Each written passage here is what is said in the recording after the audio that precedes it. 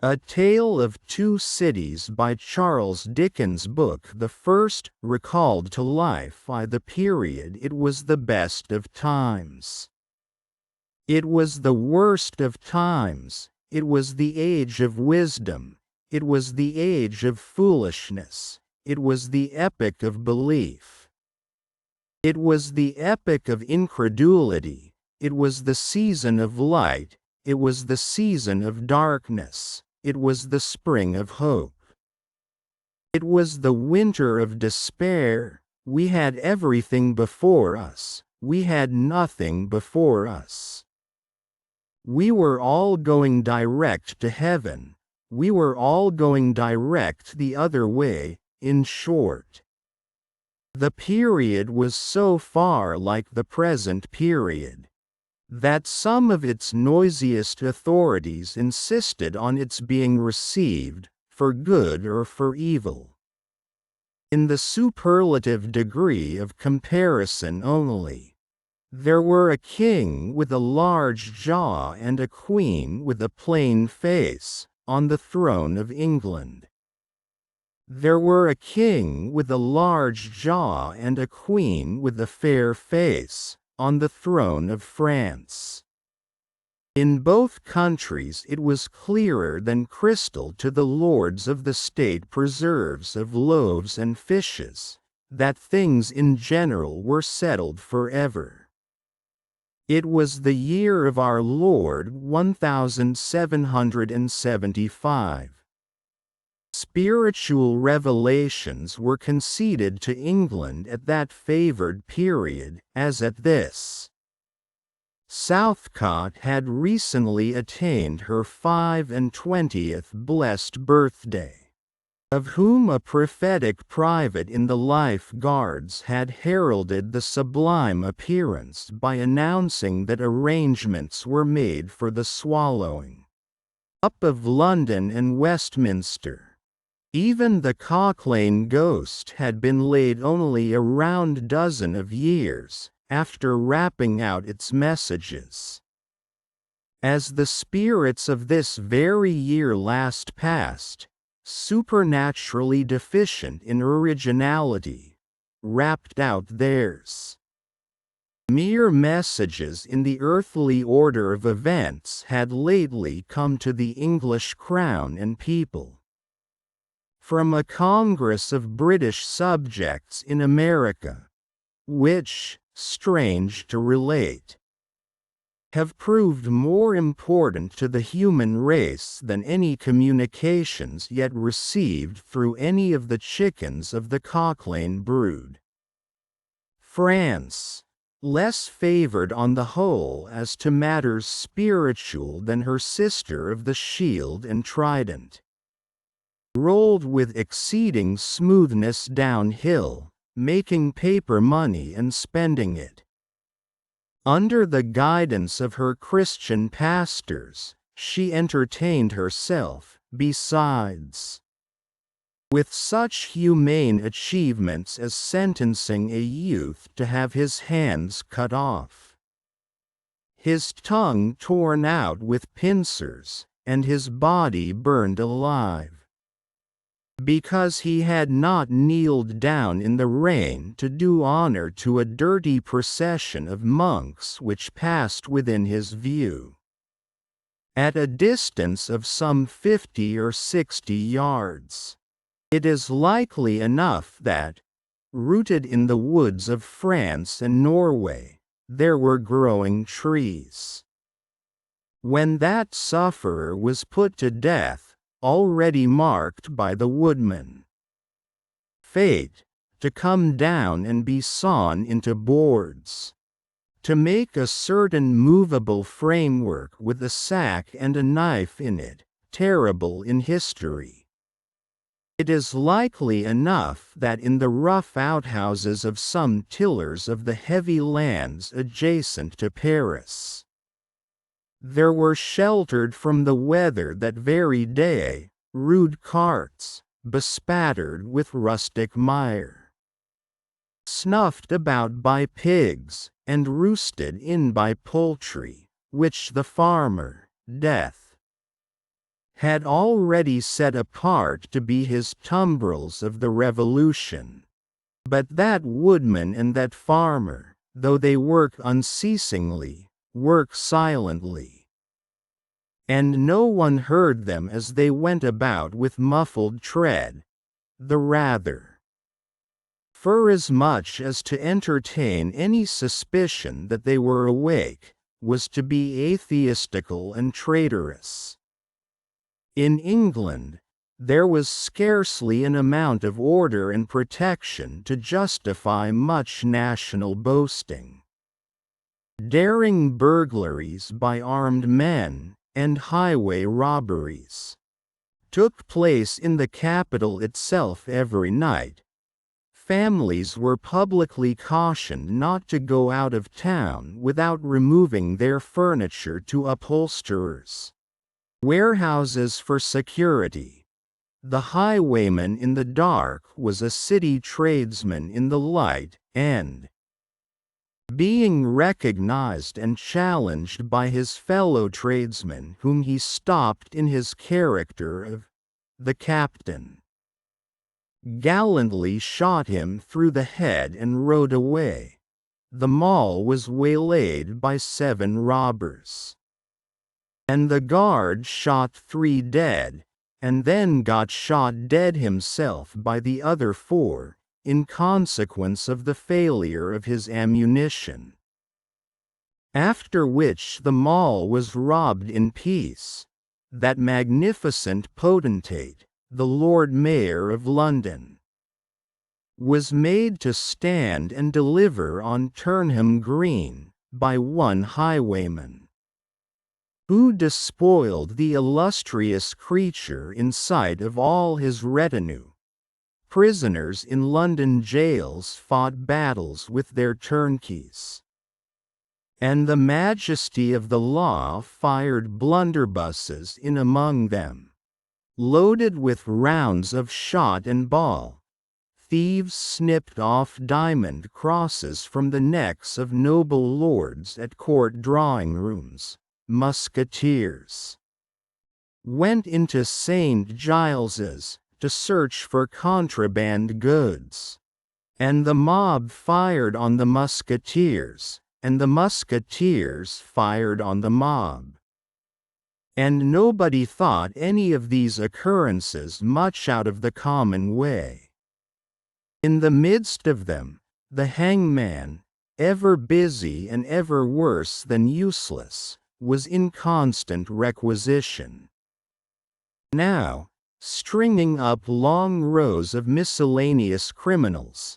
Now, hanging a housebreaker on Saturday who had been taken on Tuesday. Now, burning people in the hand at Newgate by the dozen, and now burning pamphlets at the door of Westminster Hall. Today, taking the life of an atrocious murderer, and tomorrow of a wretched pilferer who had robbed a farmer's boy of 6pence. All these things, and 1,000 like them, came to pass in and close upon the dear old year 1775. Environed by them, while the woodman and the farmer worked unheeded, those 2 of the large jaws, and those other 2 of the plain and the fair faces, trod with stir enough, and carried their divine rights with a high hand. Thus did the year 1775 conduct their greatnesses. And myriads of small creatures, the creatures of this chronicle among the rest, along the roads that lay before them. 2. The mail. It was the Dover road that lay, on a Friday night late in November, before the first of the persons with whom this history has business. The Dover road lay, as to him, beyond the Dover mail, as it lumbered up Shooter's Hill. He walked up hill in the mire by the side of the mail, as the rest of the passengers did. Not because they had the least relish for walking exercise, under the circumstances, but because the hill, and the harness, and the mud, and the mail, were all so heavy that the horses had 3 times already come to a stop, besides once drawing the coach across the road, with the mutinous intent of taking it back to Blackheath. Reins and whip and coachman and guard, however, in combination, had read that article of war which forbade a purpose otherwise strongly in favor of the argument that some brute animals are endued with reason, and the team had capitulated and returned to their duty. With drooping heads and tremulous tails, they mashed their way through the thick mud, floundering and stumbling between whiles, as if they were falling to pieces at the larger joints. As often as the driver rested them and brought them to a stand, with a wary, "Whoa-ho! So-ho then!" the near leader violently shook his head and everything upon it, like an unusually emphatic horse, denying that the coach could be got up the hill. Whenever the leader made this rattle, the passenger started, as a nervous passenger might, and was disturbed in mind. There was a steaming mist in all the hollows, and it had roamed in its forlornness up the hill, like an evil spirit, seeking rest and finding none. A clammy and intensely cold mist.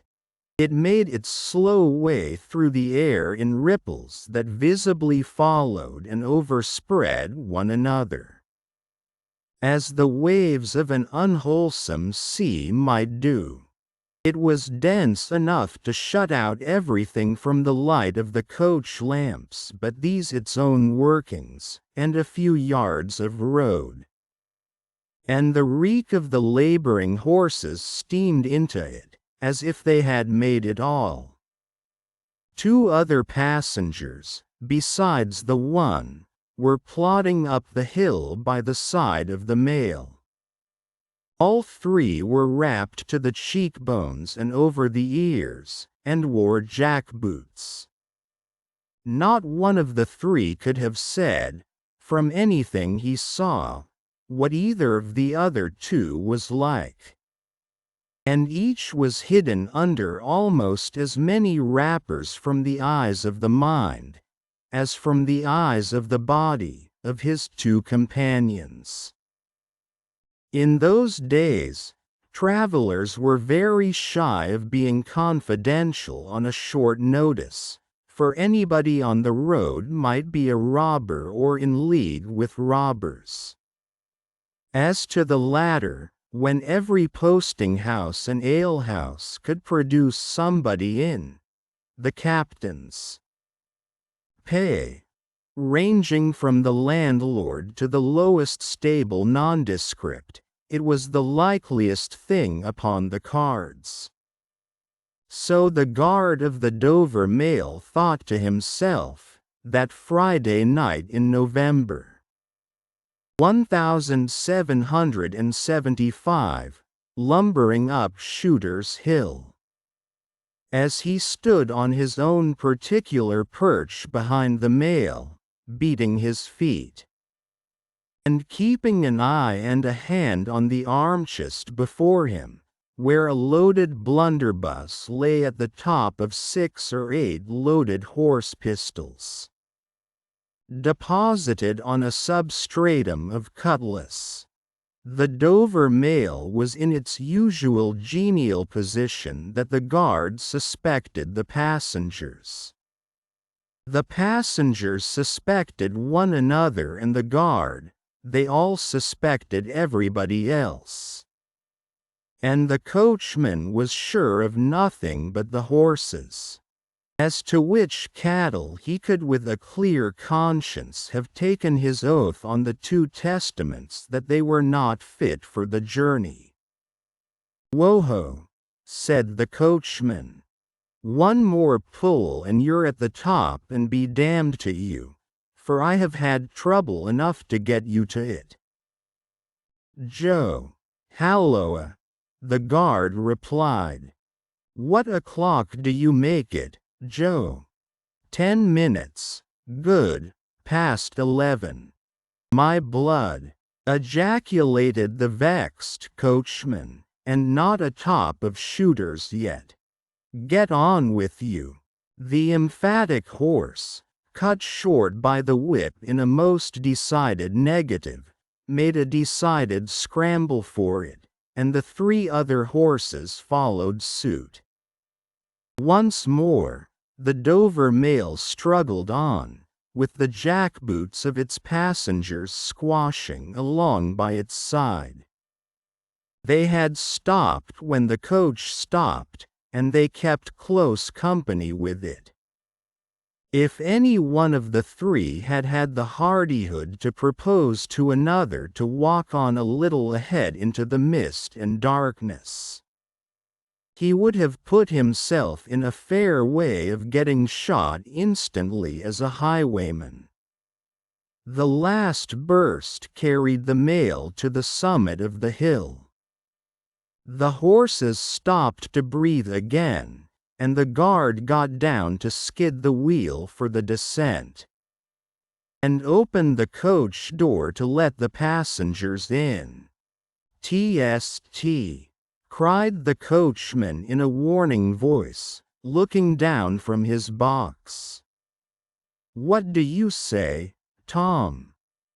They both listened.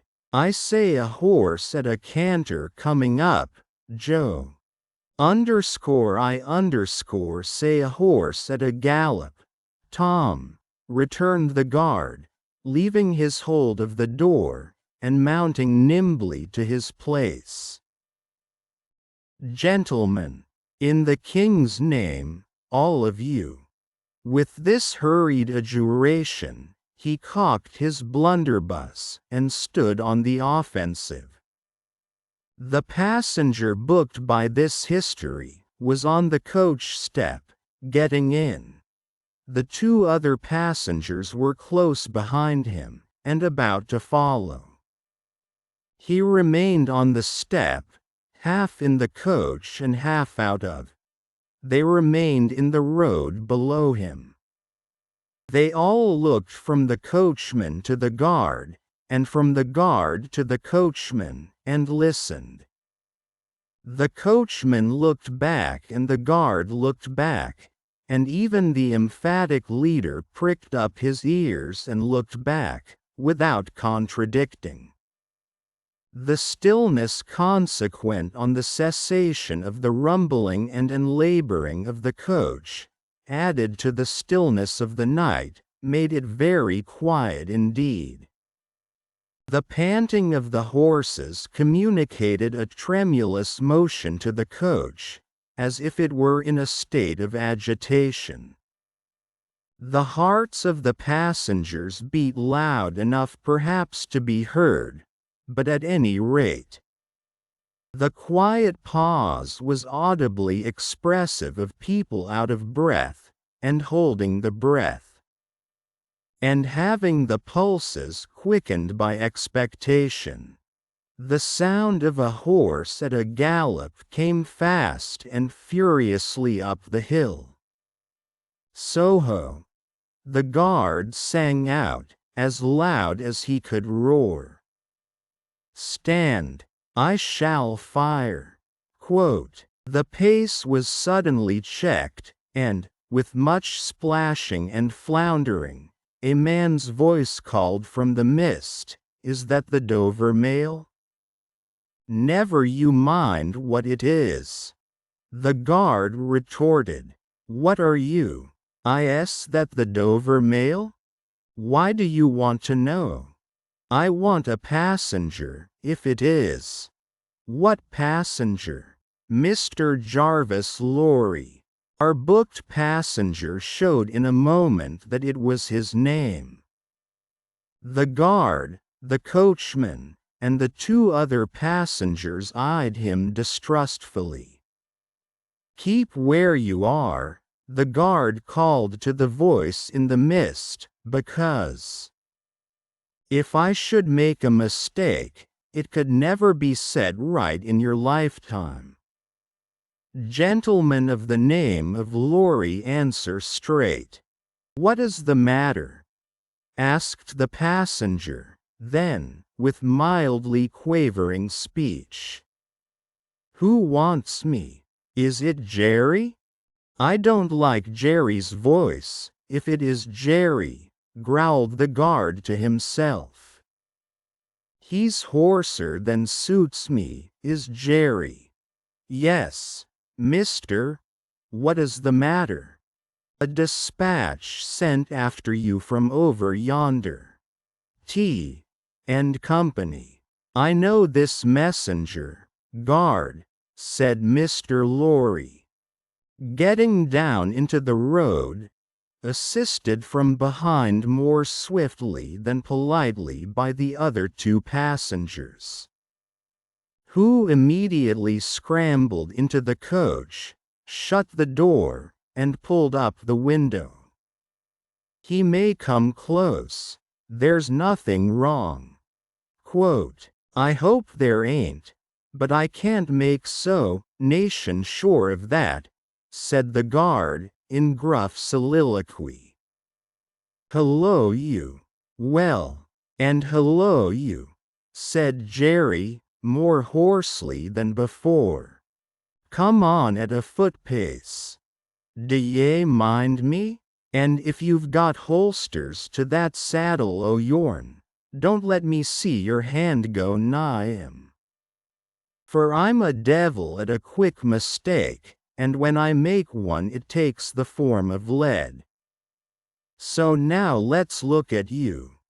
Quote, "The figures of a horse and rider came slowly through the eddying mist, and came to the side of the mail, where the passenger stood. The rider stooped, and, casting up his eyes at the guard, handed the passenger a small folded paper. The rider's horse was blown, and both horse and rider were covered with mud, from the hoofs of the horse to the hat of the man. "Guard," said the passenger, in a tone of quiet business confidence. The watchful guard, with his right hand at the stock of his raised blunderbuss, his left at the barrel, and his eye on the horseman, answered curtly, "Sir, there is nothing to apprehend. I belong to Tellson's Bank. You must know Tellson's Bank in London. I am going to Paris on business. A crown to drink. I may read this? If so be as you're quick, sir." He opened it in the light of the coach lamp on that side. "And read, first to himself and then aloud. Wait at Dover for Momselle. It's not long, you see." Guard, Jerry, say that my answer was recalled to life. Jerry started in his saddle. "That's a blazing strange answer, too," said he, at his hoarsest. "Take that message back, and they will know that I received this, as well as if I wrote. Make the best of your way. Good night." With those words the passenger opened the coach door and got in, not at all assisted by his fellow passengers, who had expeditiously secreted their watches and purses in their boots, and were now making a general pretense of being asleep. with no more definite purpose than to escape the hazard of originating any other kind of action. The coach lumbered on again, with heavier wreaths of mist closing round it as it began the descent. The guard soon replaced his blunderbuss in his arm-chest, and, having looked to the rest of its contents, and having looked to the supplementary pistols that he wore in his belt, looked to a smaller chest beneath his seat, in which there were a few smith's tools, a couple of torches, and a tinder box. For he was furnished with that completeness that if the coach lamps had been blown and stormed out, which did occasionally happen, he had only to shut himself up inside, keep the flint and steel sparks well off the straw, and get a light with tolerable safety and ease, if he were lucky, in 5 minutes. Tom, softly over the coach roof. "Hello, Joe. Did you hear the message?" "I did, Joe." "What did you make of it, Tom?" "Nothing at all, Joe." "That's a coincidence, too." The guard mused, "for I made the same of it myself." Jerry, left alone in the mist and darkness, dismounted meanwhile, not only to ease his spent horse, but to wipe the mud from his face, and shake the wet out of his hat-brim, which might be capable of holding about half a gallon. After standing with the bridle over his heavily splashed arm, until the wheels of the mail were no longer within hearing and the night was quite still again, he turned to walk down the hill. After that there galloped from Temple Bar, "Old lady, I won't trust your forelegs till I get you on the level," said this hoarse messenger, glancing at his mare, recalled to life. "That's a blazing strange message. Much of that wouldn't do for you, Jerry. I say, Jerry, you'd be in a blazing bad way, if recalling to life was to come into fashion, Jerry." 3. The Night Shadows. A wonderful fact to reflect upon, that every human creature is constituted to be that profound secret and mystery to every other. A solemn consideration, when I enter a great city by night, that every one of those darkly clustered houses encloses its own secret, that every room in every one of them encloses its own secret, that every beating heart in the hundreds of thousands of breasts there is, in some of its imaginings, a secret to the heart nearest it.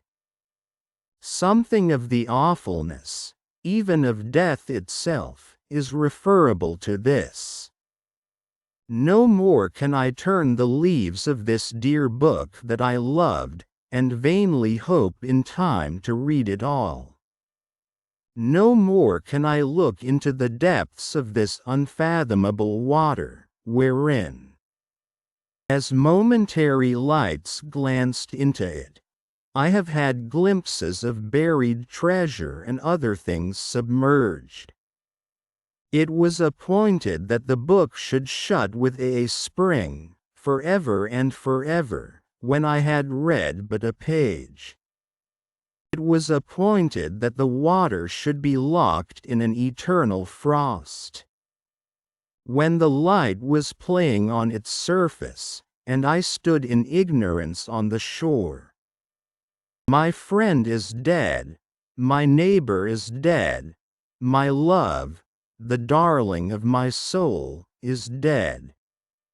It is the inexorable consolidation and perpetuation of the secret that was always in that individuality, and which I shall carry in mind to my life's end, in any of the burial places of this city through which I pass. Is there a sleeper more inscrutable than its busy inhabitants are, in their innermost personality? To me, or than I am to them? As to this, his natural and not to be alienated inheritance. The messenger on horseback had exactly the same possessions as the king, the first minister of state, or the richest merchant in London. So with the 3 passengers shut up in the narrow compass of one lumbering old mail coach. They were mysteries to one another, as complete as if each had been in his own coach and 6. Or his own coach and 60, with the breadth of a county between him and the next. The messenger rode back at an easy trot, stopping pretty often at alehouses by the way to drink, but evincing a tendency to keep his own counsel, and to keep his hat cocked over his eyes. He had eyes that assorted very well with that decoration, being of a surface black, with no depth in the color or form, and much too near together, as if they were afraid of being found out in something, singly. If they kept too far apart, they had a sinister expression, under an old cocked hat like a 3-cornered spittoon, and over a great muffler for the chin and throat, which descended nearly to the wearer's knees. When he stopped for drink, he moved this muffler with his left hand, only while he poured his liquor in with his right. As soon as that was done, he muffled again. "No, Jerry, no," said the messenger, harping on one theme as he rode.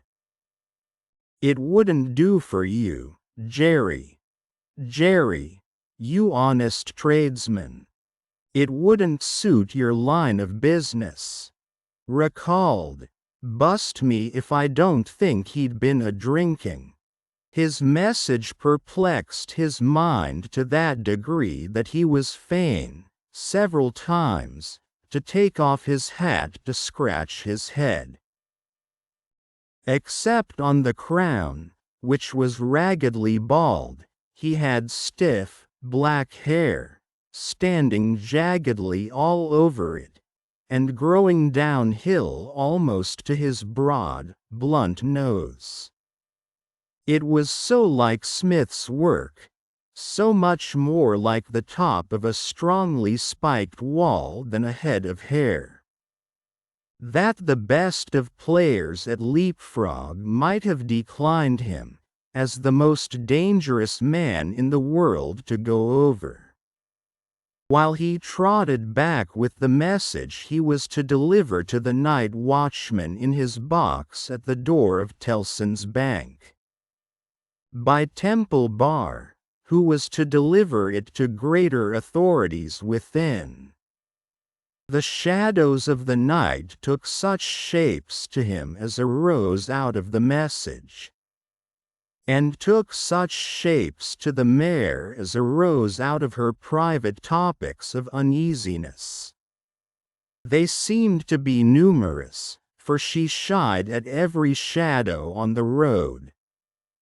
What time, the mail coach lumbered, jolted, rattled, and bumped upon its tedious way, with its 3 fellow inscrutables inside, to whom, likewise, the shadows of the night revealed themselves, in the forms their dozing eyes and wandering thoughts suggested.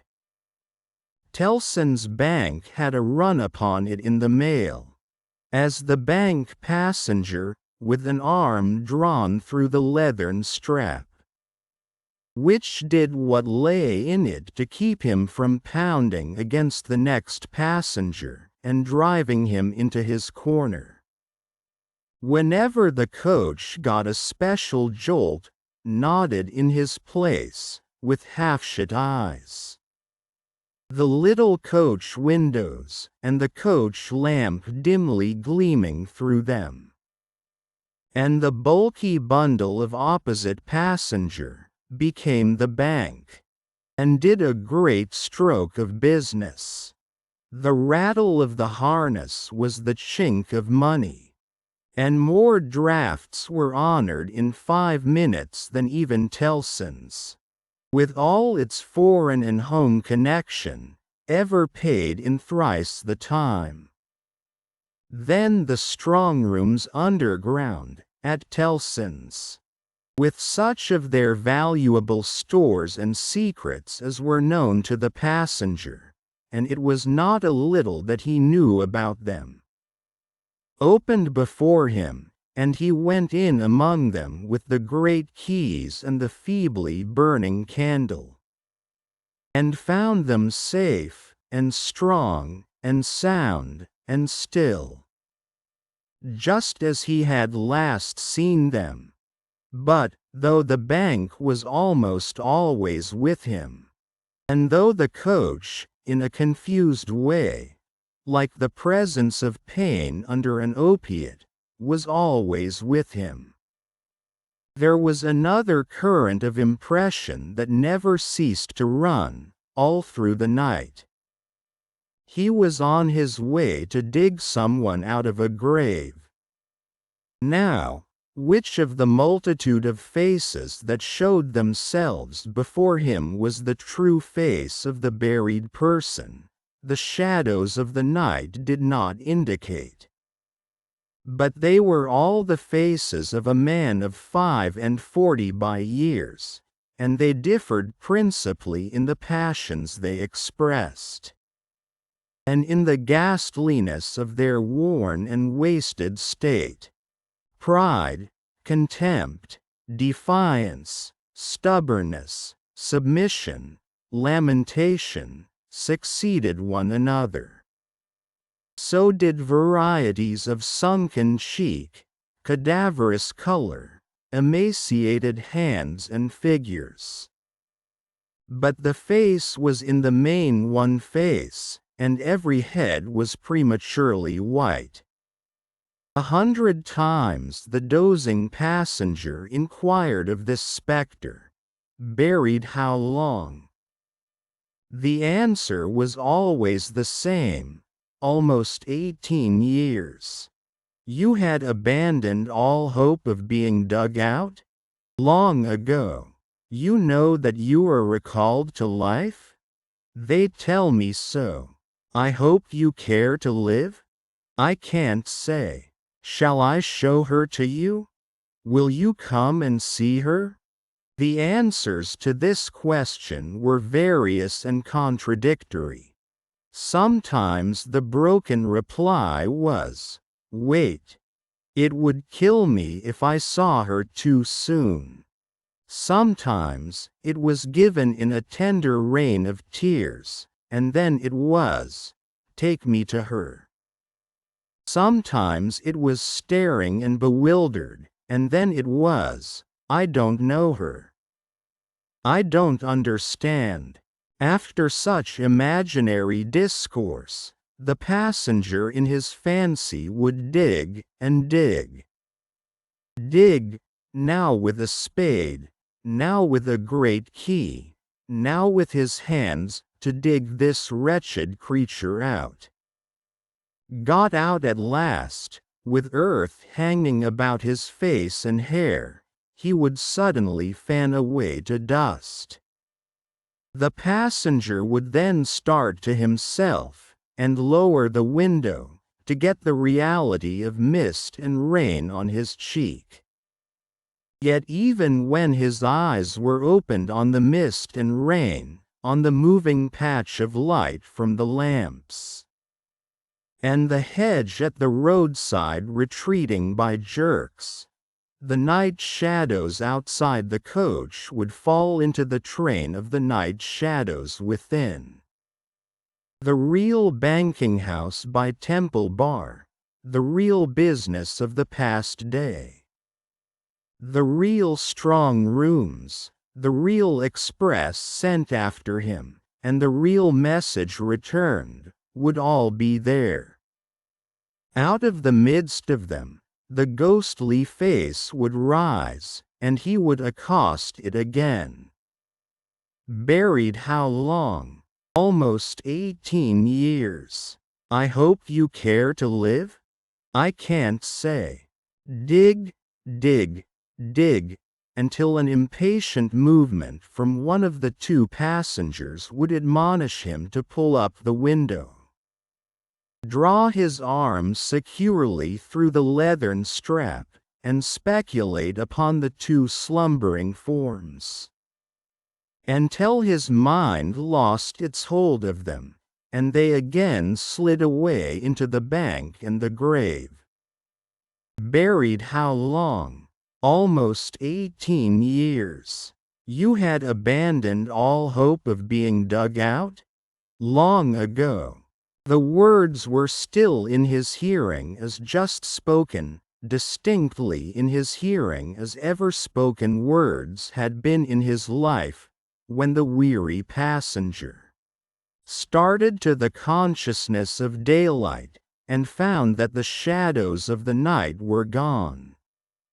He lowered the window, and looked out at the rising sun.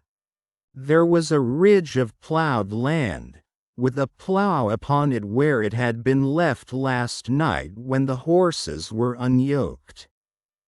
Beyond, a quiet coppicewood, in which many leaves of burning red and golden yellow still remained upon the trees.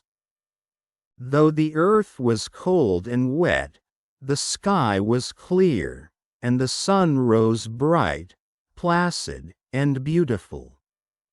18 years, said the passenger, looking at the sun, gracious creator of day, to be buried alive for 18 years. The preparation, when the mail got successfully to Dover, in the course of the forenoon. The head drawer at the Royal George Hotel opened the coach door as his custom was. He did it with some flourish of ceremony, for a mail journey from London in winter was an achievement to congratulate an adventurous traveller upon. By that time, there was only one adventurous traveller left to be congratulated, for the two others had been set down at their respective roadside destinations. The mildewy inside of the coach, with its damp and dirty straw, its disagreeable smell, and its obscurity, was rather like a larger dog kennel. Laurie, the passenger, shaking himself out of it in chains of straw. A tangle of shaggy wrapper, flapping hat, and muddy legs. Was rather like a larger sort of dog. There will be a packet to Calais, tomorrow, drawer? Yes, sir, if the weather holds and the wind sets tolerable fair. The tide will serve pretty nicely at about 2 in the afternoon, sir. I shall not go to bed till night, but I want a bedroom, and a barber. And then breakfast, sir? That way, sir, if you please. Show Concord. Gentleman's valise and hot water to Concord. Pull off gentleman's boots in Concord. You will find a fine sea-coal fire, sir. Fetch barber to Concord. Stir about there, now, for concord. The Concord bedchamber being always assigned to a passenger by the mail, and passengers by the mail being always heavily wrapped up from bead to foot. The room had the odd interest for the establishment of the Royal George, that although but one kind of man was seen to go into it, all kinds and varieties of men came out of it. Consequently, another drawer, and 2 porters, and several maids and the landlady were all loitering by accident at various points of the road between the Concord and the coffee-room, when a gentleman of 60, formally dressed in a brown suit of clothes, pretty well worn, but very well kept, with large square cuffs and large flaps to the pockets, passed along on his way to his breakfast. The coffee-room had no other occupant, that forenoon, than the gentleman in brown. His breakfast table was drawn before the fire, and as he sat, with its light shining on him, waiting for the meal, he sat so still, that he might have been sitting for his portrait. Very orderly and methodical he looked, with a hand on each knee, and a loud watch ticking a sonorous sermon under his flapped waistcoat, as though it pitted its gravity and longevity against the levity and evanescence of the brisk fire. He had a good leg, and was a little vain of it, for his brown stockings fitted sleek and close, and were of a fine texture. His shoes and buckles, too, though plain, were trim. He wore an odd little sleek crisp flaxen wig, setting very close to his head, which wig, it is to be presumed, was made of hair, but which looked far more as though it were spun from filaments of silk or glass. His linen, though not of a fineness in accordance with his stockings, was as white as the tops of the waves that broke upon the neighboring beach, or the specks of sail that glinted in the sunlight far at sea. A face habitually suppressed and quieted was still lighted up under the quaint wig by a pair of moist bright eyes that it must have cost their owner, in years gone by, some pains to drill to the composed and reserved expression of Tellson's Bank. He had a healthy color in his cheeks, and his face, though lined, bore few traces of anxiety. But, perhaps the confidential bachelor clerks in Tellson's Bank were principally occupied with the cares of other people, and perhaps second-hand cares, like second-hand clothes, come easily off and on. Completing his resemblance to a man who was sitting for his portrait, Mr. Lorry dropped off to sleep. The arrival of his breakfast roused him, and he said to the drawer, as he moved his chair to it, "I wish accommodation prepared for a young lady who may come here at any time today. She may ask for Mr. Jarvis Lorry, or she may only ask for a gentleman from Tellson's Bank. Please to let me know." "Yes, sir." "Tellson's Bank in London, sir?" "Yes, yes, sir. We have oftentimes the honor to entertain your gentlemen in their travelling backwards and forwards betwixt London and Paris." Sir. A vast deal of traveling, sir, in Telson and Company's house. Yes. We are quite a French house, as well as an English one. Yes, sir. Not much in the habit of such traveling yourself, I think, sir?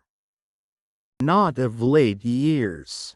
It is 15 years since I came last from France. Indeed, sir? That was before my time here, sir.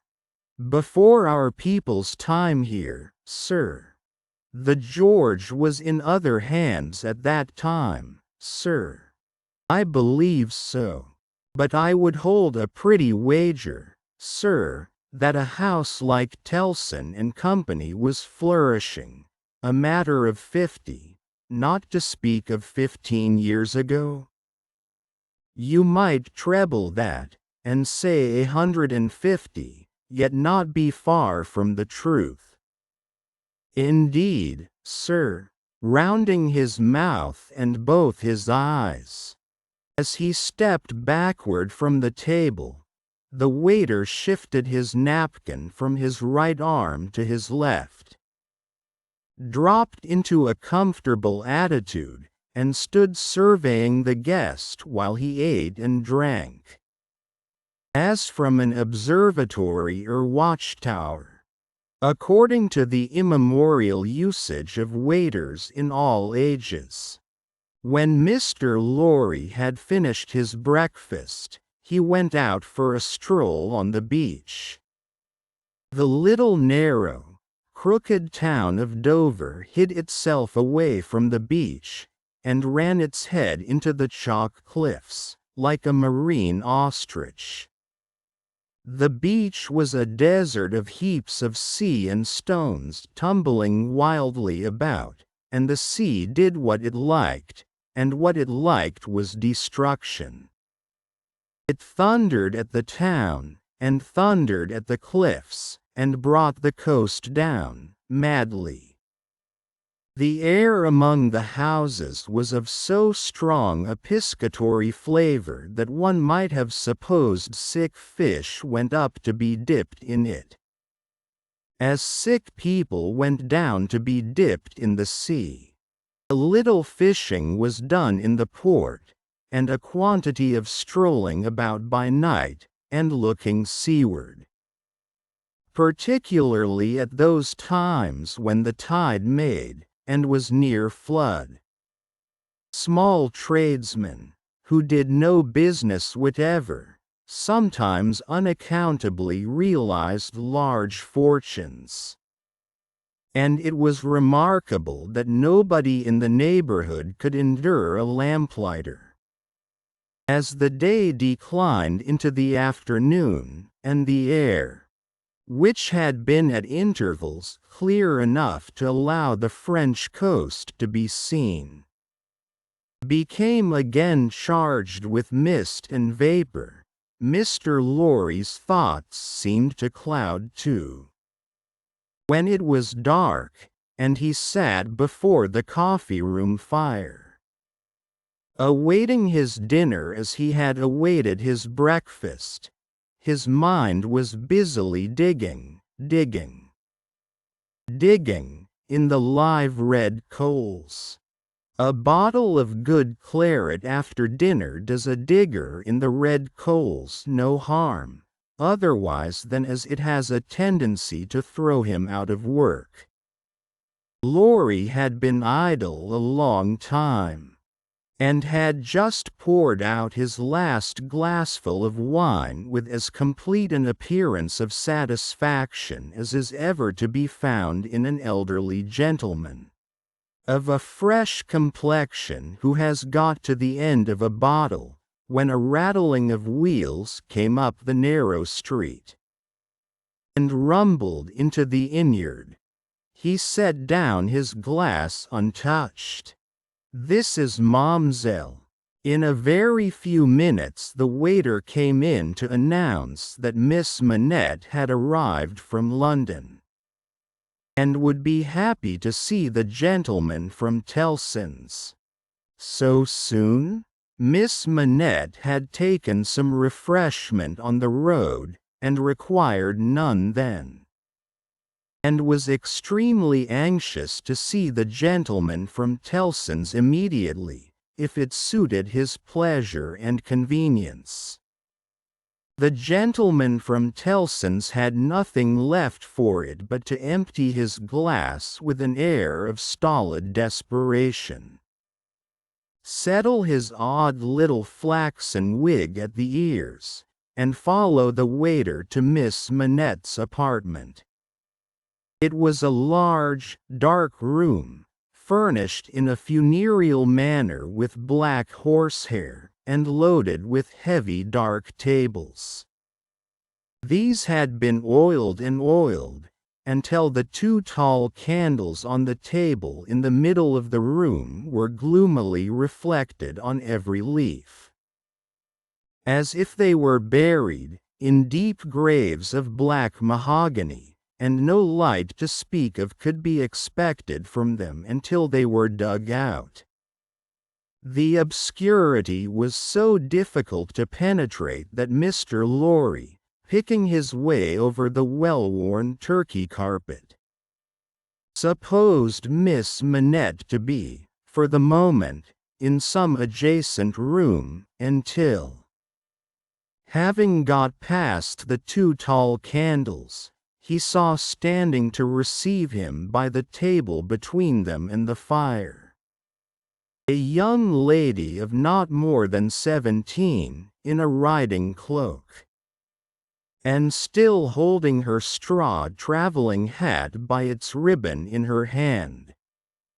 As his eyes rested on a short, slight, pretty figure, a quantity of golden hair, a pair of blue eyes that met his own with an inquiring look, and a forehead with a singular capacity, remembering how young and smooth it was, of rifting and knitting itself into an expression that was not quite one of perplexity, or wonder, or alarm, or merely of a bright fixed attention, though it included all the four expressions. As his eyes rested on these things, a sudden vivid likeness passed before him, of a child whom he had held in his anus on the passage across that very channel, one cold time, when the hail drifted heavily and the sea ran high.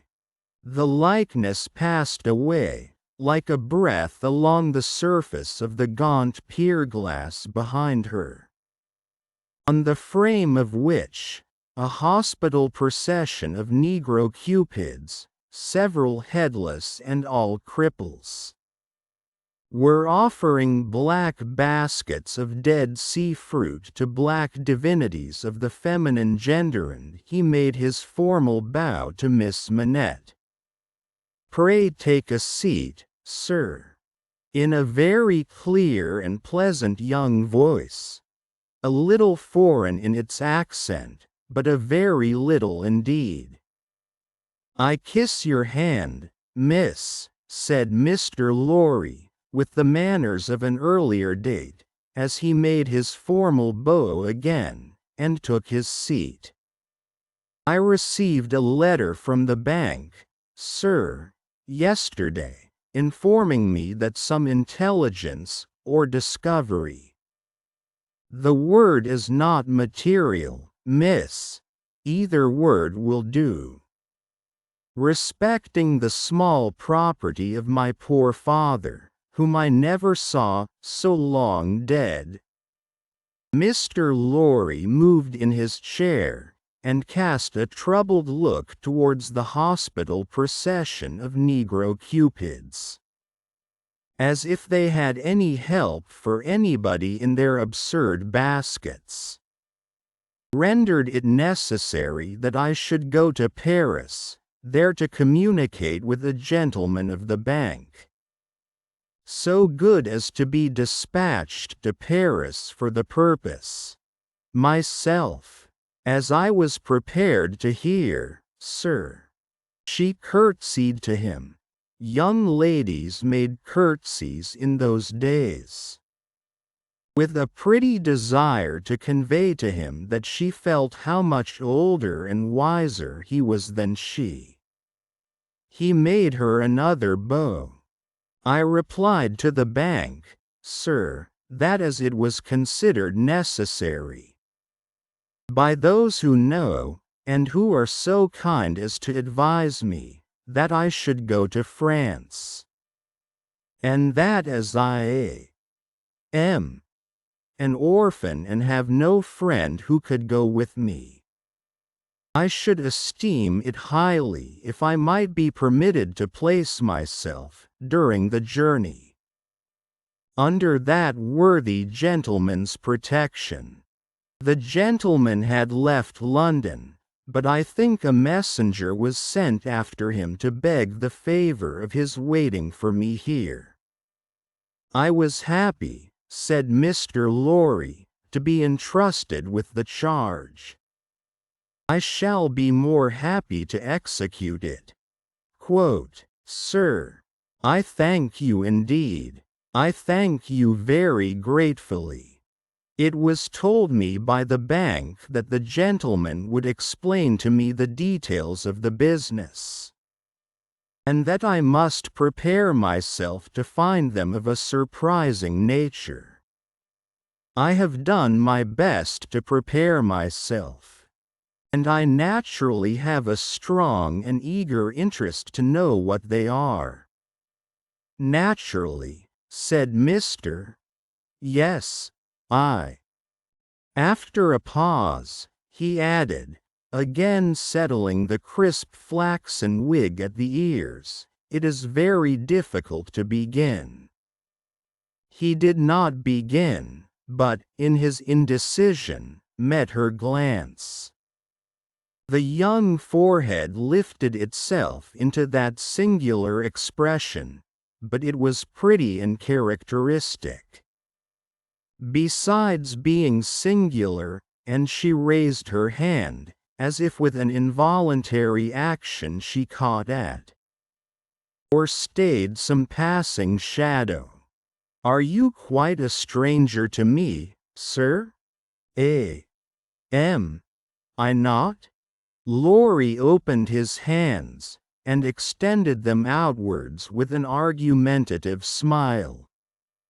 Between the eyebrows and just over the little feminine nose, the line of which was as delicate and fine as it was possible to be.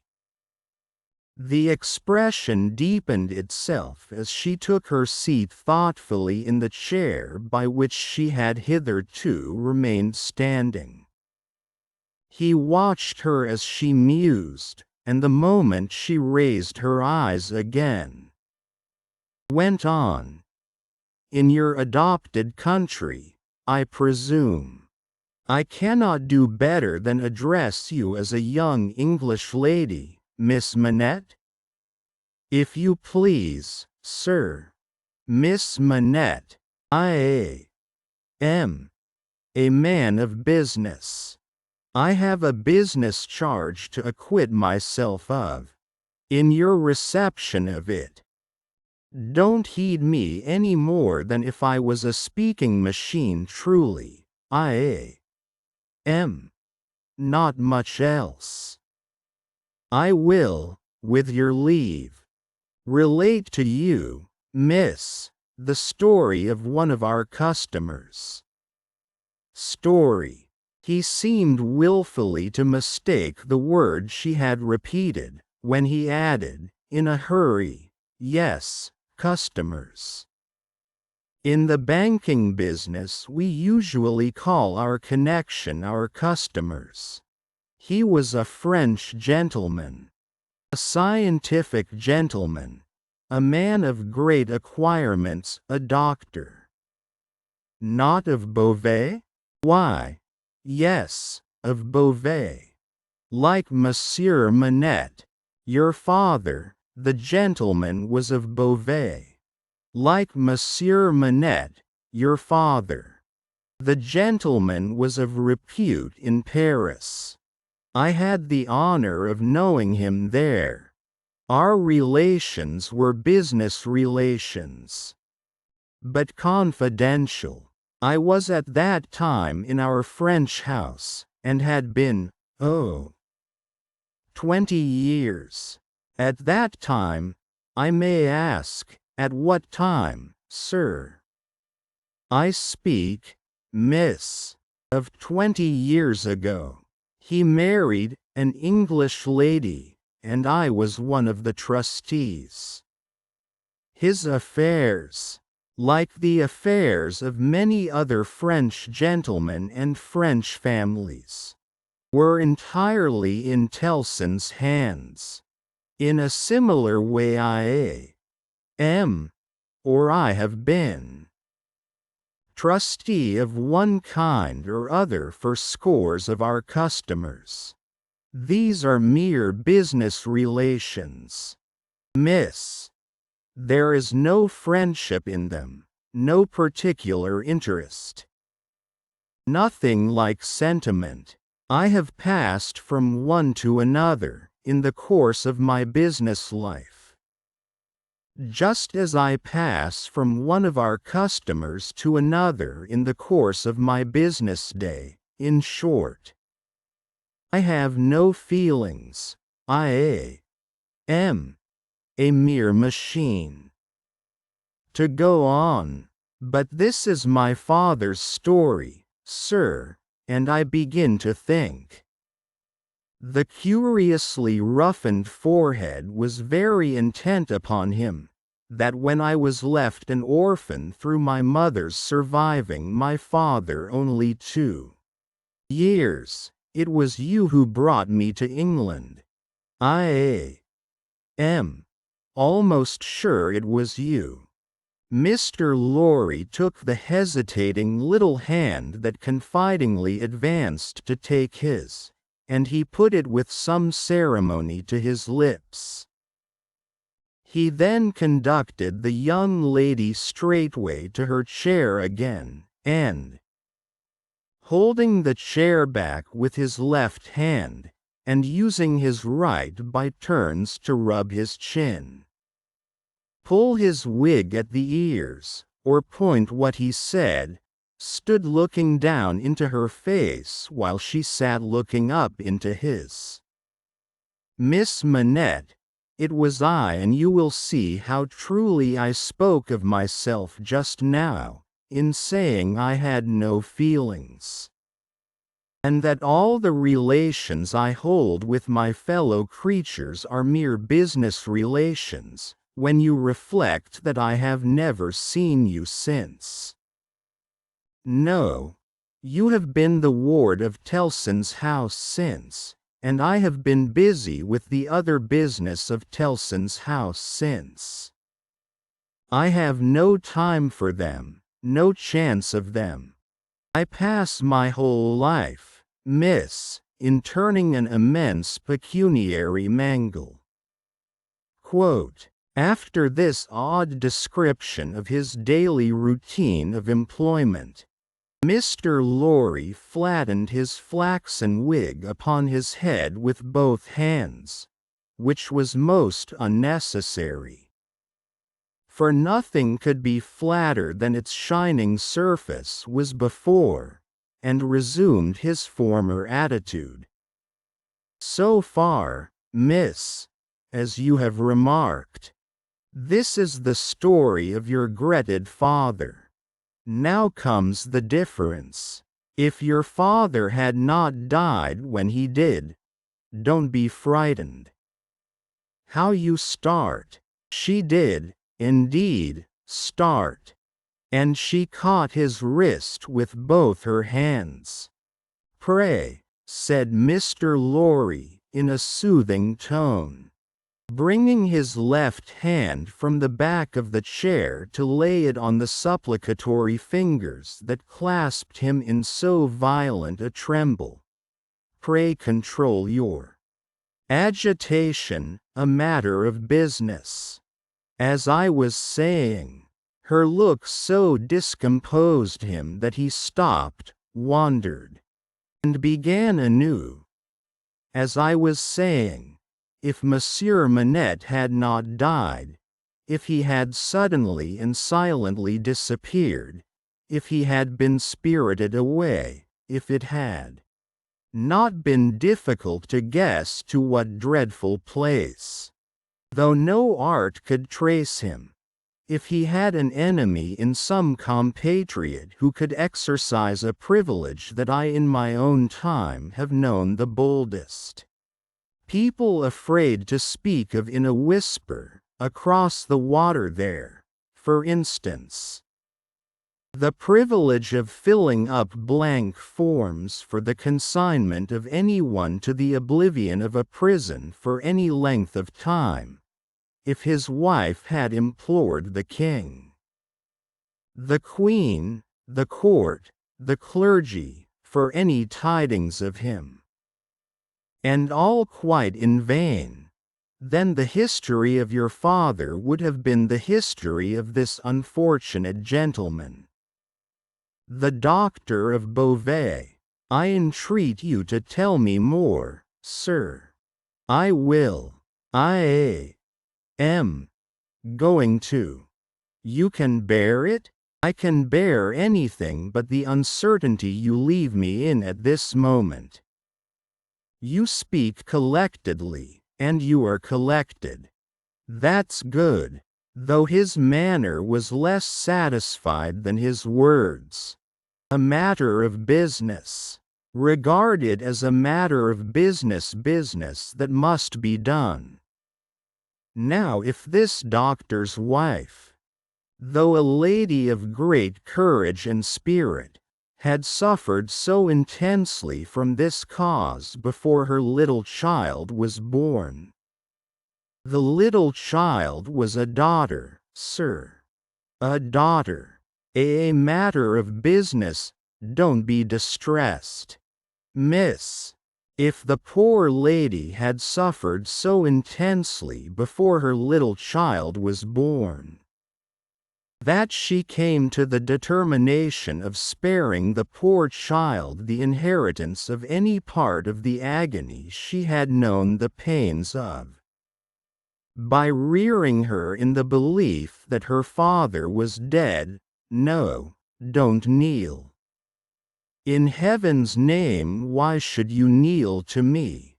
For the truth, oh dear, good, compassionate sir, for the truth.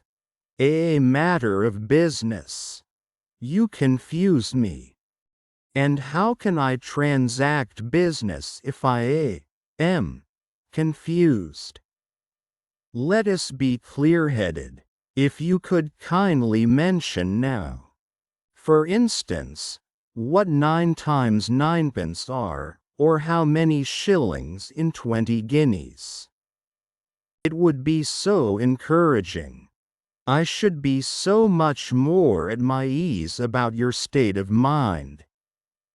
Without directly answering to this appeal, she sat so still when he had very gently raised her, and the hands that had not ceased to clasp his wrists were so much more steady than they had been, that she communicated some reassurance to Mr. Jarvis Lorry. That's right, that's right. You have business before you. Useful business.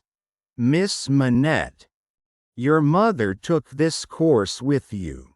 And when she died, I believe broken-hearted, having never slackened her unavailing search for your father, she left you, at 2 years old, to grow to be blooming, beautiful, and happy, without the dark cloud upon you of living in uncertainty whether your father soon wore his heart out in prison, or wasted there through many lingering years. As he said the words he looked down, with an admiring pity, on the flowing golden hair, as if he pictured to himself that it might have been already tinged with gray. You know that your parents had no great possession, and that what they had was secured to your mother and to you. There has been no new discovery of money or of any other property, but he felt his wrist held closer, and he stopped. The expression in the forehead, which had so particularly attracted his notice, and which was now immovable, had deepened into one of pain and horror. But he has been found. He is alive, greatly changed, it is too probable, almost a wreck, it is possible. Though we will hope the best. Still alive. Your father has been taken to the house of an old servant in Paris, and we are going there. To identify him if I can. You. To restore him to life, love, duty, rest, comfort. A shiver ran through her frame, and from it through his. She said, in a low, distinct, awe-stricken voice, as if she were saying it in a dream, I am going to see his ghost. It will be his ghost, not him. Mr. Lorry quietly chafed the hands that held his arm. There. See now. The best and the worst are known to you, now. You are well on your way to the poor wronged gentleman, and, with a fair sea voyage, and a fair land journey, you will be soon at his dear side. She repeated in the same tone, sunk to a whisper, I have been free, I have been happy, yet his ghost has never haunted me. Only one thing more, said Mr. Lorry, laying stress upon it as a wholesome means of enforcing her attention.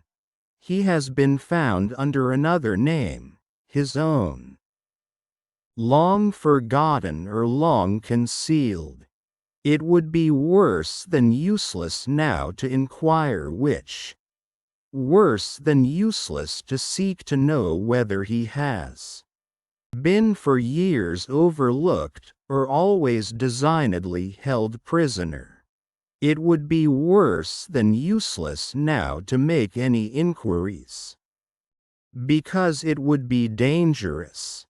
Better not to mention the subject, anywhere or in any way.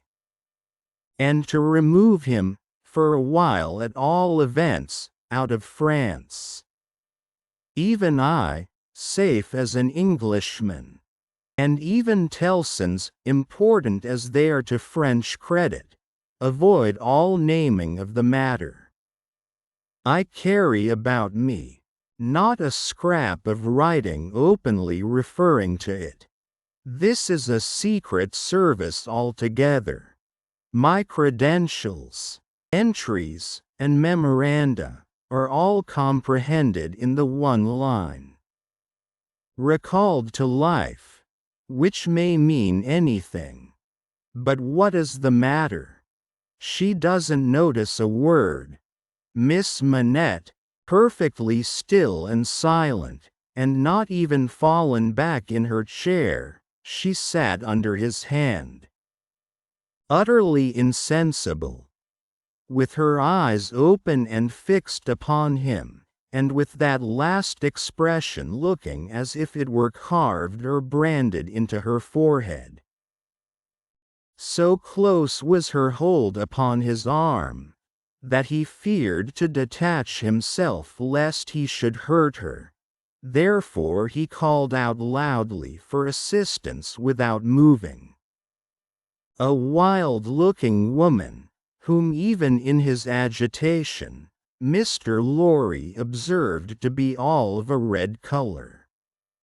and to have red hair, and to be dressed in some extraordinary tight-fitting fashion, and to have on her head a most wonderful bonnet like a grenadier wooden measure, and good measure too, or a great Stilton cheese, came running into the room in advance of the inn servants, and soon settled the question of his detachment from the poor young lady, by laying a brawny hand upon his chest, and sending him flying back against the nearest wall.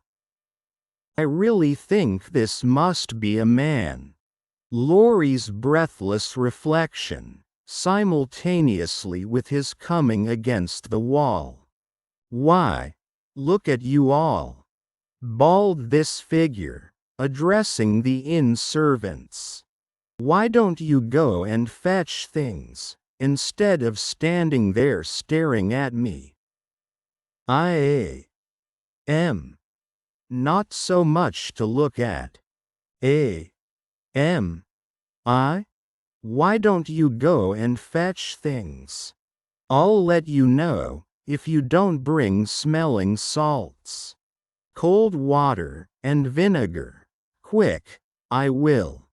There was an immediate dispersal for these restoratives, and she softly laid the patient on a sofa, and tended her with great skill and gentleness, calling her, "My precious," and "My bird," and spreading her golden hair aside over her shoulders with great pride and care. "And you in brown," she said, indignantly turning to Mr. Lorry. "Couldn't you tell her what you had to tell her, without frightening her to death? Look at her, with her pretty pale face and her cold hands. Do you call that being a banker?" Quote, Mr. Lorry was so exceedingly disconcerted by a question so hard to answer, that he could only look on at a distance, with much feebler sympathy and humility, while the strong woman, having banished the inn servants under the mysterious penalty of letting them know something not mentioned if they stayed there, staring, recovered her charge by a regular series of gradations, and coaxed her to lay her drooping head upon her shoulder. "I hope she will do well now," said Mr. "No thanks to you in brown, if she does. My darling pretty." "I hope," said Mr. Lorry, after another pause of feeble sympathy and humility, "that you accompany Miss Manette to France?" "A likely thing, too," replied the strong woman. "If it was ever intended that I should go across salt water, do you suppose Providence would have cast my lot in an island?" This being another question hard to answer, Mr. Jarvis Lorry withdrew to consider it. The wine shop. A large cask of wine had been dropped and broken in the street. The accident had happened in getting it out of a cart. The cask had tumbled out with a run, the hoops had burst, and it lay on the stones just outside the door of the wine shop, shattered like a walnut shell. All the people within reach had suspended their business, or their idleness, to run to the spot and drink the wine. The rough, irregular stones of the street, pointing every way and designed, one might have thought, expressly to lame all living creatures that approached them, had dammed it into little pools. These were surrounded, each by its own jostling group or crowd, according to its size. Some men kneeled down, made scoops of their 2 hands joined, and sipped. Or tried to help women, who bent over their shoulders, to sip, before the wine had all run out between their fingers. Others, men and women, dipped in the puddles with little mugs of mutilated earthenware, or even with handkerchiefs from women's heads, which were squeezed dry into infants' mouths. Others made small mood embankments to stem the wine as it ran. Others, directed by lookerson up at high windows, darted here and there, to cut off little streams of wine that started away in new directions. Others devoted themselves to the sodden and lee-dyed pieces of the cask, licking and even champing the moister wine-rotted fragments with eager relish. There was no drainage to carry off the wine, and not only did it all get taken up, but so much mud got taken up along with it, that there might have been a scavenger in the street. If anybody acquainted with it could have believed in such a miraculous presence. A shrill sound of laughter and of amused voices, voices of men, women, and children, resounded in the street while this wine game lasted. There was little roughness in the sport, and much playfulness.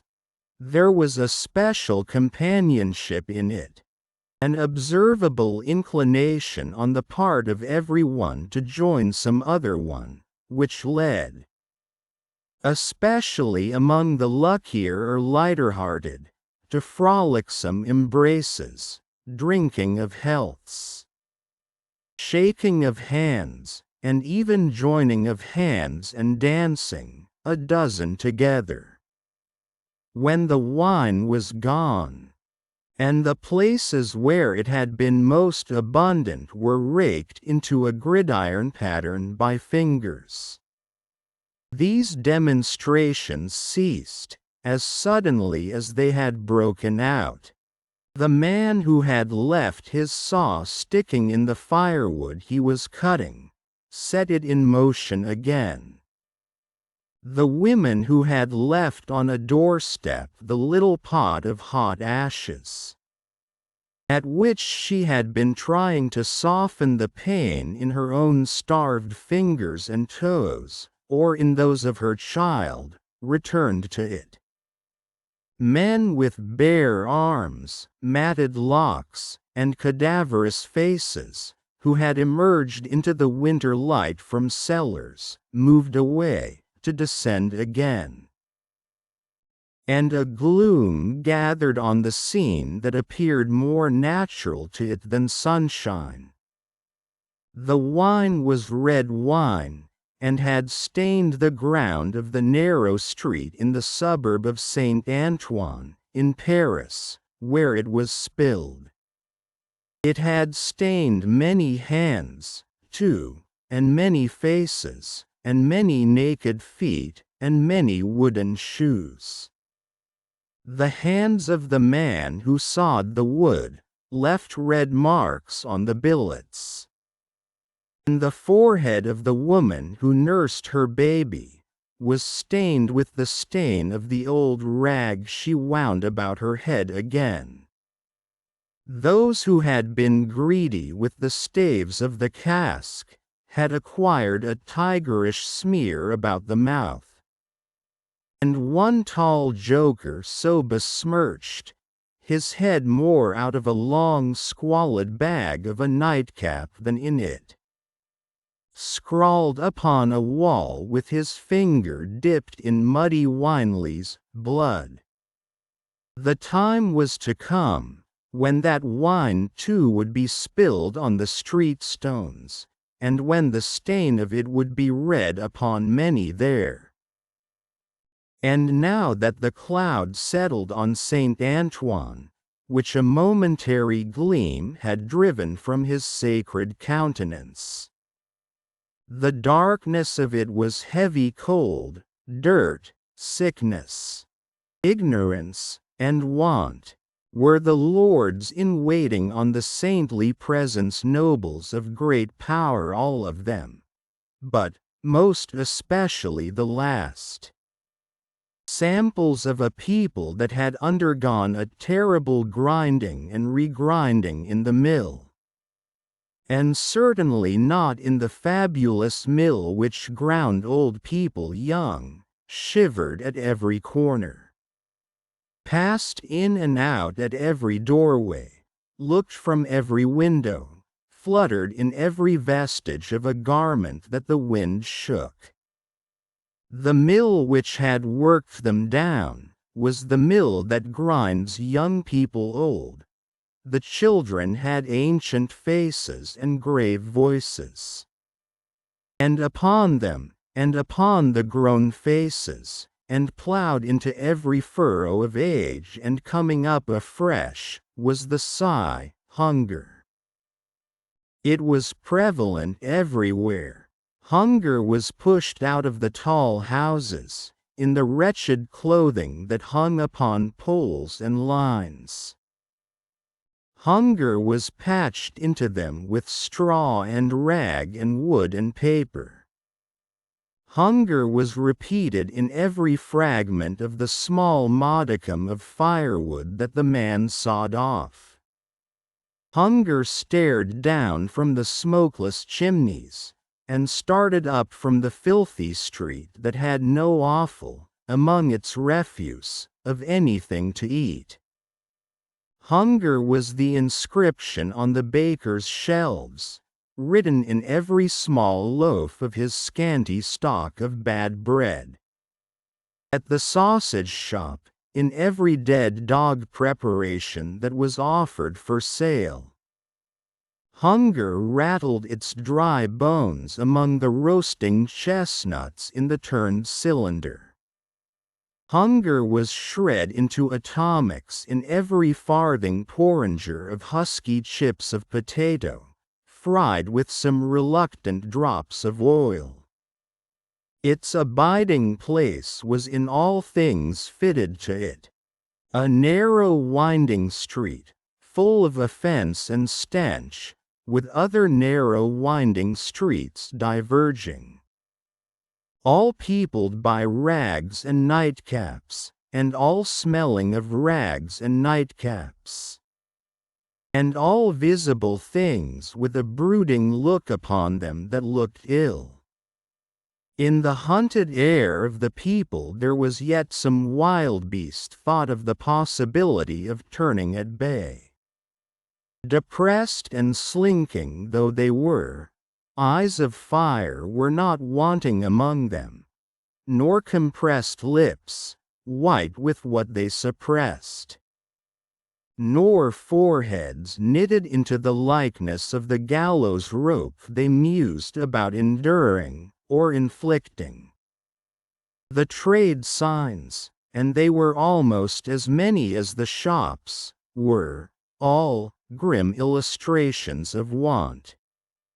The butcher and the porkman painted up, only the leanest scrags of meat, the baker, the coarsest of meager loaves.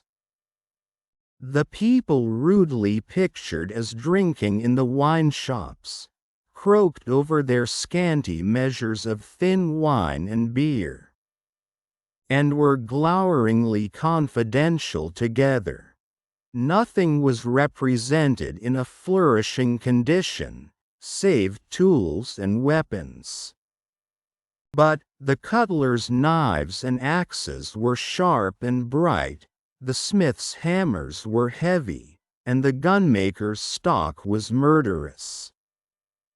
The crippling stones of the pavement, with their many little reservoirs of mud and water, had no footways, but broke off abruptly at the doors.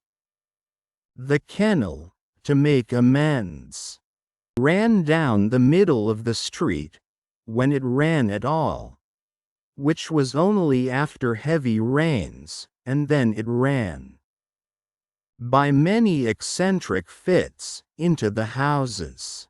Across the streets, at wide intervals, one clumsy lamp was slung by a rope and pulley, at night.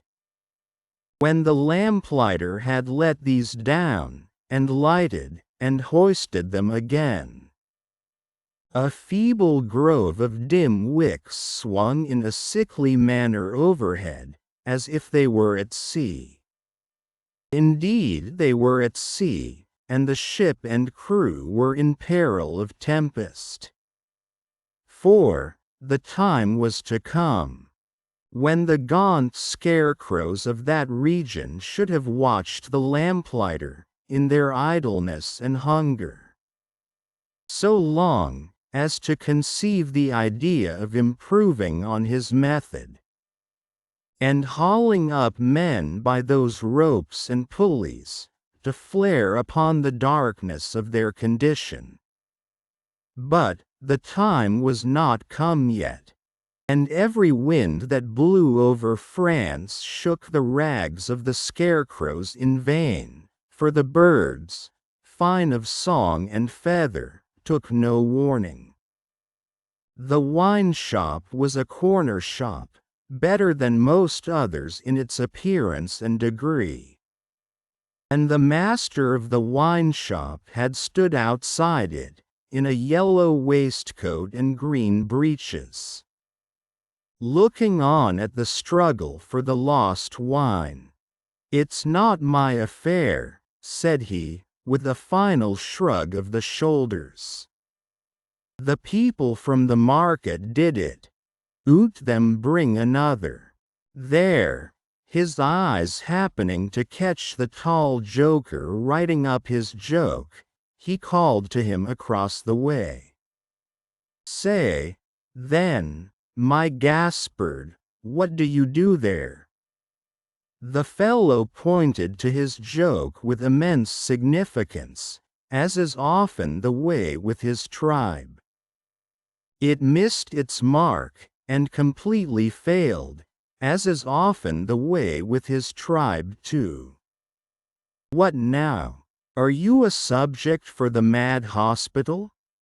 said the wine shopkeeper, crossing the road, and obliterating the jest with a handful of mud, picked up for the purpose, and smeared over it. "Why do you write in the public streets? Is there, tell me thou, is there no other place to write such words in?" In his expostulation he dropped his cleaner hand, perhaps accidentally, perhaps not, upon the joker's heart. The joker rapped it with his own, took a nimble spring upward, and came down in a fantastic dancing attitude, with one of his stained shoes jerked off his foot into his hand, and held out. A joker of an extremely, not to say wolfishly practical character, he looked, under those circumstances. Put it on," said the other. "Call wine, wine, and finish there." With that advice, he wiped his soiled hand upon the joker's dress, such as it was, quite deliberately, as having dirtied the hand on his account, and then recrossed the road and entered the wine shop. This wine shopkeeper was a bull-necked, martial-looking man of 30. And he should have been of a hot temperament, for, although it was a bitter day, he wore no coat, but carried one slung over his shoulder. His shirt sleeves were rolled up, too, and his brown arms were bare to the elbows.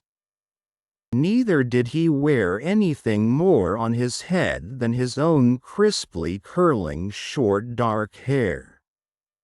He was a dark man altogether, with good eyes and a good bold breadth between them. Good-humored looking on the whole, but implacable looking, too. Evidently a man of a strong resolution and a set purpose. A man not desirable to be met, rushing down a narrow pass with a gulf on either side, for nothing would turn the man. Madame Defarge, his wife, sat in the shop behind the counter as he came in. Madame Defarge was a stout woman of about his own age, with a watchful eye that seldom seemed to look at anything. A large hand heavily ringed, a steady face, strong features, and great composure of manner. There was a character about Madame Defarge, from which one might have predicated that she did not often make mistakes against herself in any of the reckonings over which she presided. Madame Defarge, being sensitive to cold, was wrapped in fur, and had a quantity of bright shawl twined about her head, though not to the concealment of her large earrings. Her knitting was before her, but she had laid it down to pick her teeth with a toothpick. Thus engaged, with her right elbow supported by her left hand, Madame Defarge said nothing when her lord came in, but coughed just one grain of cough. This, in combination with the lifting of her darkly defined eyebrows over her toothpick by the breadth of a line, suggested to her husband that he would do well to look round the shop among the customers. For any new customer who had dropped in while he stepped over the way. The wine-shop keeper accordingly rolled his eyes about, until they rested upon an elderly gentleman and a young lady, who were seated in a corner. Other company were there, 2 playing cards, 2 playing dominoes, 3 standing by the counter lengthening out a short supply of wine. As he passed behind the counter, he took notice that the elderly gentleman said in a look to the young lady, "This is our man." "What the devil do you do in that galley there?" said Monsieur Defarge to himself. "I don't know you." But he feigned not to notice the 2 strangers, and fell into discourse with the triumvirate of customers who were drinking at the counter. "How goes it, Jacques?" said one of these 3 to Monsieur Defarge. "Is all the spilt wine swallowed?" "Every drop, Jacques," answered Monsieur Defarge. When this interchange of Christian name was effected, Madame Defarge, picking her teeth with her toothpick, coughed another grain of cough, and raised her eyebrows by the breadth of another line. "It is not often," said the second of the 3, addressing Monsieur Defarge, "that many of these miserable beasts know the taste of wine, or of anything but black bread and death. Is it not so, Jacques?" "It is so, Jacques," Monsieur Defarge returned. At this second interchange of the Christian name, Madame Defarge, still using her toothpick with profound composure, coughed another grain of cough, and raised her eyebrows by the breadth of another line. The last of the 3 now said his say, as he put down his empty drinking vessel and smacked his lips. "Ah, so much the worse," A bitter taste it is that such poor cattle always have in their mouths, and hard lives they live, Jacques. Am I right, Jacques? Quote, "You are right, Jacques," was the response of Monsieur Defarge. This third interchange of the Christian name was completed at the moment when Madame Defarge put her toothpick by, kept her eyebrows up, and slightly rustled in her seat. "Hold then," muttered her husband. "Gentlemen, my wife." The three customers pulled off their hats to Madame Defarge, with three flourishes. She acknowledged their homage by bending her head, and giving them a quick look. Then she glanced in a casual manner round the wine shop, took up her knitting with great apparent calmness and repose of spirit, and became absorbed in it. "Gentlemen," said her husband, who had kept his bright eye observantly upon her, "good day. The chamber, furnished bachelor fashion, that you wished to see, and were inquiring for when I stepped out, is on the 5th floor. The doorway of the staircase gives on the little courtyard close to the left here," pointing with his hand, "near to the window of my establishment. But, now that I remember, one of you has already been there, and can show the way. Gentlemen, adieu." Quote, "They paid for their wine, and left the place." The eyes of Monsieur Defarge were studying his wife at her knitting when the elderly gentleman advanced from his corner, and begged the favour of a word. "Willingly, sir," said Monsieur Defarge, and quietly stepped with him to the door. Their conference was very short, but very decided. Almost at the first word, Monsieur Defarge started and became deeply attentive. It had not lasted a minute when he nodded and went out. The gentleman then beckoned to the young lady, and they, too, went out.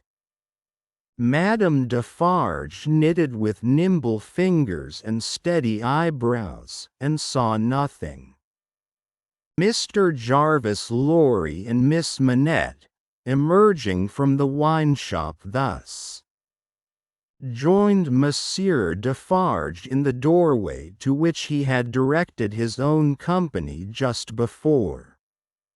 It opened from a stinking little black courtyard, and was the general public entrance to a great pile of houses, inhabited by a great number of people. In the gloomy tile-paved entry to the gloomy tile-paved staircase, Monsieur Defarge bent down on one knee to the child of his old master, and put her hand to his lips. It was a gentle action, but not at all gently done. A very remarkable transformation had come over him in a few seconds. He had no good humor in his face, nor any openness of aspect left, but had become a secret, angry, dangerous man. "It is very high, it is a little difficult. Better to begin slowly." Thus, Monsieur Defarge, in a stem voice, to Mr. Lorry, as they began ascending the stairs. "Is he alone?"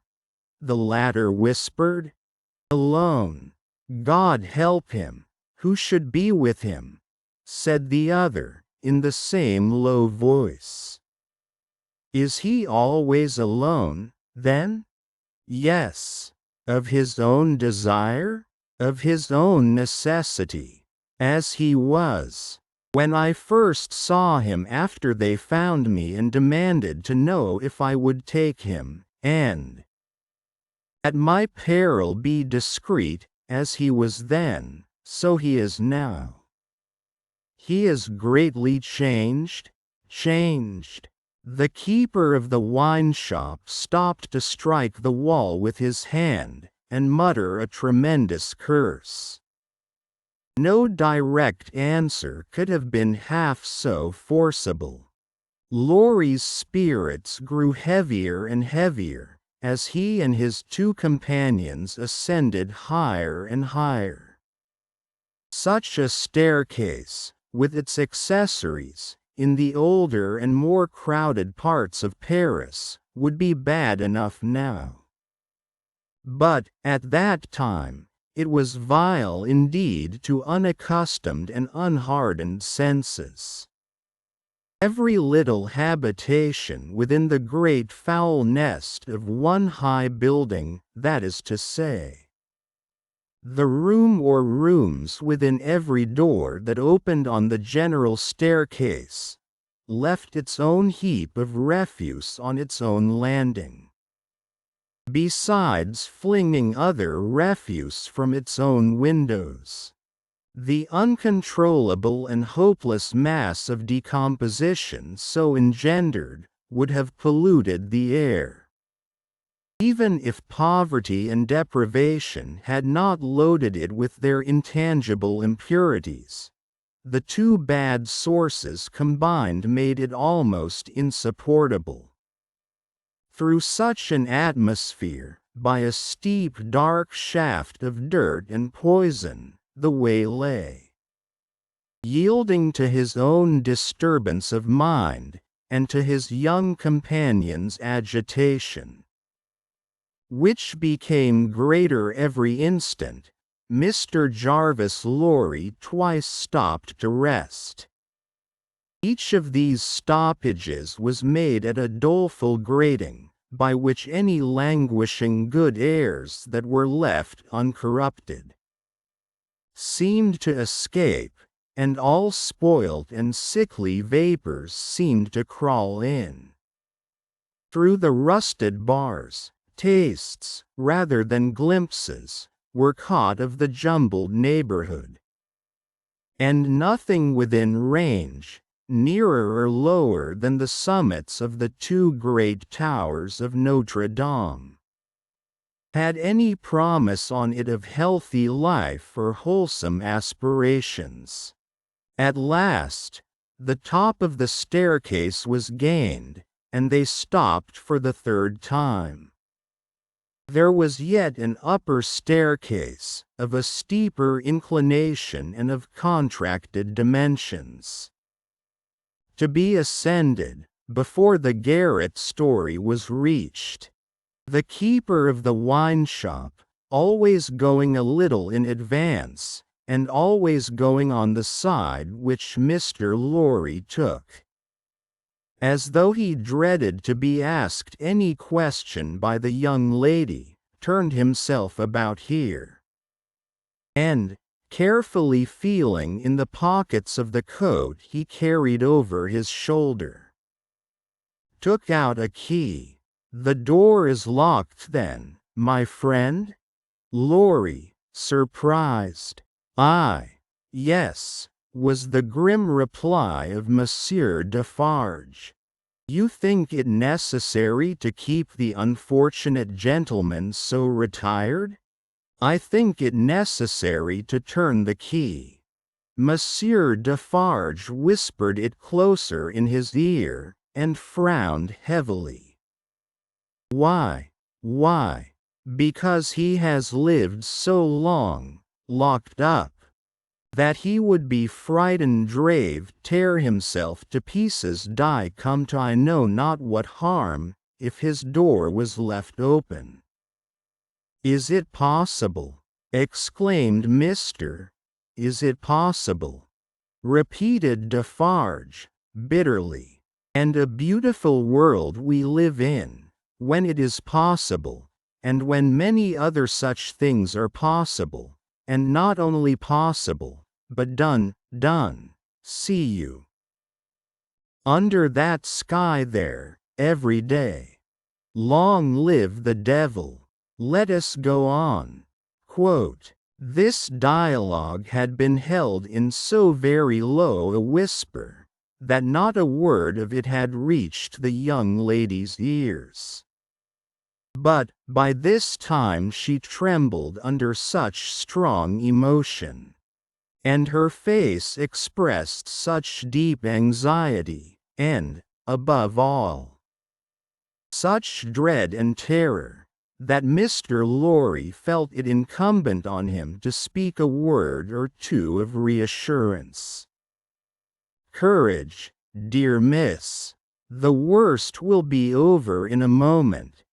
It is but passing the room door, and the worst is over.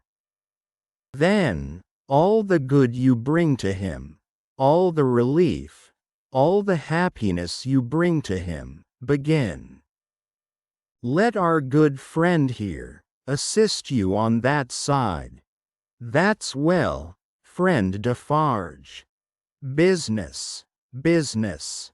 They went up slowly and softly. The staircase was short, and they were soon at the top. There, as it had an abrupt turn in it, they came all at once in sight of three men, whose heads were bent down close together at the side of a door, and who were intently looking into the room to which the door belonged, through some chinks or holes in the wall. On hearing footsteps close at hand, these three turned, and rose, and showed themselves to be the three of one name who had been drinking in the wine shop. I forgot them in the surprise of your visit, explained Monsieur Defarge. Leave us, good boys. We have business here. The three glided by, and went silently down, there appearing to be no other door on that floor, and the keeper of the wine shop going straight to this one when they were left alone. Mr. Lorry asked him in a whisper, with a little anger, do you make a show of Monsieur Manette? I show him, in the way you have seen, to a chosen few. Is that well? I think it is well. Who are the few? How do you choose them? I choose them as real men, of my name, Jacques is my name, to whom the sight is likely to do good. Enough. You are English.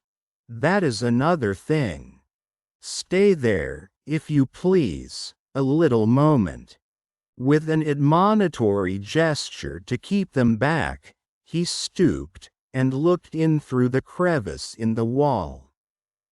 Soon raising his head again, he struck twice or thrice upon the door, evidently with no other object than to make a noise there.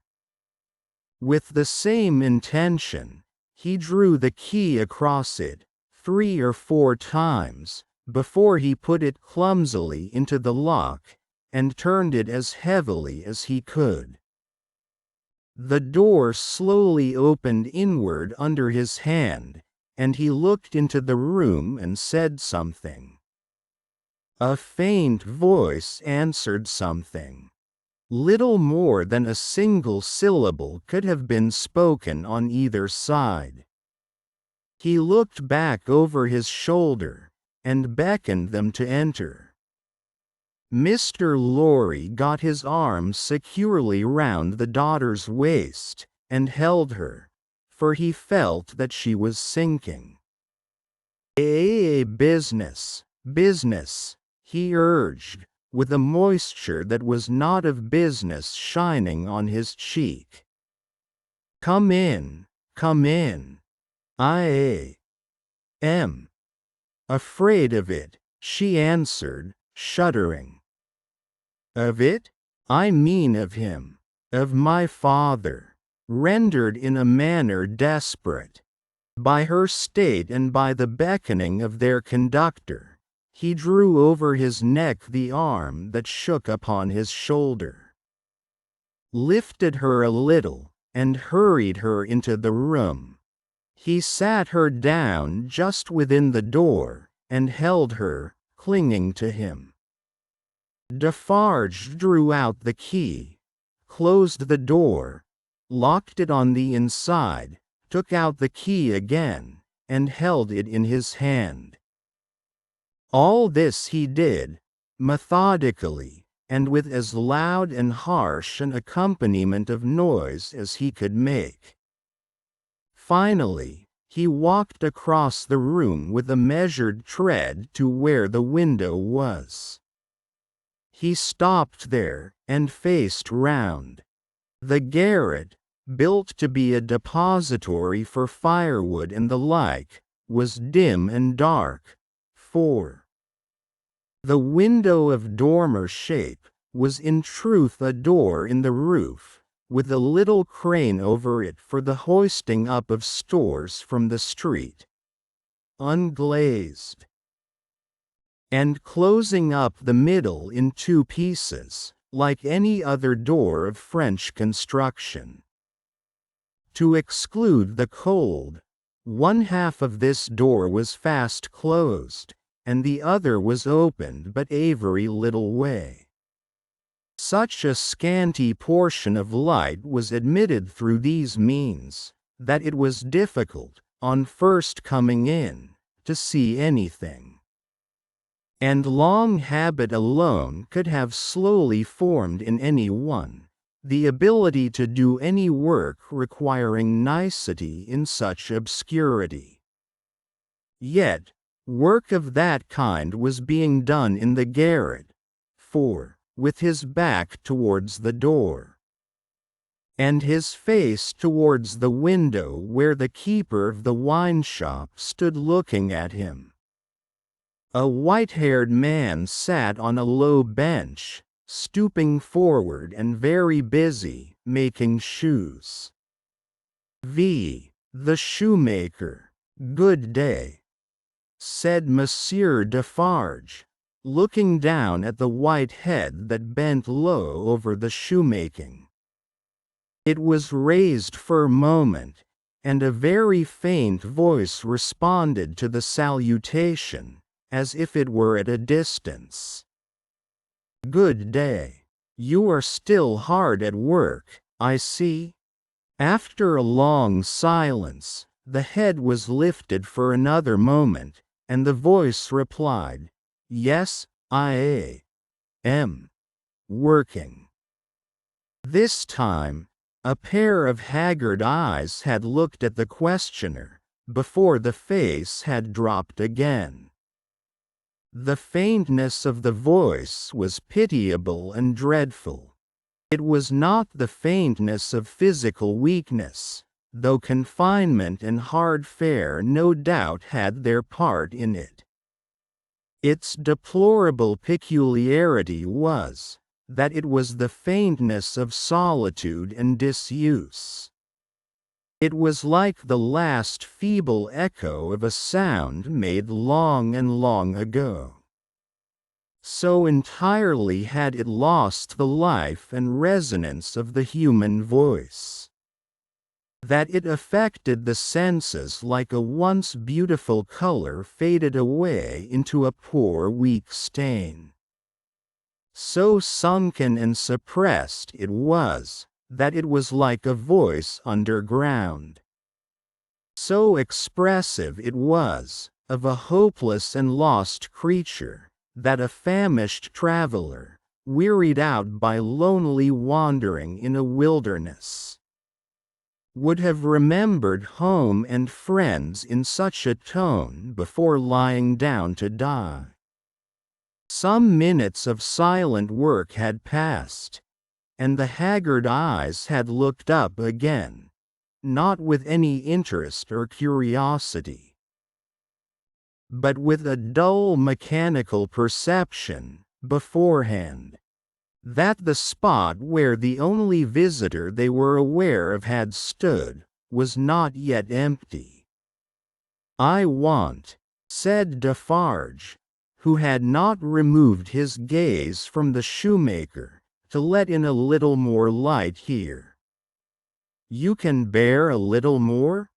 The shoemaker stopped his work, looked with a vacant air of listening at the floor on one side of him, then similarly at the floor on the other side of him, then upward at the speaker. "What did you say? You can bear a little more light?" "I must bear it, if you let it in," laying the palest shadow of a stress upon the second word. Closing parenthesis. The opened half-door was opened a little further, and secured at that angle for the time. A broad ray of light fell into the garret, and showed the workman with an unfinished shoe upon his lap, pausing in his labor. His few common tools and various scraps of leather were at his feet and on his bench. He had a white beard, raggedly cut, but not very long, a hollow face, and exceedingly bright eyes. The hollowness and thinness of his face would have caused them to look large. Under his yet dark eyebrows and his confused white hair, though they had been really otherwise. But they were naturally large, and looked unnaturally so. His yellow rags of shirt lay open at the throat, and showed his body to be withered and worn. He, and his old canvas frock, and his loose stockings, and all his poor tatters of clothes, had, in a long seclusion from direct light and air, faded down to such a dull uniformity of parchment yellow, that it would have been hard to say which was which. He had put up a hand between his eyes and the light, and the very bones of it seemed transparent. So he sat, with a steadfastly vacant gaze, pausing in his work. He never looked at the figure before him, without first looking down on this side of himself, then on that, as if he had lost the habit of associating place with sound. He never spoke, without first wandering in this manner, and forgetting to speak. "Are you going to finish that pair of shoes today?" asked Defarge, motioning to Mr. Lorry to come forward. "What did you say? Do you mean to finish that pair of shoes today?" "I can't say that I mean to. I suppose so. I don't know." But the question reminded him of his work, and he bent over it again. Mr. Lorry came silently forward, leaving the daughter by the door. When he had stood, for a minute or two, by the side of Defarge, the shoemaker looked up. He showed no surprise at seeing another figure, but the unsteady fingers of one of his hands strayed to his lips as he looked at it. His lips and his nails were of the same pale lead color. And then the hand dropped to his work, and he once more bent over the shoe. The look and the action had occupied but an instant. "You have a visitor, you see," said Monsieur Defarge. "What did you say?" "Here is a visitor." The shoemaker looked up as before, but without removing a hand from his work. "Come," said Defarge. "Here is Monsieur, who knows a well-made shoe when he sees one." Show him that shoe you are working at. Take it, monsieur. Mr. Lorry took it in his hand. Tell monsieur what kind of shoe it is, and the maker's name. There was a longer pause than usual, before the shoemaker replied. I forget what it was you asked me. What did you say? I said, couldn't you describe the kind of shoe, for monsieur's information? It is a lady's shoe. It is a young lady's walking shoe. It is in the present mode. I never saw the mode. I have had a pattern in my hand. He glanced at the shoe with some little passing touch of pride. And the maker's name? Said Defarge. Now that he had no work to hold, he laid the knuckles of the right hand in the hollow of the left, and then the knuckles of the left hand in the hollow of the right, and then passed a hand across his bearded chin, and so on in regular changes, without a moment's intermission.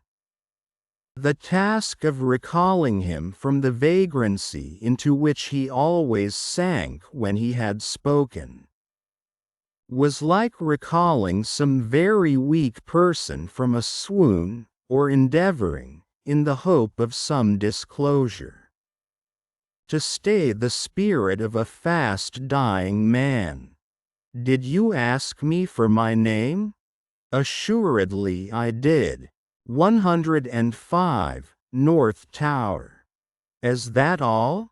105, North Tower. With a weary sound that was not a sigh, nor a groan, he bent to work again, until the silence was again broken. You are not a shoemaker by trade? Lorry, looking steadfastly at him.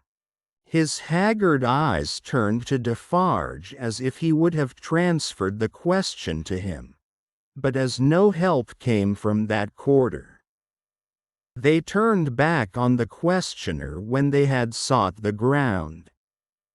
I am not a shoemaker by trade? No, I was not a shoemaker by trade. Two learnt it here. I taught myself. I asked leave to. He lapsed away, even for minutes, ringing those measured changes on his hands the whole time. His eyes came slowly back, at last, to the face from which they had wandered. When they rested on it, he started, and resumed, in the manner of a sleeper that moment awake, reverting to a subject of last night. I asked leave to teach myself, and I got it with much difficulty after a long while, and I have made shoes ever since. As he held out his hand for the shoe that had been taken from him, Mr. Lorry said, still looking steadfastly in his face, Monsieur Manette, do you remember nothing of me? The shoe dropped to the ground, and he sat looking fixedly at the questioner. Monsieur Manette. Mr. Lorry laid his hand upon Defarge's arm. Do you remember nothing of this man? Look at him. Look at me. Is there no old banker, no old business, no old servant, no old time, rising in your mind, Monsieur Manette? Quote, as the captive of many years sat looking fixedly, by turns, at Mr. Lorry and at Defarge.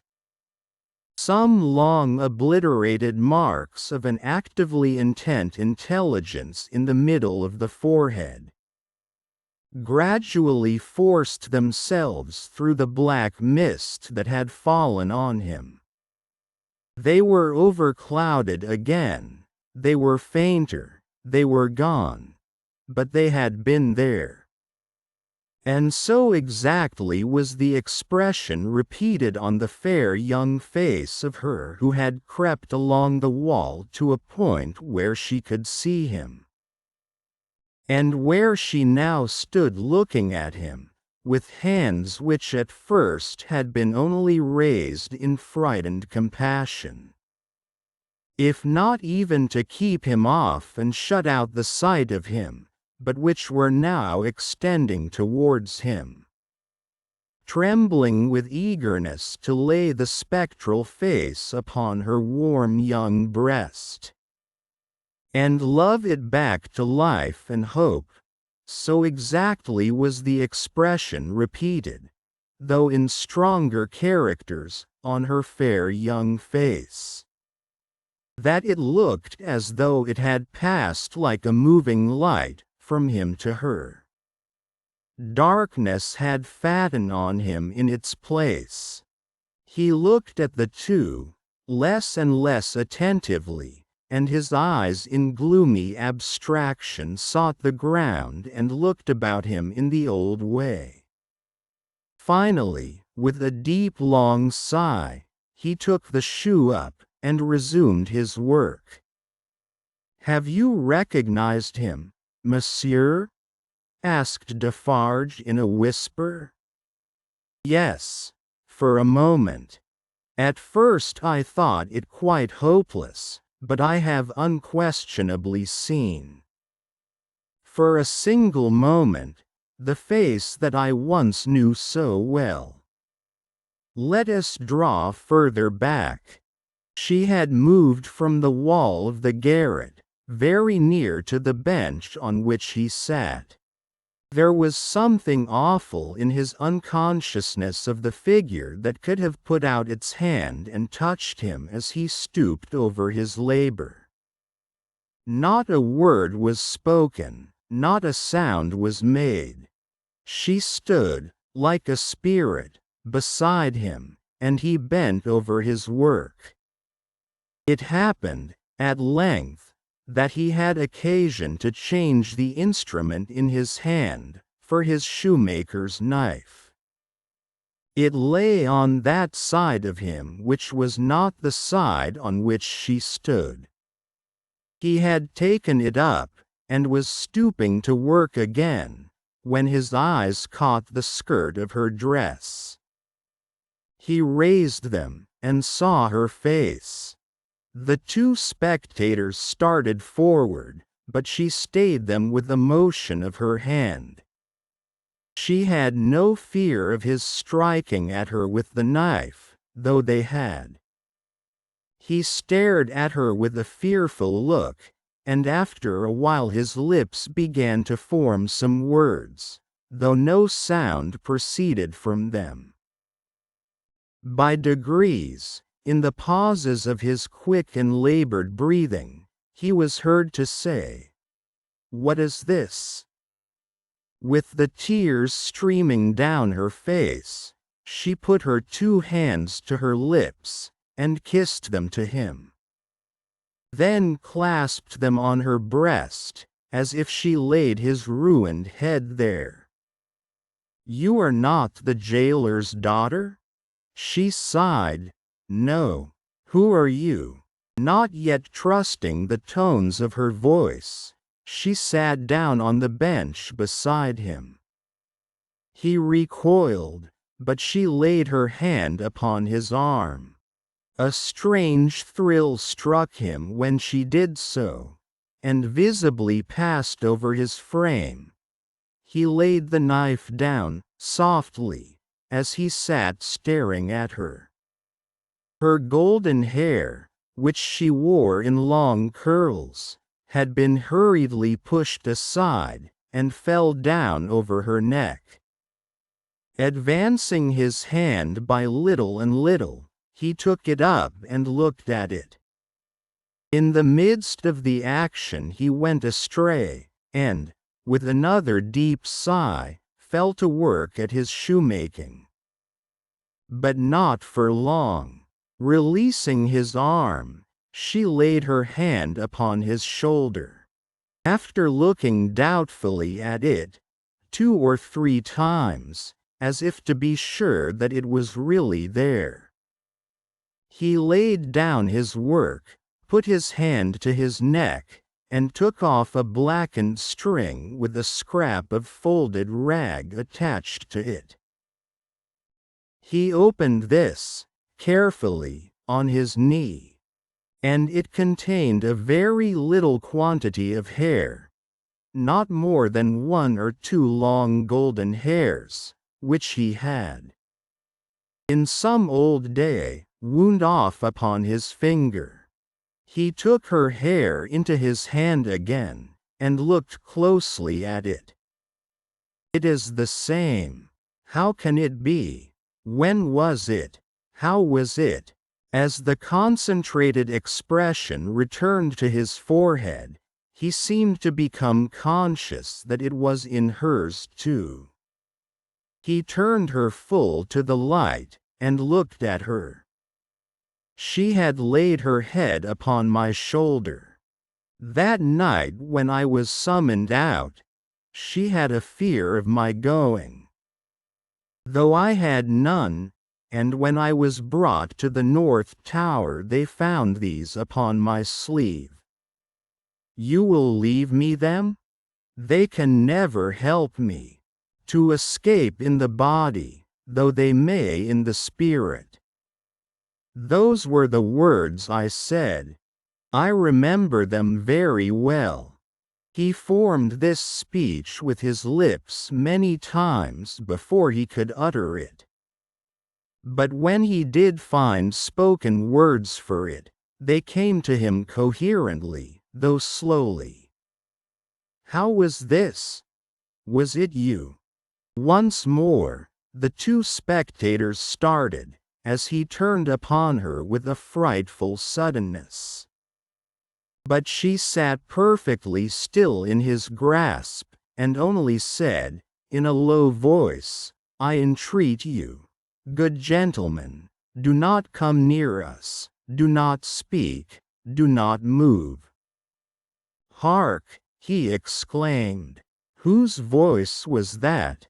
His hands released her as he uttered this cry, and went up to his white hair, which they tore in a frenzy.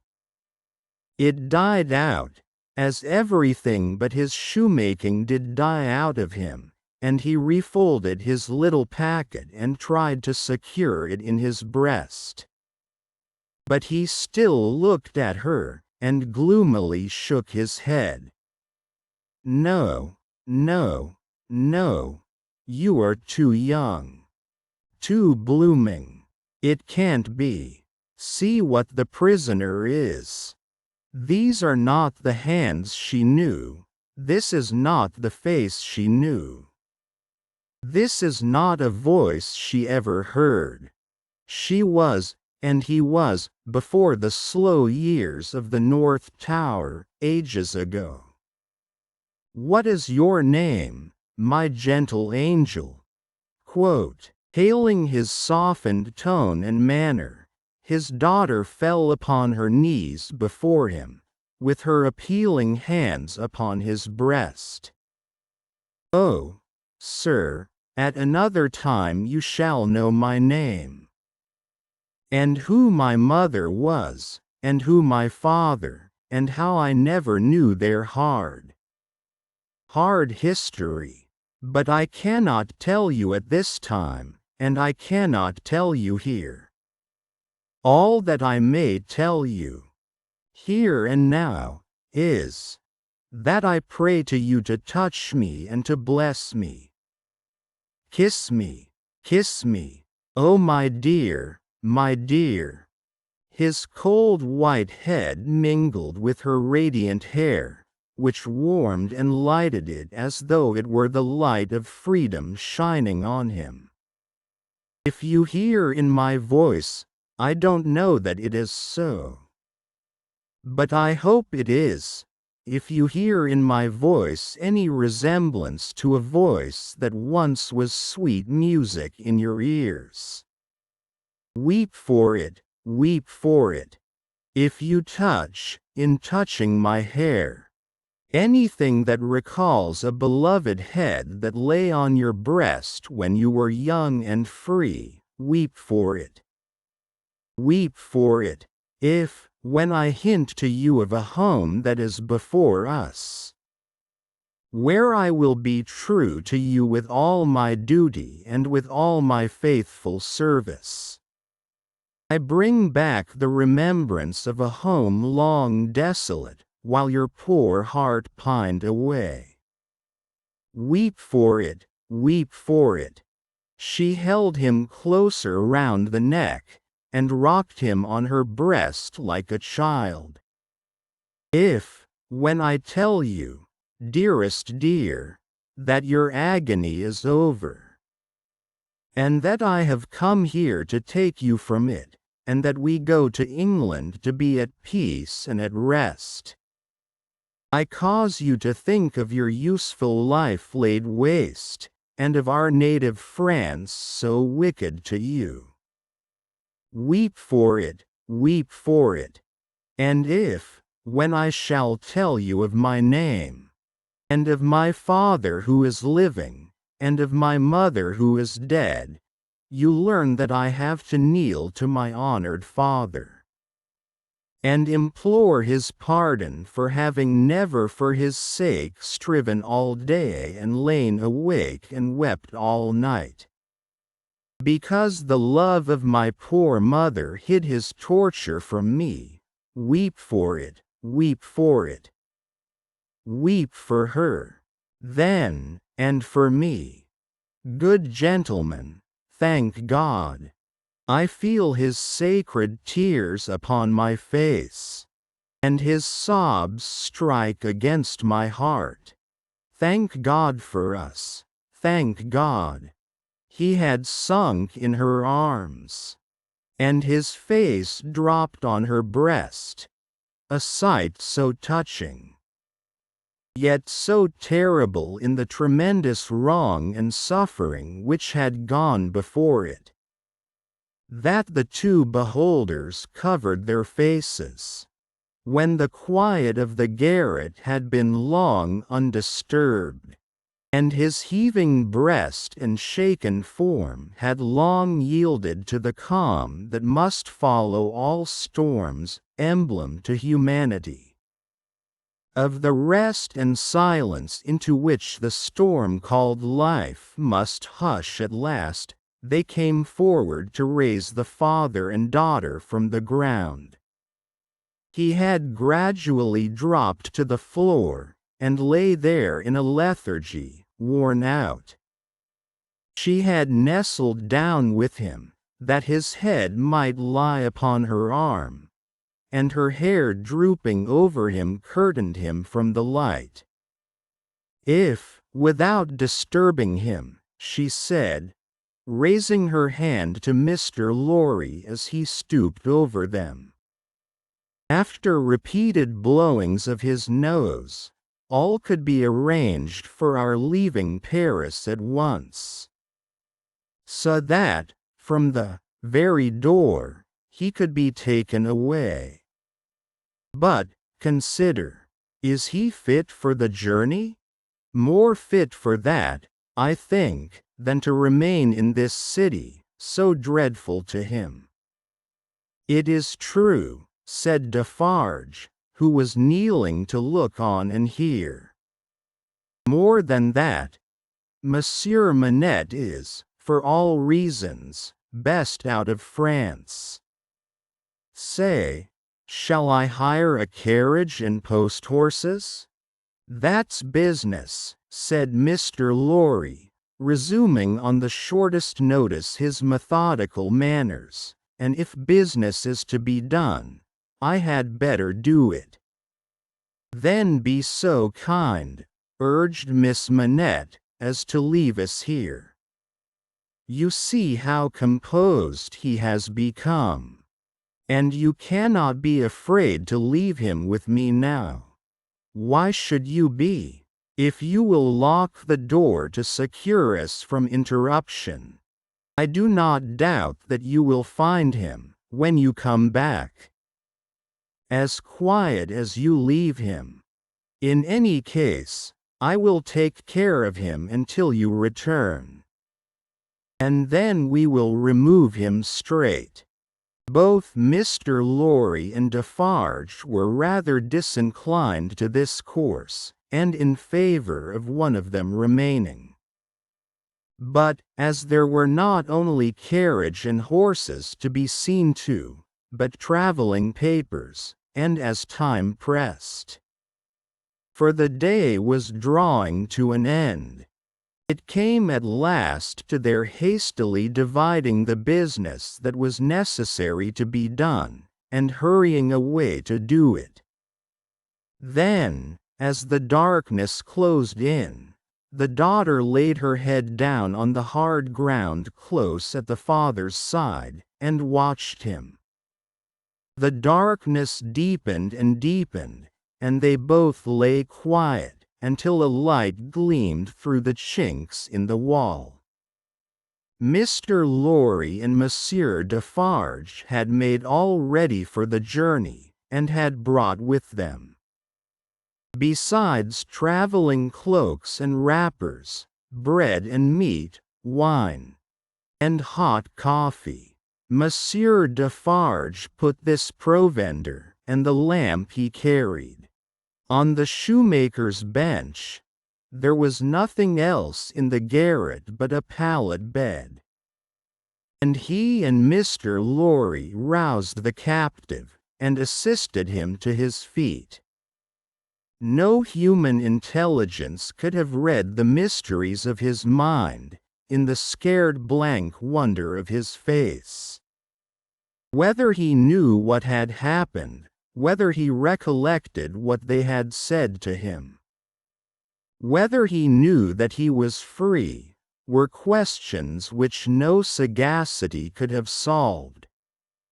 They tried speaking to him, but he was so confused, and so very slow to answer, that they took fright at his bewilderment, and agreed for the time to tamper with him no more.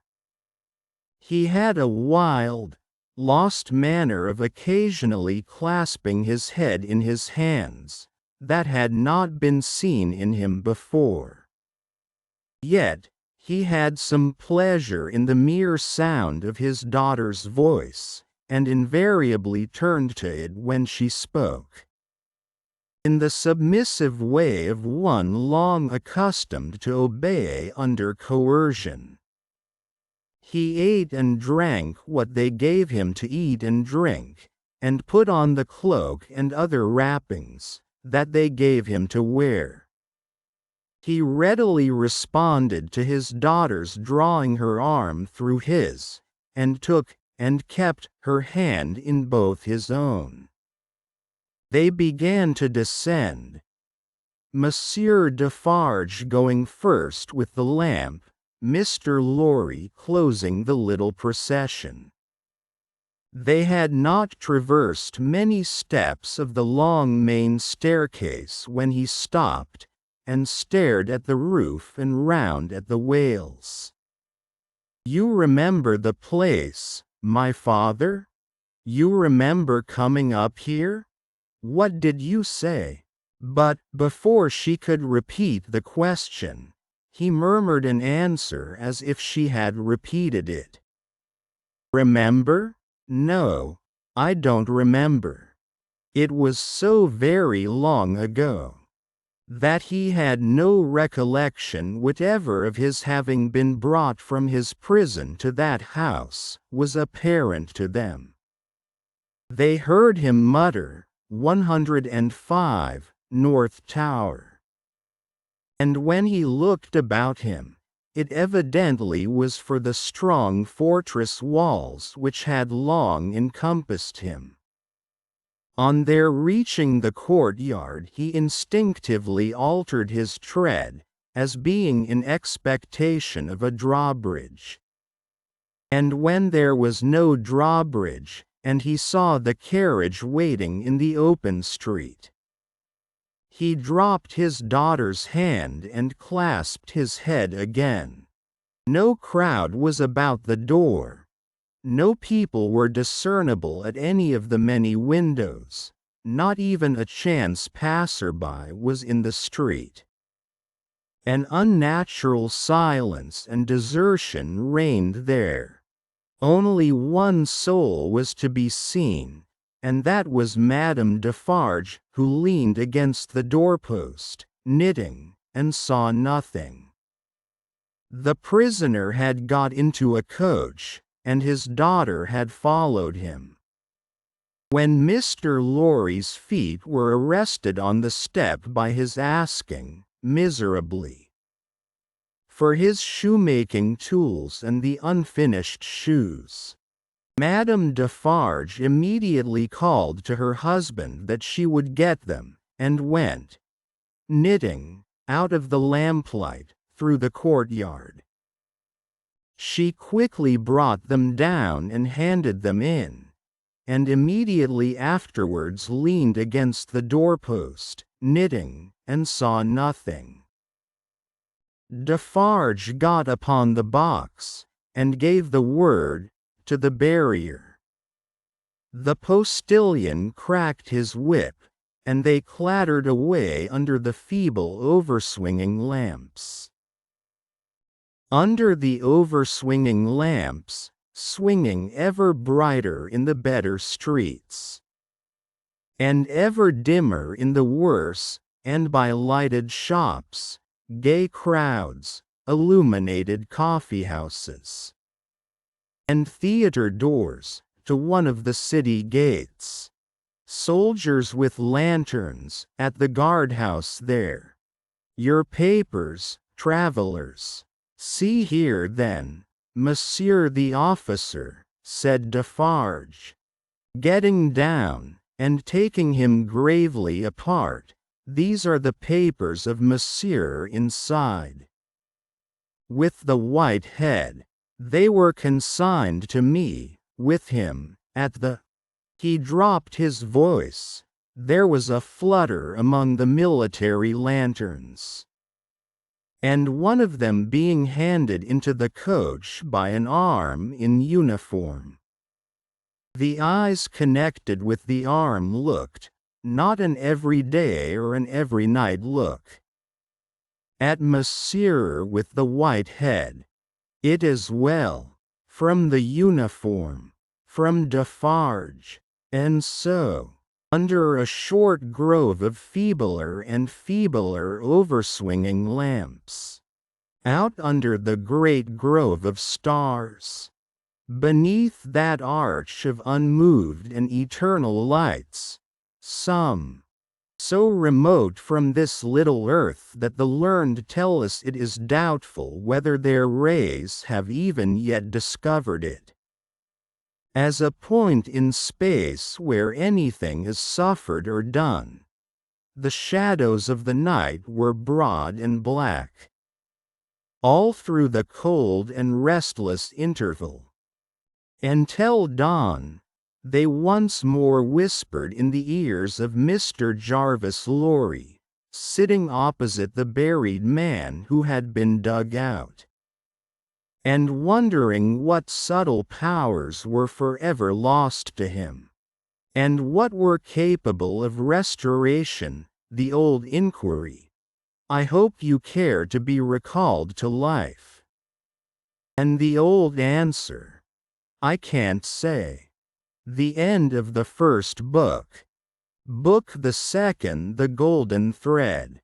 5 years later. Tellson's Bank by Temple Bar was an old-fashioned place, even in the year 1780.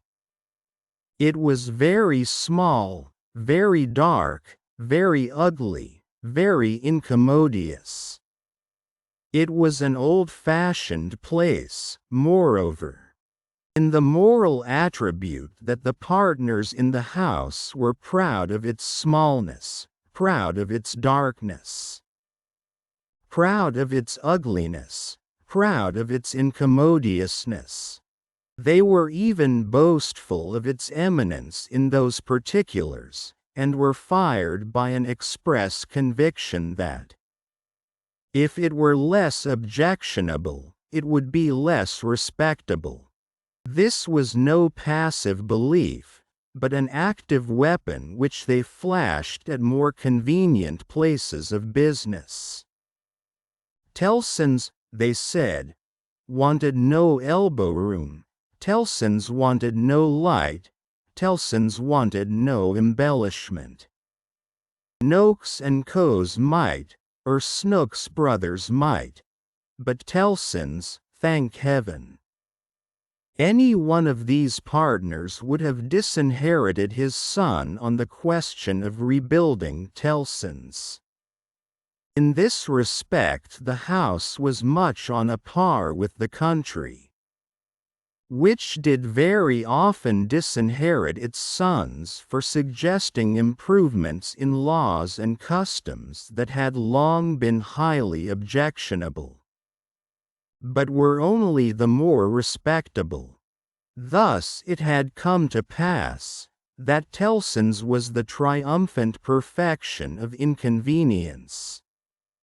After bursting open a door of idiotic obstinacy with a weak rattle in its throat, you fell into Tellson's down 2 steps, and came to your senses in a miserable little shop, with 2 little counters, where the oldest of men made your check shake as if the wind rustled it, while they examined the signature by the dingiest of windows, which were always under a shower bath of mud from Fleet Street, and which were made the dingier by their own iron bars proper, and the heavy shadow of Temple Bar.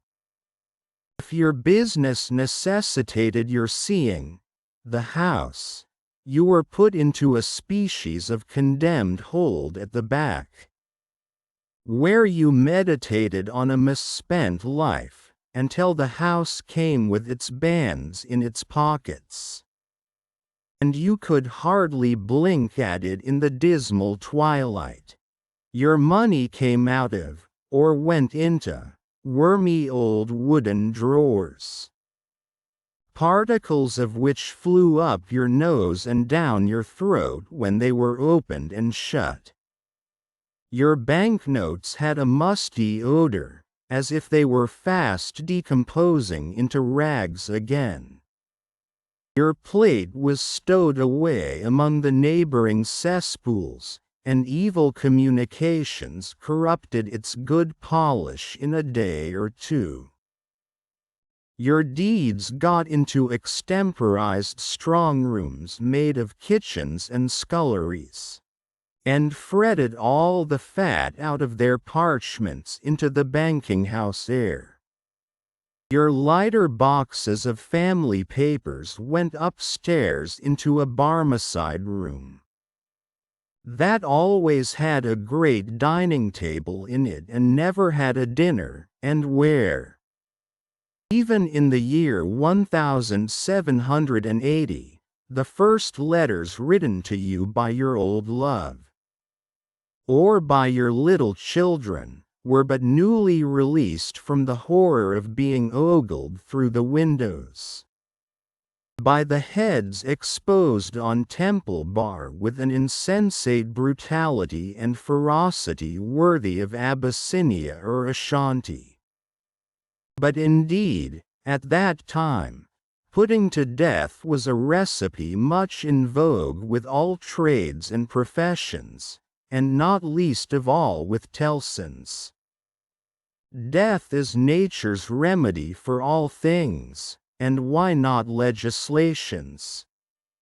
Accordingly, the forger was put to death, the utterer of a bad note was put to death, the unlawful opener of a letter was put to death, the purloiner of 40 shillings and 6pence was put to death, the holder of a horse at Tellson's door, who made off with it, was put to death, the coiner of a bad shilling was put to death.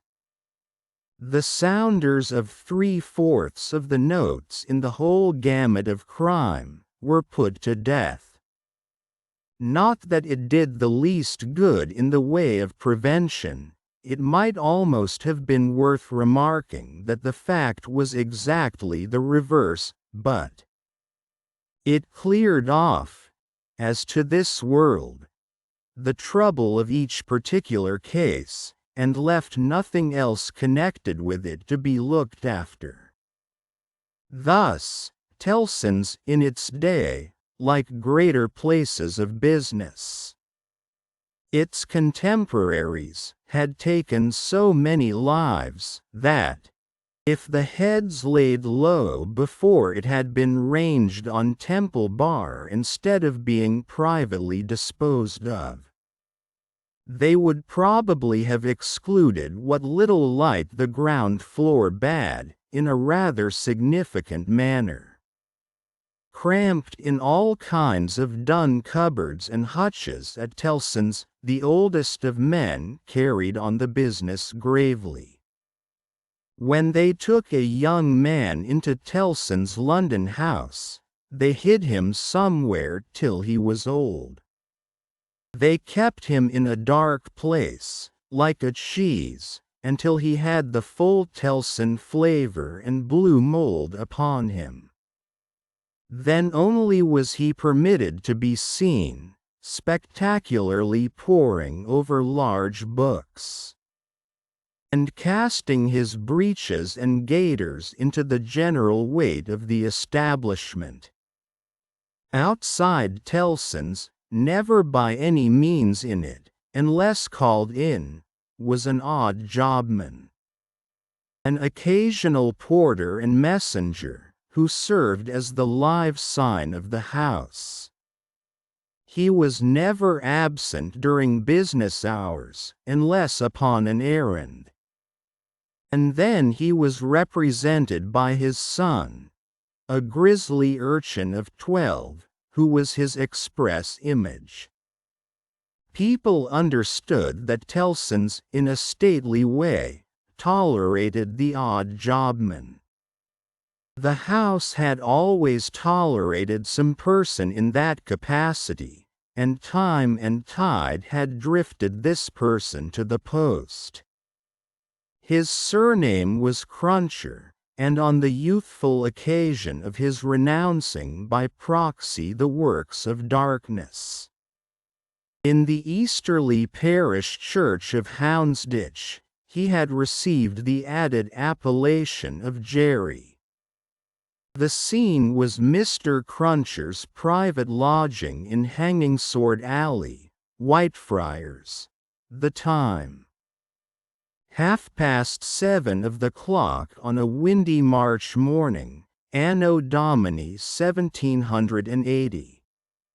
Cruncher himself always spoke of the year of our Lord as Anno Dominos, apparently under the impression that the Christian era dated from the invention of a popular game by a lady who had bestowed her name upon it.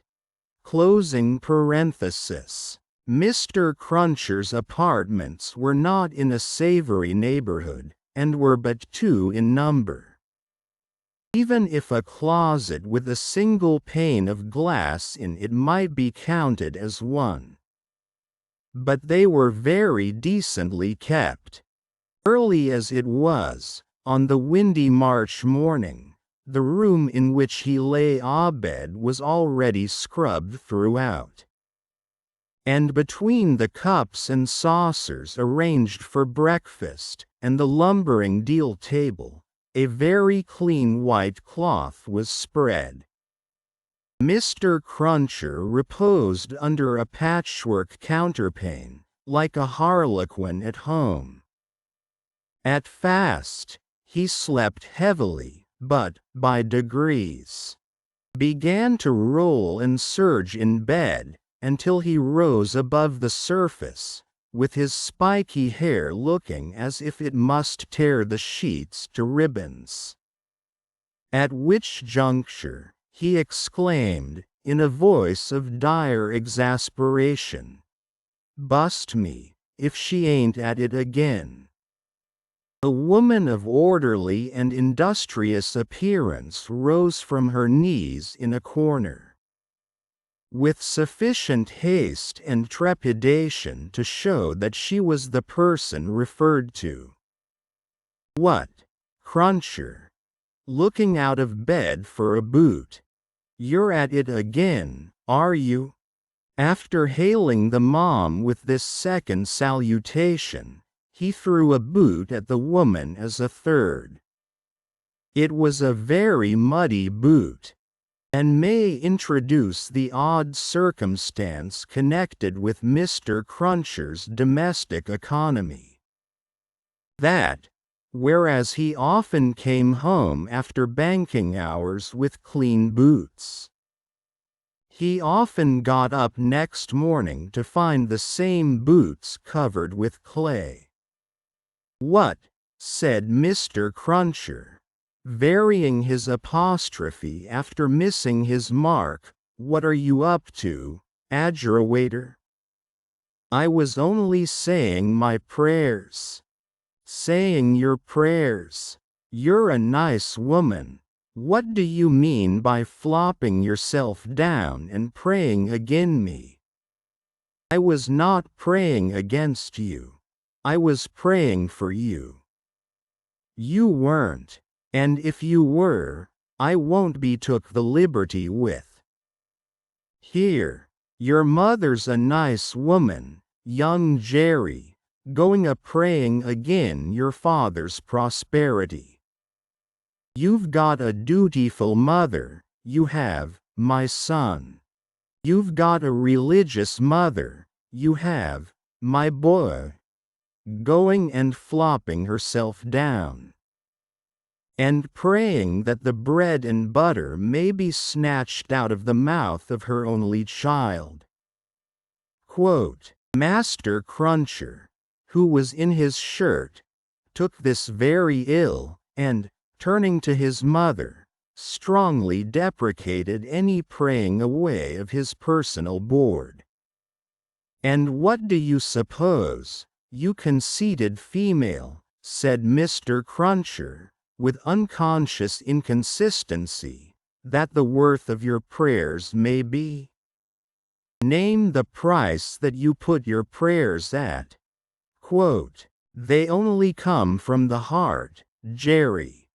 They are worth no more than that." "Worth no more than that," repeated Mr. "They ain't worth much, then. Whether or no, I won't be prayed again, I tell you. I can't afford it.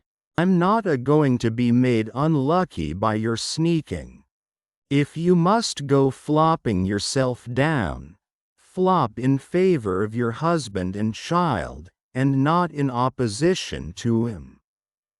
If I had had any but a unnatural wife, and this poor boy had had any but a unnatural mother, I might have made some money last week instead of being counterprayed and countermanded and religiously circumvented into the worst of luck. Be you oosed me, Cruncher, who all this time had been putting on his clothes. If I ain't, what with piety and one blowed thing and another, been choused this last week into as bad luck as ever a poor devil of a honest tradesman met with. Young Jerry, dress yourself, my boy, and while I clean my boots keep an eye upon your mother now and then. And if you see any signs of more flopping, give me a call. For, I tell you," here he addressed his wife once more, "I won't be gone again. In this manner, I am as rickety as a hackney coach, I'm as sleepy as laudanum. My lines is strained to that degree that I shouldn't know if it wasn't for the pain in him, which was me and which somebody else. Yet I'm none the better for it in pocket, and it's my suspicion that you've been at it from morning to night to prevent me from being the better for it in pocket, and I won't put up with it, aggrawator, and what do you say now? Growling. In addition, such phrases as, "Ah, you're religious, too. You wouldn't put yourself in opposition to the interests of your husband and child, would you?" And throwing off other sarcastic sparks from the whirling grindstone of his indignation. Mr. Cruncher betook himself to his boot cleaning and his general preparation for business. In the meantime, his son, whose head was garnished with tenderer spikes, and whose young eyes stood close by one another, as his father's did, kept the required watch upon his mother. He greatly disturbed that poor woman at intervals, by darting out of his sleeping closet, where he made his toilet, with a suppressed cry of, "You are going to flop, mother. Halloa, father," and, after raising this fictitious alarm, darting in again with an undutiful grin. Mr. Cruncher's temper was not at all improved when he came to his breakfast. He resented Mrs. Cruncher's saying grace with particular animosity. "Now, aggrawator, what are you up to? At it again?" His wife explained that she had merely asked a blessing. "Don't do it."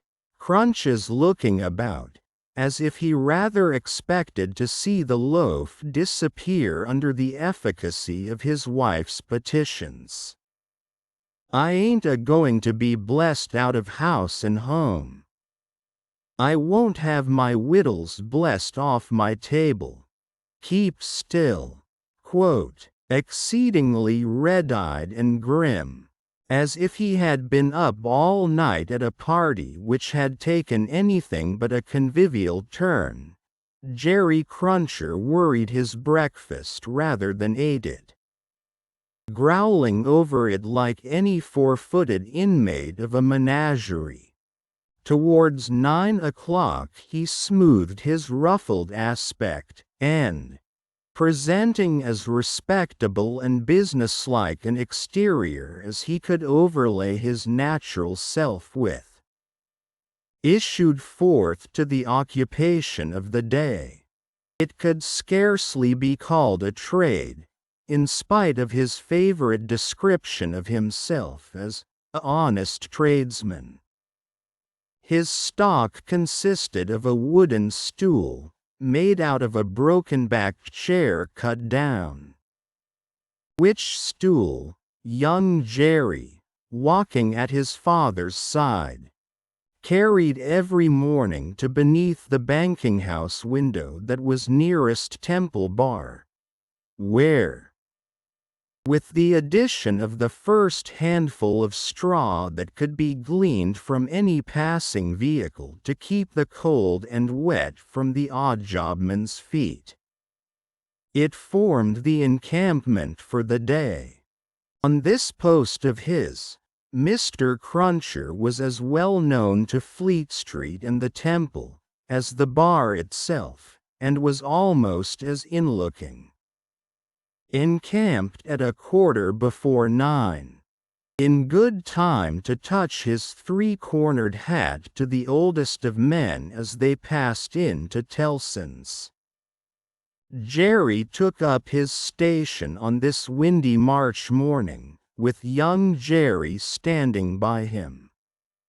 When not engaged in making forays through the bar, to inflict bodily and mental injuries of an acute description on passing boys who were small enough for his amiable purpose, Father and son, extremely like each other, looking silently on at the morning traffic in Fleet Street, with their two heads as near to one another as the two eyes of each were, bore a considerable resemblance to a pair of monkeys. The resemblance was not lessened by the accidental circumstance that the mature Jerry bit and spat out straw, while the twinkling eyes of the youthful Jerry were as restlessly watchful of him as of everything else in Fleet Street. The head of one of the regular indoor messengers attached to Tellson's establishment was put through the door, and the word was given. Porter wanted. Hooray, father. Here's an early job to begin with. Having thus given his parent Godspeed, young Jerry seated himself on the stool, entered on his reversionary interest in the straw his father had been chewing, and cogitated. Always rusty, his fingers as always rusty, muttered young Jerry. Where does my father get all that iron rust from? He don't get no iron rust here. 2. A sight. You know the Old Bailey. Well, no doubt, said one of the oldest of clerks to Jerry the messenger. Yes, sir, returned Jerry, in something of a dogged manner. I do know the Bailey. Just so. And you know I know Mr. Lorry, sir, much better than I know the Bailey. Much better, said Jerry, not unlike a reluctant witness at the establishment in question, than I, as an honest tradesman, wish to know the Bailey. Very well. Find the door where the witnesses go in, and show the doorkeeper this note for Mr. He will then let you in. Into the court, sir? Into the court. Mr. Cruncher's eyes seemed to get a little closer to one another, and to interchange the inquiry, what do you think of this? Am I to wait in the court, sir? He asked, as the result of that conference. I am going to tell you. The doorkeeper will pass the note to Mr. Lorry. And do you make any gesture that will attract Mr. Lorry's attention. And show him where you stand. Then what you have to do is to remain there until he wants you. Is that all, sir? That's all. He wishes to have a messenger at hand. This is to tell him you are there. As the ancient clerk deliberately folded and superscribed the note, Mr. Cruncher, after surveying him in silence until he came to the blotting paper stage, remarked, I suppose they'll be trying forgeries this morning? Treason. That's quartering, said Jerry. Barbarous. It is the law, remarked the ancient clerk, turning his surprised spectacles upon him. It is the law. It's hard in the law to spile a man, I think. It's hard enough to kill him, but it's very hard to spile him, sir. Not at all, retained the ancient clerk. Speak well of the law. Take care of your chest and voice, my good friend, and leave the law to take care of itself. I give you that advice. It's the damp, sir, what settles on my chest and voice, said Jerry. I leave you to judge what a damp way of earning a living mine is. Webb. Well, said the old clerk, we all have our various ways of gaining a livelihood. Some of us have damp ways, and some of us have dry ways. Here is the letter. Jerry took the letter, and, remarking to himself with less internal deference than he made an outward show of, "You are a lean old one," 2. Made his bow, informed his son, in passing, of his destination, and went his way. They hanged at Tyburn, in those days, so the street outside Newgate had not obtained one infamous notoriety that has since attached to it. But the jail was a vile place, in which most kinds of debauchery and villainy were practiced, and where dire diseases were bred, that came into court with the prisoners, and sometimes rushed straight from the dock at my Lord Chief Justice himself, and pulled him off the bench. It had more than once happened that the judge in the black cap pronounced his own doom as certainly as the prisoners, and even died before him. For the rest, the Old Bailey was famous as a kind of deadly inyard, from which pale travellers set out continually, in carts and coaches, on a violent passage into the other world, traversing some 2.5 miles of public street and road, and shaming few good citizens, if any. So powerful is use, and so desirable to be good use in the beginning. It was famous, too, for the pillory, a wise old institution, that inflicted a punishment of which no one could foresee the extent. Also, for the whipping post, another dear old institution, very humanizing and softening to behold in action. Also, for extensive transactions in blood money, another fragment of ancestral wisdom, systematically leading to the most frightful mercenary crimes that could be committed under heaven. Altogether, the Old Bailey, at that date, was a choice illustration of the precept, that, whatever is right. An aphorism that would be as final as it is lazy, did it not include the troublesome consequence, that nothing that ever was wrong. Making his way through the tainted crowd, dispersed up and down this hideous scene of action, with the skill of a man accustomed to make his way quietly. The messenger found out the door he sought, and handed in his letter through a trap in it. 4. People then paid to see the play at the Old Bailey, just as they paid to see the play in Bedlam, only the former entertainment was much the dearer. Therefore, all the Old Bailey doors were well guarded, except, indeed, the social doors by which the criminals got there, and those were always left wide open. After some delay and demur, the door grudgingly turned on its hinges a very little way, and allowed Mr. Jerry Cruncher to squeeze himself into court. "What's on?"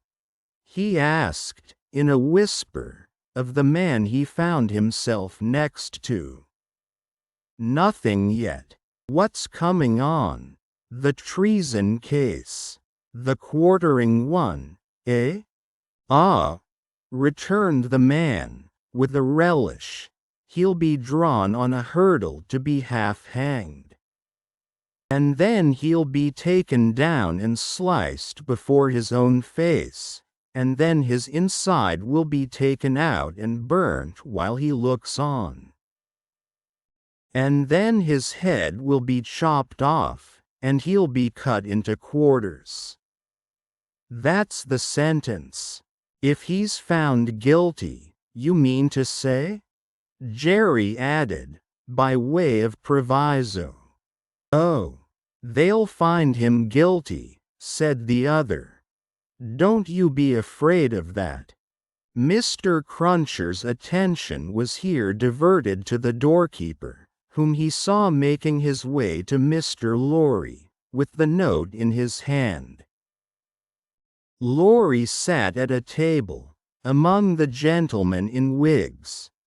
Not far from a wigged gentleman, the prisoner's counsel, who had a great bundle of papers before him, and nearly opposite another wigged gentleman with his hands in his pockets, whose whole attention, when Mr. Cruncher looked at him then or afterwards, seemed to be concentrated on the ceiling of the court. After some gruff coughing and rubbing of his chin and signing with his hand, Jerry attracted the notice of Mr. Lorry, who had stood up to look for him, and who quietly nodded and sat down again. "What's he got to do with the case?" asked the man he had spoken with. "Blessed if I know," said Jerry. "What have you got to do with it, then, if a person may inquire?" "Blessed if I know that either," said Jerry. The entrance of the judge, and a consequent great stir and settling down in the court, stopped the dialogue. Presently, the dock became the central point of interest. Two jailers, who had been standing there, went out, and the prisoner was brought in, and put to the bar. Everybody present, except the one wigged gentleman who looked at the ceiling, stared at him. All the human breath in the place rolled at him, like a sea, or a wind, or a fire. Eager faces strained round pillars and corners, to get a sight of him. Spectators in back rows stood up, not to miss a hair of him. People on the floor of the court laid their hands on the shoulders of the people before them, to help themselves, at anybody's cost, to a view of him, stood a tiptoe, got upon ledges, stood upon next to nothing, to see every inch of him. Conspicuous among these latter, like an animated bit of the spiked wall of Newgate, Jerry stood, aiming at the prisoner the beery breath of a whet he had taken as he came along, and discharging it to mingle with the waves of other beer, and gin, and tea, and coffee, and what not, that flowed at him, and already broke upon the great windows behind him in an impure mist and rain. The object of all this staring and blaring was a young man of about 25, well-grown and well-looking, with a sunburnt cheek and a dark eye. His condition was that of a young gentleman. He was plainly dressed in black, or very dark gray, and his hair, which was long and dark, was gathered in a ribbon at the back of his neck, more to be out of his way than for ornament, as an emotion of the mind will express itself through any covering of the body.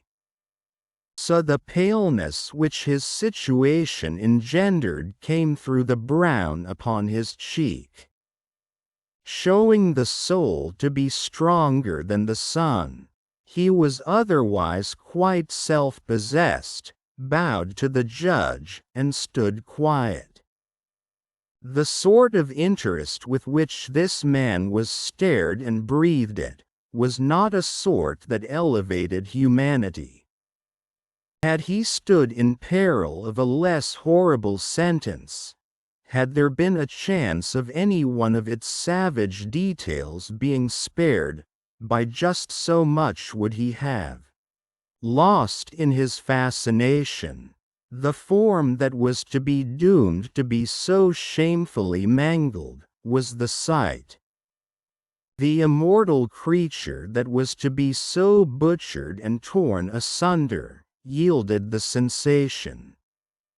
Whatever gloss the various spectators put upon the interest, according to their several arts and powers of self-deceit, the interest was at the root of it. Ogreish silence in the court.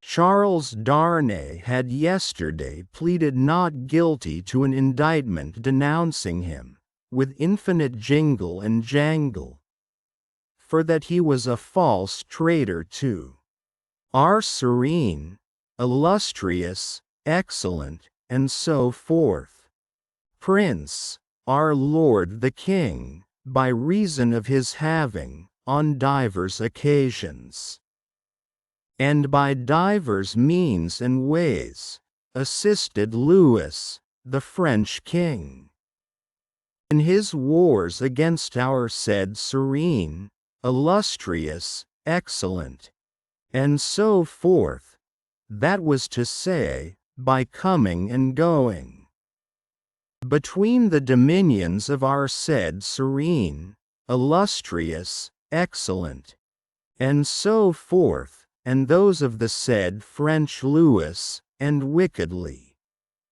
falsely, traitorously, and otherwise evil adverbiously, revealing to the said French Louis what forces our said serene, illustrious, excellent, and so forth, had in preparation to send to Canada and North America.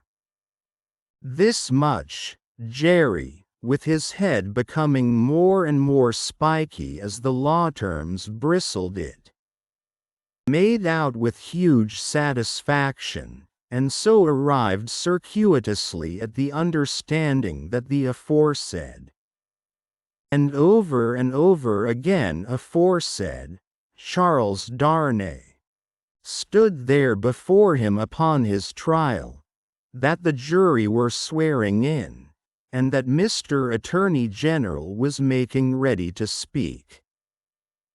The accused, who was, and who knew he was, being mentally hanged, beheaded, and quartered, by everybody there, neither flinched from the situation, nor assumed any theatrical air in it.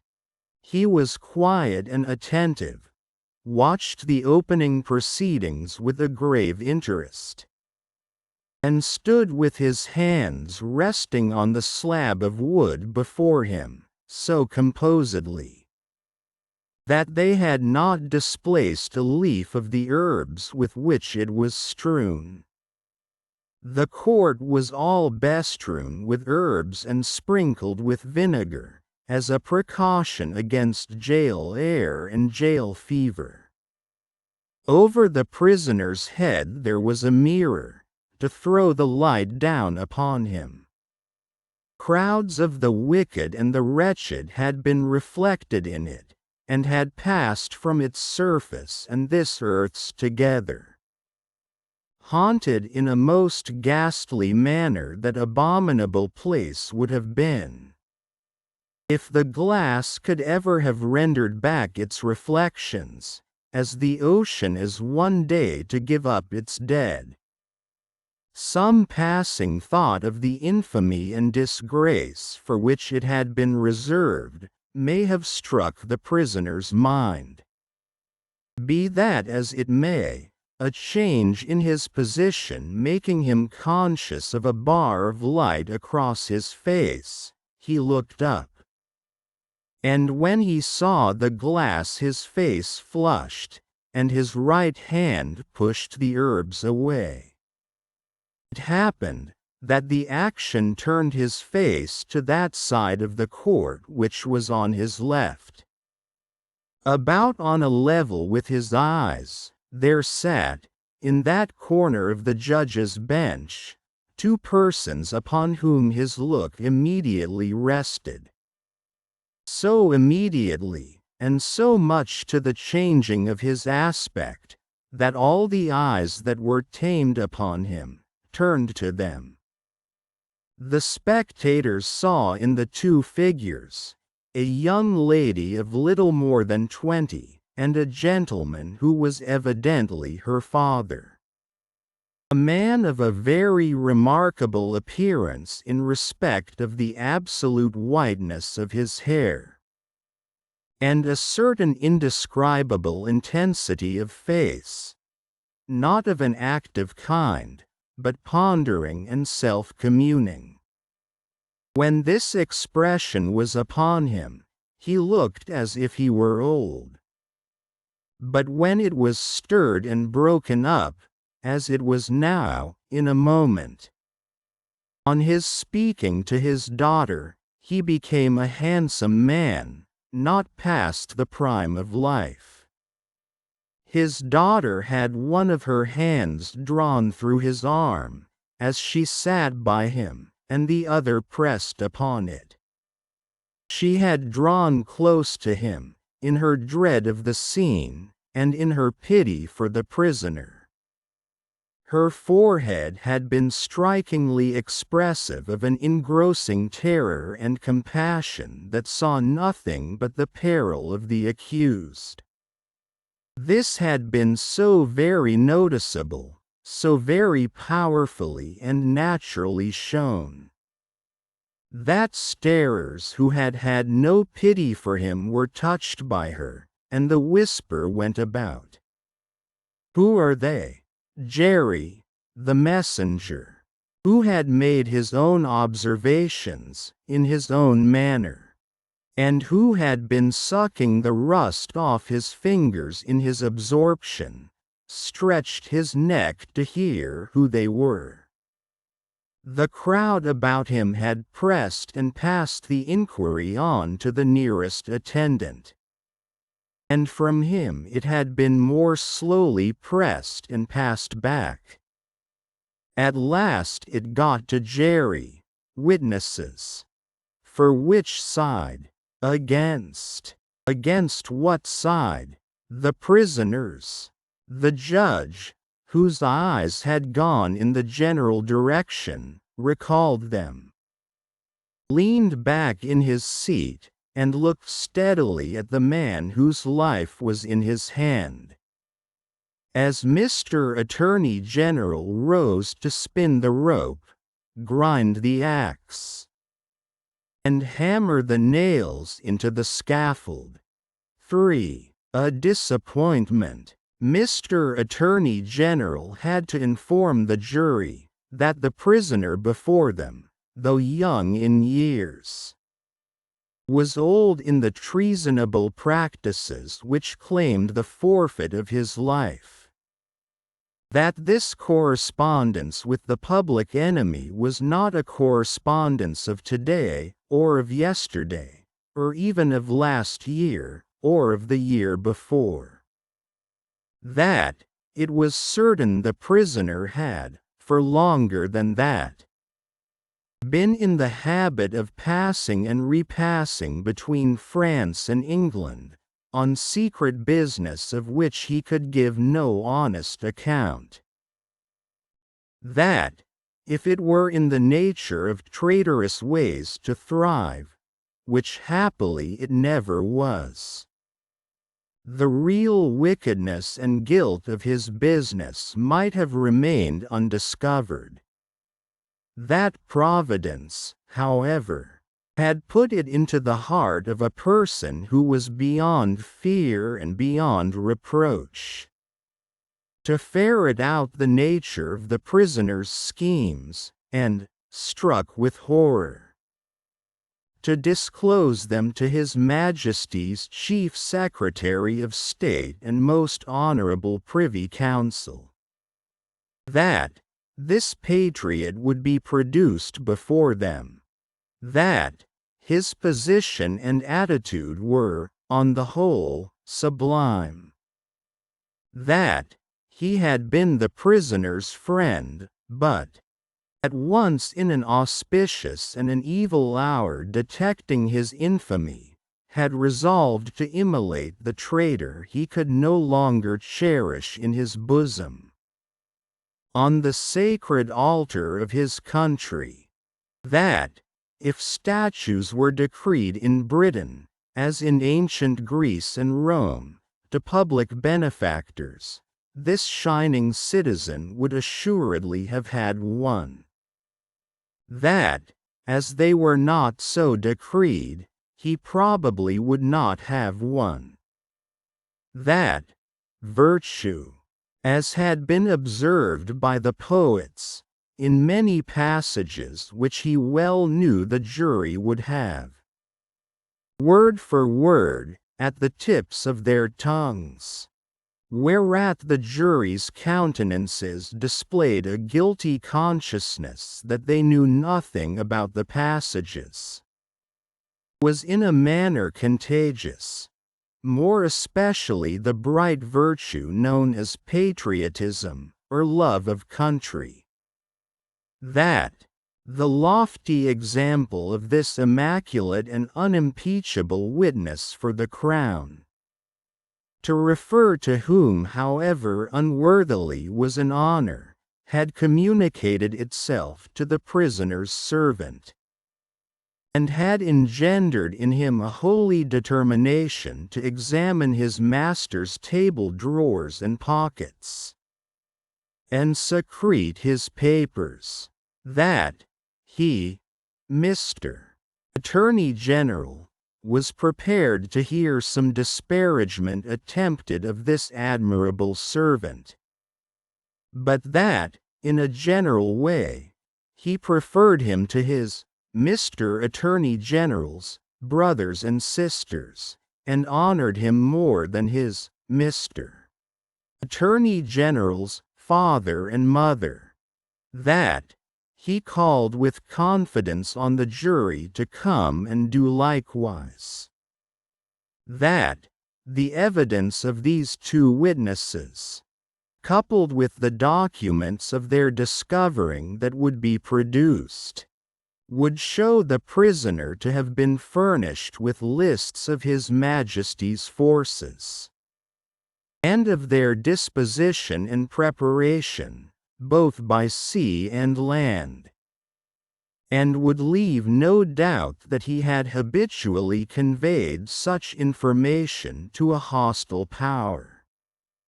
That these lists could not be proved to be in the prisoner's handwriting, but that it was all the same.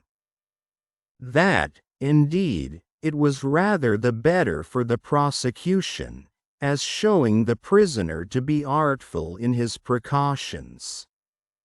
That the proof would go back 5 years, and would show the prisoner already engaged in these pernicious missions, within a few weeks before the date of the very first action fought between the British troops and the Americans. That, for these reasons, the jury, being a loyal jury, as he knew they were, and being a responsible jury, as they knew they were, must positively find the prisoner guilty, and make an end of him, whether they liked it or not. That they never could lay their heads upon their pillows. That They never could tolerate the idea of their wives laying their heads upon their pillows. That, they never could endure the notion of their children laying their heads upon their pillows. In short, that there never more could be, for them or theirs, any laying of heads upon pillows at all, unless the prisoner's head was taken off. That head Mr. Attorney General concluded by demanding of them, in the name of everything he could think of with a round turn in it, and on the faith of his solemn asseveration that he already considered the prisoner as good as dead and gone. When the Attorney General ceased, a buzz arose in the court as if a cloud of great blue flies were swarming about the prisoner. In anticipation of what he was soon to become. When toned down again, the unimpeachable patriot appeared in the witness box. Mr. Solicitor General then, following his leader's lead, examined the patriot, John Barsad, gentleman, by name. The story of his pure soul was exactly what Mr. Attorney General had described it to be, perhaps, if it had a fault, a little too exactly. Having released his noble bosom of its burden, he would have modestly withdrawn himself. But that the wigged gentleman with the papers before him, sitting not far from Mr. Lorry, begged to ask him a few questions. The wigged gentleman sitting opposite, still looking at the ceiling of the court. Had he ever been a spy himself? No, he scorned the base insinuation. What did he live upon? His property. Where was his property? He didn't precisely remember where it was. What was it? No business of anybody's. Had he inherited it? Yes, he had. Distant relation. Very distant? Ever been in prison? Certainly not. Never in a debtor's prison? Didn't see what that had to do with it. Never in a debtor's prison? Come, once again. How many times? 2 or 3 times. Not 5 or 6? Of what profession? Gentlemen. Ever been kicked? Might have been. Frequently? Ever kicked downstairs? Decidedly not. Once received a kick on the top of a staircase, and fell downstairs of his own accord. Kicked on that occasion for cheating at dice? Something to that effect was said by the intoxicated liar who committed the assault, but it was not true. Swear it was not true? Positively. Ever live by cheating at play? Ever live by play? Not more than other gentlemen do. Ever borrow money of the prisoner? Ever pay him? Was not this intimacy with the prisoner, in reality a very slight one, forced upon the prisoner in coaches, inns, and packets? Sure he saw the prisoner with these lists? Knew no more about the lists? Had not procured them himself, for instance? Expect to get anything by this evidence? Not in regular government pay and employment, to lay traps? Oh dear no. Or to do anything? Oh dear no. Swear that? Over and over again. No motives but motives of sheer patriotism?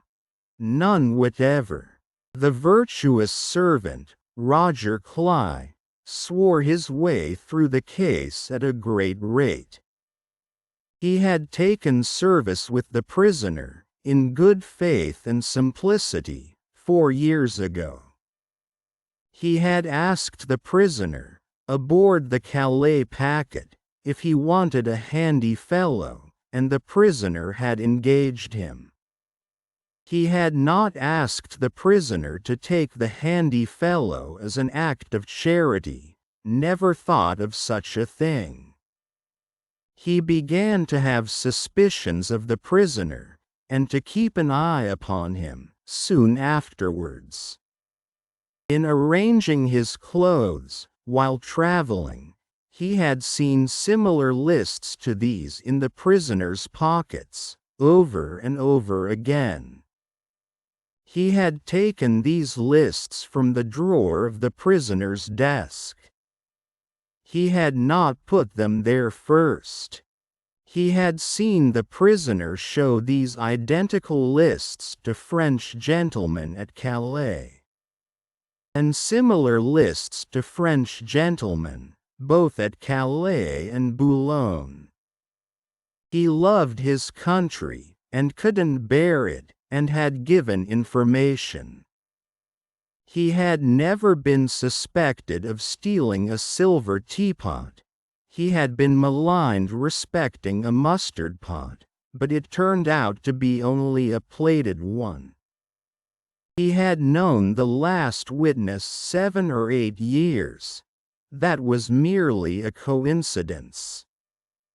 He didn't call it a particularly curious coincidence. Most coincidences were curious. Neither did he call it a curious coincidence that true patriotism was his only motive too. He was a true Briton, and hoped there were many like him. The blue flies buzzed again, and Mr. Attorney General called Mr. Jarvis Lorry. "Mr. Jarvis Lorry, are you a clerk in Tellson's Bank?" "I am. On a certain Friday night in November 1775. Did business occasion you to travel between London and Dover by the mail?" "It did. Were there any other passengers in the mail?" "2. Did they alight on the road in the course of the night?" "They did." "Mr. Lorry, look upon the prisoner. Was he one of those 2 passengers?" "I cannot undertake to say that he was." "Does he resemble either of these 2 passengers?" "Both were so wrapped up, and the night was so dark, and we were all so reserved, that I cannot undertake to say even that." "Mr. Lorry, look again upon the prisoner. Supposing him wrapped up as those 2 passengers were, is there anything in his bulk and stature to render it unlikely that he was one of them?" "No. You will not swear, Mr. Lorry, that he was not one of them?" "No. So at least you say he may have been one of them?" "Yes. Except that I remember them both to have been, like myself, timorous of highwaymen, and the prisoner has not a timorous air." "Did you ever see a counterfeit of timidity, Mr.?" "I certainly have seen that." "Mr. Lorry, look once more upon the prisoner. Have you seen him, to your certain knowledge, before?" "I have. When I was returning from France a few days afterwards, and, at Calais. The prisoner came on board the packet ship in which I returned, and made the voyage with me." "At what hour did he come on board?" "At a little after midnight. In the dead of the night." "Was he the only passenger who came on board at that untimely hour?" "He happened to be the only one." "Never mind about happening. Mister, he was the only passenger who came on board in the dead of the night. He was. Were you traveling alone, Mr. Lorry, or with any companion? With 2 companions. A gentleman and lady. They are here. They are here. Had you any conversation with the prisoner? Hardly any. The weather was stormy, and the passage long and rough, and I lay on a sofa, almost from shore to shore.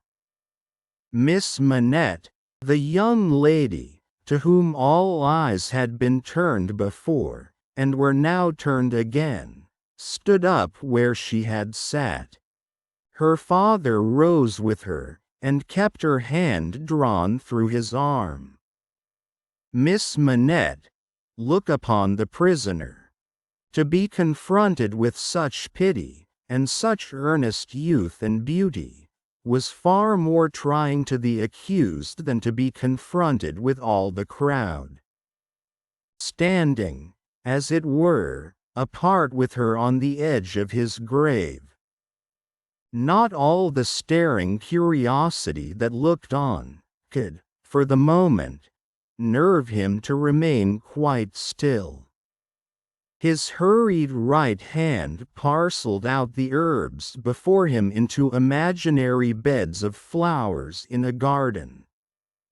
And his efforts to control and steady his breathing shook the lips from which the color rushed to his heart. The buzz of the great flies was loud again. Miss Manette, have you seen the prisoner before?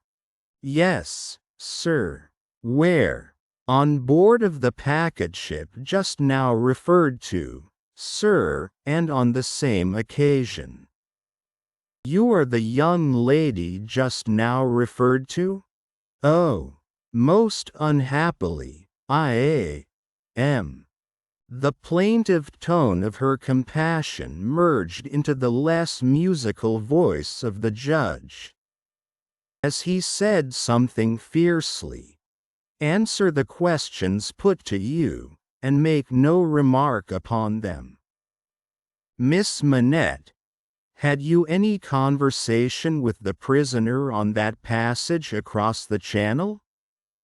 Yes, sir. Recall it. In the midst of a profound stillness, she faintly began. When the gentleman came on board. Do you mean the prisoner? Inquired the judge, knitting his brows. Yes, my lord. Then say the prisoner. When the prisoner came on board, he noticed that my father, turning her eyes lovingly to him as he stood beside her, was much fatigued and in a very weak state of health. My father was so reduced that I was afraid to take him out of the air. And I had made a bed for him on the deck near the cabin steps. And I sat on the deck at his side to take care of him. There were no other passengers that night, but we 4.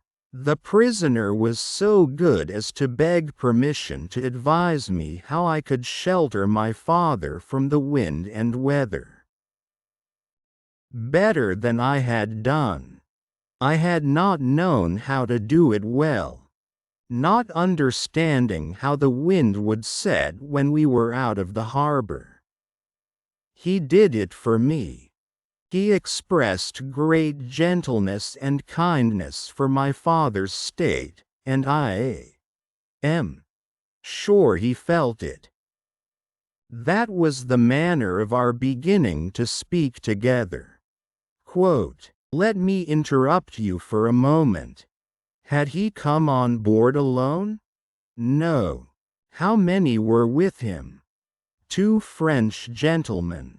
Had they conferred together? They had conferred together until the last moment, when it was necessary for the French gentlemen to be landed in their boat. Had any papers been handed about among them, similar to these lists? Some papers had been handed about among them, but I don't know what papers. Like these in shape and size? Possibly, but indeed I don't know. Although they stood whispering very near to me, because they stood at the top of the cabin steps to have the light of the lamp that was hanging there. It was a dull lamp, and they spoke very low, and I did not hear what they said, and saw only that they looked at papers. Now, to the prisoner's conversation, Miss Manette. The prisoner was as open in his confidence with me, which arose out of my helpless situation, as he was kind and good and useful to my father. I hope, bursting into tears, I may not repay him by doing him harm today. Buzzing from the blue flies. Miss Manette, if the prisoner does not perfectly understand that you give the evidence which it is your duty to give, which you must give, and which you cannot escape from giving, with great unwillingness, he is the only person present in that condition. Please to go on. He told me that he was traveling on business of a delicate and difficult nature, which might get people into trouble, and that he was therefore traveling under an assumed name. He said that this business had, within a few days, taken him to France, and might, at intervals, take him backwards and forwards between France and England for a long time to come. Did he say anything about America, Miss Manette? Be particular. He tried to explain to me how that quarrel had arisen, and he said that, so far as he could judge, it was a wrong and foolish one on England's part. He added, in a jesting way, that perhaps George Washington might gain almost as great a name in history as George III. But there was no harm in his way of saying this. It was said laughingly, and to beguile the time. Quote, any strongly marked expression of face on the part of a chief actor in a scene of great interest to whom many eyes are directed will be unconsciously imitated by the spectators. Her forehead was painfully anxious and intent as she gave this evidence, and in the pauses when she stopped for the judge to write it down, watched its effect upon the counsel for and against. Among the lookerson there was the same expression in all quarters of the court, insomuch that a great majority of the foreheads there might have been mirrors reflecting the witness. When the judge looked up from his notes to glare at that tremendous heresy about George Washington, Mr. Attorney General now signified to my lord that he deemed it necessary, as a matter of precaution and form, to call the young lady's father, Dr. Manette, who was called accordingly. Dr. Manette, look upon the prisoner.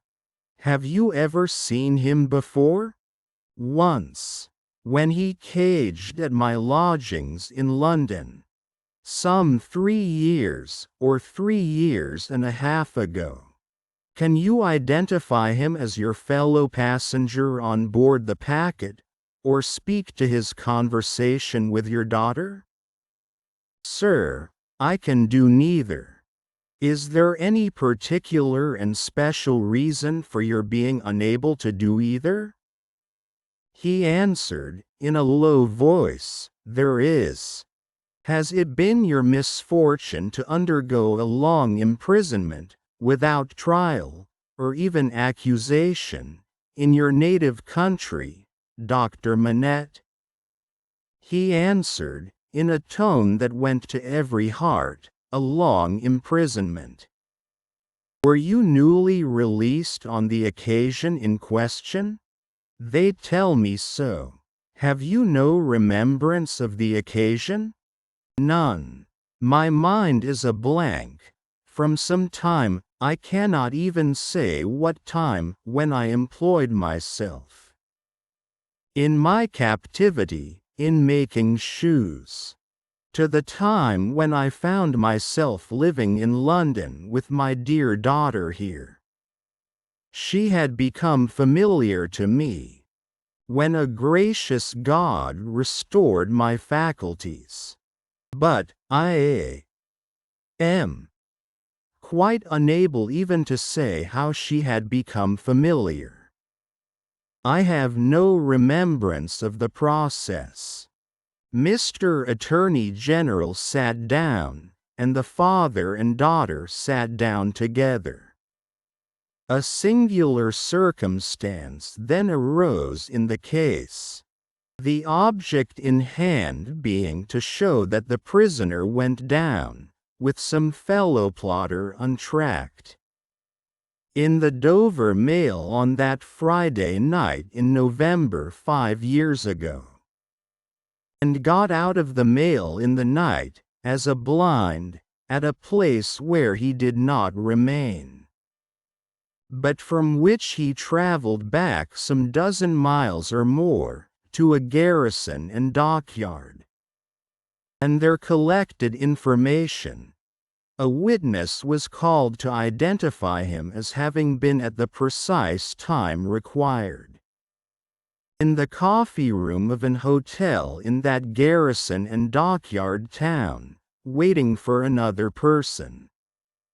The prisoner's counsel was cross-examining this witness with no result, except that he had never seen the prisoner on any other occasion.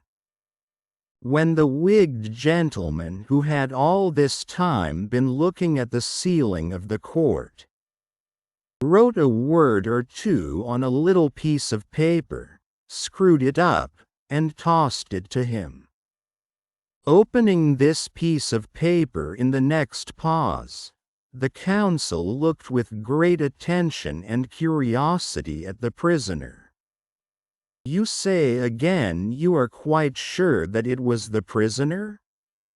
The witness was quite sure. "Did you ever see anybody very like the prisoner?" "Not so like," the witness said, "as that he could be mistaken. Look well upon that gentleman, my learned friend there," pointing to him who had tossed the paper over, "and then look well upon the prisoner. How say you? Are they very like each other? Allowing for my learned friend's appearance being careless and slovenly if not debauched. They were sufficiently like each other to surprise, not only the witness, but everybody present, when they were thus brought into comparison. My lord being prayed to bid my learned friend lay aside his wig, and giving no very gracious consent, the likeness became much more remarkable. My lord inquired of Mr. Stryver, the prisoner's counsel, whether they were next to try Mr. Carton, name of my learned friend, for treason? Stryver replied to my lord, no, but he would ask the witness to tell him whether what happened once might happen twice. Whether he would have been so confident if he had seen this illustration of his rashness sooner, whether he would be so confident, having seen it, and more, the upshot of which was, to smash this witness like a crockery vessel, and shiver his part of the case to useless lumber. Mr. Cruncher had by this time taken quite a lunch of rust off his fingers in his following of the evidence. He had now to attend while Mr. Stryver fitted the prisoner's case on the jury, like a compact suit of clothes, showing them how the patriot, Barsad, was a hired spy and traitor, an unblushing trafficker in blood, and one of the greatest scoundrels upon earth since accursed Judas, which he certainly did look rather like. How the virtuous servant, Cly, was his friend and partner, and was worthy to be. How the watchful eyes of those forgers and false swearers had rested on the prisoner as a victim, because some family affairs in France, he being of French extraction, did require his making those passages across the Channel, though what those affairs were a consideration for others who were near and dear to him, forbade him, even for his life, to disclose how the evidence that had been warped and wrested from the young lady, whose anguish in giving it they had witnessed, came to nothing, involving the mere little innocent gallantries and politenesses likely to pass between any young gentleman and young lady so thrown together, with the exception of that reference to George Washington, which was altogether too extravagant and impossible to be regarded in any other light than as a monstrous joke. How it would be a weakness in the government to break down in this attempt to practice for popularity on the lowest national antipathies and fears. And therefore Mr. Attorney General had made the most of it. How? Nevertheless, it rested upon nothing, save that vile and infamous character of evidence too often disfiguring such cases, and of which the state trials of this country were full. But there my lord interposed, with as grave a face as if it had not been true, saying that he could not sit upon that bench and suffer those illusions. Mr. Stryver then called his few witnesses, and Mr. Cruncher had next to attend while Mr. Attorney General turned the whole suit of clothes Mr. Stryver had fitted on the jury, inside out, showing how Barsad and Cly were even 100 times better than he had thought them, and the prisoner 100 times worse. Lastly, came my lord himself, turning the suit of clothes, now inside out, now outside in, but on the whole decidedly trimming and shaping them into grave clothes for the prisoner. And now, the jury turned to consider, and the great flies swarmed again.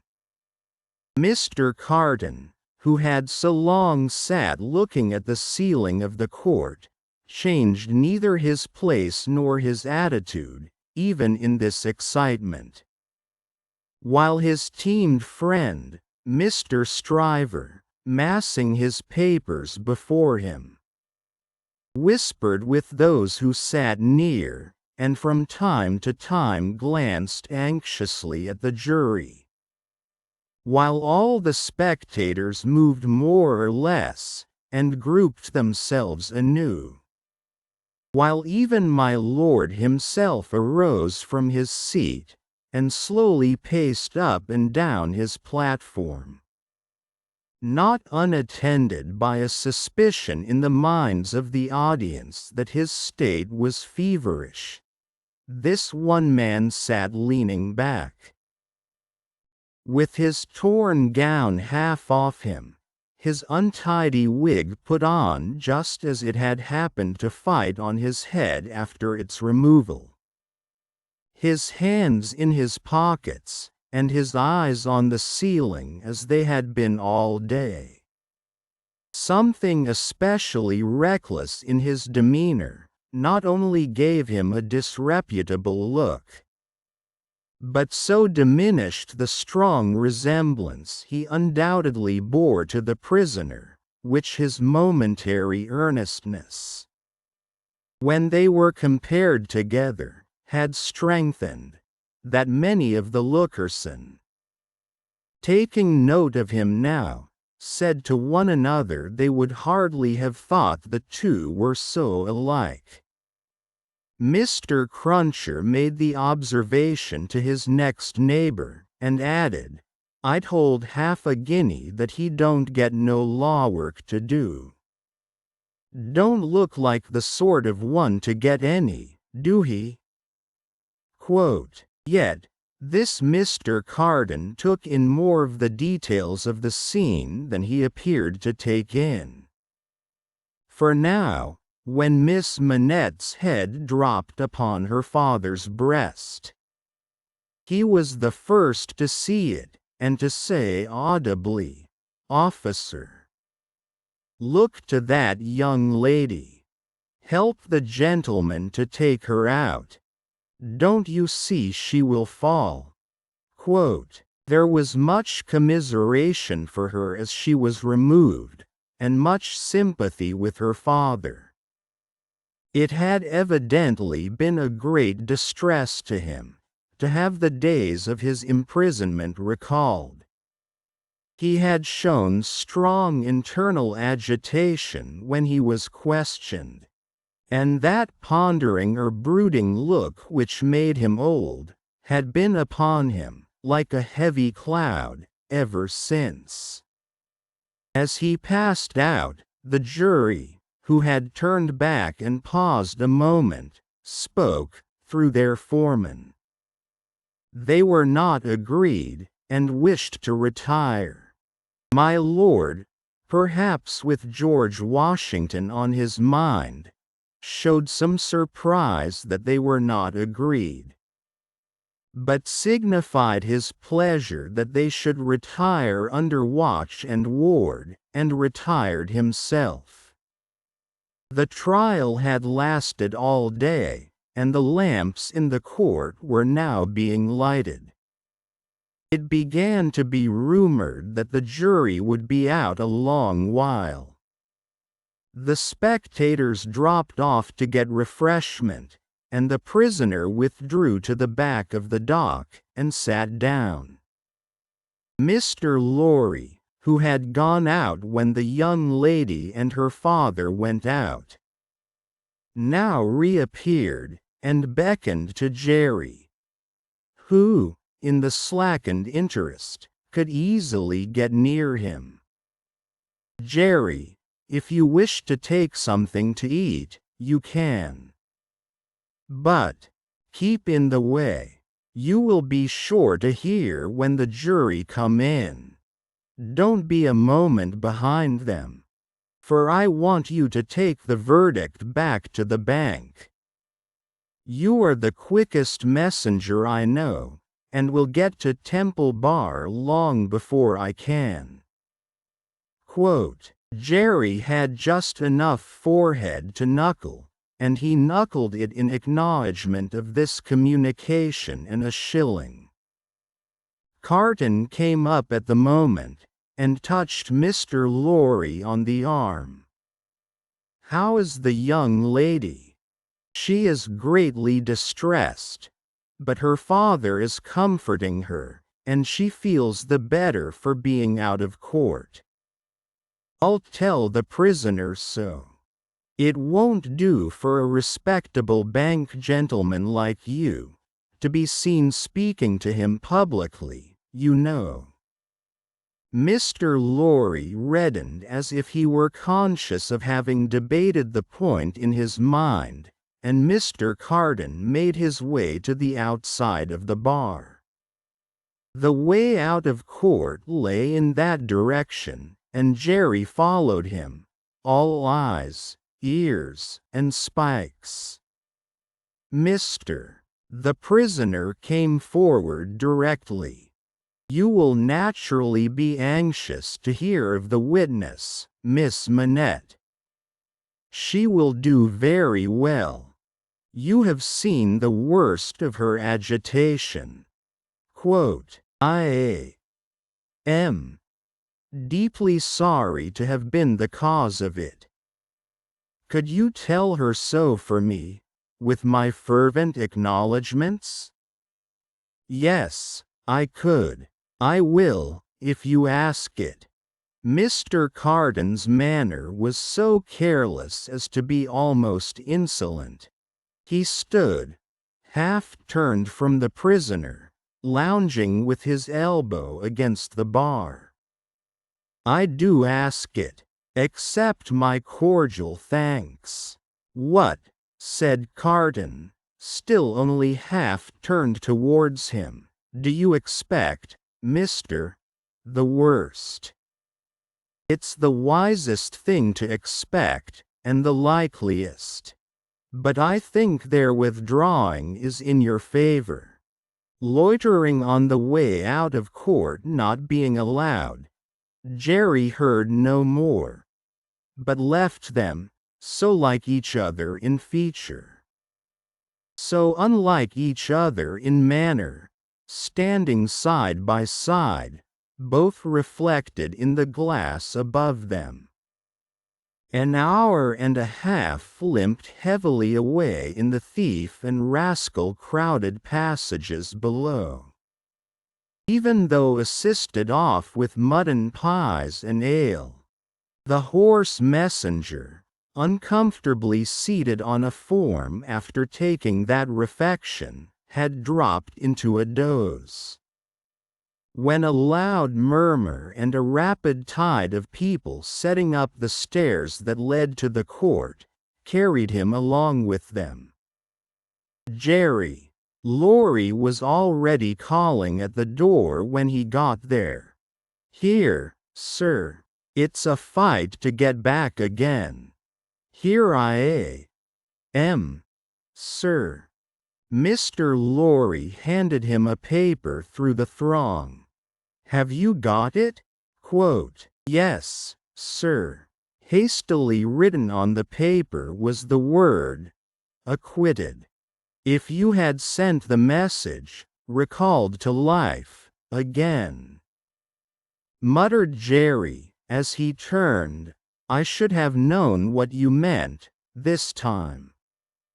He had no opportunity of saying, or so much as thinking, anything else, until he was clear of the Old Bailey, for the crowd came pouring out with a vehemence that nearly took him off his legs, and a loud buzz swept into the street as if the baffled blue flies were dispersing in search of other carrion.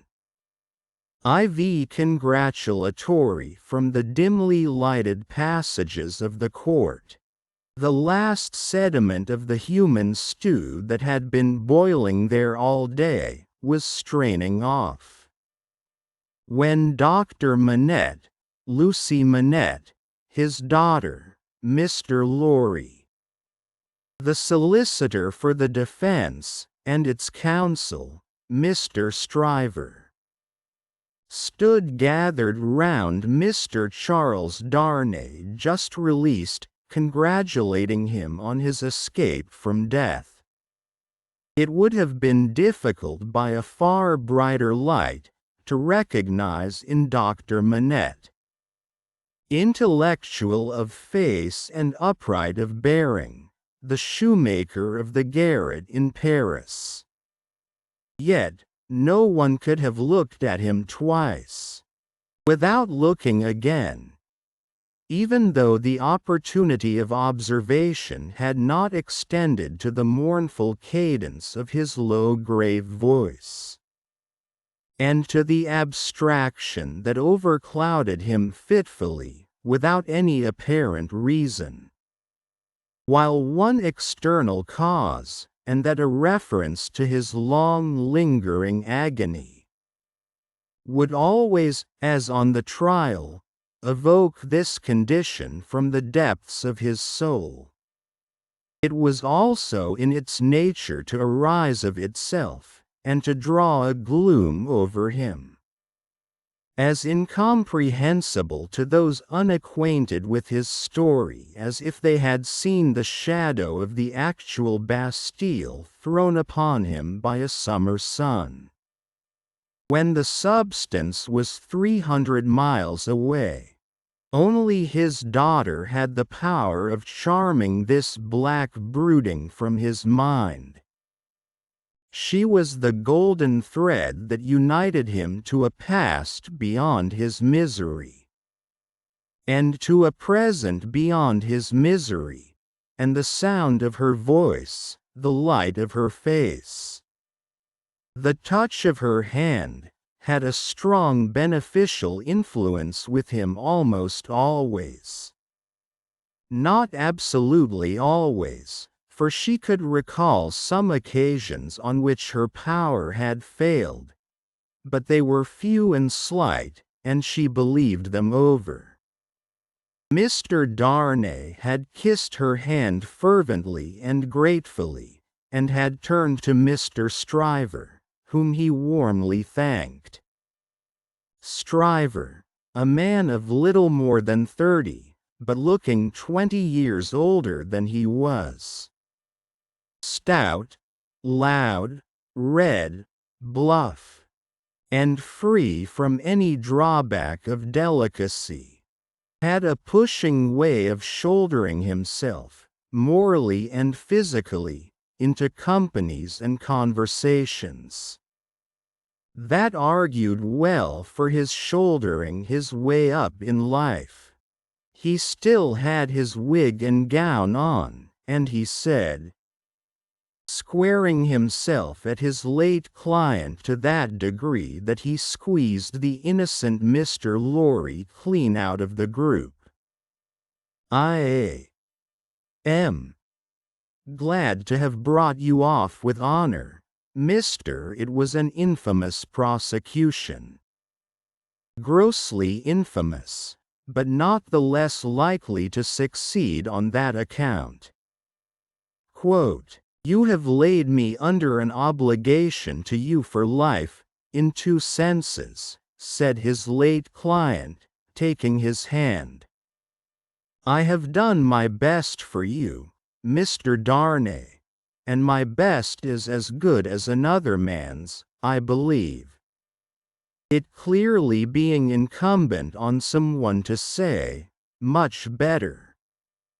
Mr. Lorry said it, perhaps not quite disinterestedly, but with the interested object of squeezing himself back again. You think so? You have been present all day, and you ought to know. You are a man of business, too.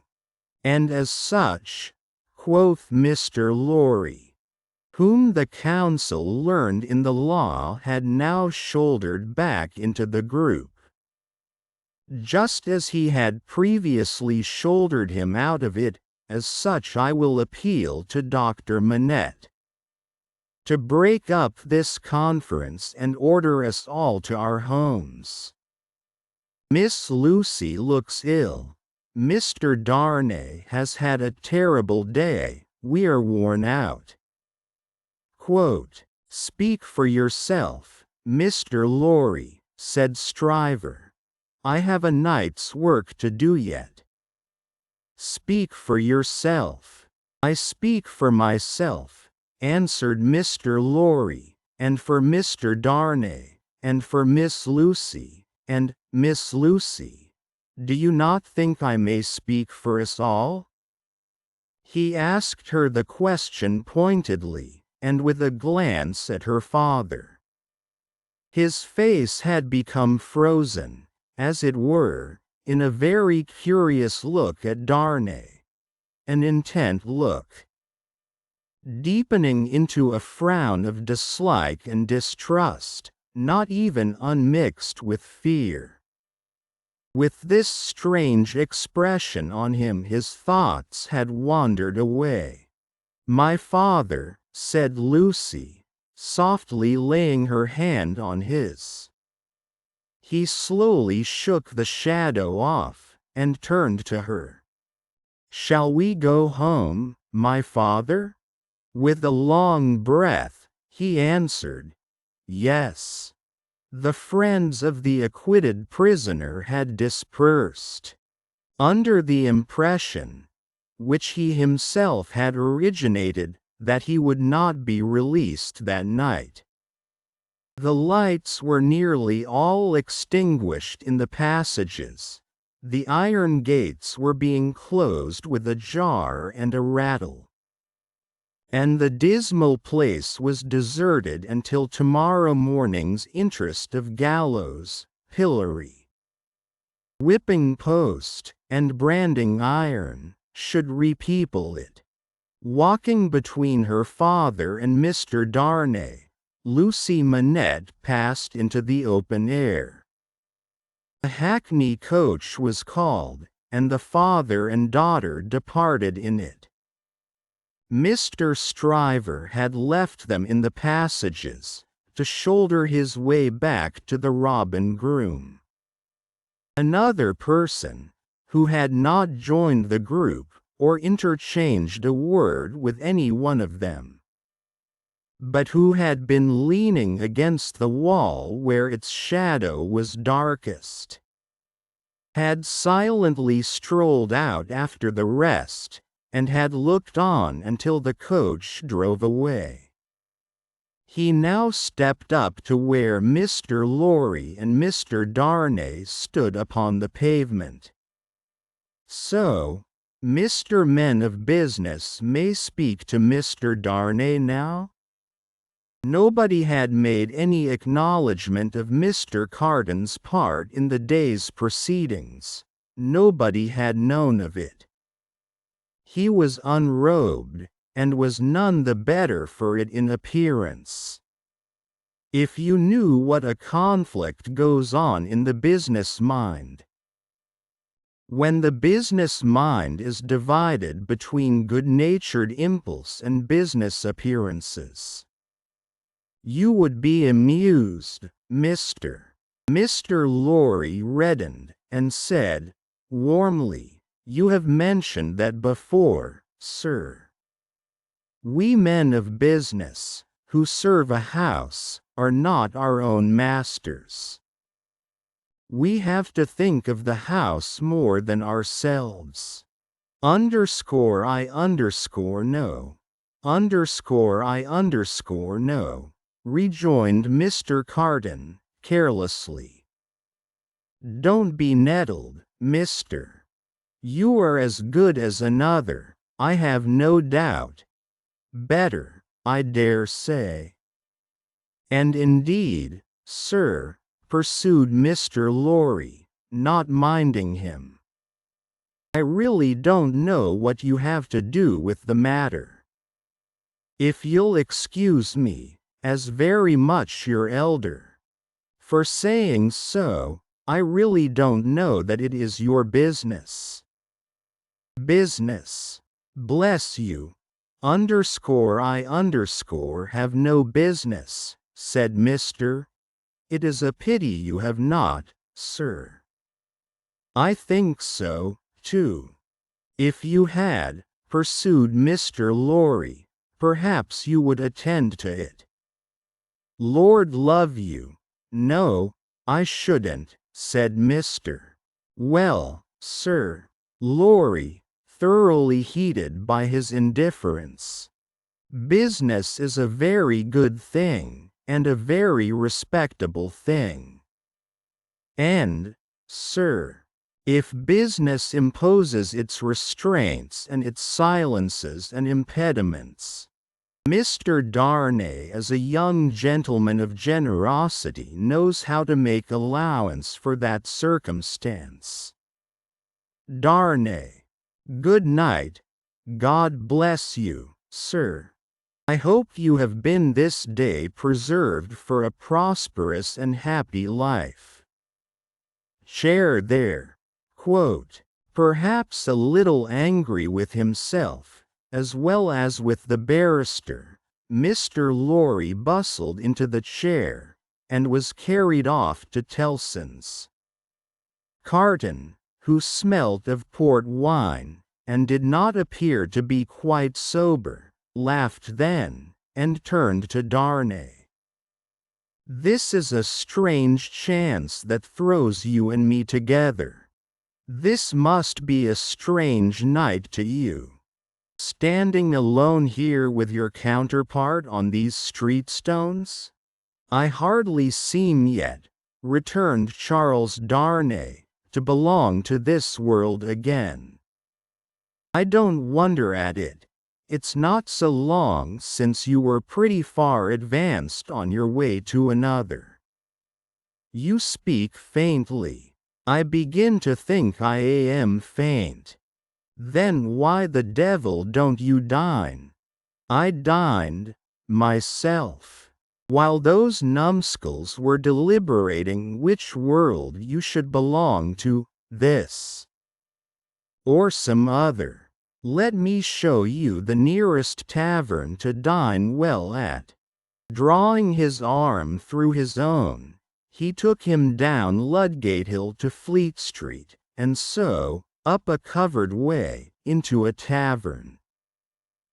Here, they were shown into a little room, where Charles Darnay was soon recruiting his strength with a good plain dinner and good wine, while Carton sat opposite to him at the same table, with his separate bottle of port before him, and his fully half-insolent manner upon him.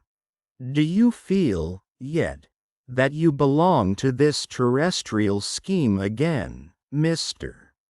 I am frightfully confused regarding time and place, but I am so far mended as to feel that it must be an immense satisfaction. He said it bitterly, and filled up his glass again, which was a large one. As to me, the greatest desire I have is to forget that I belong to it. It has no good in it for me, except wine like this, nor I for it. So we are not much alike in that particular. Indeed, I begin to think we are not much alike in any particular, you and I. Confused by the emotion of the day, and feeling his being there with this double of coarse deportment, to be like a dream. Charles Darnay was at a loss how to answer, finally, answered not at all. Now your dinner is done, Carton presently said. Why don't you call a health, Mr. Darnay? Why don't you give your toast? What health? What toast? Why, it's on the tip of your tongue. It ought to be, it must be, I'll swear it's there. Miss Manette, then. Miss Manette, then, looking his companion full in the face while he drank the toast. Carton flung his glass over his shoulder against the wall, where it shivered to pieces, then rang the bell, and ordered in another. That's a fair young lady to hand to a coach in the dark, mister, he said, ruing his new goblet. A slight frown and a laconic, yes, were the answer. That's a fair young lady to be pitied by and wept for by. How does it feel? Is it worth being tried for one's life? To be the object of such sympathy and compassion? Mr. again Darnay answered not a word. She was mightily pleased to have your message, when I gave it her. Not that she showed she was pleased, but I suppose she was. Quote, the allusion served as a timely reminder to Darnay that this disagreeable companion had, of his own free will, assisted him in the strait of the day.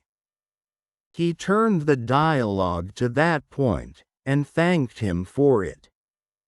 I neither want any thanks, nor merit any, was the careless rejoinder. It was nothing to do, in the first place, and I don't know why I did it, in the second. Darnay, let me ask you a question. Willingly, and a small return for your good offices. Do you think I particularly like you? Really, Mr. Carton, returned the other, oddly disconcerted, I have not asked myself the question. But ask yourself the question now. You have acted as if you do, but I don't think you do. I don't think I do, said Carton. I begin to have a very good opinion of your understanding. Nevertheless, pursued Darnay, rising to ring the bell, there is nothing in that. I hope, to prevent my calling the reckoning, and our parting without ill blood on either side. Carton rejoining, nothing in life. Darnay rang. Do you call the whole reckoning? Said Carton.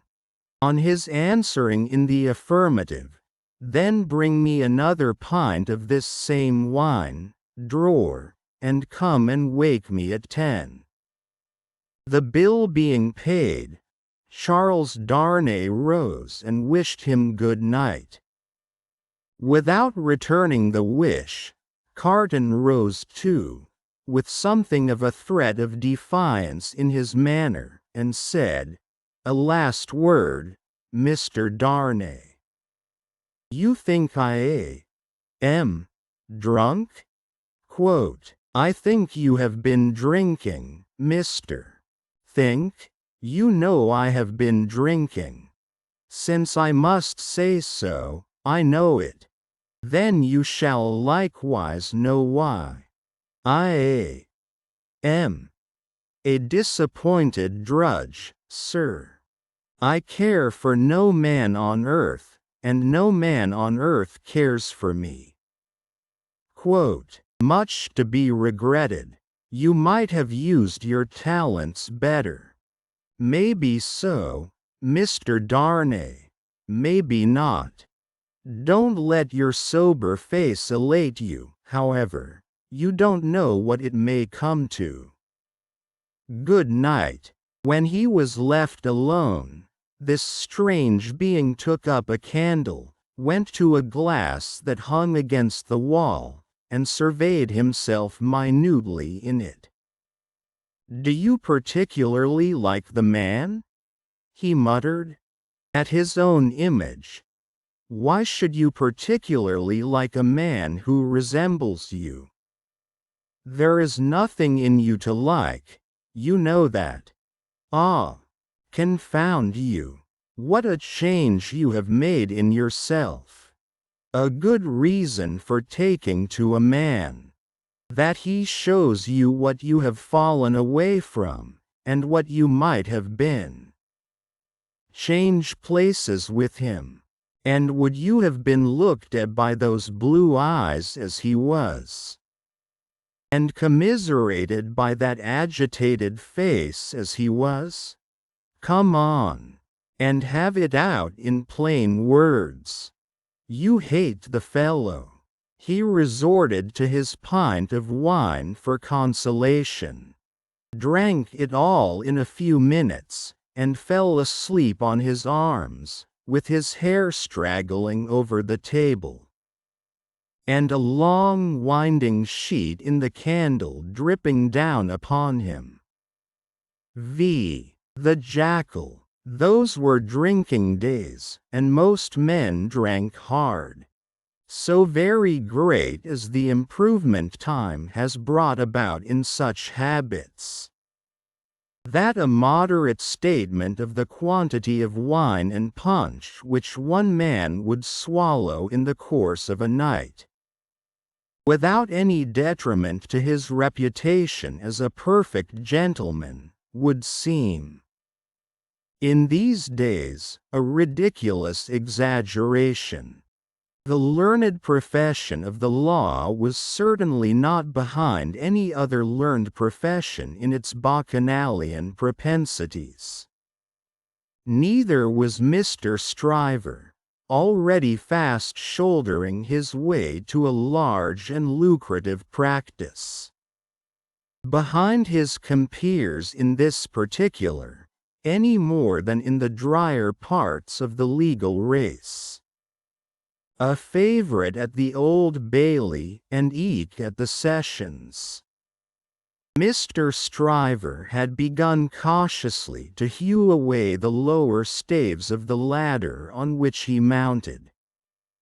Sessions and Old Bailey had now to summon their favourite, specially, to their longing arms, and shouldering itself towards the visage of the Lord Chief Justice in the Court of King's Bench, the florid countenance of Mr. Stryver might be daily seen, bursting out of the bed of wigs, like a great sunflower pushing its way at the sun from among a rank gardenful of flaring companions.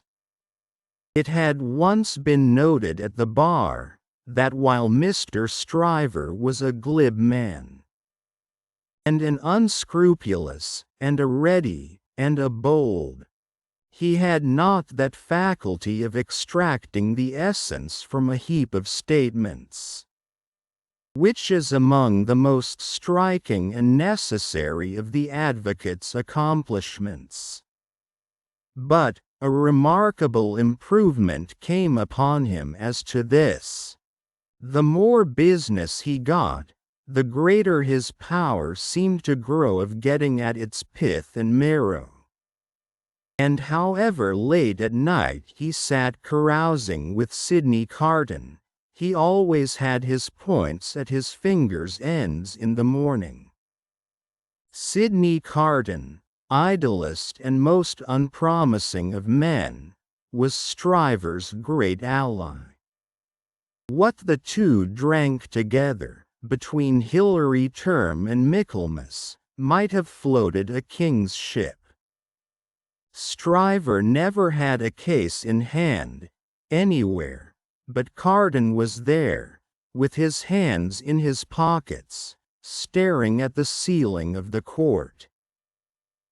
They went the same circuit, and even there they prolonged their usual orgies late into the night.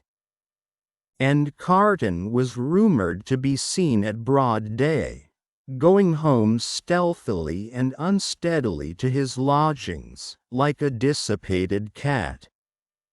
At last, it began to get about, among such as were interested in the matter, that although Sidney Carton would never be a lion, he was an amazingly good jackal, and that he rendered suit and service to Stryver in that humble capacity.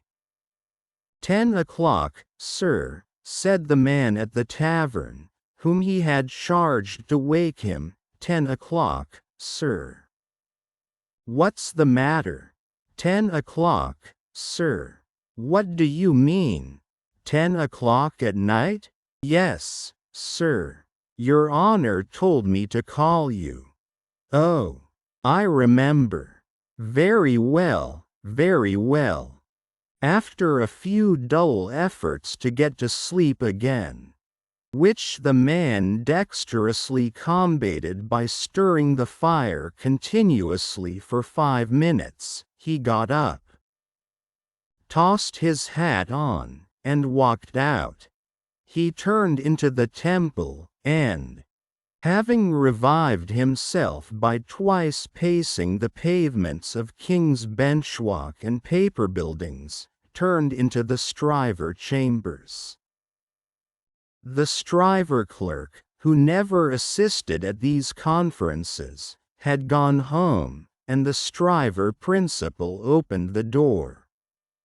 He had his slippers on, and a loose bedgown, and his throat was bare for his greater ease. He had that rather wild, strained, seared marking about the eyes, which may be observed in all free livers of his class, from the portrait of Jeffreys downward, and which can be traced, under various disguises of art, through the portraits of every drinking age. "You are a little late, Memory," said Stryver. "About the usual time, it may be a quarter of an hour later." They went into a dingy room lined with books and littered with papers, where there was a blazing fire.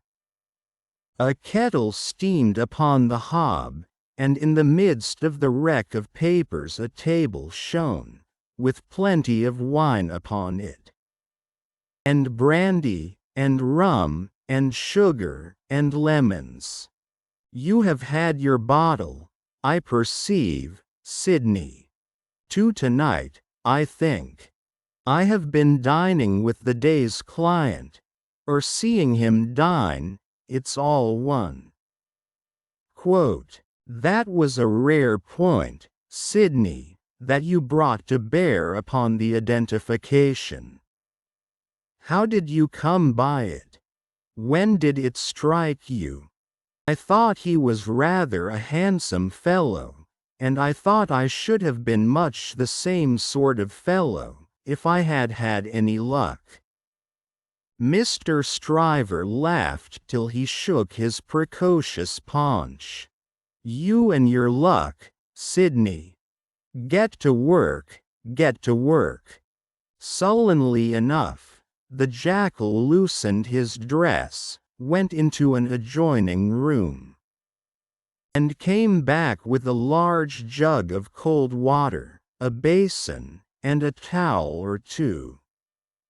Steeping the towels in the water, and partially wringing them out, he folded them on his head in a manner hideous to behold, sat down at the table, and said, "Now I am ready.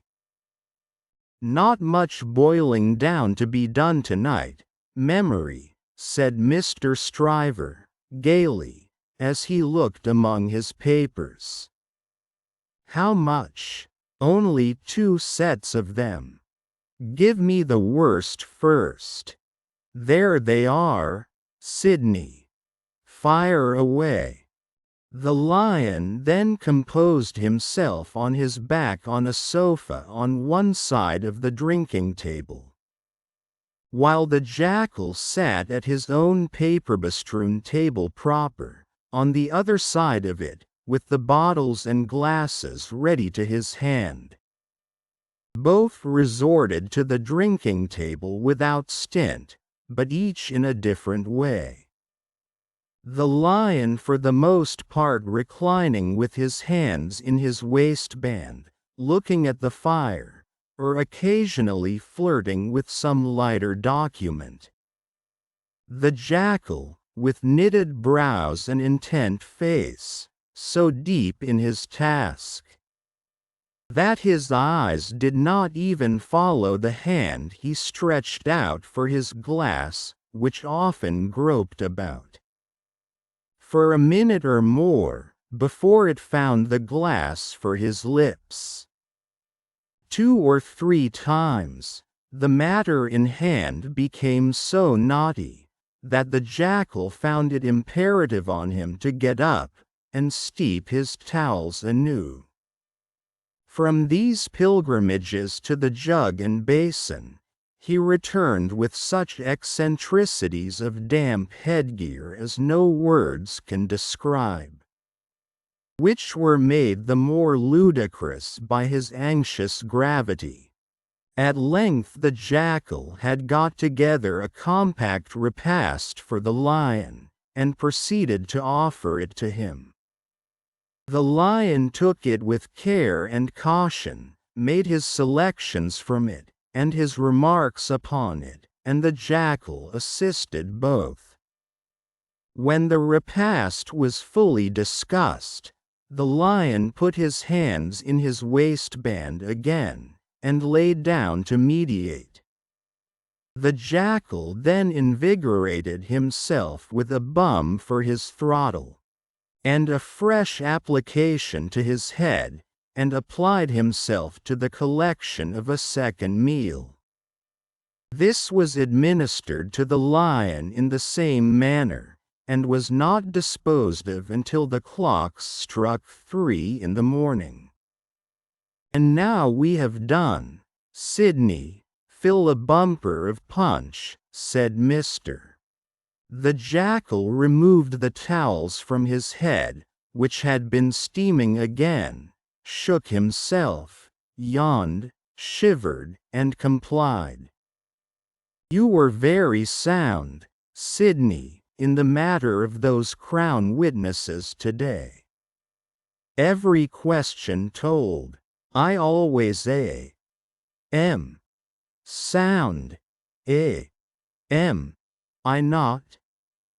I don't gainsay it. What has roughened your temper? Put some punch to it and smooth it again. With a deprecatory grunt, the jackal again complied. The old Sidney Carton of Old Shrewsbury School, said Stryver, nodding his head over him as he reviewed him in the present and the past. The old seesaw Sidney, up 1 minute and down the next, now in spirits and now in despondency. Ah, returned the other, sighing. Yes. The same Sidney, with the same luck. Even then, I did exercises for other boys, and seldom did my own. And why not? God knows. It was my way, I suppose. He sat, with his hands in his pockets and his legs stretched out before him, looking at the fire. Carton, said his friend, squaring himself at him with a bullying air, as if the fire grate had been the furnace in which sustained endeavor was forged. And the one delicate thing to be done for the old Sidney Carton of Old Shrewsbury School was to shoulder him into it. Your way is, and always was, a lame way. You summon no energy and purpose. Look at me. Oh, botheration, returned Sidney, with a lighter and more good-humored laugh, don't you be moral. How have I done what I have done? Said Stryver. How do I do what I do? Partly through paying me to help you, I suppose. But it's not worth your while to apostrophize me, or the air, about it. What you want to do, you do. You were always in the front rank, and I was always behind. I had to get into the front rank. I was not born there, was I?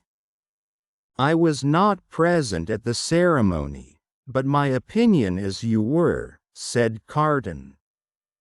At this, he laughed again, and they both laughed. Before Shrewsbury, and at Shrewsbury, and ever since Shrewsbury, pursued Carton, you have fallen into your rank. And I have fallen into mine.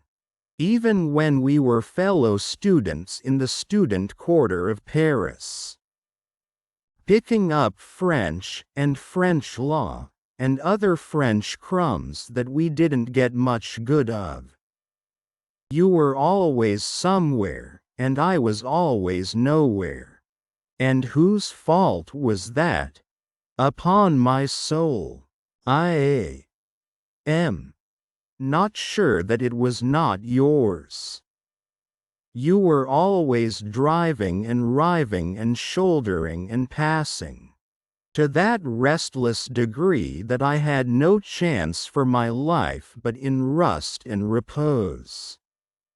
It's a gloomy thing, however, to talk about one's own past, with the day breaking. Turn me in some other direction before I go. Well then, pledge me to the pretty witness, said Stryver, holding up his glass. Are you turned in a pleasant direction? Apparently not, for he became gloomy again. Pretty witness, he muttered, looking down into his glass. I have had enough of witnesses today and tonight. Who's your pretty witness? The picturesque doctor's daughter, Miss Manette.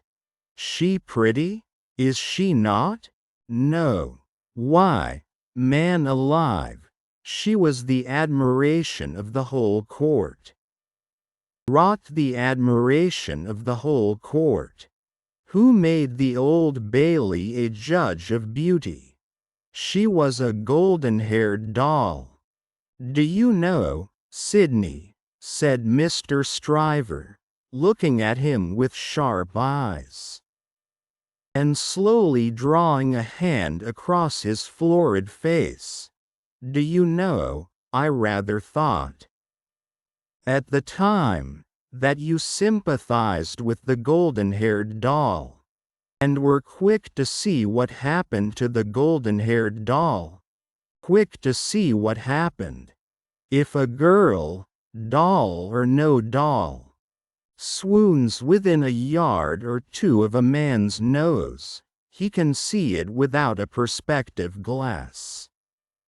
I pledge you, but I deny the beauty. And now I'll have no more drink, I'll get to bed. Quote, when his host followed him out on the staircase with a candle, to light him down the stairs, the day was coldly looking in through its grimy windows. When he got out of the house, the air was cold and sad, the dull sky overcast, the river dark and dim, the whole scene like a lifeless desert. And wreaths of dust were spinning round and round before the morning blast, as if the desert sand had risen far away.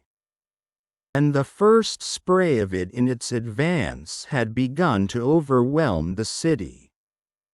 Waste forces within him, and a desert all around, this man stood still on his way across a silent terrace, and saw for a moment, lying in the wilderness before him, a mirage of honorable ambition, self-denial, and perseverance. In the fair city of this vision, there were airy galleries from which the loves and graces looked upon him. Gardens in which the fruits of life hung ripening, waters of hope that sparkled in his sight. A moment, and it was gone. Climbing to a high chamber in a well of houses, he threw himself down in his clothes on a neglected bed, and its pillow was wet with wasted tears. Sadly, sadly, the sun rose. it rose upon no sadder sight than the man of good abilities and good emotions. Incapable of their directed exercise, incapable of his own help and his own happiness. Sensible of the blight on him, and resigning himself to let it eat him away. Hundreds of people. The quiet lodgings of Dr. Manette were in a quiet street corner not far from Soho Square. On the afternoon of a certain fine Sunday when the waves of 4 months had roiled over the trial for treason, and carried it, as to the public interest and memory, far out to sea, Mr. Jarvis Lorry walked along the sunny streets from Clerkenwell where he lived, on his way to dine with the doctor. After several relapses into business absorption, Mr. Lorry had become the doctor's friend, and the quiet street corner was the sunny part of his life. On this certain fine Sunday, Mr. Lorry walked towards Soho, early in the afternoon, for 3 reasons of habit. Firstly, because, on fine Sundays, he often walked out, before dinner, with the doctor and Lucy. Secondly, because, on unfavorable Sundays, he was accustomed to be with them as the family friend, talking, reading, looking out of window, and generally getting through the day. Thirdly, because he happened to have his own little shrewd doubts to solve, and knew how the ways of the doctor's household pointed to that time as a likely time for solving them. A quainter corner than the corner where the doctor lived was not to be found in London. There was no way through it, and the front windows of the doctor's lodgings commanded a pleasant little vista of street that had a congenial air of retirement on it. There were few buildings then, north of the Oxford Road, and forest trees flourished, and wild flowers grew, and the hawthorn blossomed, in the now vanished fields. As a consequence, country airs circulated in Soho with vigorous freedom. Instead of languishing into the parish like stray paupers without a settlement. And there was many a good south wall, not far off, on which the peaches ripened in their season. The summer light struck into the corner brilliantly in the earlier part of the day, but when the streets grew hot, the corner was in shadow, though not in shadow so remote but that you could see beyond it into a glare of brightness. It was a cool spot, staid but cheerful, a wonderful place for echoes, and a very harbor from the raging streets. There ought to have been a tranquil bark in such an anchorage, and there was. The doctor occupied 2 floors of a large stiff house, where several callings purported to be pursued by day, but whereof little was audible any day, and which was shunned by all of them at night.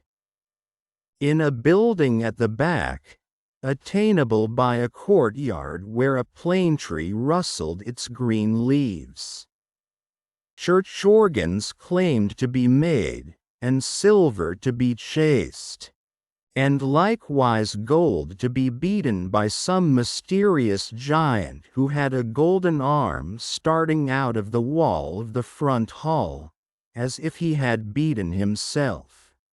Precious, and menaced a similar conversion of all visitors. Very little of these trades, or of a lonely lodger rumored to live upstairs, or of a dim coach trimming maker asserted to have a counting house below, was ever heard or seen. Occasionally, a stray workman putting his coat on traversed the hall, or a stranger peered about there, or a distant clink was heard across the courtyard, or a thump from the golden giant. These, however, were only the exceptions required to prove the rule that the sparrows in the plane tree behind the house, and the echoes in the corner before it, had their own way from Sunday morning unto Saturday night. Dr. Manette received such patience here as his old reputation, and its revival in the floating whispers of his story, brought him. His scientific knowledge, and his vigilance and skill in conducting ingenious experiments, brought him otherwise into moderate request, and he earned as much as he wanted. These things were within Mr. Jarvis Lorry's knowledge, thoughts, and notice, when he rang the doorbell of the tranquil house in the corner, on the fine Sunday afternoon. Dr. Manette at home? Expected home. Miss Lucy at home? Expected home. Miss Pross at home? Possibly at home, but of a certainty impossible for handmaid to anticipate intentions of Miss Pross, as to admission or denial of the fact. As I am at home myself, said Mr. Lorry, I'll go upstairs. Although the doctor's daughter had known nothing of the country of her birth, she appeared to have innately derived from it that ability to make much of little means, which is one of its most useful and most agreeable characteristics. Simple as the furniture was, it was set off by so many little adornments, of no value but for their taste and fancy, that its effect was delightful. The disposition of everything in the rooms, from the largest object to the least, the arrangement of colors, the elegant variety and contrast obtained by thrift in trifles, by delicate hands, clear eyes, and good sense, were at once so pleasant in themselves, and so expressive of their originator, that, as Mr. Lorry stood looking about him, the very chairs and tables seemed to ask him, with something of that peculiar expression which he knew so well by this time, whether he approved. There were 3 rooms on a floor, and the doors by which they communicated being put open that the air might pass freely through them all. Mr. Lorry, smilingly observant of that fanciful resemblance which he detected all around him, walked from one to another. The first was the best room, and in it were Lucy's birds, and flowers, and books, and desk, and work-table, and box of watercolors. The second was the doctor's consulting room, used also as the dining room. The third, changingly speckled by the rustle of the plane tree in the yard, was the doctor's bedroom. And there, in a corner, stood the disused shoemaker's bench and tray of tools, much as it had stood on the 5th floor of the dismal house by the wine shop, in the suburb of Saint Antoine in Paris. I wonder, said Mr. Lorry, pausing in his looking about, that he keeps that reminder of his sufferings about him. And why wonder at that? Was the abrupt inquiry that made him start. It proceeded from Miss Pross, the wild red woman, strong of hand, whose acquaintance he had first made at the Royal George Hotel at Dover, and had since improved. "I should have thought," Mr. Lorry began. "Who? You'd have thought," said Miss Pross, and Mr. Lorry left off. "How do you do?" inquired that lady then, sharply, and yet as if to express that she bore him no malice. "I am pretty well, I thank you," answered Mr. Lorry, with meekness. "How are you?" "Nothing to boast of," said Miss Pross. "Indeed? Ah," said Miss Pross. "I am very much put out about my ladybird." "Indeed? For gracious sake say something else besides indeed, or you'll fidget me to death," said Miss Pross, whose character, dissociated from stature, was shortness. "Really, then?" Lorry, as an amendment.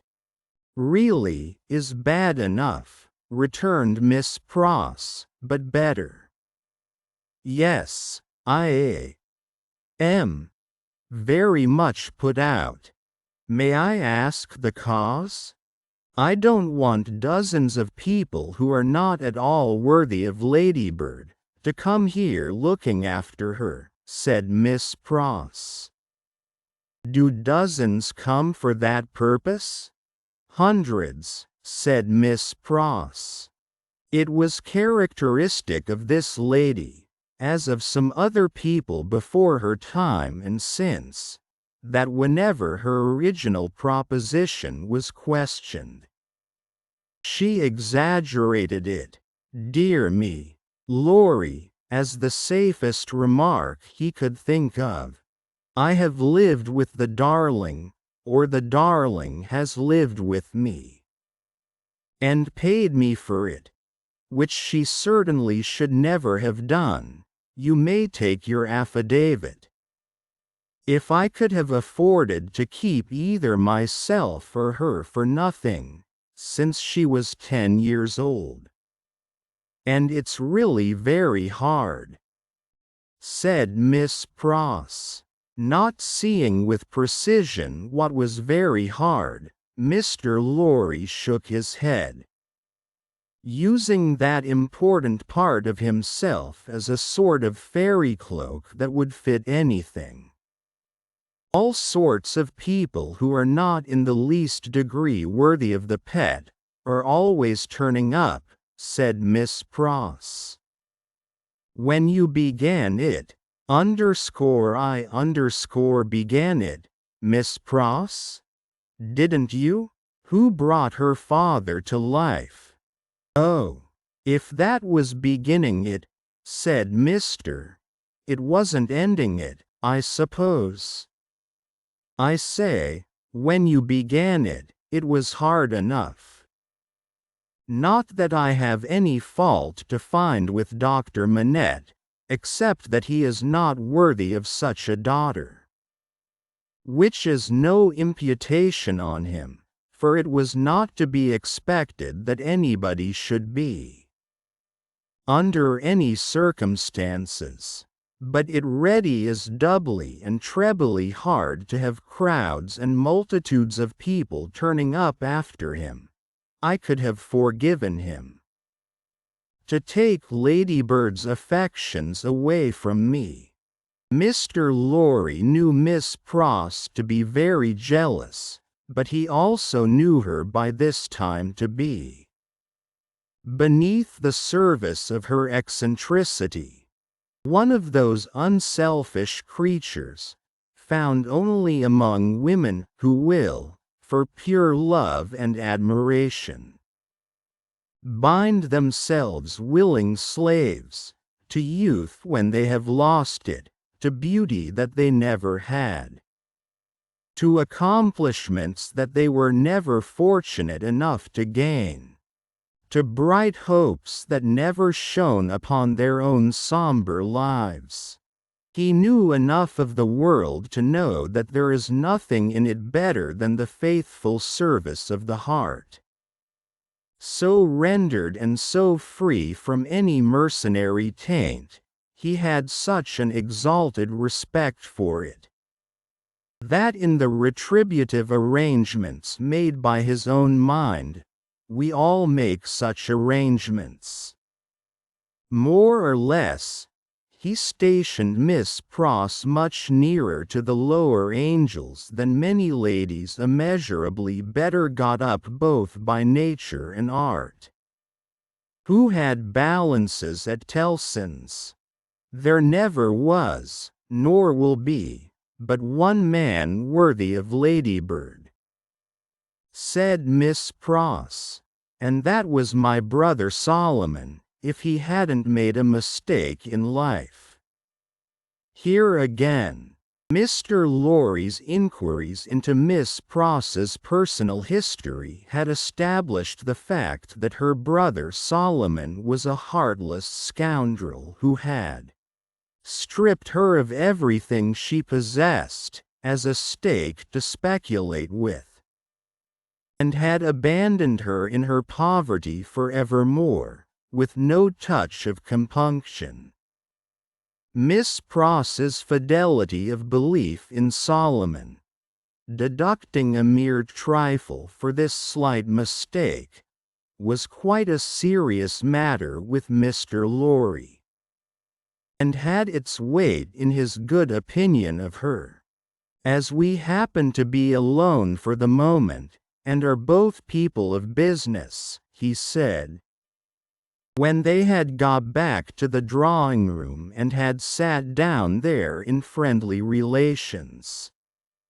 Let me ask you, does the doctor, in talking with Lucy, never refer to the shoemaking time, yet? Never. And yet keeps that bench and those tools beside him? Ah, returned Miss Pross, shaking her head. But I don't say he don't refer to it within himself. Do you believe that he thinks of it much? I do, said Miss Pross. Do you imagine, Mr. Lorry had begun, when Miss Pross took him up short with, never imagine anything, have no imagination at all. I stand corrected. Do you suppose you go so far as to suppose, sometimes? Now and then, said Miss Pross.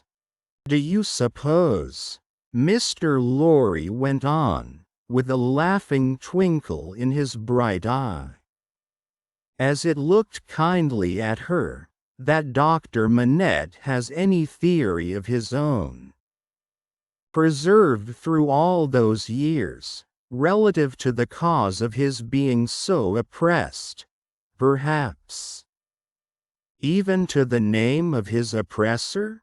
I don't suppose anything about it but what Ladybird tells me, and that is, that she thinks he has. Now don't be angry at my asking all these questions, because I am a mere dull man of business, and you are a woman of business. Dull? Miss Pross inquired, with placidity. Rather wishing his modest adjective away, Mr. Lorry replied, No. No, no, surely not. To return to business. Is it not remarkable that Dr. Manette, unquestionably innocent of any crane as we are all well assured he is, should never touch upon that question? I will not say with me, though he had business relations with me many years ago, and we are now intimate. I will say with the fair daughter to whom he is so devotedly attached, and who is so devotedly attached to him. Believe me, Miss Pross, I don't approach the topic with you, out of curiosity, but out of zealous interest. Well, to the best of my understanding, and bad's the best, you'll tell me, said Miss Pross, softened by the tone of the apology. He is afraid of the whole subject. Afraid? It's plain enough, I should think, why he may be. It's a dreadful remembrance. Besides that, his loss of himself grew out of it. Not knowing how he lost himself, or how he recovered himself, he may never feel certain of not losing himself again. That alone wouldn't make the subject pleasant, I should think.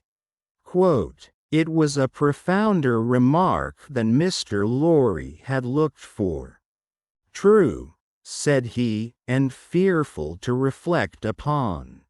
Yet, a doubt lurks in my mind, Miss Pross.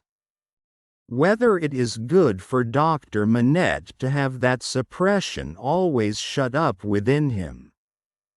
Indeed, it is this doubt and the uneasiness it sometimes causes me that has led me to our present confidence. Can't be helped, said Miss Pross, shaking her head. Touch that string, and he instantly changes for the worse. Better leave it alone. In short, must leave it alone, like or no like. Sometimes, he gets up in the dead of the night, and will be heard, by us overhead there, walking up and down, in his room. Ladybird has learnt to know then that his mind is walking up and down, in his old prison. She hurries to him, and they go on together, walking up and down, until he is composed. But he never says a word of the true reason of his restlessness, to her, and she finds it best not to hint at it to him. In silence they go walking up and down together, till her love and company have brought him to himself. Notwithstanding Miss Pross's denial of her own imagination, there was a perception of the pain of being monotonously haunted by one sad idea, in her repetition of the phrase, walking up and down, which testified to her possessing such a thing. The corner has been mentioned as a wonderful corner for echoes. It had begun to echo so resoundingly to the tread of coming feet, that it seemed as though the very mention of that weary pacing to and fro had set it going. Here they are, said Miss Pross, rising to break up the conference, and now we shall have hundreds of people pretty soon. It was such a curious corner in its acoustical properties, such a peculiar ear of a place, that as Mr. Lorry stood at the open window, looking for the father and daughter whose steps he heard, he fancied they would never approach.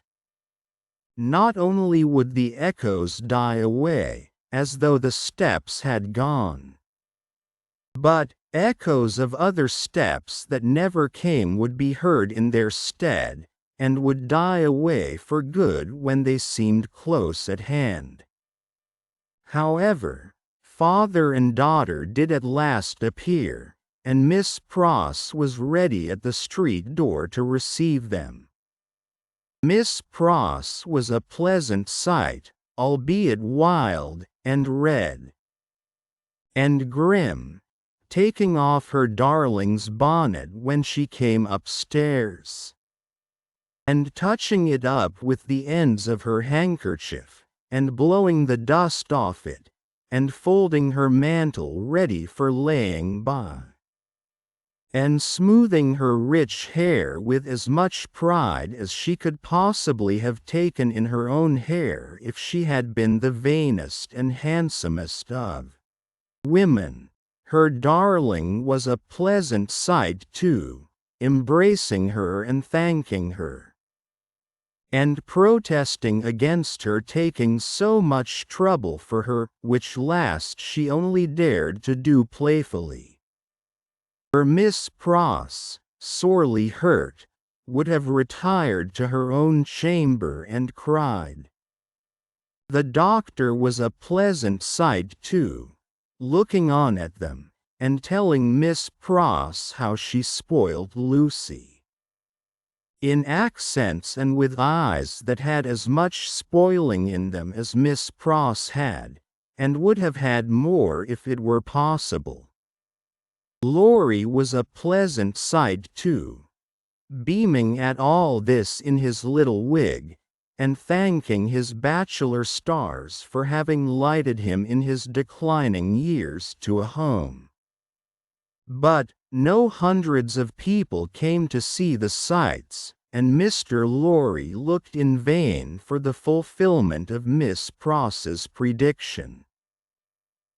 Dinner time, and still no hundreds of people.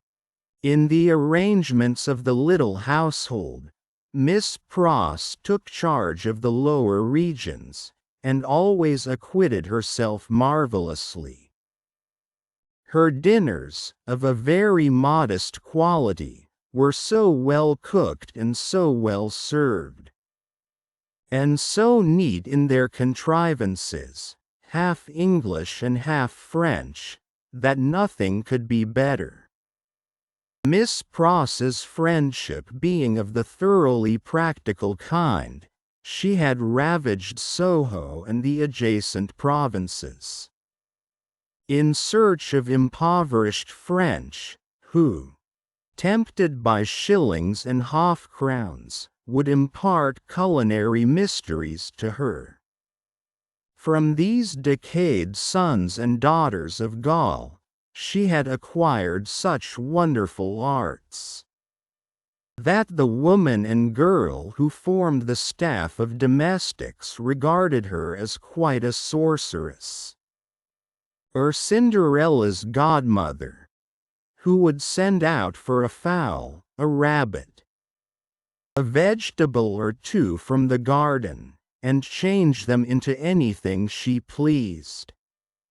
On Sundays, Miss Pross dined at the doctor's table, but on other days persisted in taking her meals at unknown periods, either in the lower regions, or in her own room on the second floor, a blue chamber, to which no one but her ladybird ever gained admittance.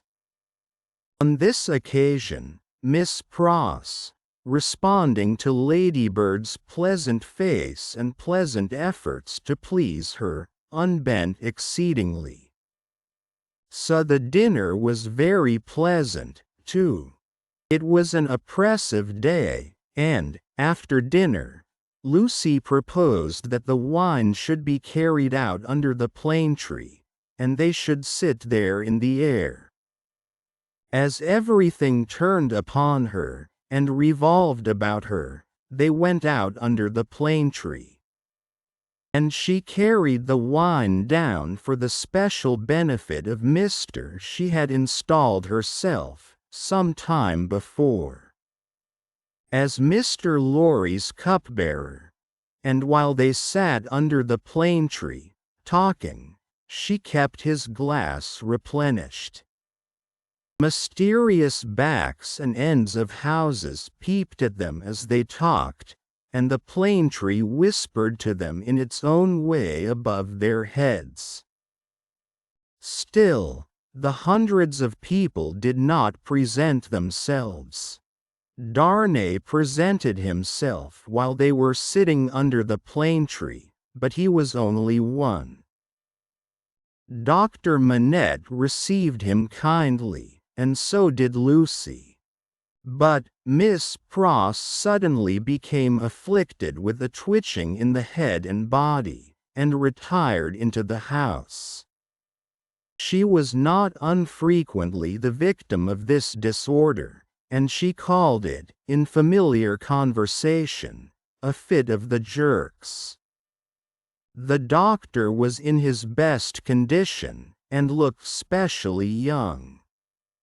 The resemblance between him and Lucy was very strong at such times, and as they sat side by side, she leaning on his shoulder, and he resting his arm on the back of her chair, it was very agreeable to trace the likeness. He had been talking all day, on many subjects, and with unusual vivacity.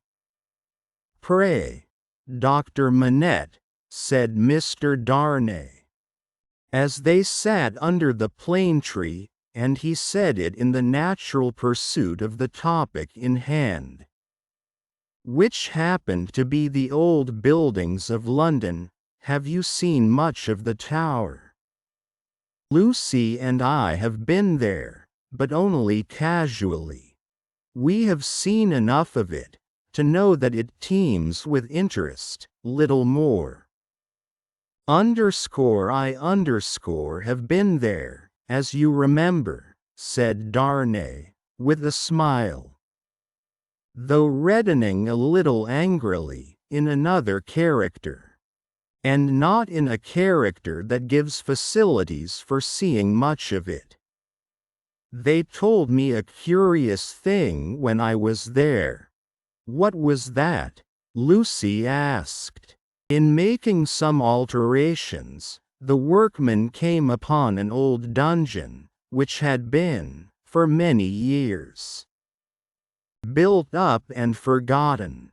Every stone of its inner wall was covered by inscriptions which had been carved by prisoners, dates, names, complaints, and prayers.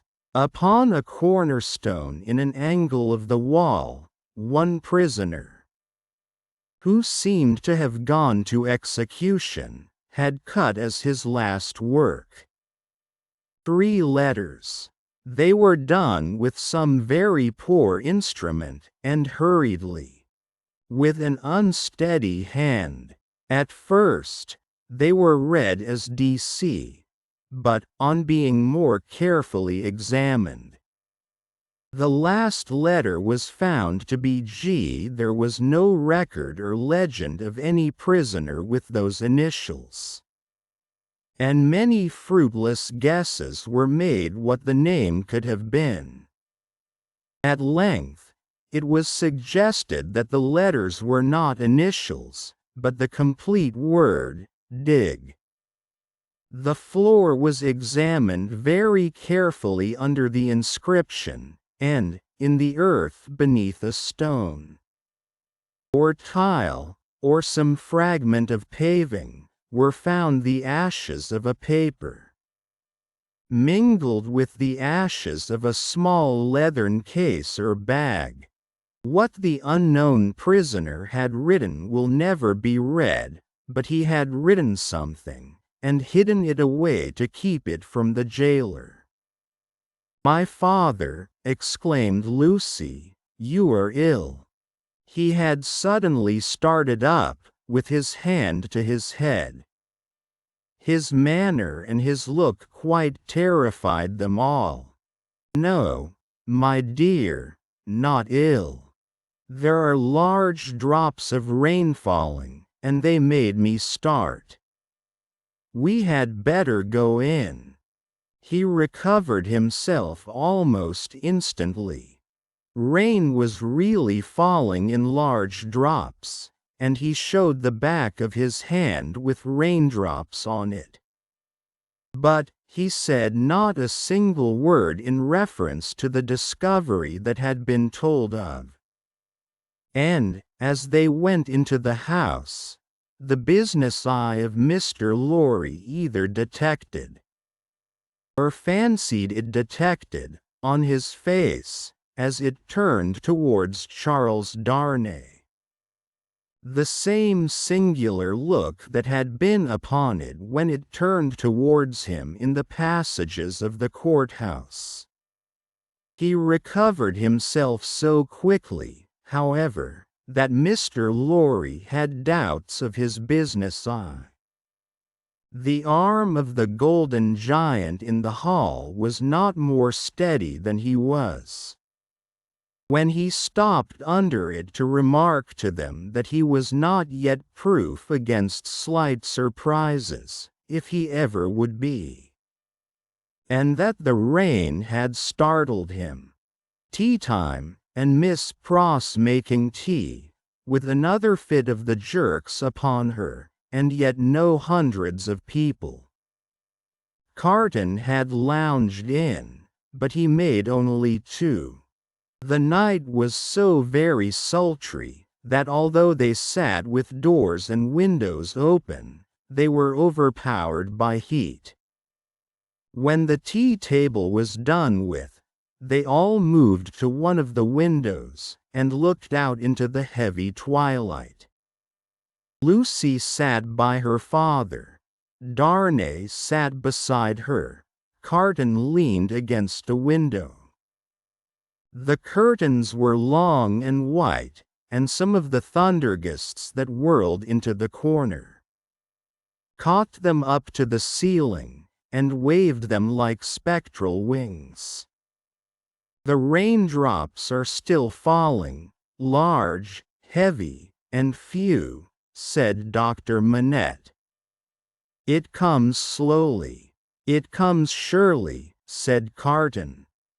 They spoke low, as people watching and waiting mostly do, as people in a dark room, watching and waiting for lightning, always do.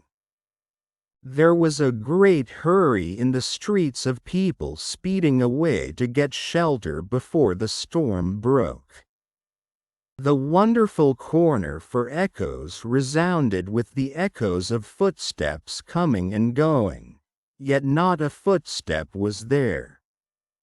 A multitude of people, and yet a solitude, said Darnay, when they had listened for a while.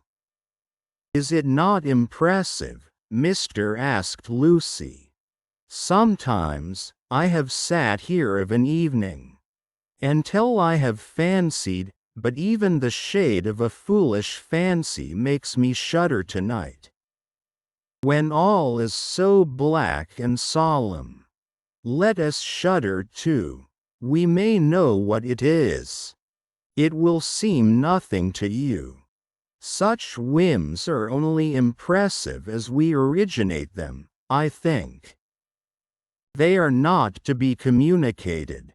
I have sometimes sat alone here of an evening, listening, until I have made the echoes out to be the echoes of all the footsteps that are coming by and bye into our lives. There is a great crowd coming one day into our lives, if that be so, Sidney Carton struck in his moody way. The footsteps were incessant, and the hurry of them became more and more rapid. The corner echoed and re-echoed with the tread of feet, some, as it seemed, under the windows. Some, as it seemed, in the room, some coming, some going, some breaking off, some stopping altogether. All in the distant streets, and not one within sight. Are all these footsteps destined to come to all of us, Miss Manette, or are we to divide them among us? I don't know. Mr. Darnay. I told you it was a foolish fancy, but you asked for it. When I have yielded myself to it, I have been alone, and then I have imagined them the footsteps of the people who are to come into my life. And my father's, I take them into mine, said Carton. Ask no questions and make no stipulations. There is a great crowd bearing down upon us, Miss Manette, and I see them, by the lightning. He added the last words, after there had been a vivid flash which had shown him lounging in the window. And I hear them, he added again, after a peal of thunder. Here they come, fast, fierce, and furious. It was the rush and roar of rain that he typified, and it stopped him, for no voice could be heard in it. A memorable storm of thunder and lightning broke with that sweep of water. And there was not a moment's interval in crash, and fire, and rain. Until after the moon rose at midnight, the great bell of St. Paul's was striking one in the cleared air, when Mr. Lorry, escorted by Jerry, high-booted and bearing a lantern, set forth on his return passage to Clerkenwell. There were solitary patches of road on the way between Soho and Clerkenwell, and Mr. Lorry, mindful of footpads, always retained Jerry for this service, though it was usually performed a good 2 hours earlier. What a night it has been! Almost a night, Jerry, said Mr. Lorry, to bring the dead out of their graves. I never see the night myself, master, nor yet I don't expect to. What would do that? Answered Jerry. Good night, Mr. Carton, said the man of business. Good night, Mr. Shall we ever see such a night again, together? Perhaps. See the great crowd of people with its rush and roar, bearing down upon them, too. 7. Monseigneur in town. Monseigneur, one of the great lords in power at the court, held his fortnightly reception in his grand hotel in Paris. Monseigneur was in his inner room, his sanctuary of sanctuaries, the holiest of holiests, to the crowd of worshippers in the suite of rooms without. Monseigneur was about to take his chocolate. Monseigneur could swallow a great many things with ease, and was by some few sullen minds supposed to be rather rapidly swallowing France. But his morning's chocolate could not so much as get into the throat of Monseigneur, without the aid of 4 strong men besides the cook. Yes, it took 4 men, all 4 ablaze with gorgeous decoration, and the chief of them unable to exist with fewer than 2 gold watches in his pocket. Emulative of the noble and chaste fashion set by Monseigneur, to conduct the happy chocolate to Monseigneur's lips. One lackey carried the chocolate pot into the sacred presence. A second milled and frothed the chocolate with the little instrument he bore for that function. A third presented the favored napkin. A fourth, he of the 2 gold watches, poured the chocolate out. It was impossible for Monseigneur to dispense with one of these attendants on the chocolate and hold his high place under the admiring heavens. Deep would have been the blot upon his escutcheon if his chocolate had been ignobly waited on by only 3 men. He must have died of 2. Monseigneur had been out at a little supper last night, where the comedy and the grand opera were charmingly represented. Monseigneur was out at a little supper most nights, with fascinating company. So polite and so impressible was Monseigneur, that the comedy and the grand opera had far more influence with him in the tiresome articles of state affairs and state secrets than the needs of all France. A happy circumstance for France, as the like always is for all countries similarly favored. Always was for England, by way of example, in the regretted days of the Mary Stuart who sold it. Monseigneur had one truly noble idea of general public business, which was, to let everything go on in its own way. Of particular public business, Monseigneur had the other truly noble idea that it must all go his way, tend to his own power and pocket. Of his pleasures, general and particular, Monseigneur had the other truly noble idea, that the world was made for them.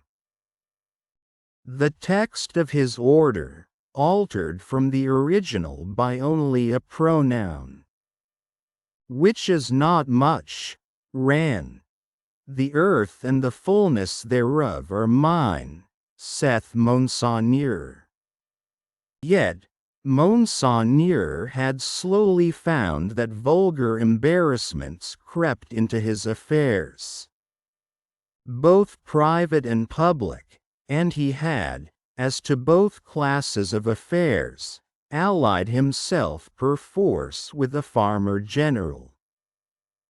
As to finances public, because Monseigneur could not make anything at all of them, and must consequently let them out to somebody who could. As to finances private, because farmer generals were rich, and Monseigneur, after generations of great luxury and expense, was growing poor. Hence Monseigneur had taken his sister from a convent, while there was yet time to ward off the impending veil, the cheapest garment she could wear, and had bestowed her as a prize upon a very rich farmer general, poor in family. Which farmer general, carrying an appropriate cane with a golden apple on the top of it, was now among the company in the outer rooms, much prostrated before by mankind, always excepting superior mankind of the blood of Monseigneur, who, his own wife included, looked down upon him with the loftiest contempt. A sumptuous man was the farmer general. 30 horses stood in his stables, 24 male domestics sat in his halls, 6 body women waited on his wife. As one who pretended to do nothing but plunder and forage where he could. The farmer general, howsoever his matrimonial relations conduced to social morality, was at least the greatest reality among the personages who attended at the hotel of Monseigneur that day. For, the rooms, though a beautiful scene to look at, and adorned with every device of decoration that the taste and skill of the time could achieve, were, in truth, not a sound business. Considered with any reference to the scarecrows in the rags and nightcaps elsewhere, and not so far off either, but that the watching towers of Notre Dame, almost equidistant from the two extremes, could see them both. They would have been an exceedingly uncomfortable business, if that could have been anybody's business, at the house of Monseigneur. Military officers destitute of military knowledge. Naval officers with no idea of a ship. Civil officers without a notion of affairs. Brazen ecclesiastics, of the worst worldly, with sensual eyes, loose tongues, and looser lives. All totally unfit for their several callings, all lying horribly in pretending to belong to them. But all nearly or remotely of the order of Monseigneur, and therefore foisted on all public employments from which anything was to be got. These were to be told off by the score and the score. People not immediately connected with Monseigneur or the state, yet equally unconnected with anything that was real, or with lives passed in traveling by any straight road to any true earthly end, were no less abundant. Doctors who made great fortunes out of dainty remedies for imaginary disorders that never existed, smiled upon their courtly patients in the antechambers of Monseigneur. Projectors who had discovered every kind of remedy for the little evils with which the state was touched, except the remedy of setting to work in earnest to root out a single sin, poured their distracting babble into any ears they could lay hold of, at the reception of Monseigneur. Unbelieving philosophers who were remodeling the world with words, and making card towers of Babel to scale the skies with, talked with unbelieving chemists who had an eye on the transmutation of metals.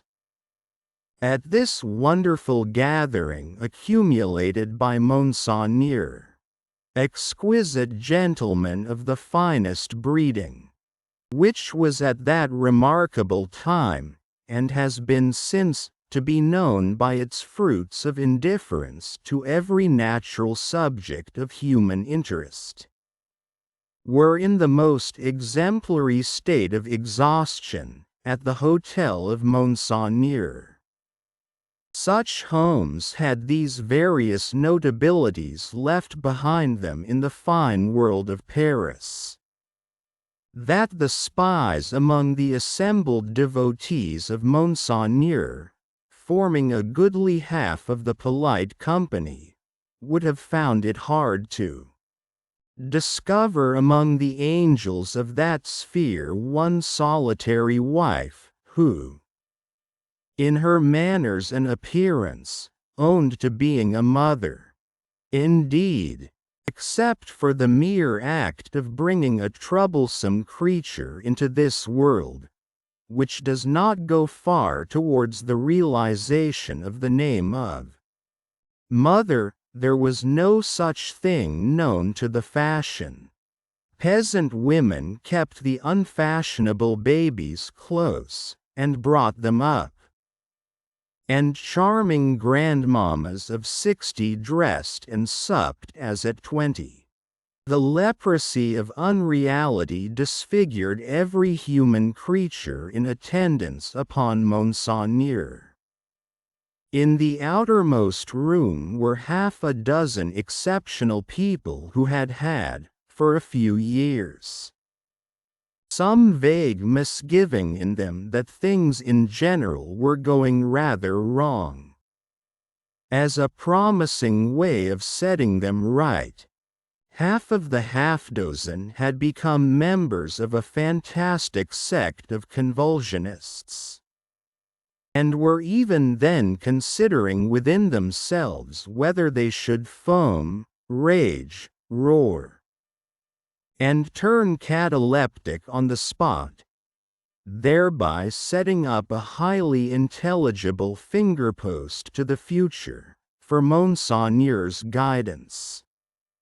Besides these dervishes, were other three who had rushed into another sect, which mended matters with a jargon about the center of truth. Holding that man had got out of the center of truth, which did not need much demonstration, but had not got out of the circumference, and that he was to be kept from flying out of the circumference, and was even to be shoved back into the center by fasting and seeing of spirits. Among these, accordingly, much discoursing with spirits went on, and it did a world of good which never became manifest. But the comfort was, that all the company at the Grand Hotel of Monseigneur were perfectly dressed. If the day of judgment had only been ascertained to be a dress day, everybody there would have been eternally correct. Such frizzling and powdering and sticking up of hair, such delicate complexions artificially preserved and mended, such gallant swords to look at, and such delicate honor to the sense of smell, would surely keep anything going, forever and ever. The exquisite gentlemen of the finest breeding wore little pendant trinkets that chinked as they languidly moved. These golden fetters rang like precious little bells, and what with that ringing, and with the rustle of silk and brocade and fine linen, there was a flutter in the air that fanned Saint Antoine and his devouring hunger far away. Dress was the one unfailing talisman and charm used for keeping all things in their places. Everybody was dressed for a fancy ball that was never to leave off. From the palace of the Tuileries, through Monseigneur and the whole court, through the chambers, the tribunals of justice, and all society, except the scarecrows, the fancy ball descended to the common executioner, who, in pursuance of the charm, was required to officiate, frizzled, powdered, in a gold-laced coat, pumps, and white silk stockings. At the gallows and the wheel, the axe was a rarity, Monsieur Paris, as it was the episcopal mode among his brother professors of the provinces, Monsieur Orleans, and the rest, to call him, presided in this dainty dress. And who among the company at Monseigneur's reception in that 1780th year of our Lord could possibly doubt that a system rooted in a frizzled hangman, powdered, gold-laced, pumped, and white silk stockinged, would see the very stars out? Monseigneur, having eased his 4 men of their burdens and taken his chocolate, caused the doors of the holiest of holiest to be thrown open, and issued forth. Then, what submission, what cringing and fawning, what servility, what abject humiliation! As to bowing down in body and spirit, nothing in that way was left for heaven, which may have been one among other reasons why the worshippers of Monseigneur never troubled it. Bestowing a word of promise here and a smile there, a whisper on one happy slave and a wave of the hand on another. Monseigneur affably passed through his rooms to the remote region of the circumference of truth. There, Monseigneur turned, and came back again, and so in due course of time got himself shut up in his sanctuary by the chocolate sprites, and was seen no more.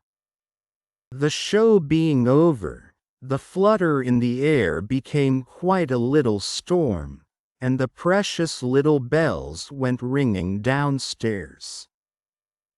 There was soon but one person left of all the crowd, and he, with his hat under his arm and his snuff-box in his hand, slowly passed among the mirrors on his way out. "I devote you," said this person, stopping at the last door on his way, and turning in the direction of the sanctuary, "to the devil." With that, he shook the snuff from his fingers as if he had shaken the dust from his feet, and quietly walked downstairs. He was a man of about 60, handsomely dressed, haughty in manner, and with a face like a fine mask. A face of a transparent paleness, every feature in it clearly defined, one set expression on it. The nose, beautifully formed otherwise, was very slightly pinched at the top of each nostril. In those two compressions, or dints, the only little change that the face ever showed, resided. They persisted in changing color sometimes, and they would be occasionally dilated and contracted by something like a faint pulsation.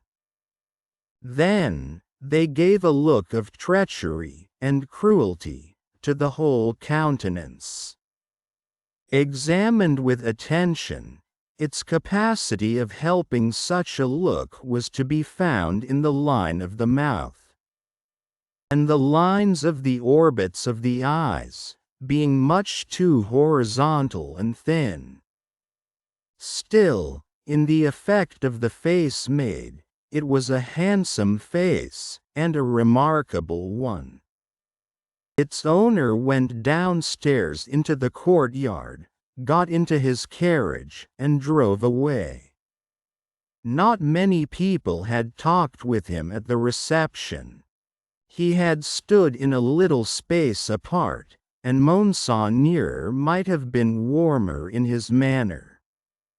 It appeared, under the circumstances, rather agreeable to him to see the common people dispersed before his horses, and often barely escaping from being run down.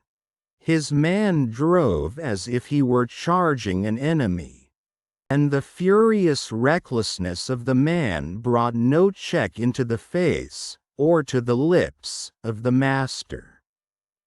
The complaint had sometimes made itself audible, even in that deaf city and dumb age, that, in the narrow streets without footways, the fierce patrician custom of hard driving endangered and maimed the mere vulgar in a barbarous manner. But few cared enough for that to think of it a second time, and in this matter, as in all others, the common wretches were left to get out of their difficulties as they could, with a wild rattle and clatter, and an inhuman abandonment of consideration not easy to be understood in these days. The carriage dashed through streets and swept round corners, with women screaming before it, and men clutching each other and clutching children out of its way. At last, swooping at a street corner by a fountain, one of its wheels came to a sickening little jolt, and there was a loud cry from a number of voices. And the horses reared and plunged. But for the latter inconvenience, the carriage probably would not have stopped. Carriages were often known to drive on, and leave their wounded behind, and why not? But the frightened valet had got down in a hurry, and there were 20 hands at the horses' bridles. "What has gone wrong?" said Monsieur, calmly looking out. A tall man in a nightcap had caught up a bundle from among the feet of the horses, and had laid it on the basement of the fountain, and was down in the mud and wet, howling over it like a wild animal. "Pardon, Monsieur the Marquis," said a ragged and submissive man, "it is a child." "Why does he make that abominable noise? Is it his child? Excuse me, Monsieur the Marquis, it is a pity, yes." The fountain was a little removed, for the street opened, where it was, into a space some 10 or 12 yards square. As the tall man suddenly got up from the ground, and came running at the carriage, Monsieur the Marquis clapped his hand for an instant on his sword hilt. "Killed!" shrieked the man, in wild desperation, extending both arms at their length above his head, and staring at him. The people closed round, and looked at Monsieur the Marquis. There was nothing revealed by the many eyes that looked at him but watchfulness and eagerness. There was no visible menacing or anger. Neither did the people say anything. After the first cry, they had been silent, and they remained so. The voice of the submissive man who had spoken was flat and tame in its extreme submission. Monsieur the Marquis ran his eyes over them all, as if they had been mere rats come out of their holes. He took out his purse. "It is extraordinary to me," said he, "that you people cannot take care of yourselves and your children. One or the other of you is forever in the way. How do I know what injury you have done my horses? See, give him that." He threw out a gold coin for the valet to pick up, and all the heads craned forward that all the eyes might look down at it as it fell. The tall man called out again with a most unearthly cry, "Dead!" He was arrested by the quick arrival of another man, for whom the rest made way. On seeing him, the miserable creature fell upon his shoulder, sobbing and crying, and pointing to the fountain, where some women were stooping over the motionless bundle, and moving gently about it. They were as silent, however, as the men. I know all," said the last comer. "Be a brave man, my Gaspard. It is better for the poor little plaything to die so, than to live. It has died in a moment without pain. Could it have lived an hour as happily? You are a philosopher, you there," said the Marquis, smiling. "How do they call you?" "They call me Defarge." "Of what trade?" Monsieur the Marquis, vendor of wine. Pick up that, philosopher and vendor of wine, said the Marquis, throwing him another gold coin, and spend it as you will. The horses there, are they right? Quote, without deigning to look at the assemblage a second time, Monsieur the Marquis leaned back in his seat, and was just being driven away with the air of a gentleman who had accidentally broke some common thing, and had paid for it, and could afford to pay for it, when his ease was suddenly disturbed by a coin flying into his carriage, and ringing on its floor. Hold, said Monsieur the Marquis. Hold the horses. Who threw that? He looked to the spot where Defarge the vendor of wine had stood a moment before, but the wretched father was grovelling on his face on the pavement in that spot, and the figure that stood beside him was the figure of a dark stout woman, knitting. You dogs, said the Marquis, but smoothly, and with an unchanged front, except as to the spots on his nose.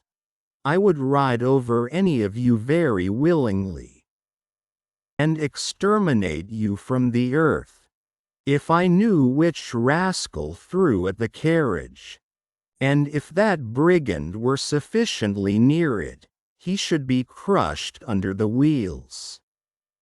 So cowed was their condition, and so long and hard their experience of what such a man could do to them, within the law and beyond it, that not a voice, or a hand, or even an eye was raised.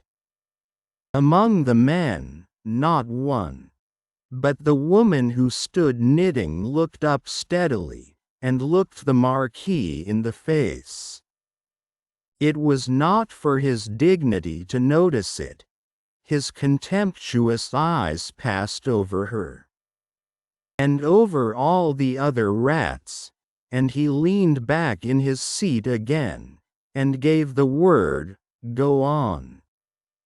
He was driven on, and other carriages came whirling by in quick succession, the minister, the state projector, the farmer general, the doctor, the lawyer, the ecclesiastic, the grand opera, the comedy, the whole fancy ball in a bright continuous flow, came whirling by. The rats had crept out of their holes to look on, and they remained looking on for hours.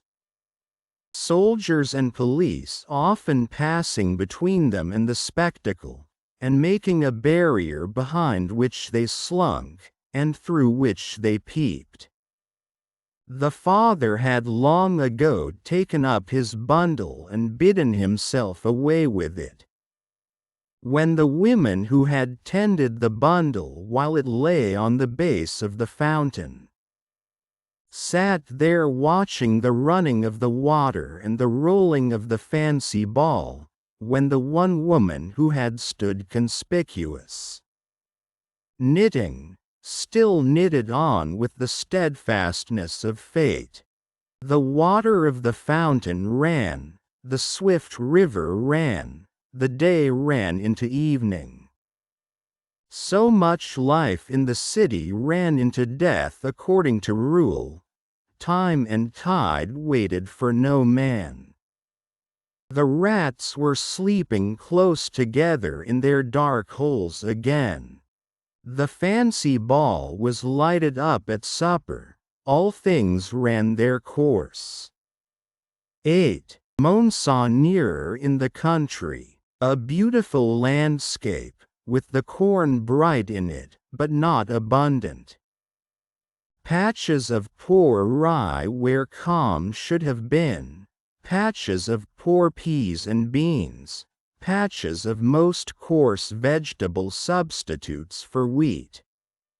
On inanimate nature, as on the men and women who cultivated it. A prevalent tendency towards an appearance of vegetating unwillingly, a dejected disposition to give up and wither away. Monsieur the Marquis in his travelling carriage, which might have been lighter, conducted by 4 post-horses and 2 postilions, fagged up a steep hill. A blush on the countenance of Monsieur the Marquis was no impeachment of his high breeding. It was not from within. It was occasioned by an external circumstance beyond his control, the setting sun. The sunset struck so brilliantly into the travelling carriage when it gained the hilltop, that its occupant was steeped in crimson. "It will die out," said Monsieur the Marquis, glancing at his hands, directly. In effect, the sun was so low that it dipped at the moment. When the heavy drag had been adjusted to the wheel, and the carriage slid downhill, with a cinderous smell. In a cloud of dust, the red glow departed quickly. The sun and the Marquis going down together, there was no glow left when the drag was taken off. But there remained a broken country, bold and open. A little village at the bottom of the hill, a broad sweep and rise beyond it. A church tower, a windmill, a forest for the chase, and a crag with a fortress on it used as a prison. Round upon all these darkening objects as the night drew on, the Marquis looked, with the air of one who was coming near home.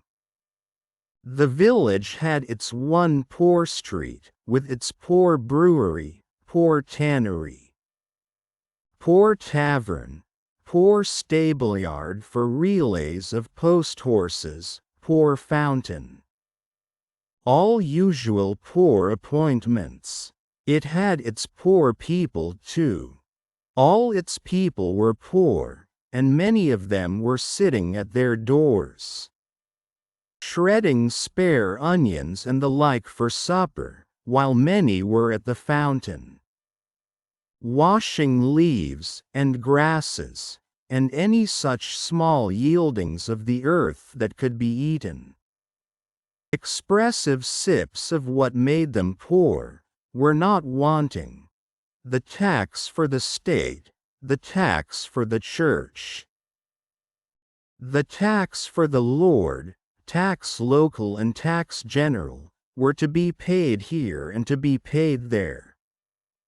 According to solemn inscription in the little village, until the wonder was that there was any village left unswallowed. Few children were to be seen, and no dogs.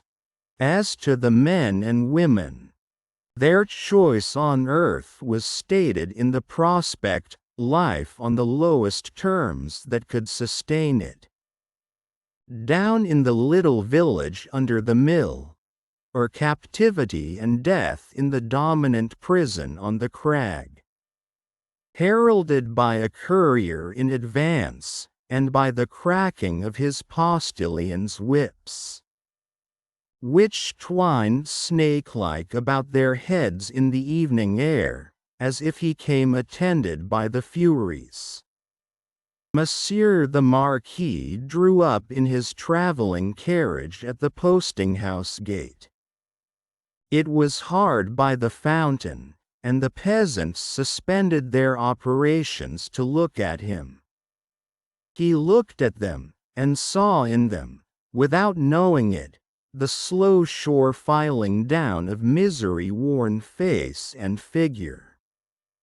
That was to make the meagerness of Frenchmen an English superstition which should survive the truth through the best part of 100 years. Monsieur the Marquis cast his eyes over the submissive faces that drooped before him, as the like of himself had drooped before Monseigneur of the court, only the difference was that these faces drooped merely to suffer and not to propitiate. When a grizzled mender of the roads joined the group. "Bring me hither that fellow," said the Marquis to the courier. The fellow was brought, cap in hand, and the other fellows closed round to look and listen, in the manner of the people at the Paris fountain. "I passed you on the road? Monseigneur, it is true. I had the honor of being passed on the road. Coming up the hill, and at the top of the hill, both? Monseigneur, it is true. What did you look at, so fixedly?" "Monseigneur, I looked at the man. He stooped a little, and with his tattered blue cap pointed under the carriage. All his fellows stooped to look under the carriage. What man, pig, and why look there? Pardon, Monseigneur. He swung by the chain of the shoe, the drag." "Who?" demanded the traveler. "Monseigneur, the man. May the devil carry away these idiots. How do you ken the man? You know all the men of this part of the country. Who was he?" "Your clemency, Monseigneur. He was not of this part of the country.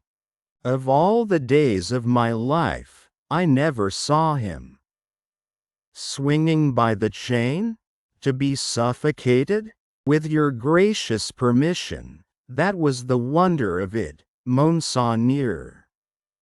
His head hanging over, like this." He turned himself sideways to the carriage, and leaned back, with his face thrown up to the sky, and his head hanging down, then recovered himself, fumbled with his cap, and made a bow. "What was he like?" "Monseigneur, he was whiter than the miller.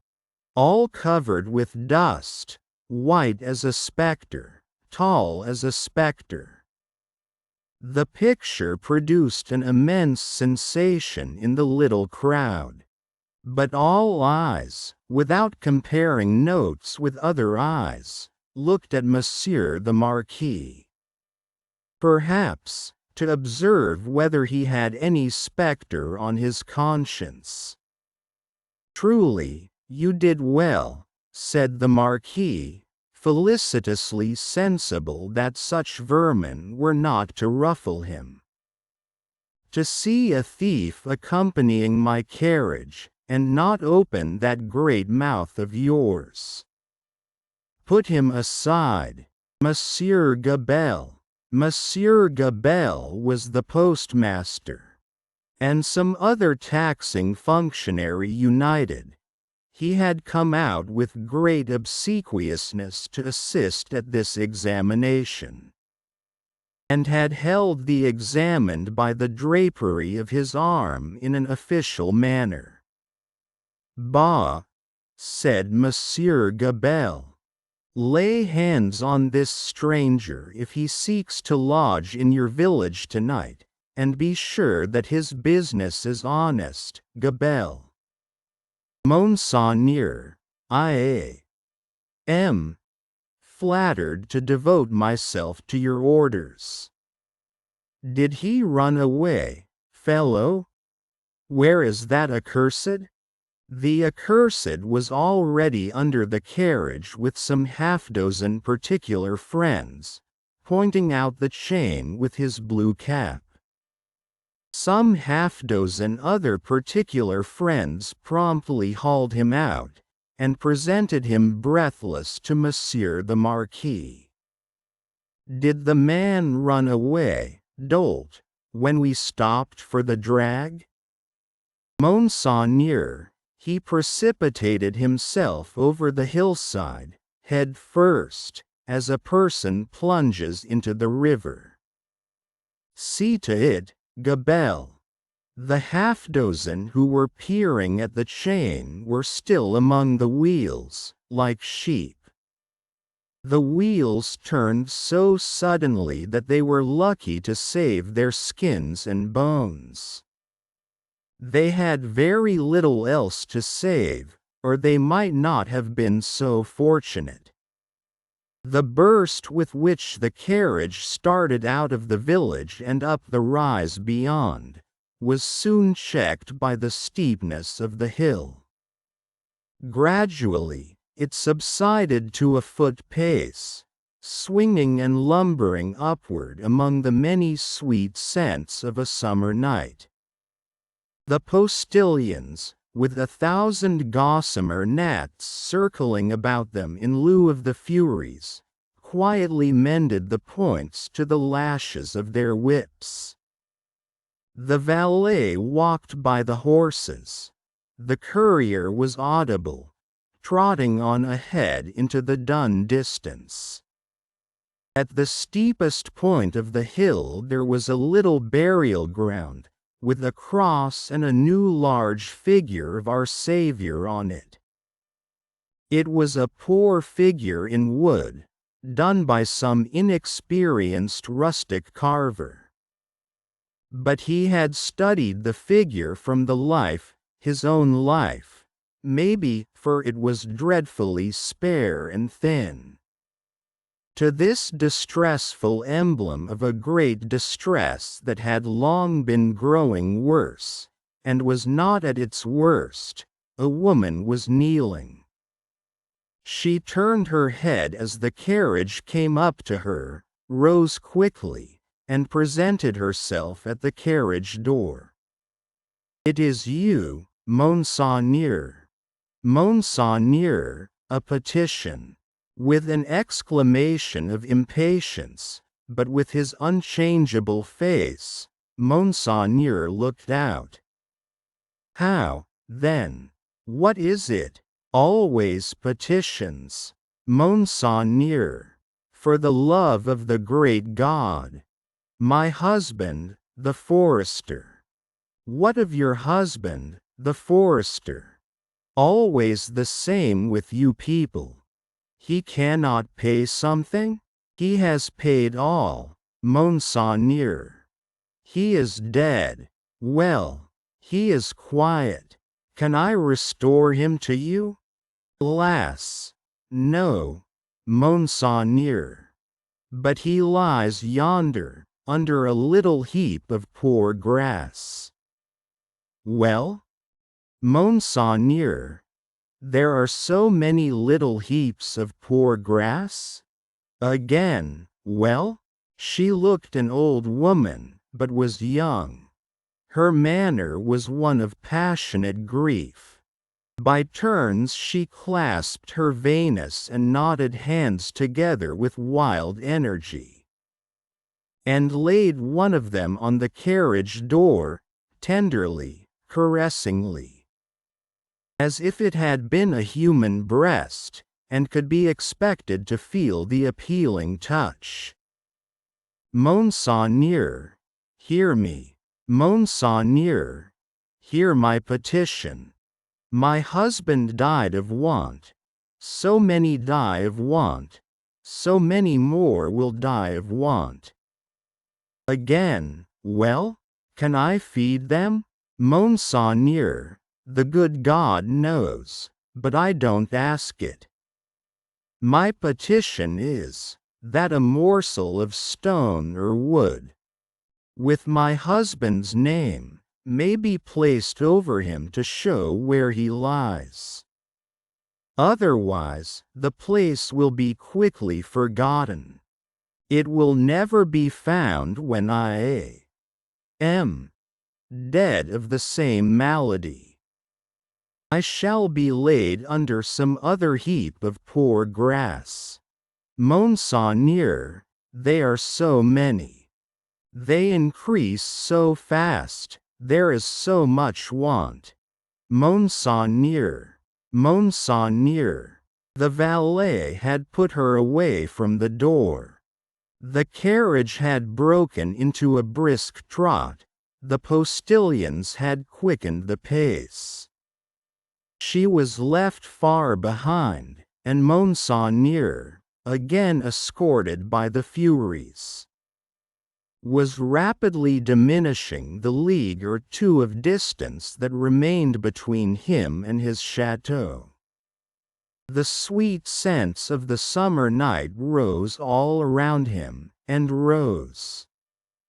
As the rain falls, impartially, on the dusty, ragged, and toil-worn group at the fountain not far away, to whom the mender of roads, with the aid of the blue cap without which he was nothing, still enlarged upon his man like a spectre, as long as they could bear it.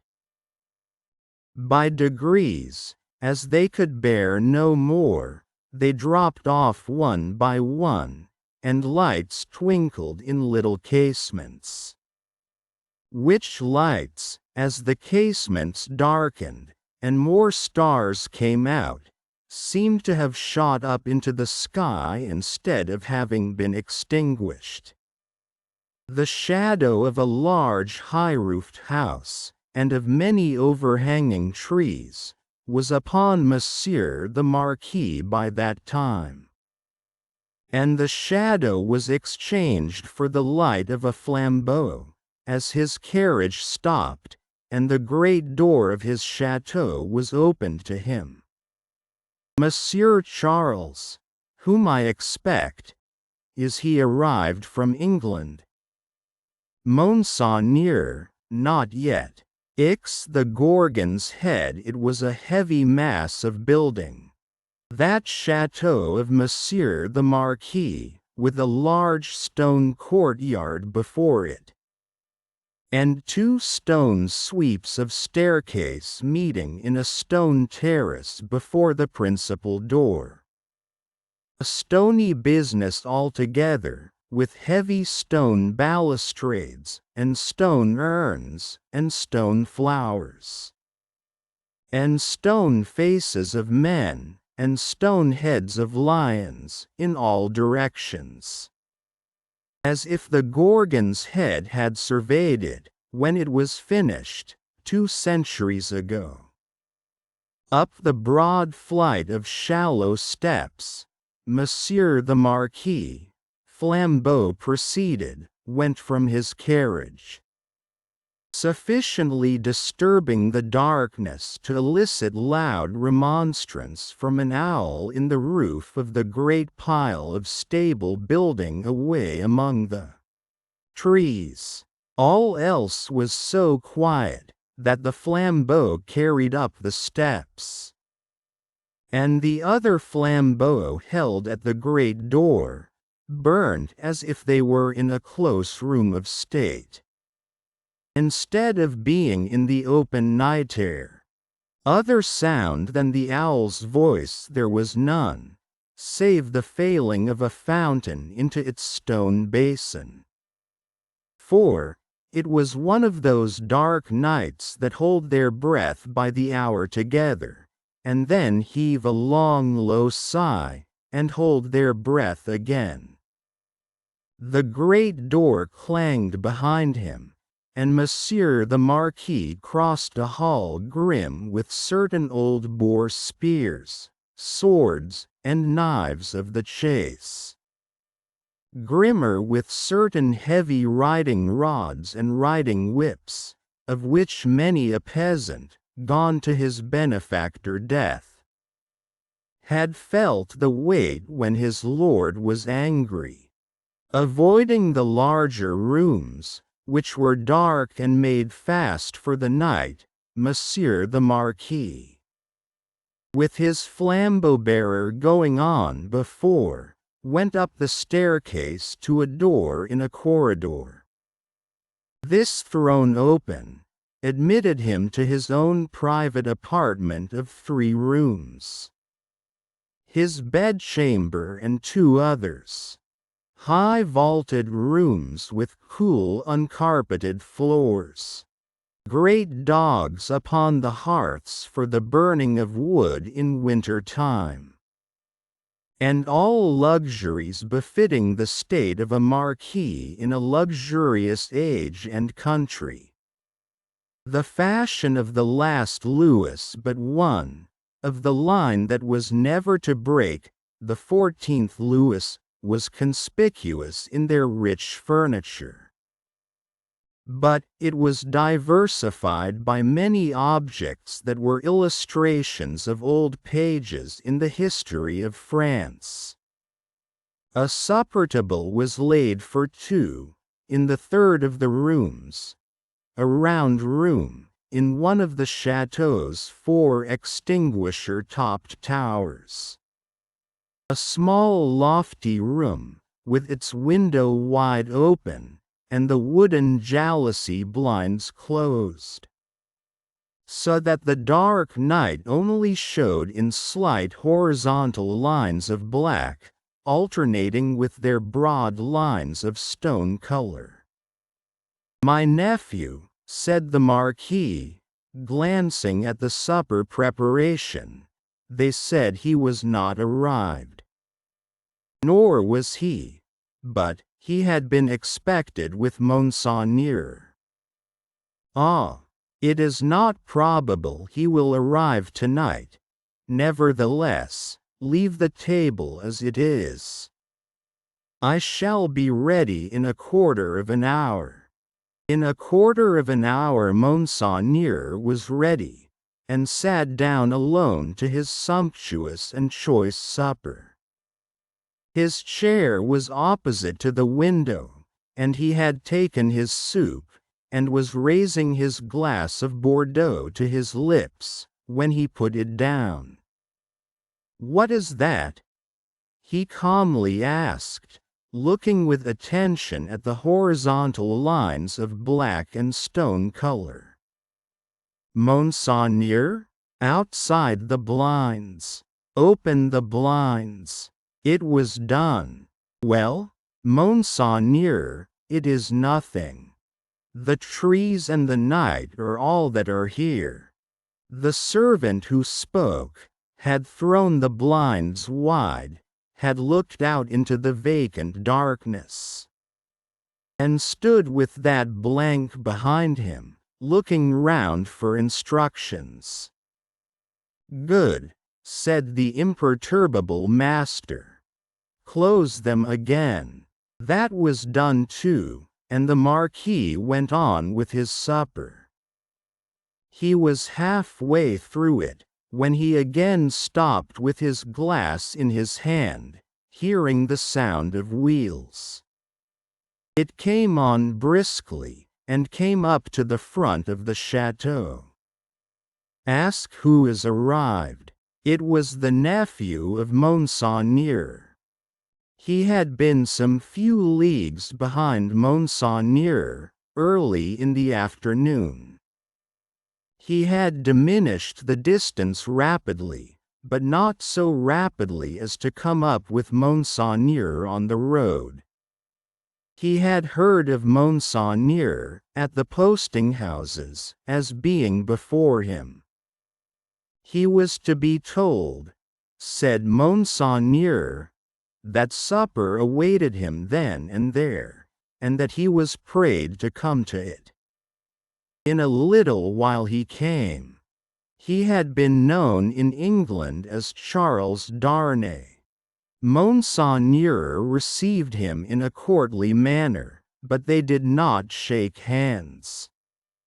"You left Paris yesterday, sir?" he said to Monseigneur, as he took his seat at table. "Yesterday. I come direct." "From London?" "Yes. You have been a long time coming, said the Marquis, with a smile. On the contrary, I come direct. Pardon me, I mean, not a long time on the journey, a long time intending the journey. I have been detained by. The nephew stopped a moment in his answer, various business. Without doubt, said the polished uncle. So long as a servant was present, no other words passed between them. When coffee had been served and they were alone together, the nephew, looking at the uncle and meeting the eyes of the face that was like a fine mask, opened a conversation. I have come back, sir, as you anticipate, pursuing the object that took me away. It carried me into great and unexpected peril. But it is a sacred object, and if it had carried me to death I hope it would have sustained me. Not to death, said the uncle. It is not necessary to say, to death. I doubt, sir, returned the nephew, whether, if it had carried me to the utmost brink of death, you would have cared to stop me there. The deepened marks in the nose, and the lengthening of the fine straight lines in the cruel face, looked ominous as to that.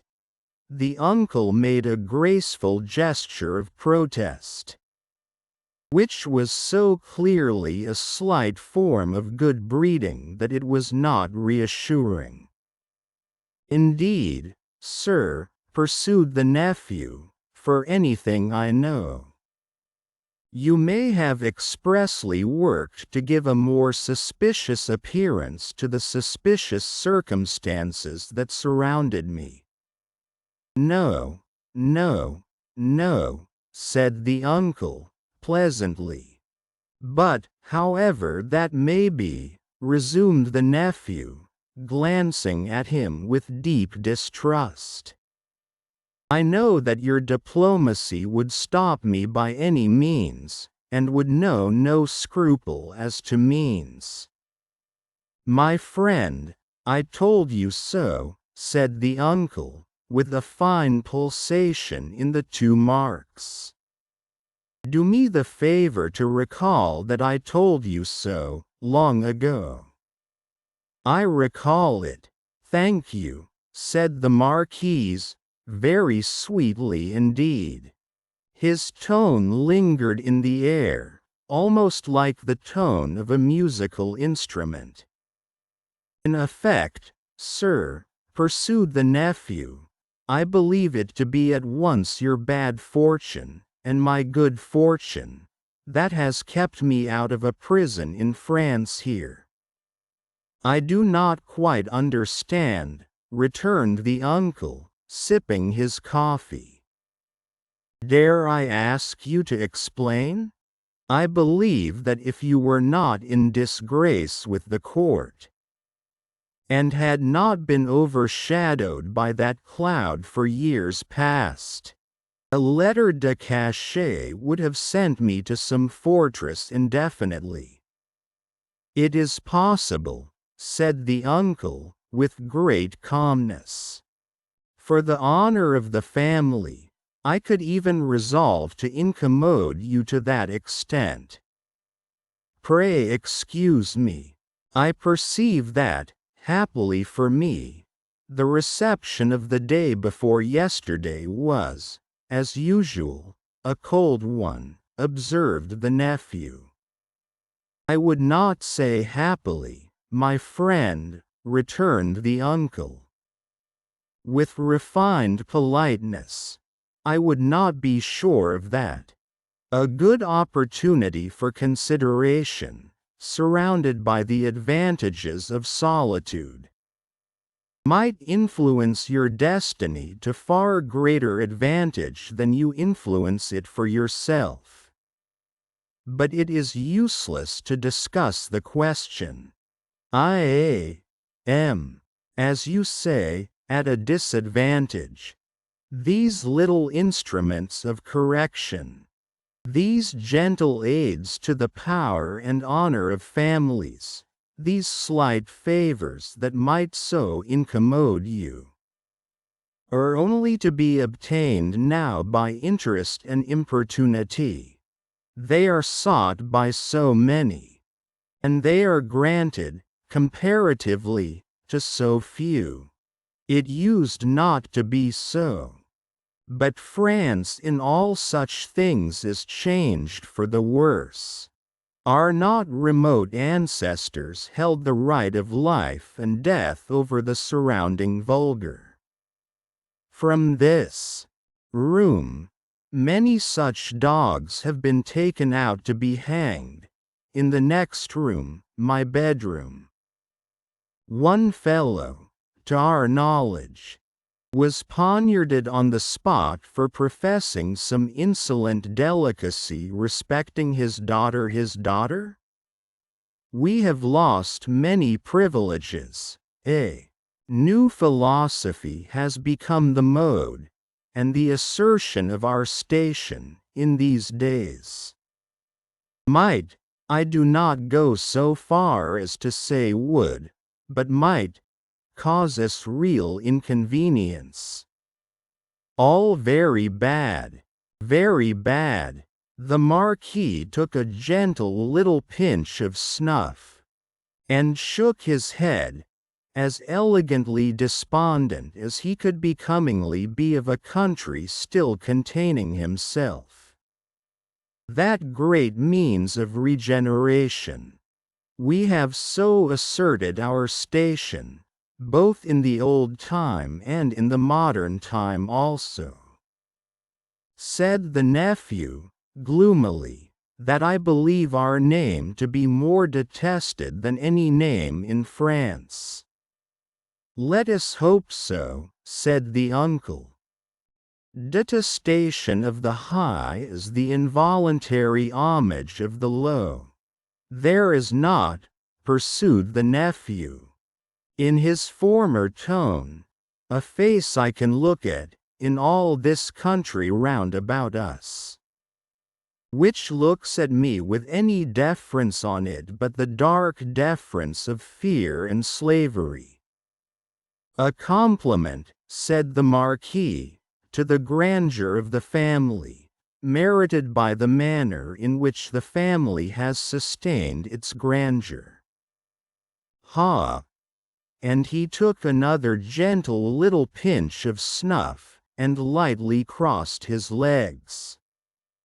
But, when his nephew, leaning an elbow on the table, covered his eyes thoughtfully and dejectedly with his hand, the fine mask looked at him sideways with a stronger concentration of keenness, closeness, and dislike than was comportable with its wearer's assumption of indifference.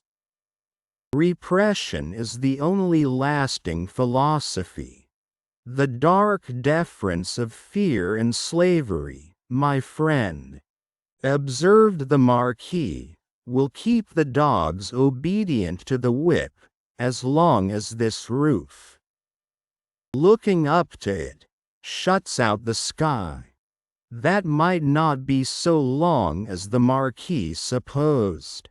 If a picture of the chateau as it was to be a very few years hence, and of 50 like it as they too were to be a very few years hence, could have been shown to him that night, he might have been at a loss to claim his own from the ghastly, fire-charred, plunder-wrecked rains.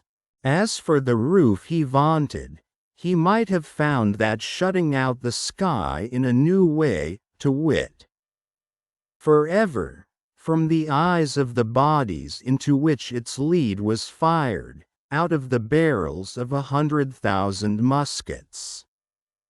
Meanwhile, said the Marquis, I will preserve the honor and repose of the family.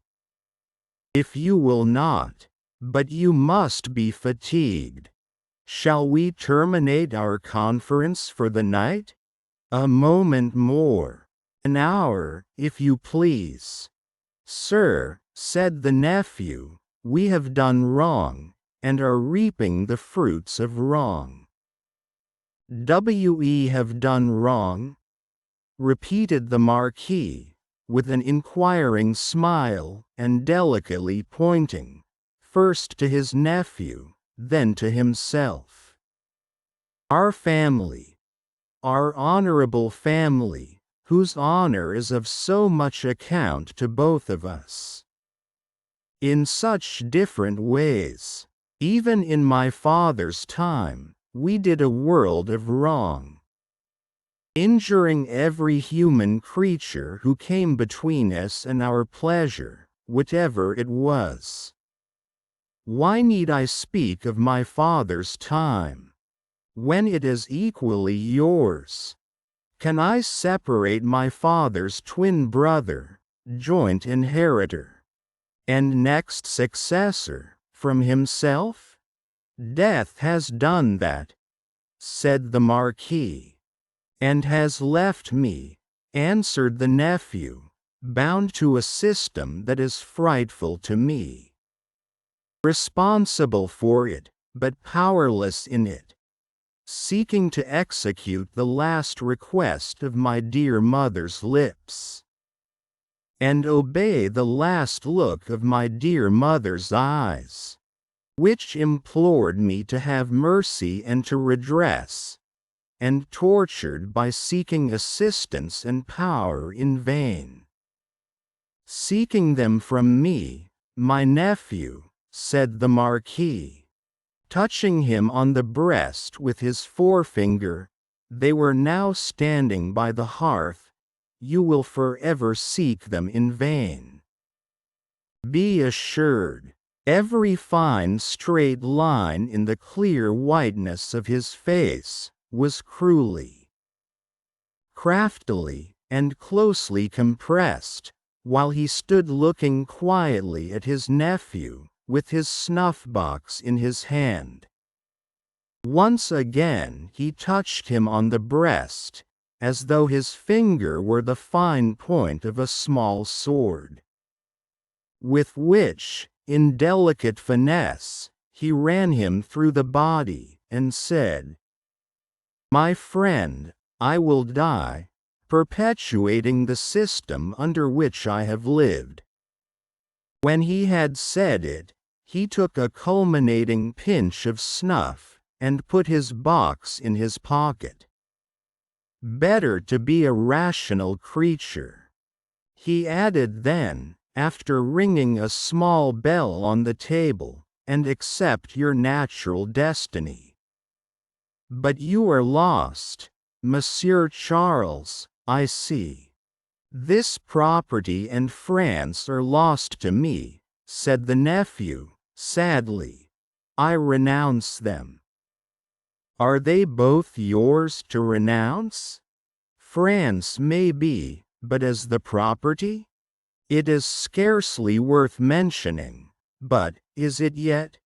Quote, I had no intention, in the words I used, to claim it yet. If it passed to me from you, tomorrow, which I have the vanity to hope is not probable, or 20 years hence, you do me too much honor, said the Marquis. Still, I prefer that supposition. I would abandon it, and live otherwise and elsewhere. It is little to relinquish. What is it but a wilderness of misery and ruin? Ha! Said the Marquis, glancing round the luxurious room. To the eye it is fair enough, here, but seen in its integrity, under the sky. And by the daylight, it is a crumbling tower of waste, mismanagement, extortion, debt, mortgage, oppression, hunger, nakedness, and suffering. Ha! said the Marquis again, in a well-satisfied manner. If it ever becomes mine, it shall be put into some hands better qualified to free it slowly, if such a thing is possible, from the weight that drags it down, so that the miserable people who cannot leave it and who have been long wrung to the last point of endurance may, in another generation, suffer less, but it is not for me. There is a curse on it, and on all this land. And you? Said the uncle. Forgive my curiosity. Do you, under your new philosophy, graciously intend to live? I must do, to live, what others of my countrymen, even with nobility at their backs, may have to do some day work. In England, for example? Yes. The family honor, sir, is safe from me in this country. The family name can suffer from me in no other, for I bear it in no other. The ringing of the bell had caused the adjoining bedchamber to be lighted.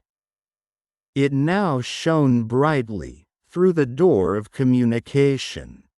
The Marquis looked that way, and listened for the retreating step of his valet. England is very attractive to you, seeing how indifferently you have prospered there. He observed then, turning his calm face to his nephew with a smile. I have already said, that for my prospering there, I am sensible I may be indebted to you, sir. For the rest, it is my refuge. They say, those boastful English, that it is the refuge of many.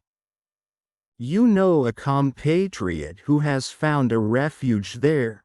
Yes. With a daughter? Yes. Yes, said the Marquis. You are fatigued. Good night, as he bent his head in his most courtly manner. There was a secrecy in his smiling face, and he conveyed an air of mystery to those words, which struck the eyes and ears of his nephew forcibly. At the same time, the thin straight lines of the setting of the eyes, and the thin straight lips, and the markings in the nose, curved with a sarcasm that looked handsomely diabolic. Yes, repeated the Marquis. A doctor with a daughter. So commences the new philosophy. You are fatigued. Good night. It would have been of as much avail to interrogate any stone face outside the chateau as to interrogate that face of his. The nephew looked at him, in vain, in passing on to the door. Good night, said the uncle. I look to the pleasure of seeing you again in the morning. Good repose. Light monsieur my nephew to his chamber there, and burn monsieur my nephew in his bed, if you will, he added to himself, before he rang his little bell again, and summoned his valet to his own bedroom. The valet come and gone. Monsieur the Marquis walked to and fro in his loose chamber robe, to prepare himself gently for sleep, that hot still night. Rustling about the room, his softly slippered feet making no noise on the floor. He moved like a refined tiger, looked like some enchanted marquis of the impenitently wicked sort. In story, whose periodical change into tiger form was either just going off, or just coming on. He moved from end to end of his voluptuous bedroom, looking again at the scraps of the day's journey that came unbidden into his mind. The slow toil up the hill at sunset, the setting sun, the descent. The mill, the prison on the crag, the little village in the hollow, the peasants at the fountain. And the mender of roads with his blue cap pointing out the chain under the carriage. That fountain suggested the Paris fountain, the little bundle lying on the step. The women bending over it, and the tall man with his arms up, crying, "Dead. I am cool now," said Monsieur the Marquis, "and may go to bed." So, leaving only one light burning on the large hearth, he let his thin gauze curtains F.A.J. around him, and heard the night break its silence with a long sigh as he composed himself to sleep. The stone faces on the outer wales stared blindly at the black night for 3 heavy hours, for 3 heavy hours. The horses in the stables rattled at their racks, the dogs barked. And the owl made a noise with very little resemblance in it to the noise conventionally assigned to the owl by men poets. But it is the obstinate custom of such creatures hardly ever to say what is set down for them. For 3 heavy hours, the stone faces of the chateau, lion and human, stared blindly at the night. Dead darkness lay on all the landscape.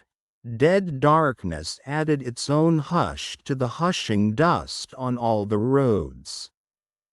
The burial place had got to the pass that its little heaps of poor grass were undistinguishable from one another. The figure on the cross might have come down, for anything that could be seen of it. In the village, taxers and taxed were fast asleep, dreaming, perhaps, of banquets, as the starved usually do, and of ease and rest, as the driven slave and the yoked ox may. Its lean inhabitants slept soundly, and were fed and freed.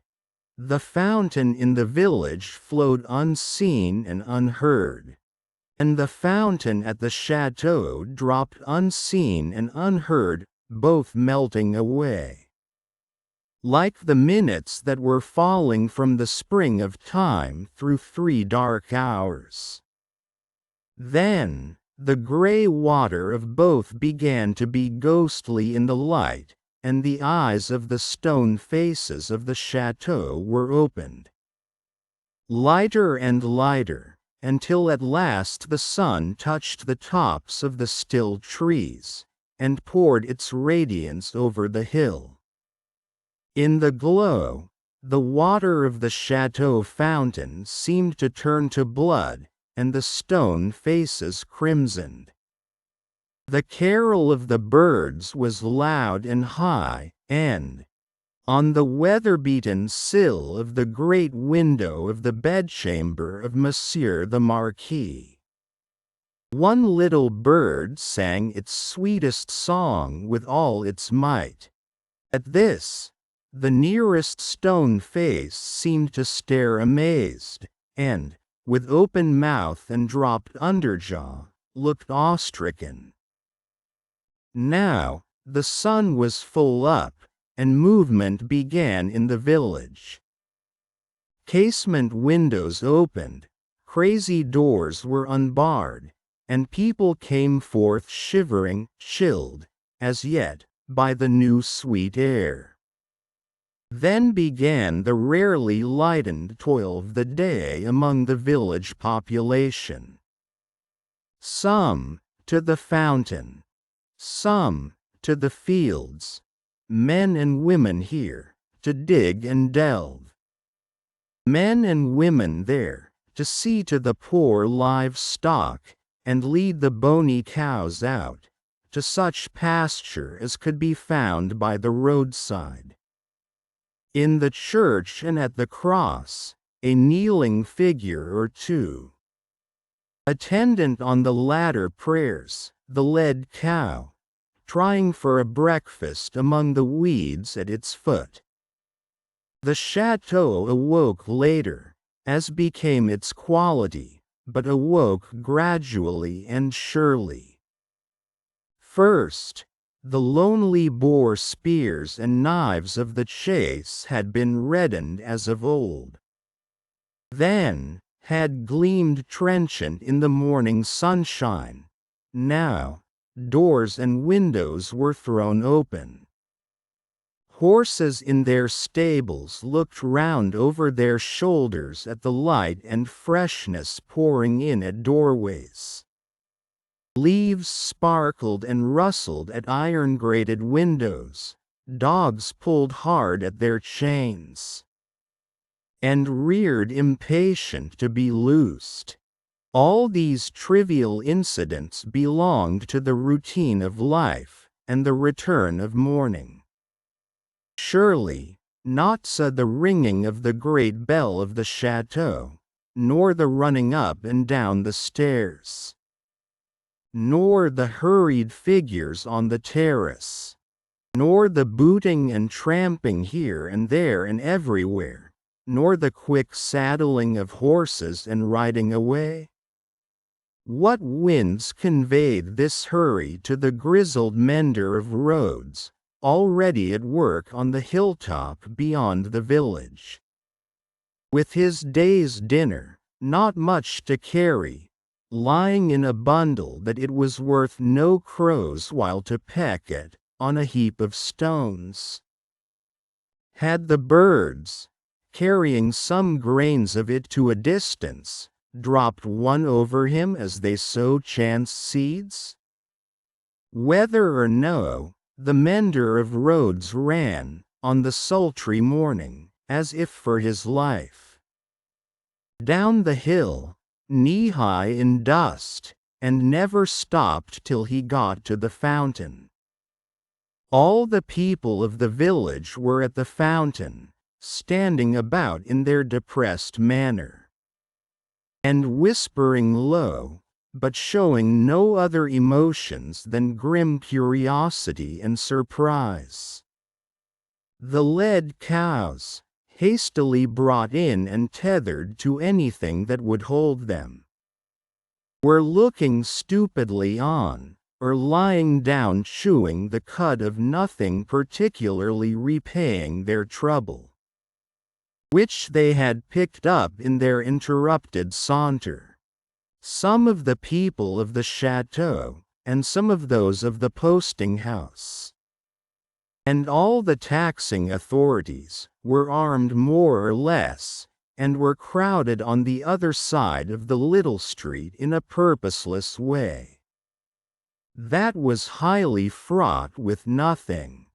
Already, the mender of roads had penetrated into the midst of a group of 50 particular friends, and was smiting himself in the breast with his blue cap. What did all this portend, and what portended the swift hoisting up of Monsieur Gabelle behind a servant on horseback, and the conveying away of the said Gabelle, double-laden though the horse was, at a gallop? Like a new version of the German ballad of Leonora? It portended that there was one stone face too many, up at the chateau. The Gorgon had surveyed the building again in the night, and had added the one stone face wanting. the stone face for which it had waited through about 200 years. It lay back on the pillow of Monsieur the Marquis. It was like a fine mask, suddenly startled, made angry, and petrified. Driven home into the heart of the stone figure attached to it was a knife. Round its hilt was a frill of paper, on which was scrawled, "Drive him fast to his tomb." This, from Jacques X. 2 promises, more months, to the number of 12, had come and gone. And Mr. Charles Darnay was established in England as a higher teacher of the French language who was conversant with French literature. In this age, he would have been a professor; in that age, he was a tutor. He read with young men who could find any leisure and interest for the study of a living tongue spoken all over the world. And he cultivated a taste for its stores of knowledge and fancy. He could write of them, besides, in sound English, and render them into sound English. Such masters were not at that time easily found, princes that had been, and kings that were to be, were not yet of the teacher class. And no ruined nobility had dropped out of Tellson's ledgers, to turn cooks and carpenters. As a tutor, whose attainments made the student's way unusually pleasant and profitable, and as an elegant translator who brought something to his work besides mere dictionary knowledge, young Mr. Darnay soon became known and encouraged.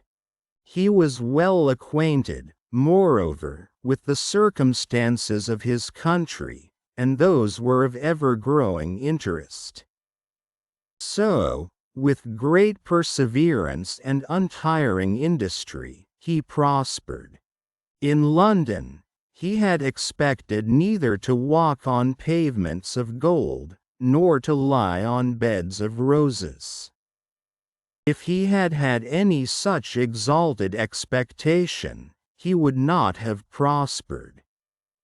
He had expected labor, and he found it, and did it and made the best of it. In this, his prosperity consisted. A certain portion of his time was passed at Cambridge, where he read with undergraduates as a sort of tolerated smuggler who drove a contraband trade in European languages.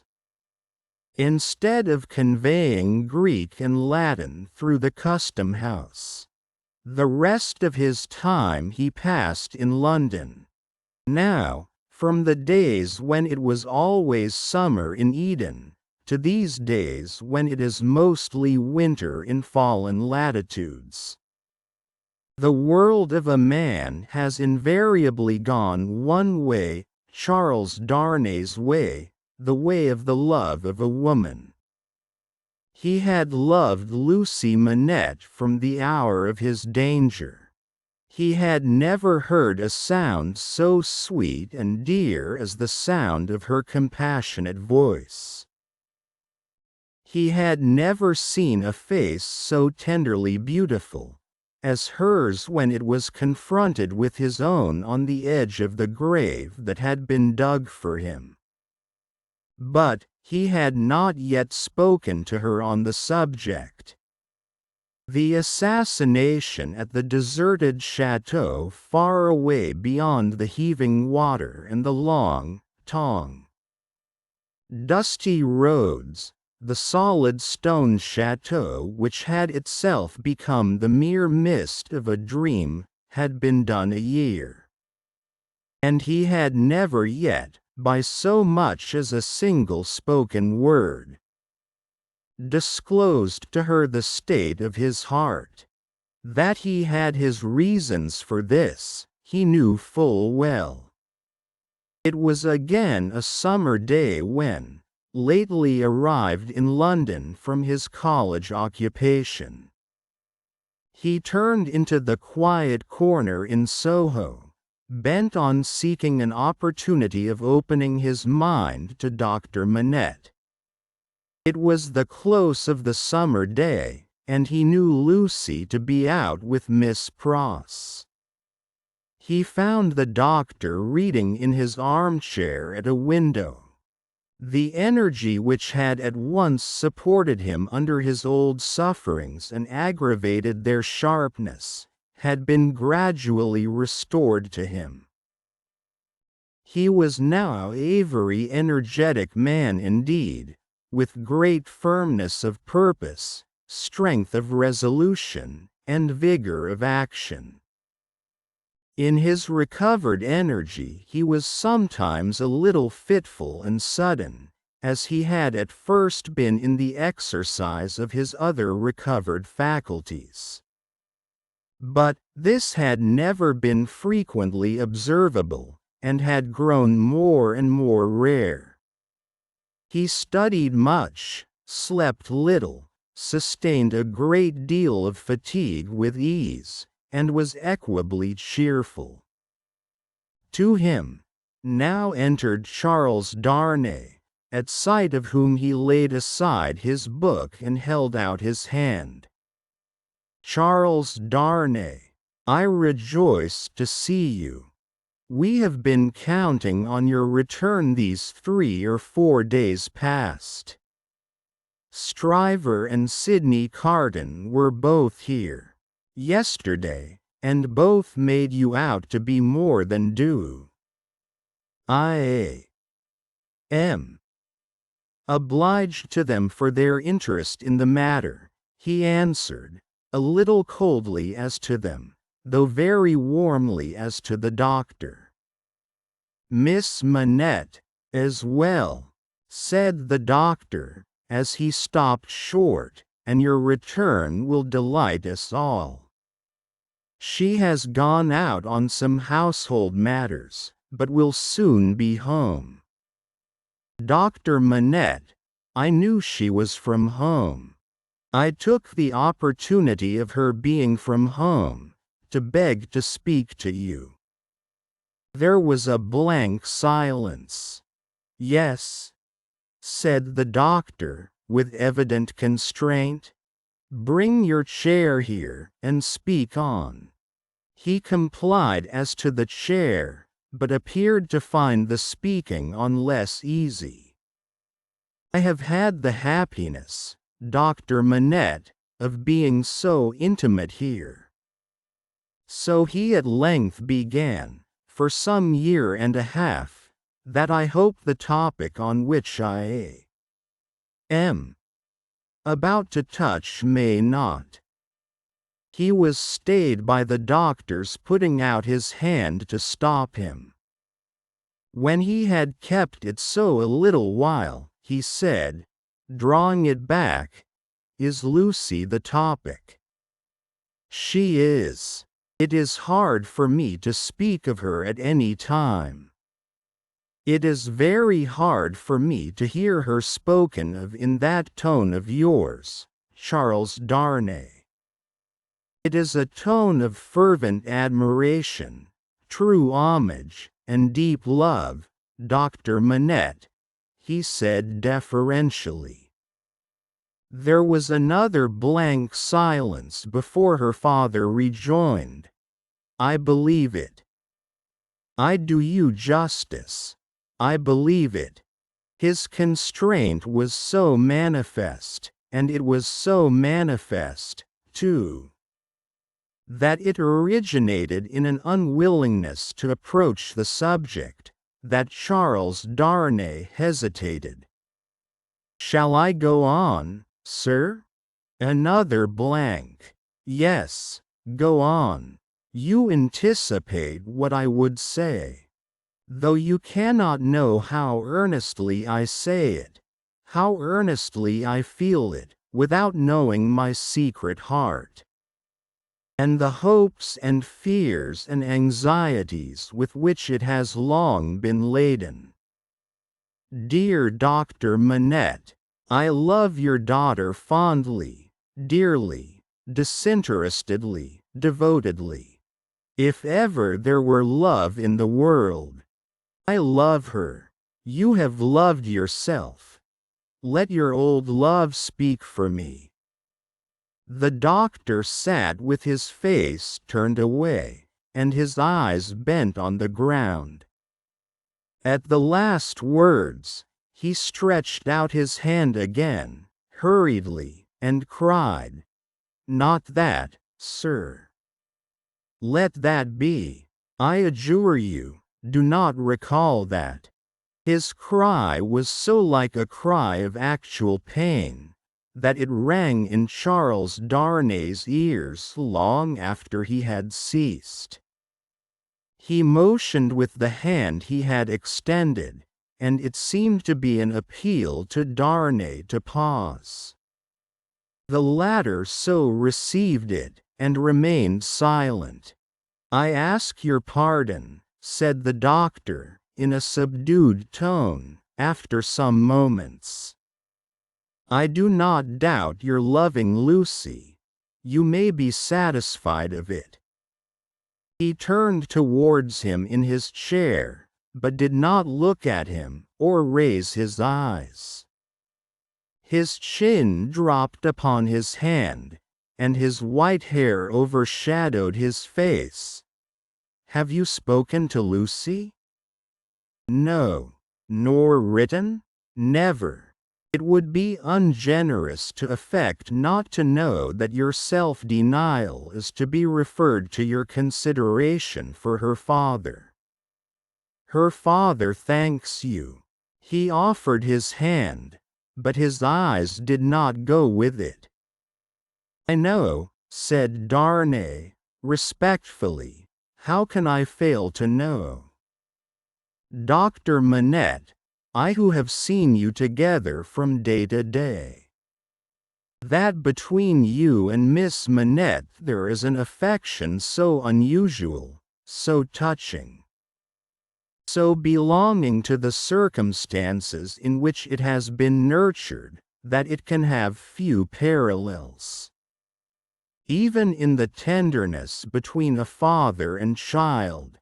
I know, Dr. Manette, how can I fail to know, that, mingled with the affection and duty of a daughter who has become a woman, there is, in her heart, towards you, all the love and reliance of infancy itself.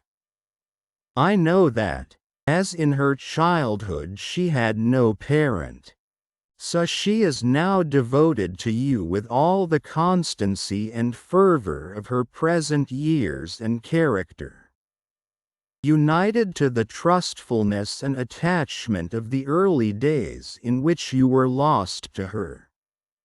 I know perfectly well that if you had been restored to her from the world beyond this life, you could hardly be invested, in her sight, with a more sacred character than that in which you were always with her. I know that when she is clinging to you, the hands of baby, girl, and woman, all in one, are around your neck. I know that in loving you she sees and loves her mother at her own age, sees and loves you at my age, loves her mother broken-hearted, loves you through your dreadful trial and in your blessed restoration. I have known this, night and day, since I have known you in your home." Her father sat silent, with his face bent down. His breathing was a little quickened, but he repressed all other signs of agitation. Dear Dr. Manette, always knowing this, always seeing her and you with this hallowed light about you, I have forborne, as long as it was in the nature of man to do it. I have felt, and do even now feel, that to bring my love, even mine, between you, is to touch your history with something not quite so good as itself. But I love her. Heaven is my witness that I love her. Quote, I believe it, answered her father, mournfully. I have thought so before now. I believe it, but do not believe, said Darnay, upon whose ear the mournful voice struck with a reproachful sound, that if my fortune were so cast as that, being one day so happy as to make her my wife, I must at any time put any separation between her and you, I could or would breathe a word of what I now say. Besides that I should know it to be hopeless. I should know it to be a baseness. If I had any such possibility, even at a remote distance of years, harbored in my thoughts, and hidden in my heart, if it ever had been there, if it ever could be there, I could not now touch this honored hand. He laid his own upon it as he spoke. No, dear Dr. Manette, like you, a voluntary exile from France. Like you, driven from it by its distractions, oppressions, and miseries. Like you, striving to live away from it by my own exertions, and trusting in a happier future. I look only to sharing your fortunes, sharing your life and home, and being faithful to you to the death. Not to divide with Lucy her privilege as your child, companion, and friend, but to come in aid of it, and bind her closer to you, if such a thing can be.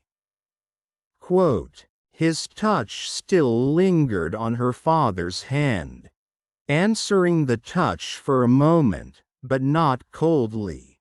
Her father rested his hands upon the arms of his chair, and looked up for the first time since the beginning of the conference. A struggle was evidently in his face, a struggle with that occasional look which had a tendency in it to dark doubt and dread. You speak so feelingly and so manfully, Charles Darnay, that I thank you with all my heart, and will open all my heart, or nearly so. Have you any reason to believe that Lucy loves you? Quote, none. As yet, none. Is it the immediate object of this confidence, that you may at once ascertain that, with my knowledge? Not even so. I might not have the hopefulness to do it for weeks. I might, mistaken or not mistaken, have that hopefulness tomorrow. Quote, do you seek any guidance from me? I ask none, sir. But I have thought it possible that you might have it in your power, if you should deem it right, to give me some. Do you seek any promise from me? I do seek that. What is it? I well understand that, without you, I could have no hope. I well understand that, even if Miss Manette held me at this moment in her innocent heart, do not think I have the presumption to assume so much I could retain no place in it against her love for her father. If that be so, do you see what, on the other hand, is involved in it? I understand equally well that a word from her father in any suitor's favor would outweigh herself and all the world. For which reason, Dr. Manette, said Darnay, modestly but firmly, I would not ask that word, to save my life. I am sure of it. Charles Darnay. Mysteries arise out of close love, as well as out of wide division. In the former case, they are subtle and delicate, and difficult to penetrate. My daughter Lucy is, in this one respect, such a mystery to me. I can make no guess at the state of her heart.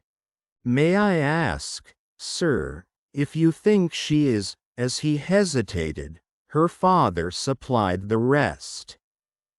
As sought by any other suitor? It is what I meant to say. Her father considered a little before he answered. You have seen Mr. Carden here, yourself. Stryver is here too, occasionally. If it be at all, it can only be by one of these. Or both, said Darnay. I had not thought of both. I should not think either likely.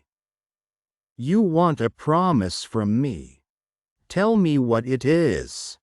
It is, that if Miss Manette should bring to you at any time, on her own part, such a confidence as I have ventured to lay before you, you will bear testimony to what I have said, and to your belief in it. I hope you may be able to think so well of me, as to urge no influence against me. I say nothing more of my stake in this. This is what I ask. The condition on which I ask it, and which you have an undoubted right to require, I will observe immediately. I give the promise, said the doctor, without any condition. I believe your object to be, purely and truthfully, as you have stated it. I believe your intention is to perpetuate, and not to weaken, the ties between me and my other and far dearer self. If she should ever tell me that you are essential to her perfect happiness, I will give her to you. If there were, Charles Darnay, if there were. The young man had taken his hand gratefully. Their hands were joined as the doctor spoke. Any fancies? Any reasons? Any apprehensions? Anything whatsoever, new or old? Against the man she really loved, the direct responsibility thereof not lying on his head, they should all be obliterated for her sake. She is everything to me. More to me than suffering, more to me than wrong, more to me, well. This is idle talk. So strange was the way in which he faded into silence, and so strange his fixed look when he had ceased to speak, that Darnay felt his own hand turn cold in the hand that slowly released and dropped it. You said something to me, said Dr. Manette, breaking into a smile. What was it you said to me? He was at a loss how to answer, until he remembered having spoken of a condition. Relieved as his mind reverted to that, he answered, Your confidence in me ought to be returned with full confidence on my part. My present name, though but slightly changed from my mother's, is not, as you will remember, my own. I wish to tell you what that is, and why I am in England. Stop, said the doctor of Beauvais. I wish it, that I may the better deserve your confidence, and have no secret from you. Stop. For an instant, the doctor even had his 2 hands at his ears. For another instant, even had his 2 hands laid on Darnay's lips. Tell me when I ask you, not now. If your suit should prosper, if Lucy should love you, you shall tell me on your marriage morning. Do you promise? Quote, willingly. Give me your hand. She will be home directly, and it is better she should not see us together tonight. God bless you. It was dark when Charles Darnay left him. And it was an hour later and darker when Lucy came home. She hurried into the room alone, for Miss Pross had gone straight upstairs and was surprised to find his reading chair empty. My father, she called to him. Father dear. Nothing was said in answer, but she heard a low hammering sound in his bedroom. Passing lightly across the intermediate room, she looked in at his door and came running back frightened, crying to herself, with her blood all chilled, "What shall I do? What shall I do?" Her uncertainty lasted but a moment. She hurried back, and tapped at his door, and softly called to him. The noise ceased at the sound of her voice, and he presently came out to her, and they walked up and down together for a long time. She came down from her bed, to look at him in his sleep that night. He slept heavily, and his tray of shoemaking tools, and his old unfinished work, were all as usual. 11. A companion picture. Sydney, said Mr. Stryver, on that selfsame night, or morning, to his jackal, mix another bowl of punch. One have something to say to you. Sydney had been working double tides that night, and the night before, and the night before that, and a good many nights in succession, making a grand clearance among Mr. Stryver's papers before the setting in of the long vacation. The clearance was effected at last. The Stryver arrears were handsomely fetched up. Everything was got rid of until November should come with its fogs atmospheric, and fogs legal, and bring grist to the mill again. Sydney was none the livelier and none the soberer for so much application. It had taken a deal of extra wet-toweling to pull him through the night. A correspondingly extra quantity of wine had preceded the toweling, and he was in a very damaged condition. As he now pulled his turban off and threw it into the basin in which he had steeped it at intervals for the last 6 hours. "Are you mixing that other bowl of punch?"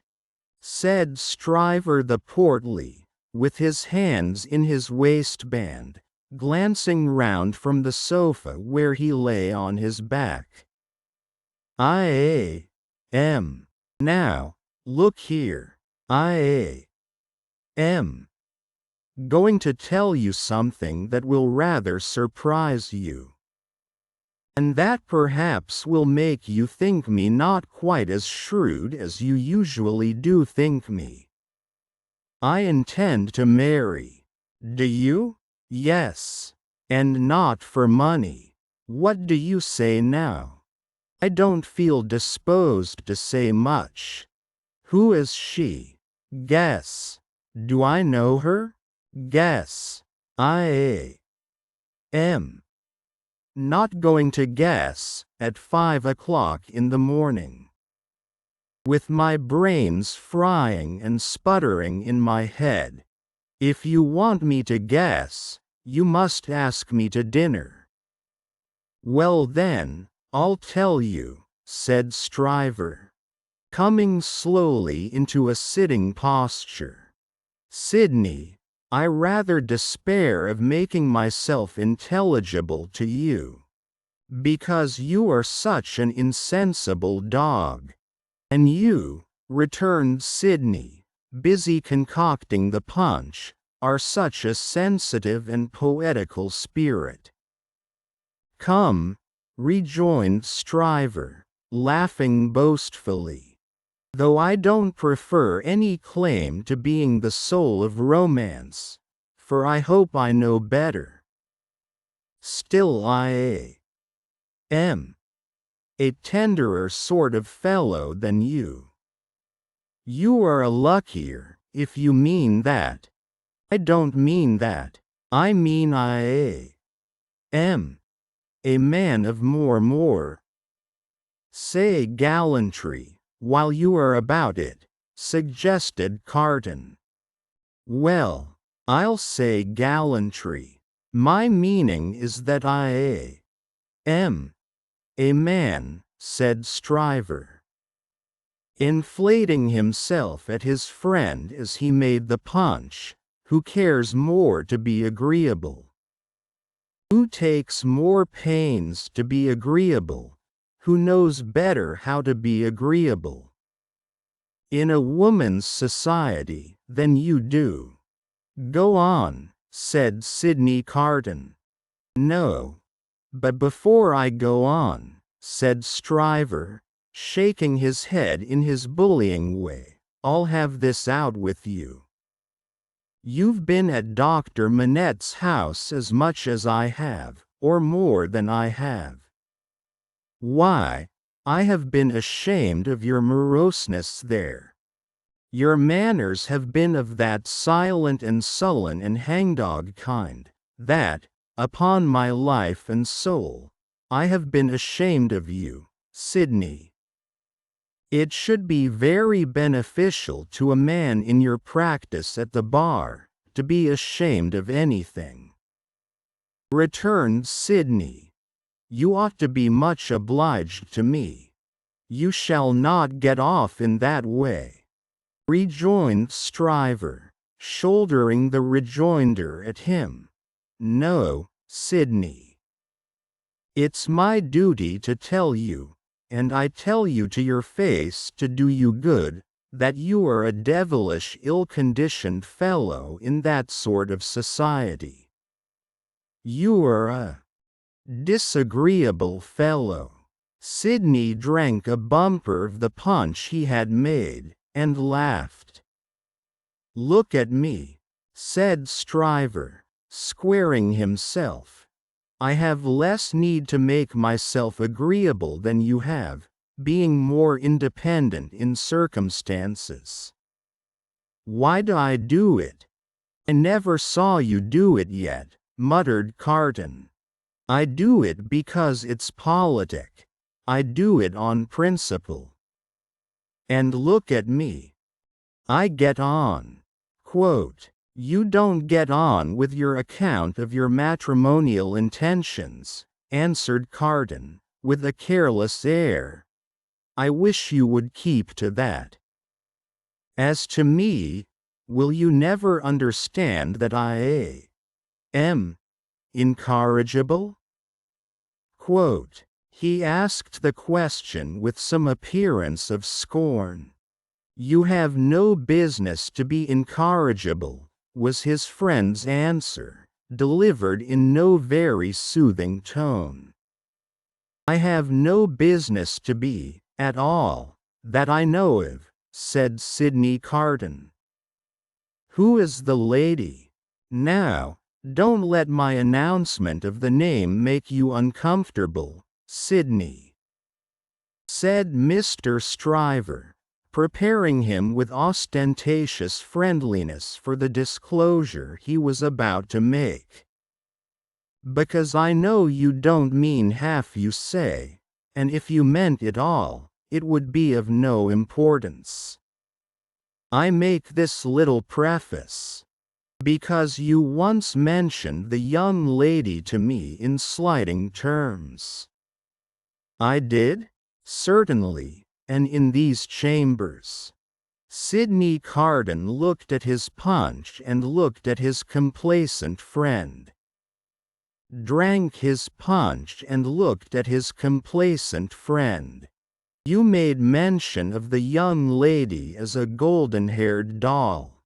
The young lady is Miss Manette.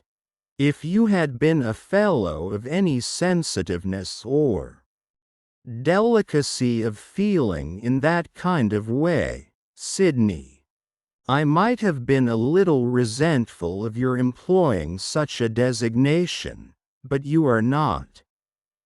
You want that sense altogether. Therefore I am no more annoyed when I think of the expression than I should be annoyed by a man's opinion of a picture of mine, who had no eye for pictures, or of a piece of music of mine, who had no ear for music. Sidney Carden drank the punch at a great rate, drank it by bumpers, looking at his friend. Now you know all about it, Sid, said Mr. I don't care about Fortune. She is a charming creature, and I have made up my mind to please myself. On the whole, I think I can afford to please myself. She will have in me a man already pretty well off, and a rapidly rising man. And a man of some distinction. It is a piece of good fortune for her, but she is worthy of good fortune. Are you astonished? Carden, still drinking the punch, rejoined. Why should I be astonished? You approve? Carden, still drinking the punch, rejoined. Why should I not approve? Well, said his friend Stryver, you take it more easily than I fancied you would, and are less mercenary on my behalf than I thought you would be, though, to be sure, you know well enough by this time that your ancient chum is a man of a pretty strong will. Yes, Sidney, I have had enough of this style of life, with no other as a change from it. I feel that it is a pleasant thing for a man to have a home when he feels inclined to go to it. When he doesn't, he can stay away, and I feel that Miss Manette will tell well in any station, and will always do me credit. So I have made up my mind. And now, Sidney, old boy, I want to say a word to you about your prospects. You are in a bad way. You know, you really are in a bad way. You don't know the value of money, you Eve hard. You'll knock up one of these days, and be ill and poor. You really ought to think about a nurse. The prosperous patronage with which he said it made him look twice as big as he was, and 4 times as offensive. Now, let me recommend you, pursued Stryver, to look it in the face. I have looked it in the face, in my different way. Look it in the face, you, in your different way. Provide somebody to take care of you. Never mind your having no enjoyment of women's society, nor understanding of it, nor tact for it. Find out somebody.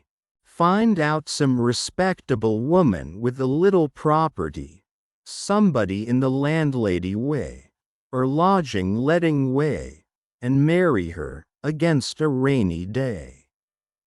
That's the kind of thing for you. Now think of it, Sydney. I'll think of it, said Sydney.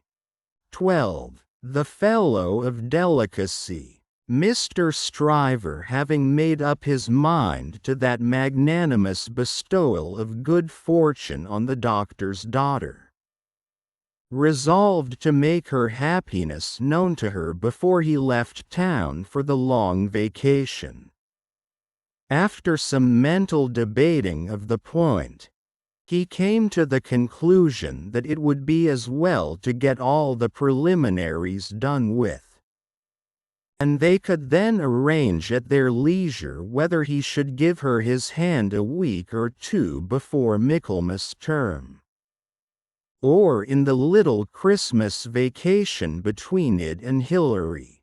As to the strength of his case, he had not a doubt about it, but clearly saw his way to the verdict.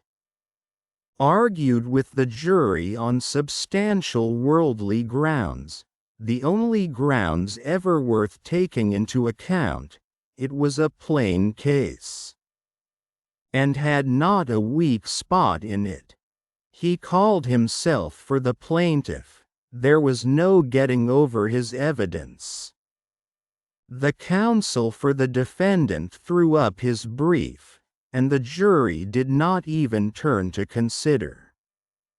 After trying it, Stryver, C.J. was satisfied that no plainer case could be. Accordingly, Mr. Stryver inaugurated the long vacation with a formal proposal to take Miss Manette to Vauxhall Gardens. That failing, to Ranelagh. That unaccountably failing too, it behoved him to present himself in Soho, and there declare his noble mind. Towards Soho, therefore, Mr. Stryver shouldered his way from the Temple, while the bloom of the long vacation's infancy was still upon it.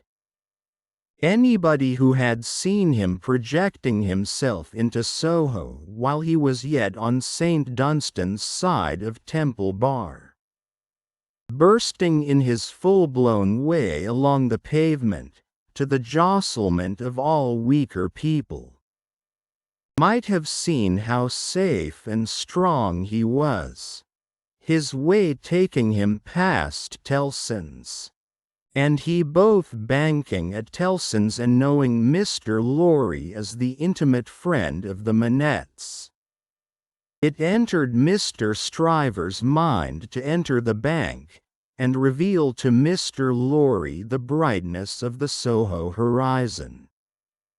So, he pushed open the door with the weak rattle in its throat, stumbled down the 2 steps, got past the 2 ancient cashiers, and shouldered himself into the musty back closet where Mr. Lorry sat at great books ruled for figures, with perpendicular iron bars to his window as if that were ruled for figures too.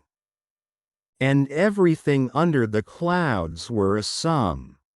Halloa, how do you do? I hope you are well. It was Stryver's grand peculiarity that he always seemed too big for any place or space.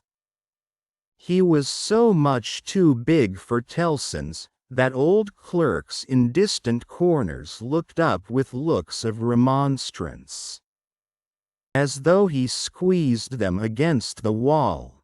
The house itself, magnificently reading the paper quite in the far-off perspective, lowered displeased, as if the Stryver head had been butted into its responsible waistcoat. The discreet Mr. Lorry said, in a sample tone of the voice he would recommend under the circumstances, "How do you do, Mr. How do you do, sir?" and shook hands. There was a peculiarity in his manner of shaking hands, always to be seen in any clerk at Tellson's who shook hands with a customer when the house pervaded the air. He shook in a self-abnegating way, as one who shook for Tellson and Company. "Can I do anything for you, Mr. Lorry?" in his business character. "Why, no, thank you. This is a private visit to yourself, Mr. Lorry. I have come for a private word." "Oh, indeed," Lorry, bending down his ear, while his eyes strayed to the house afar off. "I am going," said Mr. Stryver, leaning his arms confidentially on the desk. Whereupon, although it was a large double one, there appeared to be not half desk enough for him. "I am going to make an offer of myself in marriage to your agreeable little friend, Miss Manette, Mr. Oh dear me." Lorry, rubbing his chin, and looking at his visitor dubiously. "Oh dear me, sir?" repeated Stryver, drawing back. "Oh dear you, sir? What may your meaning be, Mr.?" "My meaning," answered the man of business, "is, of course, friendly and appreciative, and that it does you the greatest credit. And, in short, my meaning is everything you could desire. But, really, you know, Mr. Stryver." Mr. Lorry paused, and shook his head at him in the oddest manner, as if he were compelled against his will to add, internally, "You know there really is so much too much of you."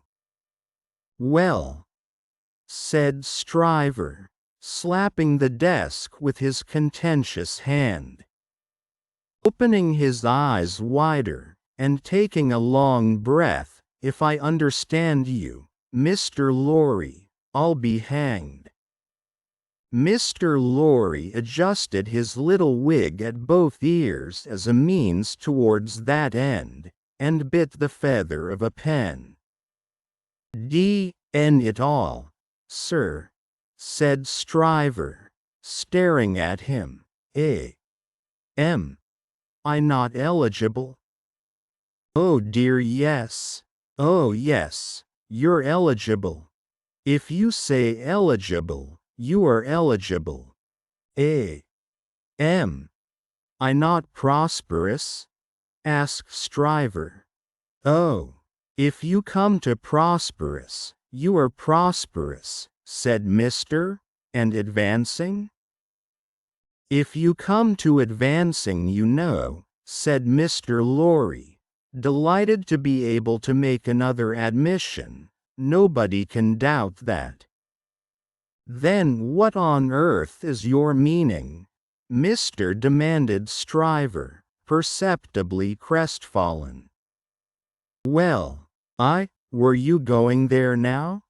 Straight," said Stryver, with a plump of his fist on the desk. "Then I think I wouldn't, if I was you." "Why?" said Stryver. "Now, I'll put you in a corner," forensically shaking a forefinger at him. "You are a man of business and bound to have a reason. State your reason. Why wouldn't you go?" "Because," said Mr. Lorry, "I wouldn't go on such an object without having some cause to believe that I should succeed." "D.N.M.E." cried Stryver, "but this beats everything." Mr. Lorry glanced at the distant house, and glanced at the angry Stryver. "Here's a man of business, a man of years, a man of experience in a bank, said Stryver. And having summed up 3 leading reasons for complete success, he says there's no reason at all. Says it with his head on. Stryver remarked upon the peculiarity as if it would have been infinitely less remarkable if he had said it with his head off. When I speak of success, I speak of success with the young lady. And when I speak of causes and reasons to make success probable, I speak of causes and reasons that will tell as such with the young lady. The young lady, my good sir, said Mr. Lorry, mildly tapping the Stryver arm, the young lady. The young lady goes before all. Then you mean to tell me, Mr. Lorry, said Stryver, squaring his elbows, that it is your deliberate opinion that the young lady at present in question is a mincing fool? Not exactly so.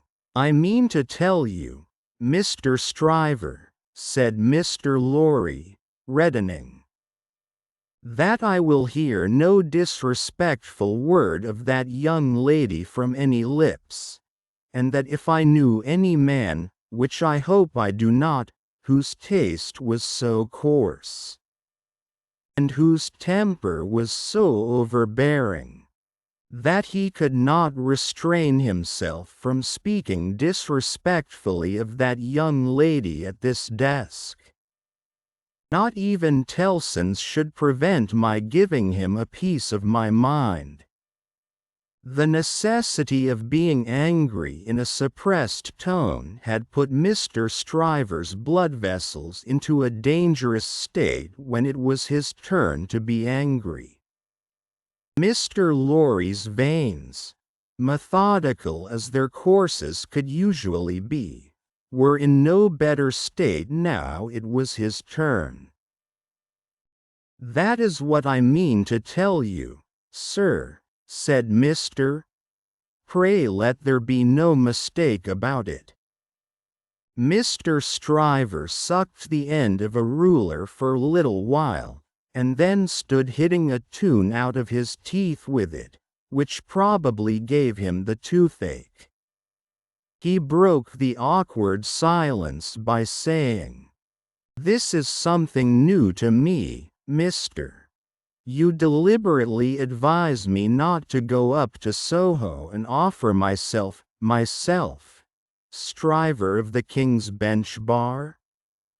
Do you ask me for my advice, mister?" "Yes, I do." "Very good. Then I give it, and you have repeated it correctly. And all I can say of it is," laughed Stryver with a vexed laugh, "that this, beats everything past, present, and to come. Now understand me," pursued Mr. as a man of business. "I am not justified in saying anything about this matter, for, as a man of business, I know nothing of it. But, as an old fellow, who has carried Miss Manette in his arms, who is the trusted friend of Miss Manette and of her father too, and who has a great affection for them both, I have spoken. The confidence is not of my seeking. Recollect, now, you think I may not be right? Not I," said Stryver, whistling. "I can't undertake to find third parties in common sense. I can only find it for myself. I suppose sense in certain quarters. You suppose mincing bread and butter nonsense. It's new to me, but you are right, I dare say. What I suppose, Mr. Stryver, I claim to characterize for myself, and understand me, sir," said Mr. Lorry, quickly flushing again. "I will not even at Tellson's, have it characterized for me by any gentleman breathing." "There, I beg your pardon," said Stryver. "Granted, Stryver. I was about to say, it might be painful to you to find yourself mistaken. It might be painful to Dr. Manette to have the task of being explicit with you. It might be very painful to Miss Manette to have the task of being explicit with you. You know the terms upon which I have the honor and happiness to stand with the family. If you please, committing you in no way, representing you in no way, I will undertake to correct my advice by the exercise of a little new observation and judgment expressly brought to bear upon it. If you should then be dissatisfied with it, you can but test its soundness for yourself. If, on the other hand, you should be satisfied with it, and it should be what it now is, it may spare all sides what is best spared. What do you say? How long would you keep me in town?" "Oh, it is only a question of a few hours. I could go to Soho in the evening, and come to your chambers afterwards." "Then I say yes," said Stryver. "I won't go up there now. I am not so hot upon it as that comes to. I say yes, and I shall expect you to look in tonight. Good morning." Then Mr. Stryver turned and burst out of the bank, causing such a concussion of air on his passage through, that to stand up against it bowing behind the two counters required the utmost remaining strength of the two ancient clerks. Those venerable and feeble persons were always seen by the public in the act of bowing, and were popularly believed, when they had bowed a customer out, still to keep on bowing in the empty office until they bowed another customer in. The barrister was keen enough to divine that the banker would not have gone so far in his expression of opinion on any less solid ground than moral certainty. Unprepared as he was for the large pill he had to swallow, he got it down. "And now," said Mr. Stryver, shaking his forensic forefinger at the temple in general, when it was down, "my way out of this is to put you all in the wrong." It was a bit of the art of an Old Bailey tactician, in which he found great relief. "You shall not put me in the wrong, young lady," said Mr. Stryver. "I'll do that for you." Accordingly, when Mr. Lorry called that night as late as 10 o'clock, Mr. Stryver, among a quantity of books and papers littered out for the purpose, seemed to have nothing less on his mind than the subject of the morning. He even showed surprise when he saw Mr. Lorry, and was altogether in an absent and preoccupied state. "Well," said that good-natured emissary, after a full half-hour of bootless attempts to bring him round to the question, "I have been to Soho." "To Soho?" repeated Mr. Stryver, coldly. "Oh, to be sure. What am I thinking of? And I have no doubt," said Mr. Lorry, that I was right in the conversation we had. My opinion is confirmed, and I reiterate my advice. I assure you, returned Mr. Stryver, in the friendliest way, that I am sorry for it on your account. And sorry for it on the poor father's account. I know this must always be a sore subject with the family. Let us say no more about it. Quote, I don't understand you, said Mr.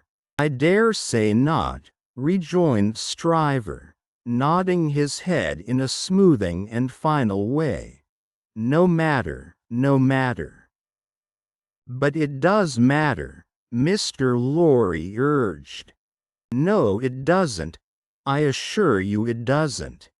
Having supposed that there was sense where there is no sense, and a laudable ambition where there is not a laudable ambition, I am well out of my mistake.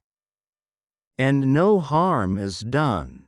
Young women have committed similar follies often before, and have repented them in poverty and obscurity often before.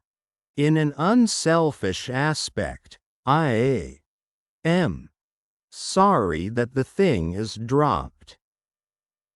Because it would have been a bad thing for me in a worldly point of view, in a selfish aspect. I am glad that the thing has dropped. Because it would have been a bad thing for me in a worldly point of view, it is hardly necessary to say I could have gained nothing by it. There is no harm at all done. I have not proposed to the young lady, and, between ourselves, I am by no means certain, on reflection, that I ever should have committed myself to that extent. Lorry, you cannot control the mincing vanities and giddinesses of empty-headed girls. You must not expect to do it, or you will always be disappointed. Now, pray say no more about it. I tell you, I regret it on account of others, but I am satisfied on my own account. And I am really very much obliged to you for allowing me to sound you, and for giving me your advice. You know the young lady better than I do. You were right, it never would have done. Quote, Mr. Lorry was so taken aback that he looked quite stupidly at Mr. Stryver shouldering him towards the door. With an appearance of showering generosity, forbearance, and goodwill on his erring head. Make the best of it, my dear sir, said Stryver. Say no more about it. Thank you again for allowing me to sound you. Good night. Mr. Lorry was out in the night, before he knew where he was. Mr. Stryver was lying back on his sofa, winking at his ceiling. 13. The fellow of no delicacy. If Sidney Carton ever shone anywhere, he certainly never shone in the house of Dr. Manette.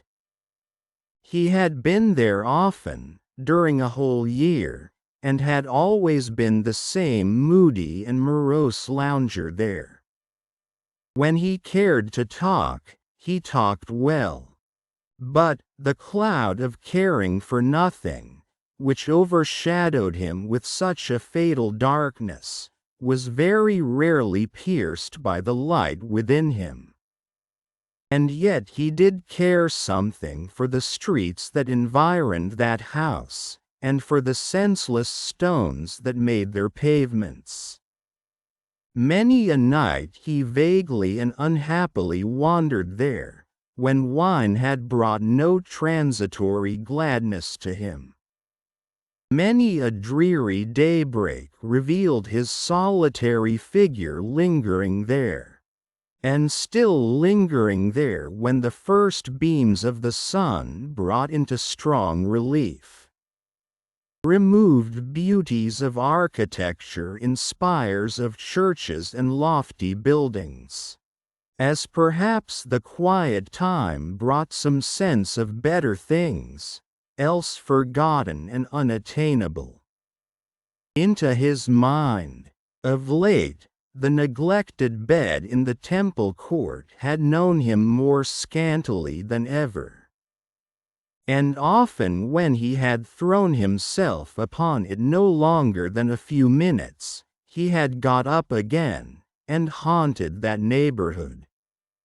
On a day in August, when Mr. Stryver, after notifying to his jackal that he had thought better of that marrying matter, had carried his delicacy into Devonshire, and when the sight and scent of flowers in the city streets had some waifs of goodness in them for the worst, of health for the sickliest, and of youth for the oldest, Sidney's feet still trod those stones. From being irresolute and purposeless, his feet became animated by an intention. And, in the working out of that intention, they took him to the doctor's door. He was shown upstairs, and found Lucy at her work, alone. She had never been quite at her ease with him, and received him with some little embarrassment as he seated himself near her table. But, looking up at his face in the interchange of the first few commonplaces, she observed a change in it. "I fear you are not well, Mr. No. But the life I lead, Miss Manette, is not conducive to health. What is to be expected of, or by, such profligates? Is it not, forgive me, I have begun the question on my lips, a pity to live no better life? God knows it is a shame. Then why not change it?" Looking gently at him again, she was surprised and saddened to see that there were tears in his eyes. There were tears in his voice too, as he answered, "It is too late for that.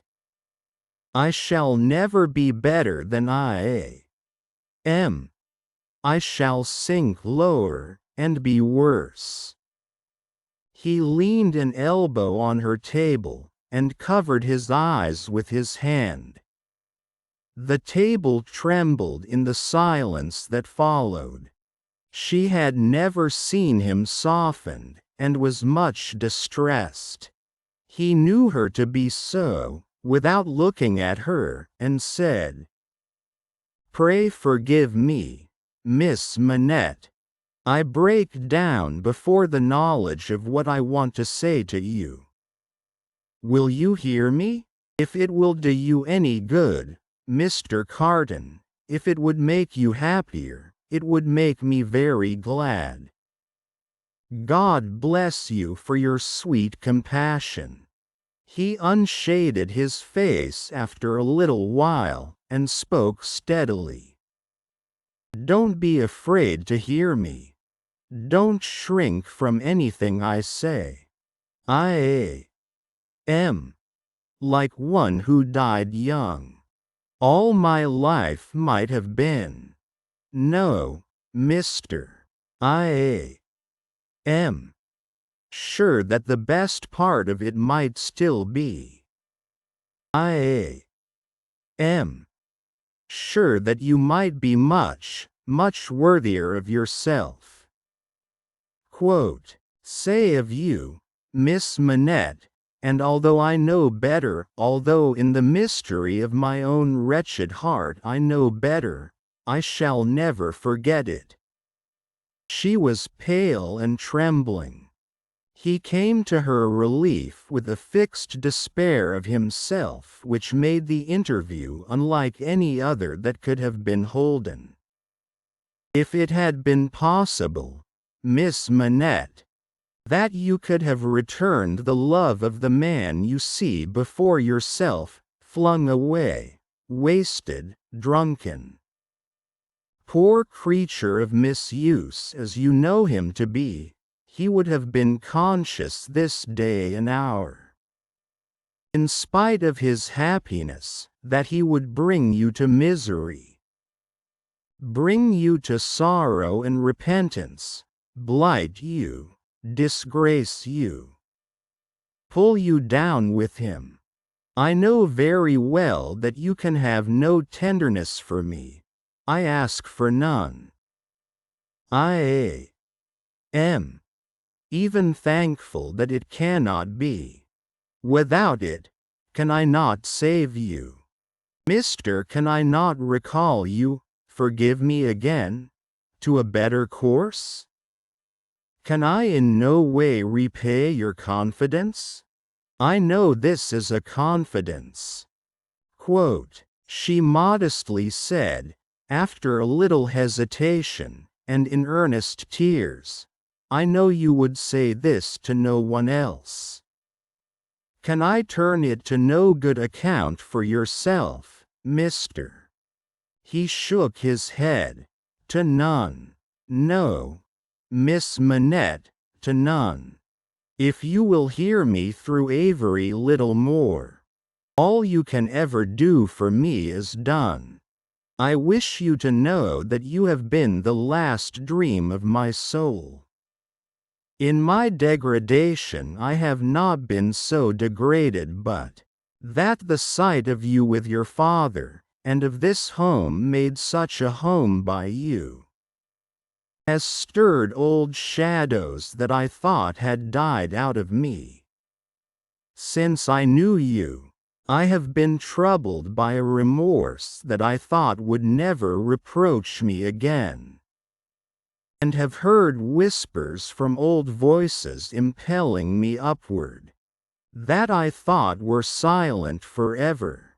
I have had unformed ideas of striving afresh, beginning anew, shaking off sloth and sensuality, and fighting out the abandoned fight.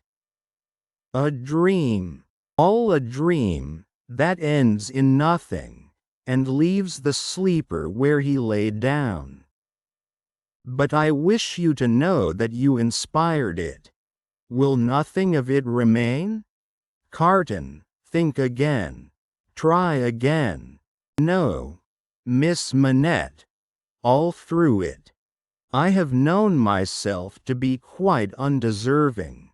And yet I have had the weakness, and have still the weakness, to wish you to know with what a sudden mastery you kindled me, heap of ashes that I am, into fire, a fire, however, inseparable in its nature from myself, quickening nothing, lighting nothing, doing no service, idly burning away.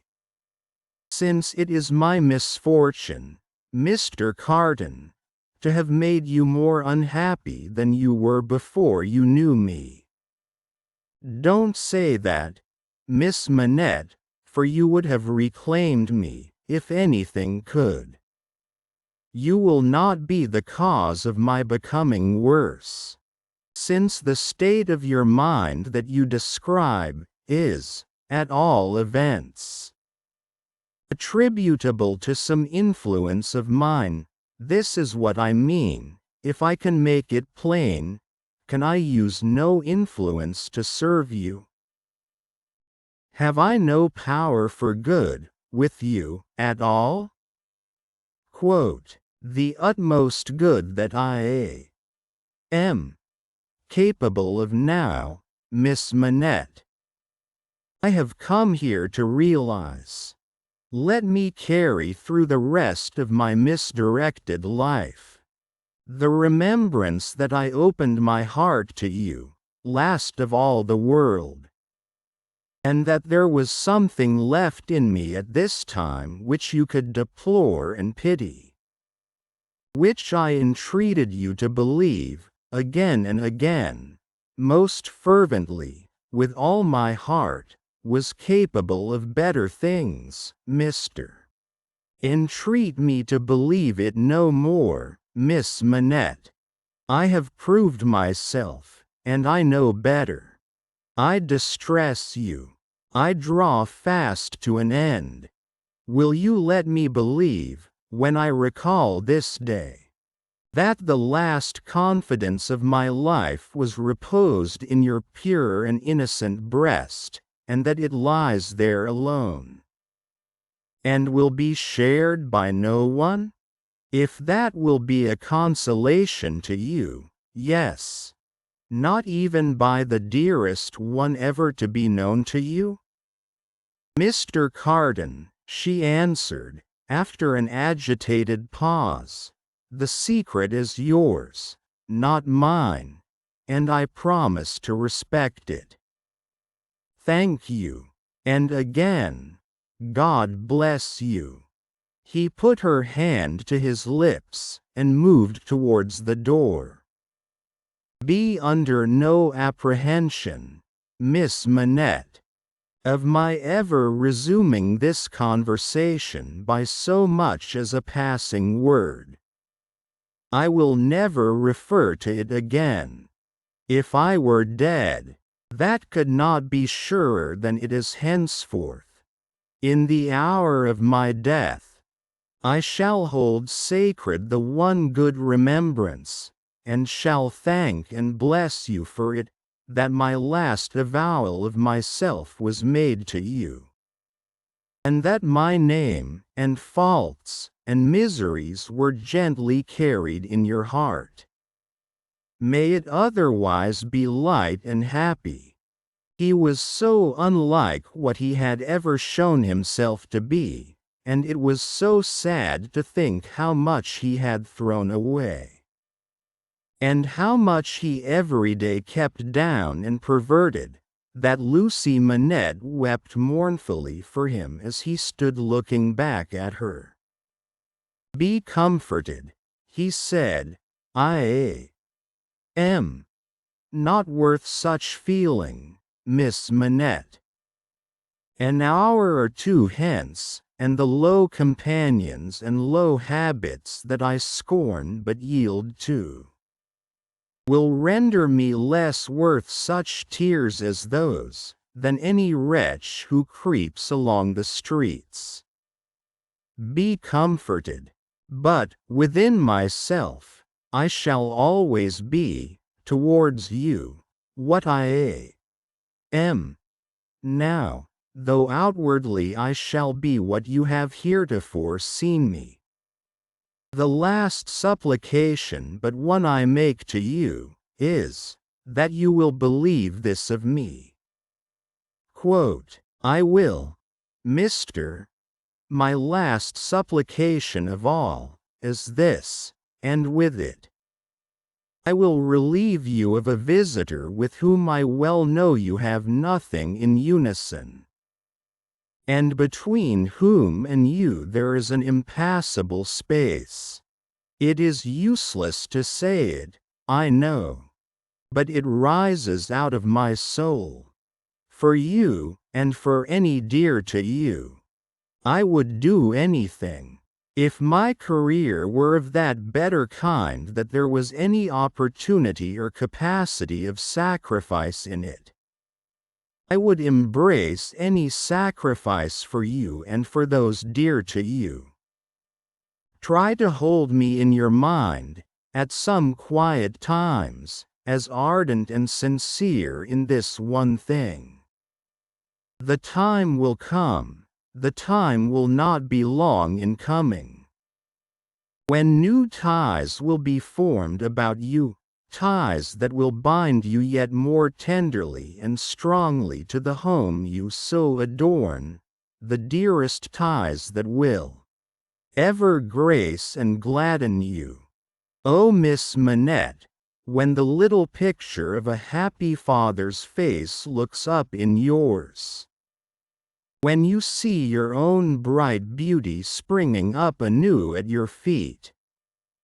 Think now and then that there is a man who would give his life to keep a life you love beside you. He said, "Farewell," said a last, "God bless you," and left her. 14. The Honest Tradesman. To the eyes of Mr. Jeremiah Cruncher, sitting on his stool in Fleet Street with his grisly urchin beside him. A vast number and variety of objects in movement were every day presented. Who could sit upon anything in Fleet Street during the busy hours of the day, and not be dazed and deafened by two immense processions, one ever tending westward with the sun, the other ever tending eastward from the sun, both ever tending to the plains beyond the range of red and purple where the sun goes down? With his straw in his mouth, Mr. Cruncher sat watching the two streams.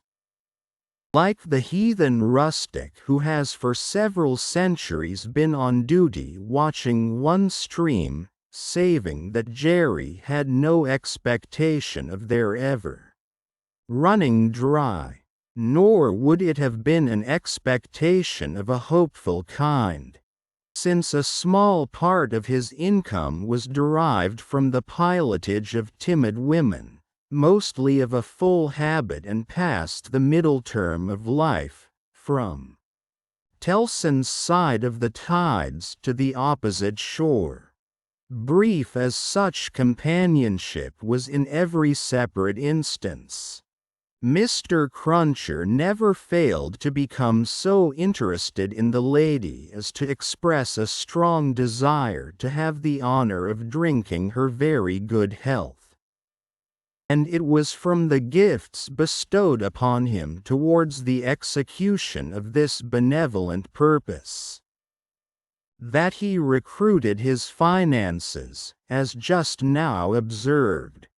Time was when a poet sat upon a stool in a public place, and mused in the sight of men. Cruncher, sitting on a stool in a public place, but not being a poet, mused as little as possible, and looked about him. It fell out that he was thus engaged in a season when crowds were few, and belated women few, and when his affairs in general were so unprosperous as to awaken a strong suspicion in his breast that Mrs. Cruncher must have been flopping in some pointed manner, when an unusual concourse pouring down Fleet Street westward attracted his attention. Looking that way, Mr. Cruncher made out that some kind of funeral was coming along, and that there was popular objection to this funeral, which engendered uproar.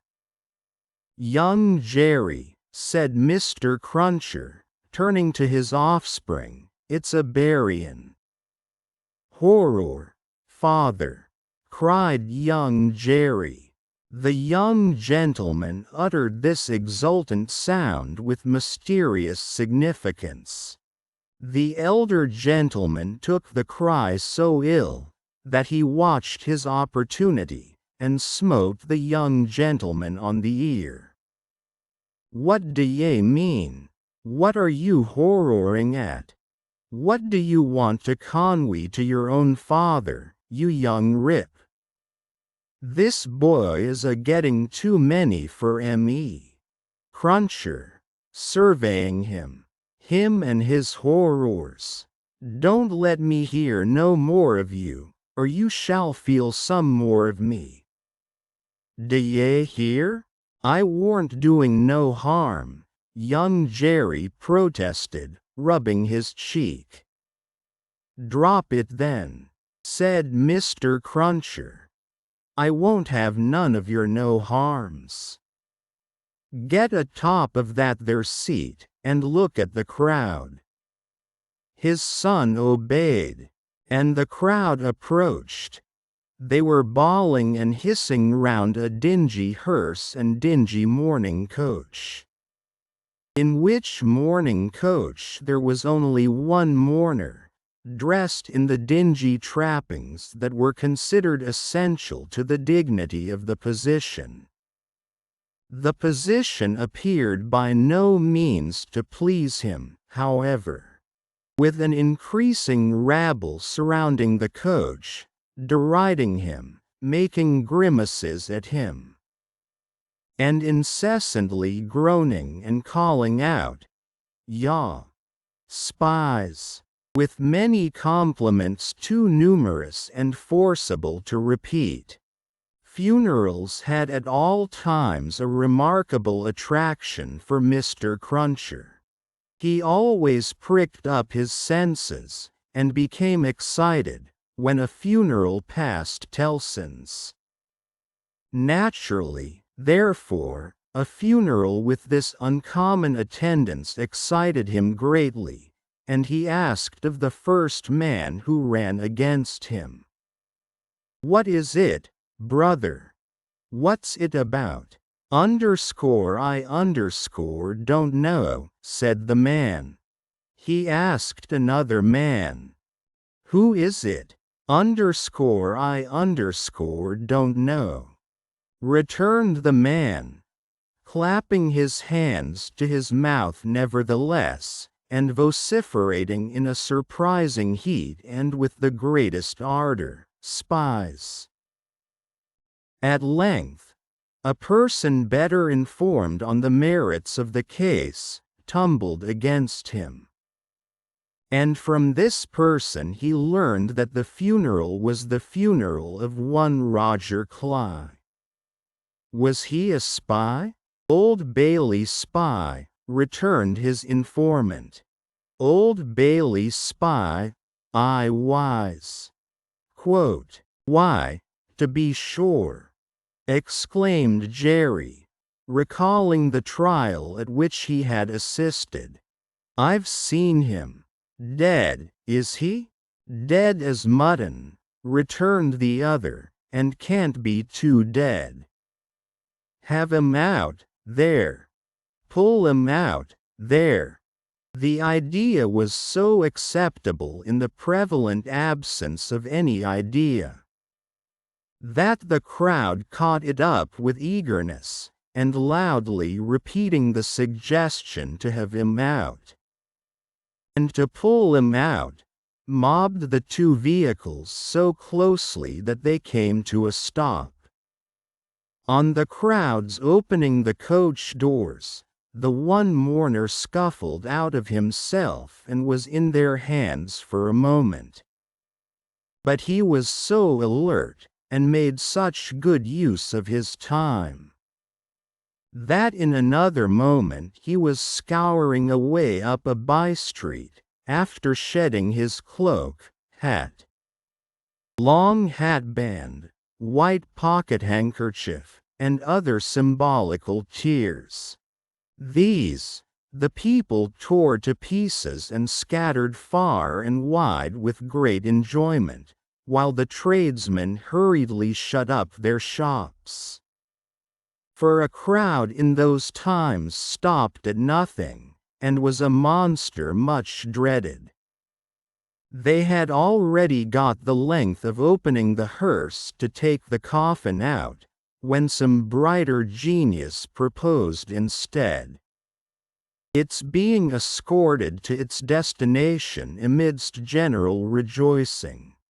Practical suggestions being much needed, this suggestion, too, was received with acclamation, and the coach was immediately filled with 8 inside and a dozen out, while as many people got on the roof of the hearse as could by any exercise of ingenuity stick upon it.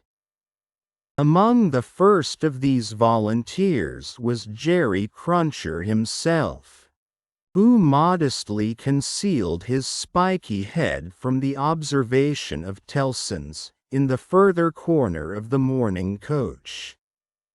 The officiating undertakers made some protest against these changes in the ceremonies. But, the river being alarmingly near, and several voices remarking on the efficacy of cold immersion in bringing refractory members of the profession to reason, the protest was faint and brief. The remodeled procession started, with a chimney sweep driving the hearse, advised by the regular driver, who was perched beside him. Under close inspection, for the purpose, and with a pieman. Also attended by his cabinet minister, driving the mourning coach. A bear leader, a popular street character of the time, was impressed as an additional ornament, before the cavalcade had gone far down the Strand. And his bear, who was black and very mangy, gave quite an undertaking air to that part of the procession in which he walked. Thus, with beer drinking, pipe smoking, song-growing, and infinite caricaturing of woe, the disorderly procession went its way, recruiting at every step. And all the shops shutting up before it. Its destination was the old church of St. Pancras, far off in the fields. It got there in course of time, insisted on pouring into the burial ground. Finally, accomplished the interment of the deceased Roger Cly in its own way, and highly to its own satisfaction. The dead man disposed of, and the crowd being under the necessity of providing some other entertainment for itself. Another brighter genius, or perhaps the same, conceived the humor of impeaching casual passers-by as Old Bailey spies, and wreaking vengeance on them. Chase was given to some scores of inoffensive persons who had never been near the Old Bailey in their lives. In the realization of this fancy, and they were roughly hustled and maltreated.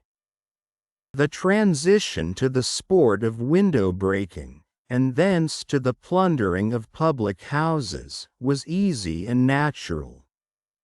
At last, after several hours, when sundry summer-houses had been pulled down, and some area railings had been torn up, to arm the more belligerent spirits, a rumor got about that the guards were coming. Before this rumor, the crowd gradually melted away, and perhaps the guards came. And perhaps they never came, and this was the usual progress of a mob. Mr. Cruncher did not assist at the closing sports, but had remained behind in the churchyard, to confer and condole with the undertakers. The place had a soothing influence on him. He procured a pipe from a neighboring public house, and smoked it, looking in at the railings and maturely considering the spot. "Jerry," said Mr. Cruncher, apostrophizing himself in his usual way, "you see that there Cly that day, and you see with your own eyes that he was a young 'un and a straight-made 'un. Having smoked his pipe out, and ruminated a little longer, he turned himself about, that he might appear before the hour of closing, on his station at Tellson's. Whether his meditations on mortality had touched his liver, or whether his general health had been previously at all amiss, or whether he desired to show a little attention to an eminent man, is not so much to the purpose as that he made a short call upon his medical adviser, a distinguished surgeon, on his way back. Young Jerry relieved his father with dutiful interest, and reported no job in his absence. The bank closed, the ancient clerks came out, the usual watch was set, and Mr. Cruncher and his son went home to tea.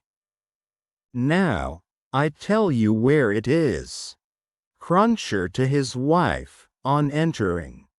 "If, as a honest tradesman, my wenters goes wrong tonight, I shall make sure that you've been praying again me, and I shall work you for it just the same as if I seen you do it." The dejected Mrs. Cruncher shook her head. "Why, you're at it afore my face, Cruncher," with signs of angry apprehension. "I am saying nothing." "Well, then, don't meditate nothing. You might as well flop as meditate. You may as well go again me one way as another. Drop it altogether." "Yes, Jerry. Yes, Jerry," repeated Mr. Cruncher, sitting down to tea. "It is yes, Jerry. That's about it. You may say yes, Jerry."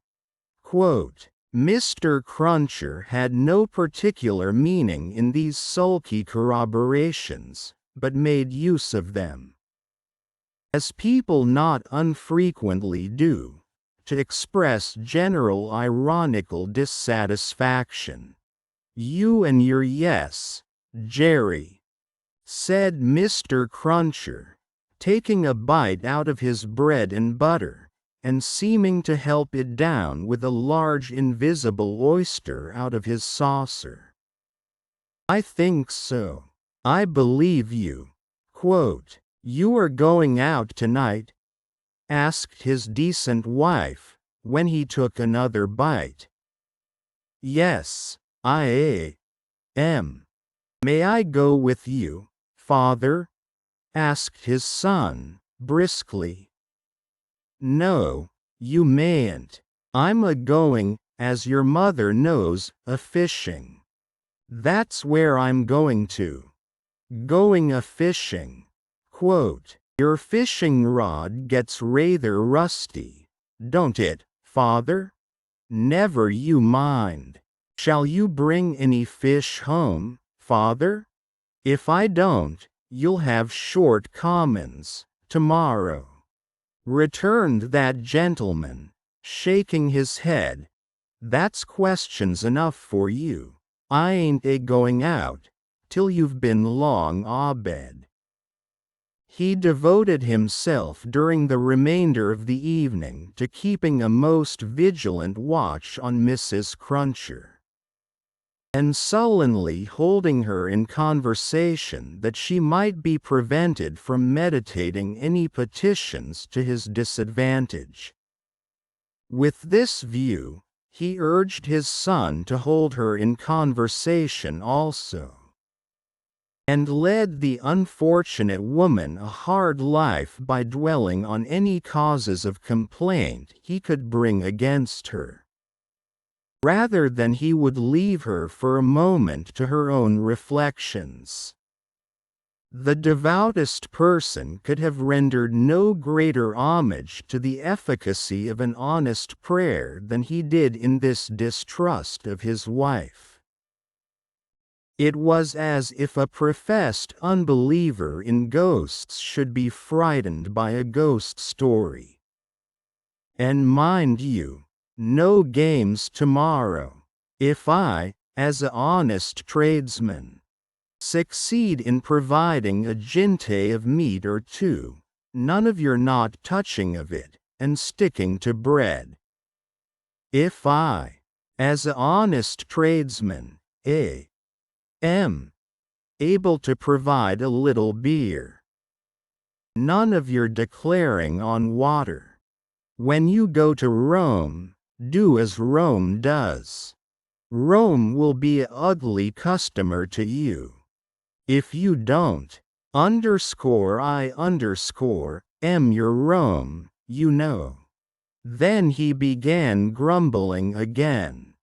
With your flying into the face of your own wittles and drink. I don't know how scarce you mayn't make the wittles and drink here.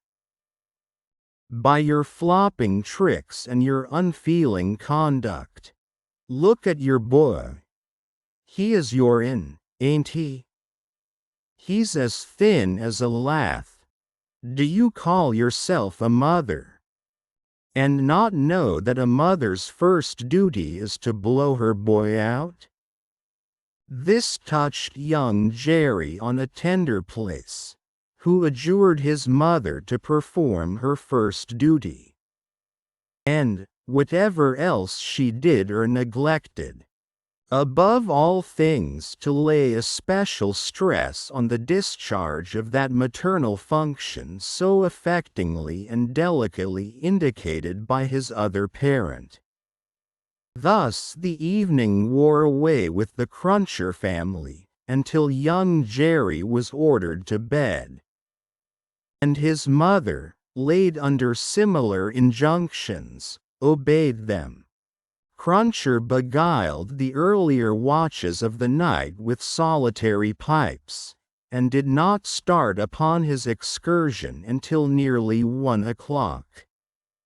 Towards that small and ghostly hour, he rose up from his chair, took a key out of his pocket, opened a locked cupboard, and brought forth a sack, a crowbar of convenient size, a rope and chain, and other fishing tackle of that nature.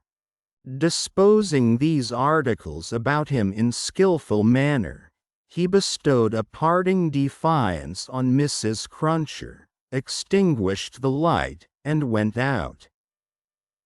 Young Jerry, who had only made a feint of undressing when he went to bed, was not long after his father. Under cover of the darkness he followed out of the room, followed down the stairs, followed down the court, followed out into the streets.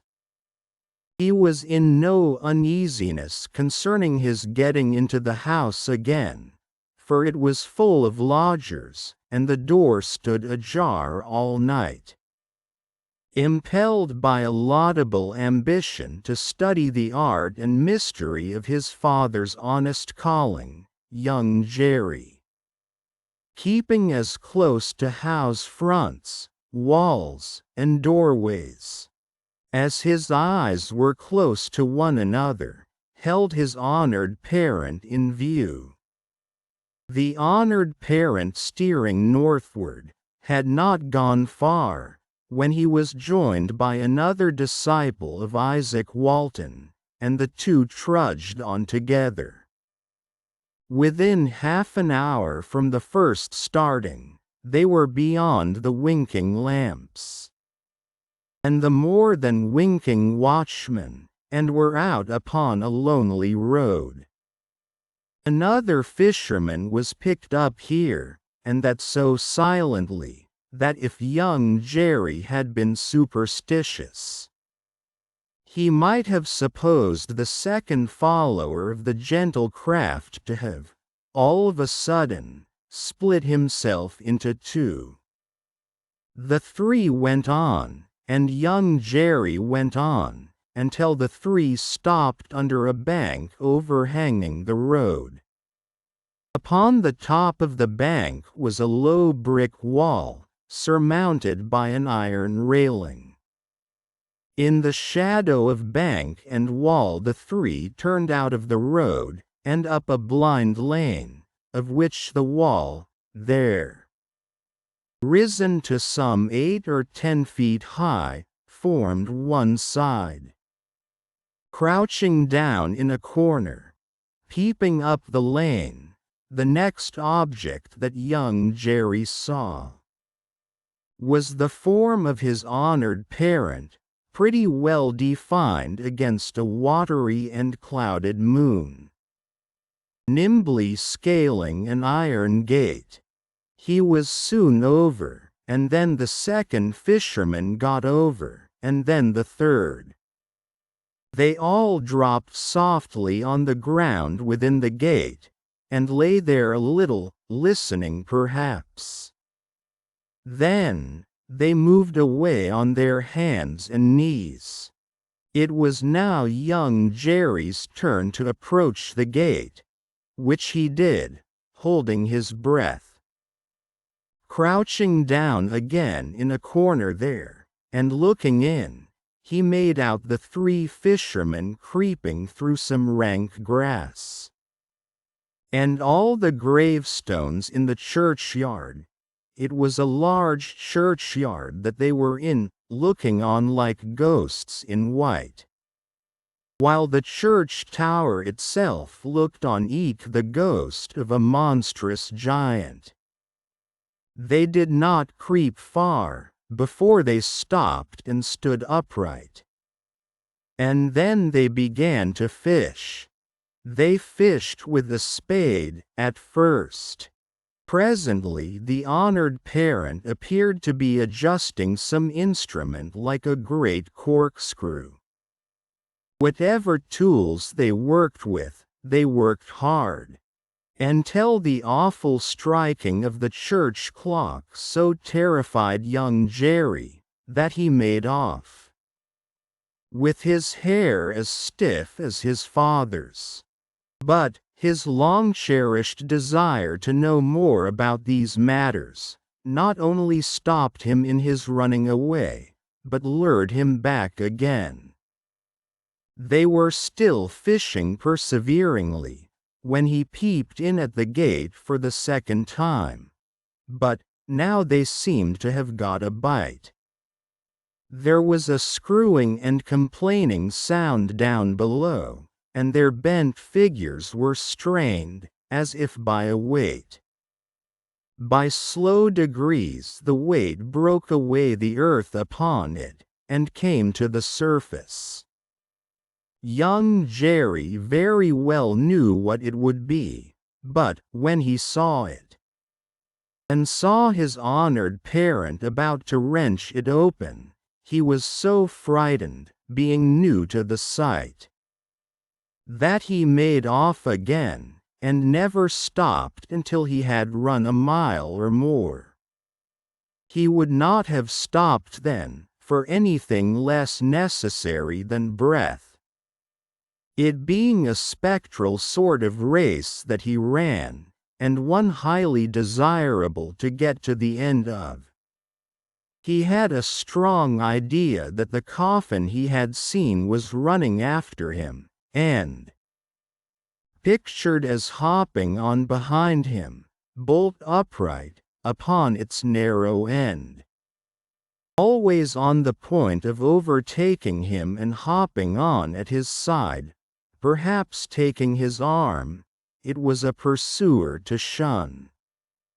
It was an inconsistent and ubiquitous fiend too, for, while it was making the whole night behind him dreadful, he darted out into the roadway to avoid dark alleys, fearful of its coming hopping out of them like a dropsical boy's kite without tail and wings.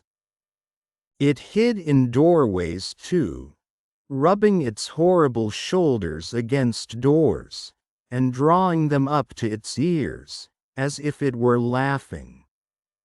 It got into shadows on the road, and lay cunningly on its back to trip him up.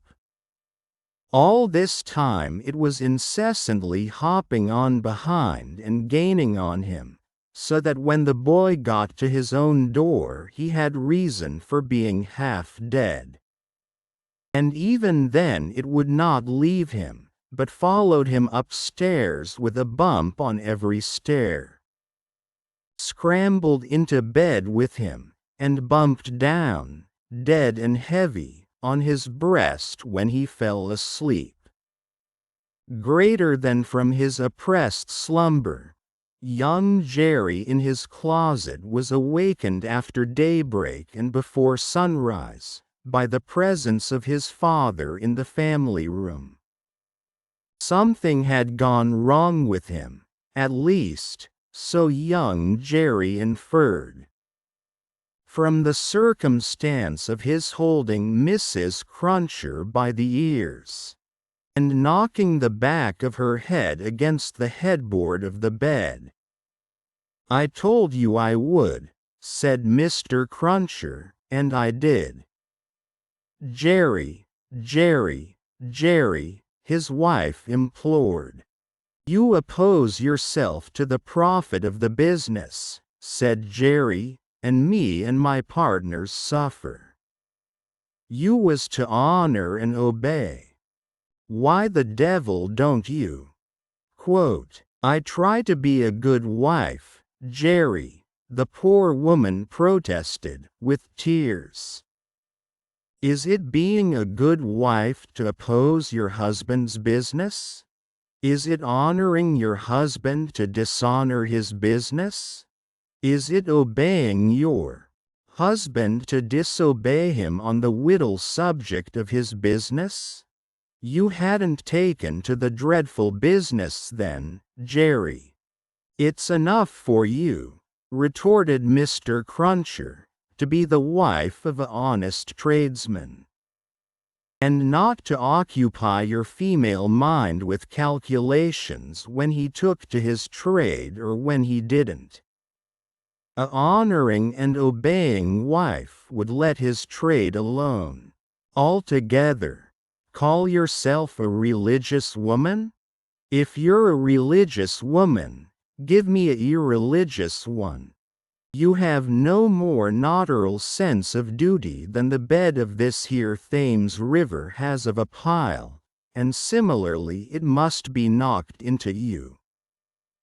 The altercation was conducted in a low tone of voice, and terminated in the honest tradesman's kicking off his clay-soiled boots, and lying down at his length on the floor. After taking a timid peep at him lying on his back, with his rusty hands under his head for a pillow, his son lay down too, and fell asleep again. There was no fish for breakfast, and not much of anything else.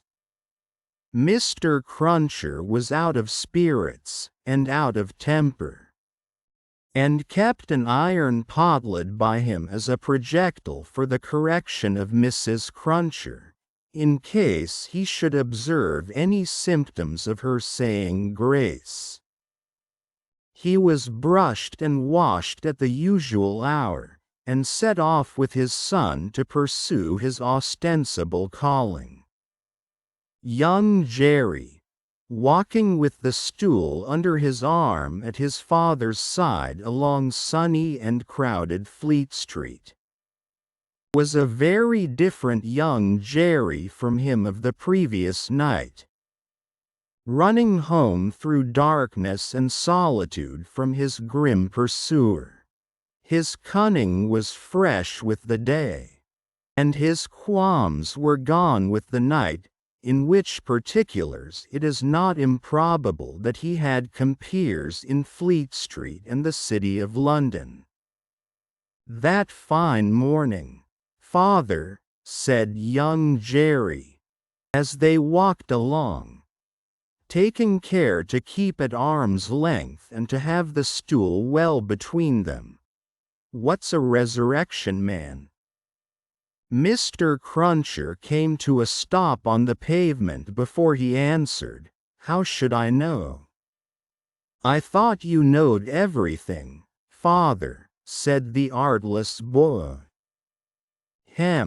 Well," returned Mr. Cruncher, going on again, and lifting off his hat to give his spikes free play, "he's a tradesman." "What's his goods, father?" asked the brisk young Jerry.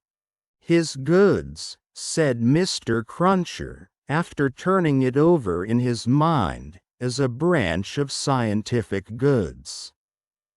"Persons' bodies, ain't it, father?" asked the lively boy. "I believe it is something of that sort," said Mr. "Oh, father, I should so like to be a resurrection man when I'm quite growed up." Mr. Cruncher was soothed, but shook his head in a dubious and moral way. "It depends upon how you develop your talents.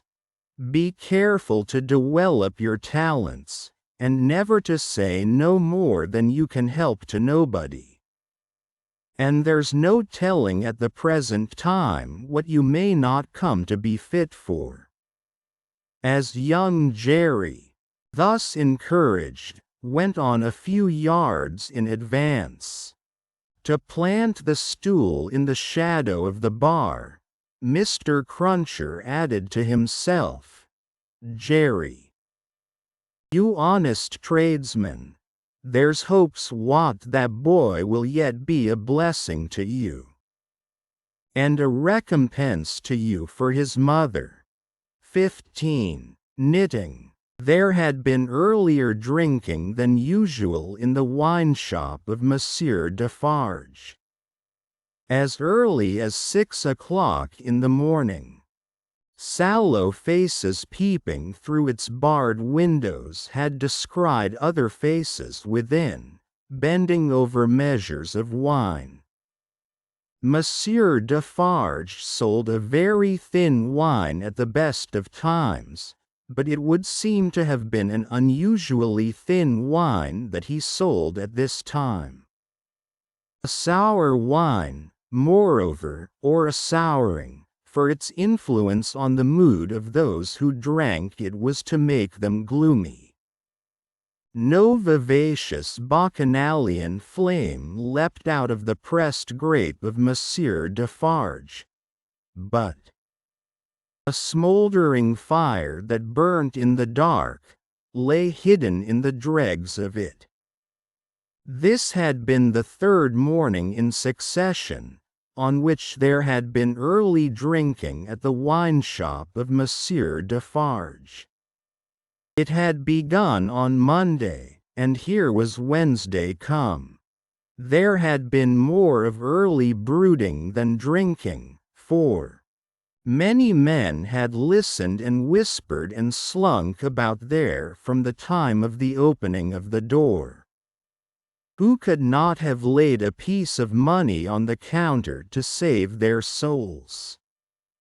These were to the full as interested in the place, however, as if they could have commanded whole barrels of wine. And they glided from seat to seat, and from corner to corner, swallowing talk in lieu of drink, with greedy looks. Notwithstanding an unusual flow of company, the master of the wine shop was not visible. He was not missed, for nobody who crossed the threshold looked for him.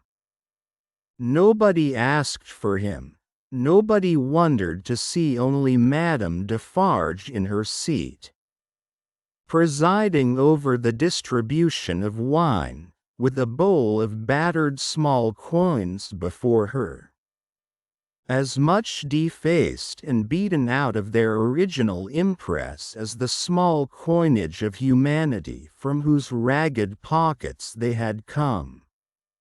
A suspended interest and a prevalent absence of mind, were perhaps observed by the spies who looked in at the wine shop, as they looked in at every place.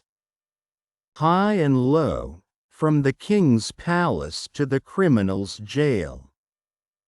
Games at cards languished. Players at dominoes musingly built towers with them. Drinkers drew figures on the tables with spilt drops of wine. Madame Defarge herself picked out the pattern on her sleeve with her toothpick, and saw and heard something inaudible and invisible a long way off. Thus, Saint Antoine in this vinous feature of his, until midday. It was high noontide, when two dusty men passed through his streets and under his swinging lamps, of whom one was Monsieur Defarge, the other a mender of roads in a blue cap. All adust and athirst, the two entered the wine shop. Their arrival had lighted a kind of fire in the breast of Saint Antoine, fast spreading as they came along, which stirred and flickered in flames of faces at most doors and windows. Yet, no one had followed them, and no man spoke when they entered the wine shop, though the eyes of every man there were turned upon them.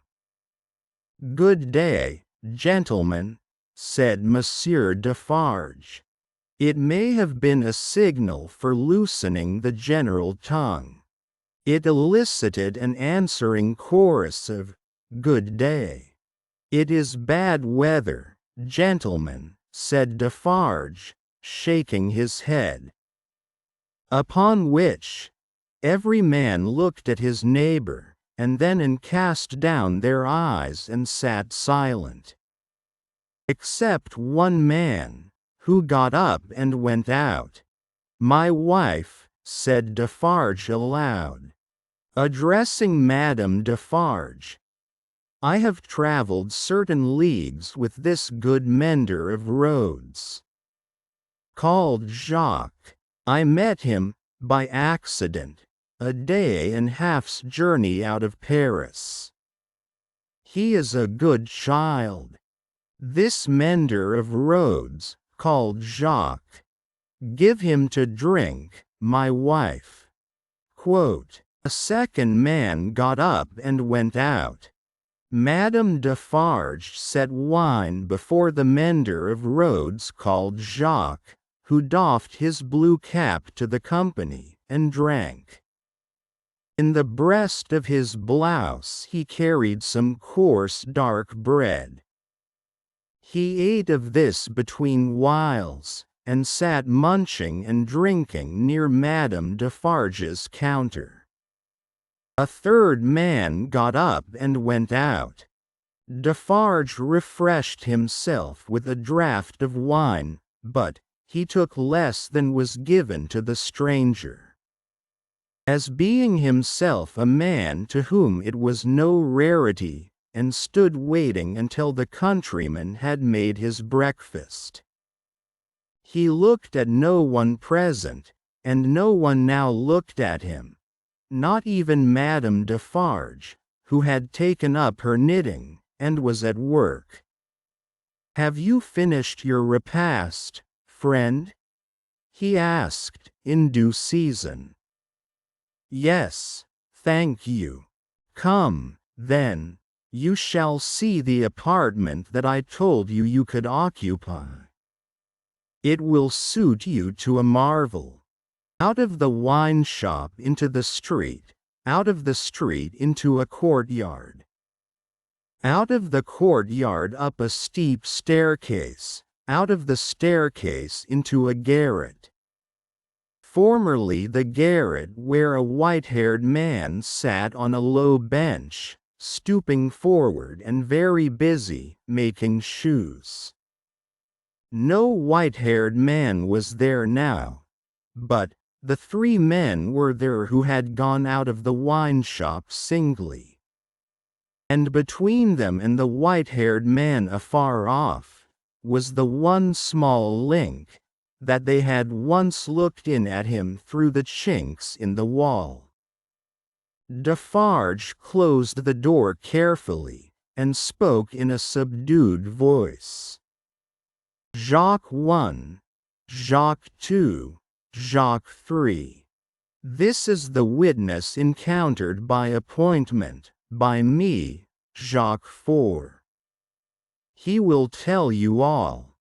Speak, Jacques 5. Quote, the mender of roads, blue cap in hand, wiped his swarthy forehead with it, and said, where shall I commence, monsieur? Commence, was Monsieur Defarge's not unreasonable reply at the commencement. I saw him then, messieurs, began the mender of roads, a year ago this running summer.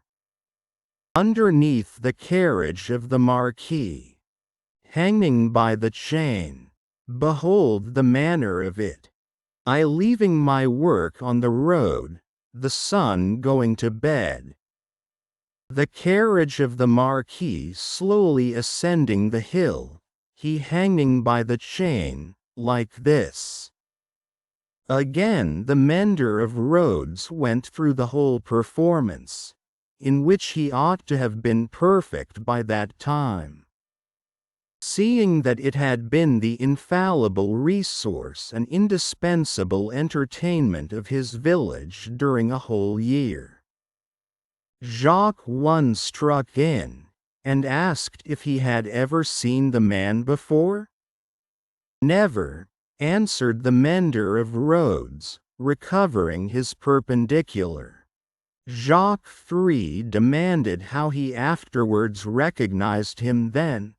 By his tall figure, said the mender of roads, softly, and with his finger at his nose. When Monsieur the Marquis demands that evening, say, what is he like? I make response, tall as a spectre.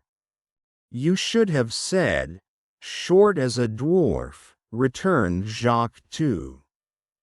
But what did I know? The deed was not then accomplished. Neither did he confide in me. Under those circumstances even, I do not offer my testimony. Monsieur the Marquis indicates me with his finger, standing near our little fountain, and says, to me, bring that rascal. My faith, messieurs, I offer nothing. He is right there, Jacques, murmured Defarge, to him who had interrupted. Good, said the mender of roads, with an air of mystery. The tall man is lost, and he is sought how many months? 9, 10, 11?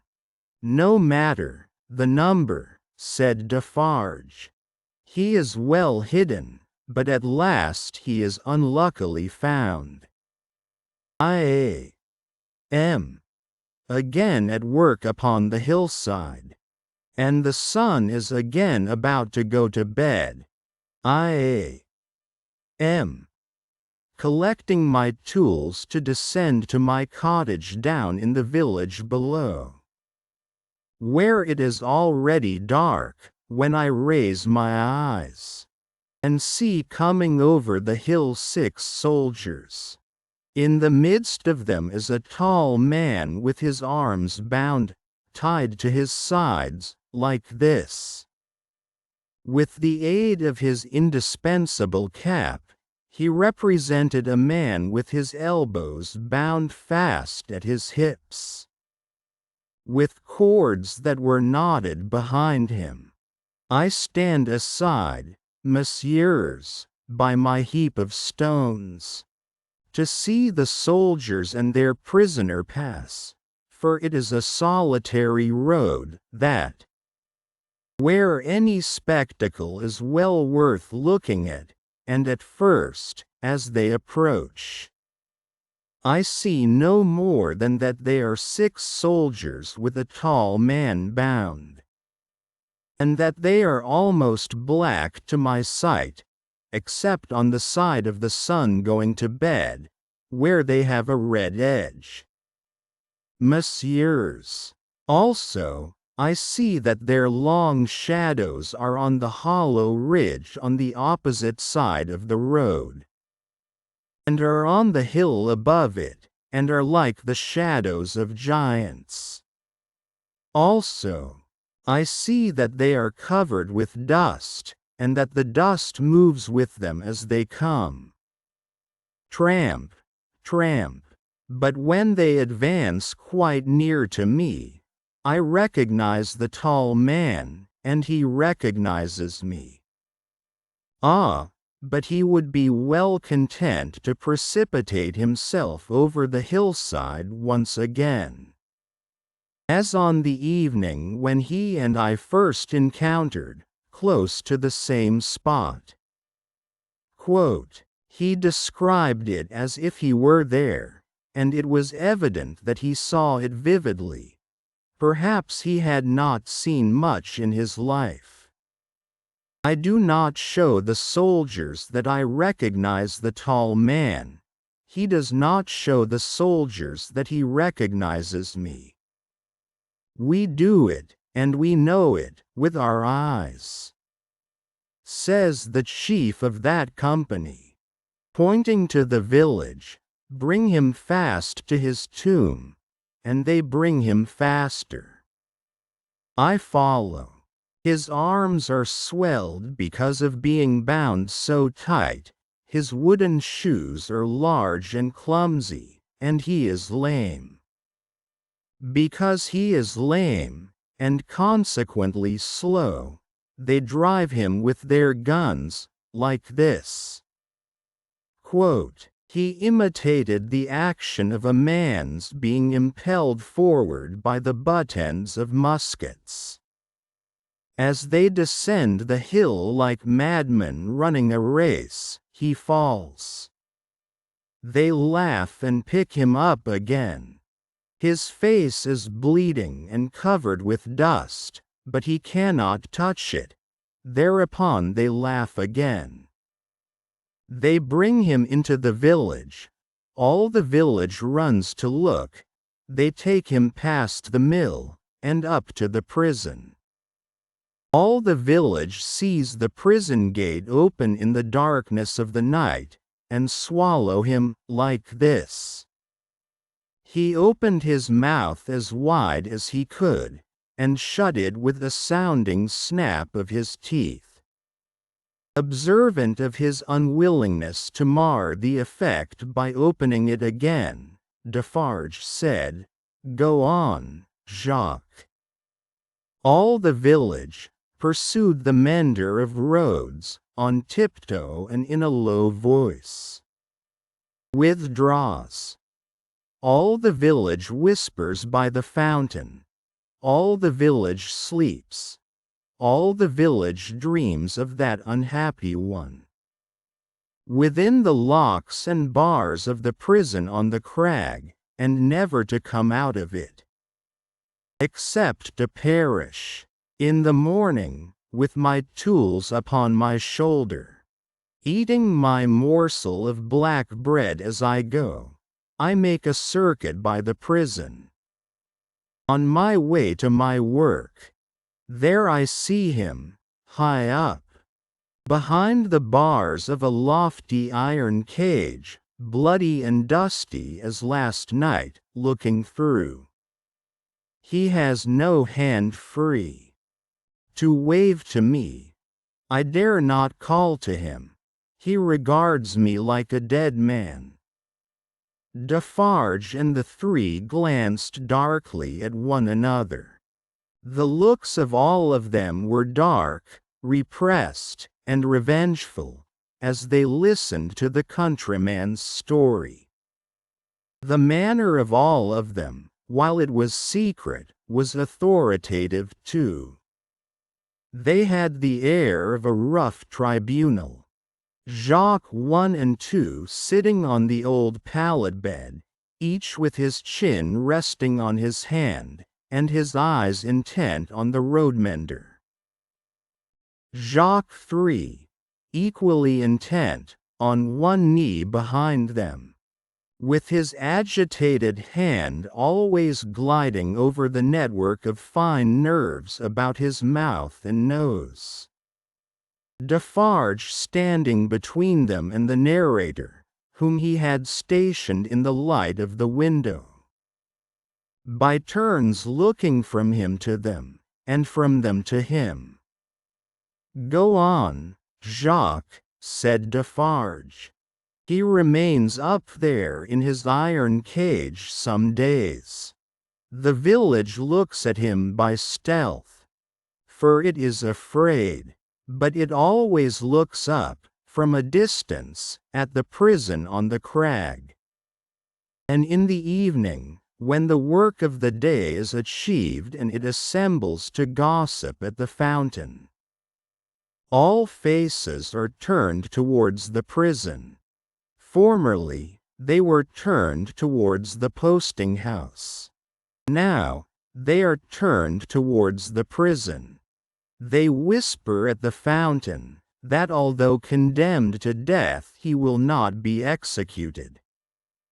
They say that petitions have been presented in Paris, showing that he was enraged and made mad by the death of his child. They say that a petition has been presented to the king himself. What do I know? It is possible. Perhaps yes, perhaps no. Quote, "Listen then, Jacques," number 1 of that name sternly interposed. "Know that a petition was presented to the king and queen.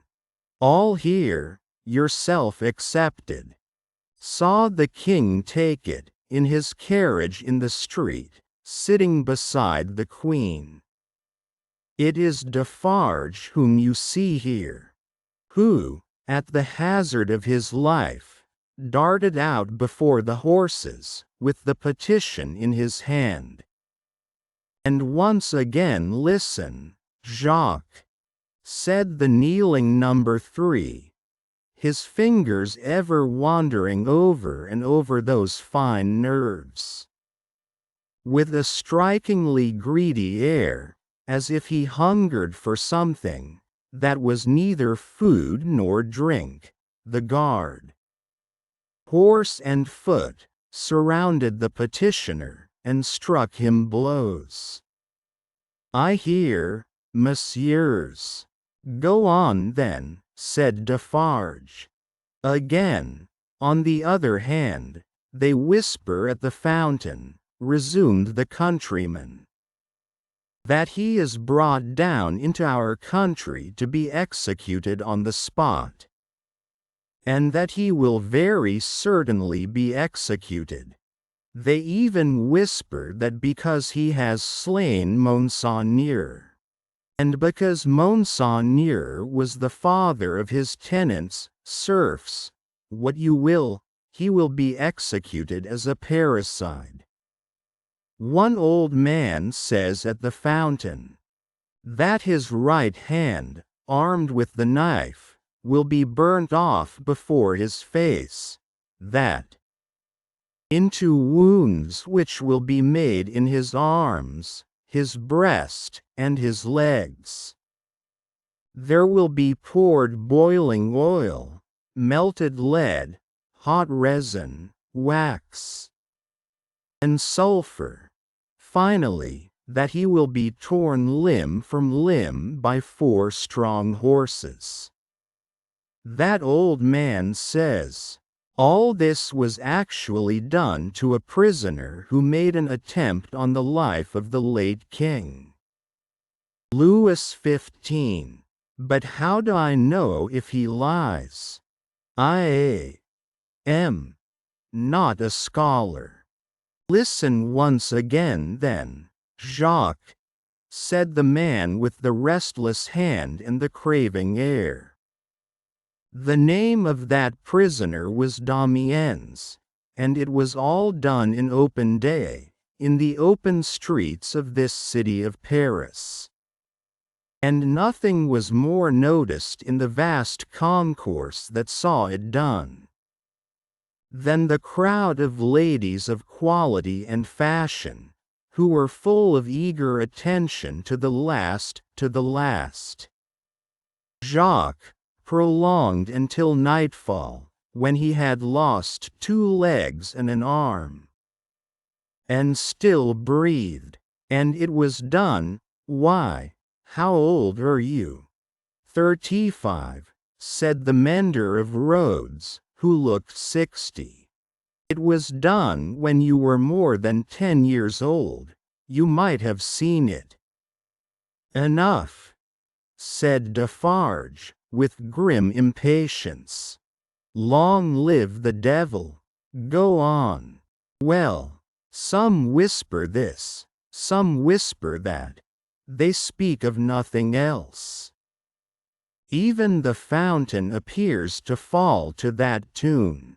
At length, on Sunday night, when all the village is asleep, come soldiers, winding down from the prison, and their guns ring on the stones of the little street.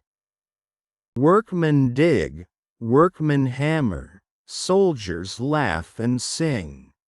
In the morning, by the fountain, there is raised a gallows 40 feet high, poisoning the water. Quote, the mender of roads looked through rather than at the low ceiling, and pointed as if he saw the gallows somewhere in the sky. All work is stopped, all assemble there. Nobody leads the cows out, the cows are there with the rest. At midday, the roll of drums. Soldiers have marched into the prison in the night, and he is in the midst of many soldiers. He is bound as before, and in his mouth there is a gag, tied so, with a tight string, making him look almost as if he laughed.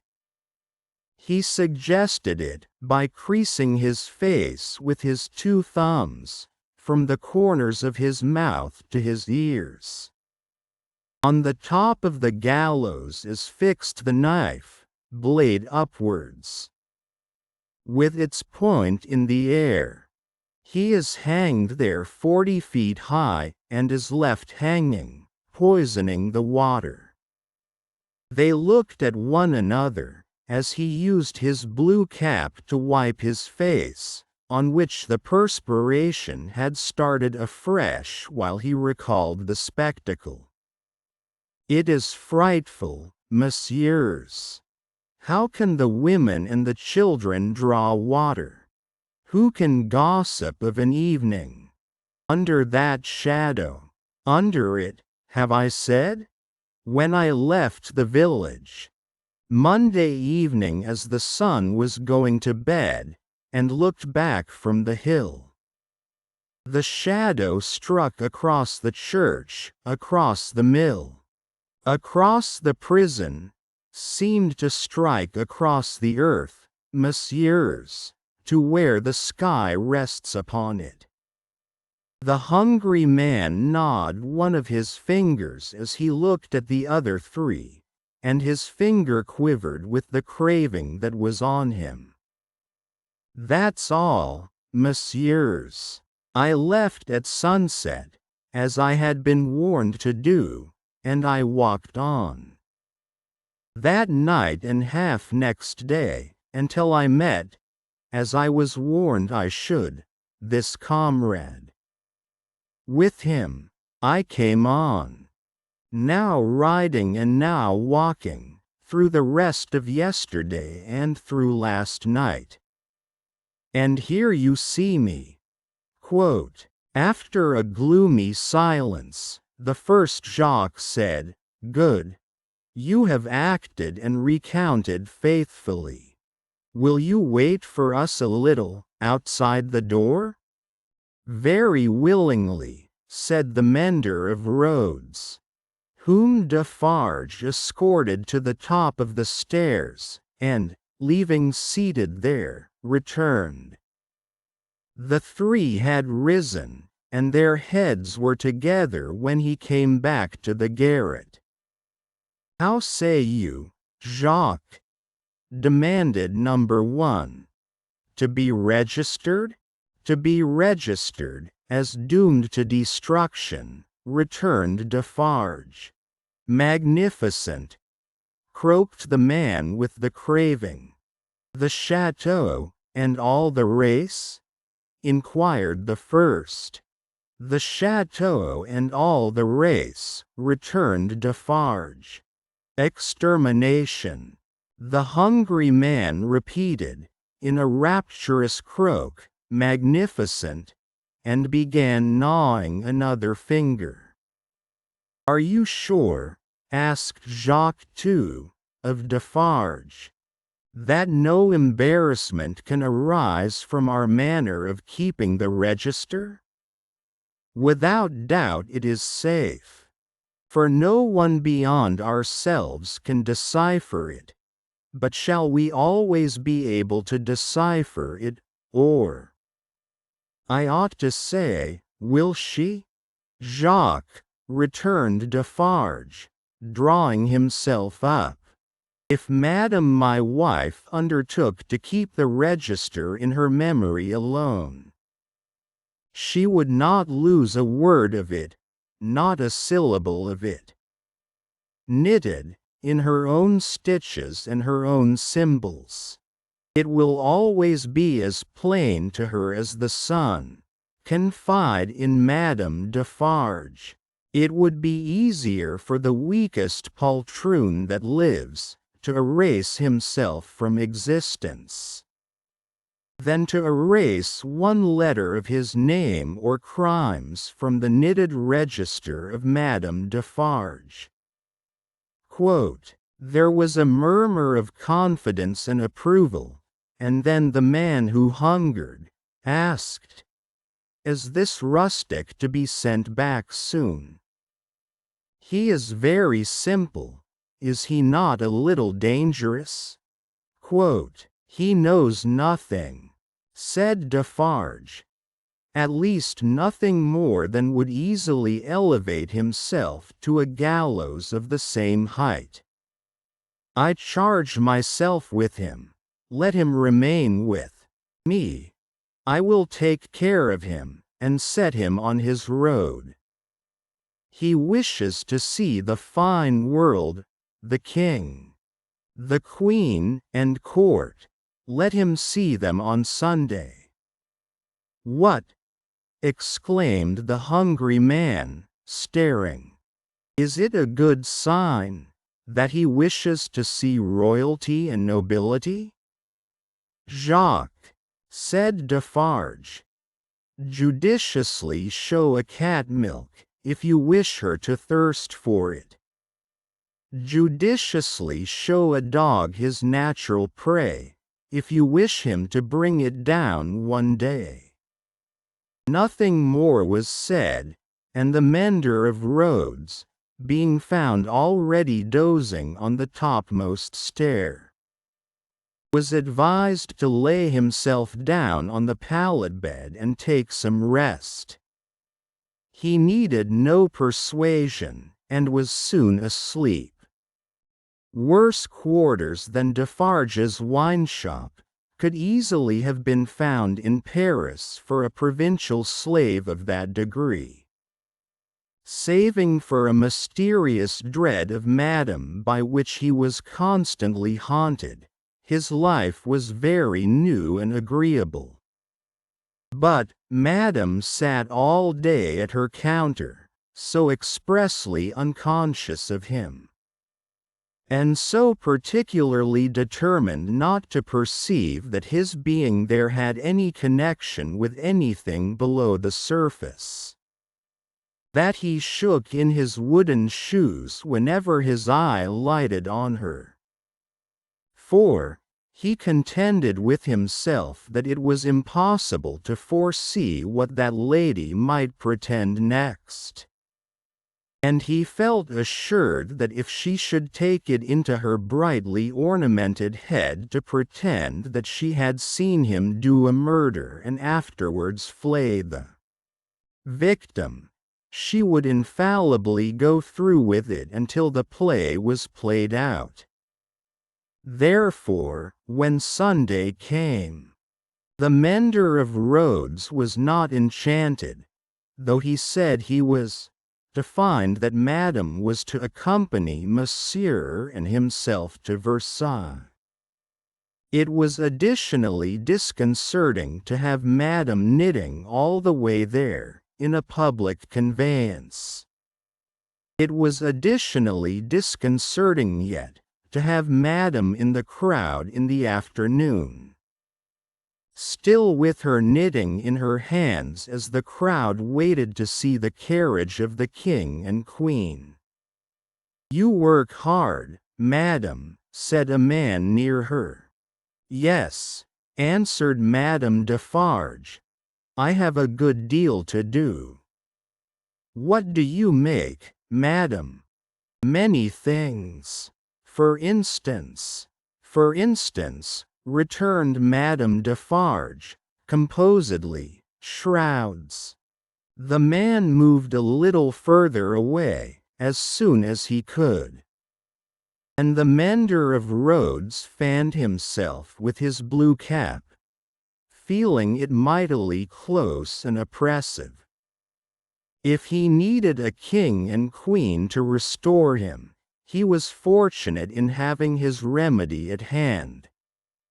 For, soon the large-faced king and the fair-faced queen came in their golden coach, attended by the shining bull's-eye of their court, a glittering multitude of laughing ladies and fine lords, and in jewels and silks and powder and splendor and elegantly spurning figures and handsomely disdainful faces of both sexes.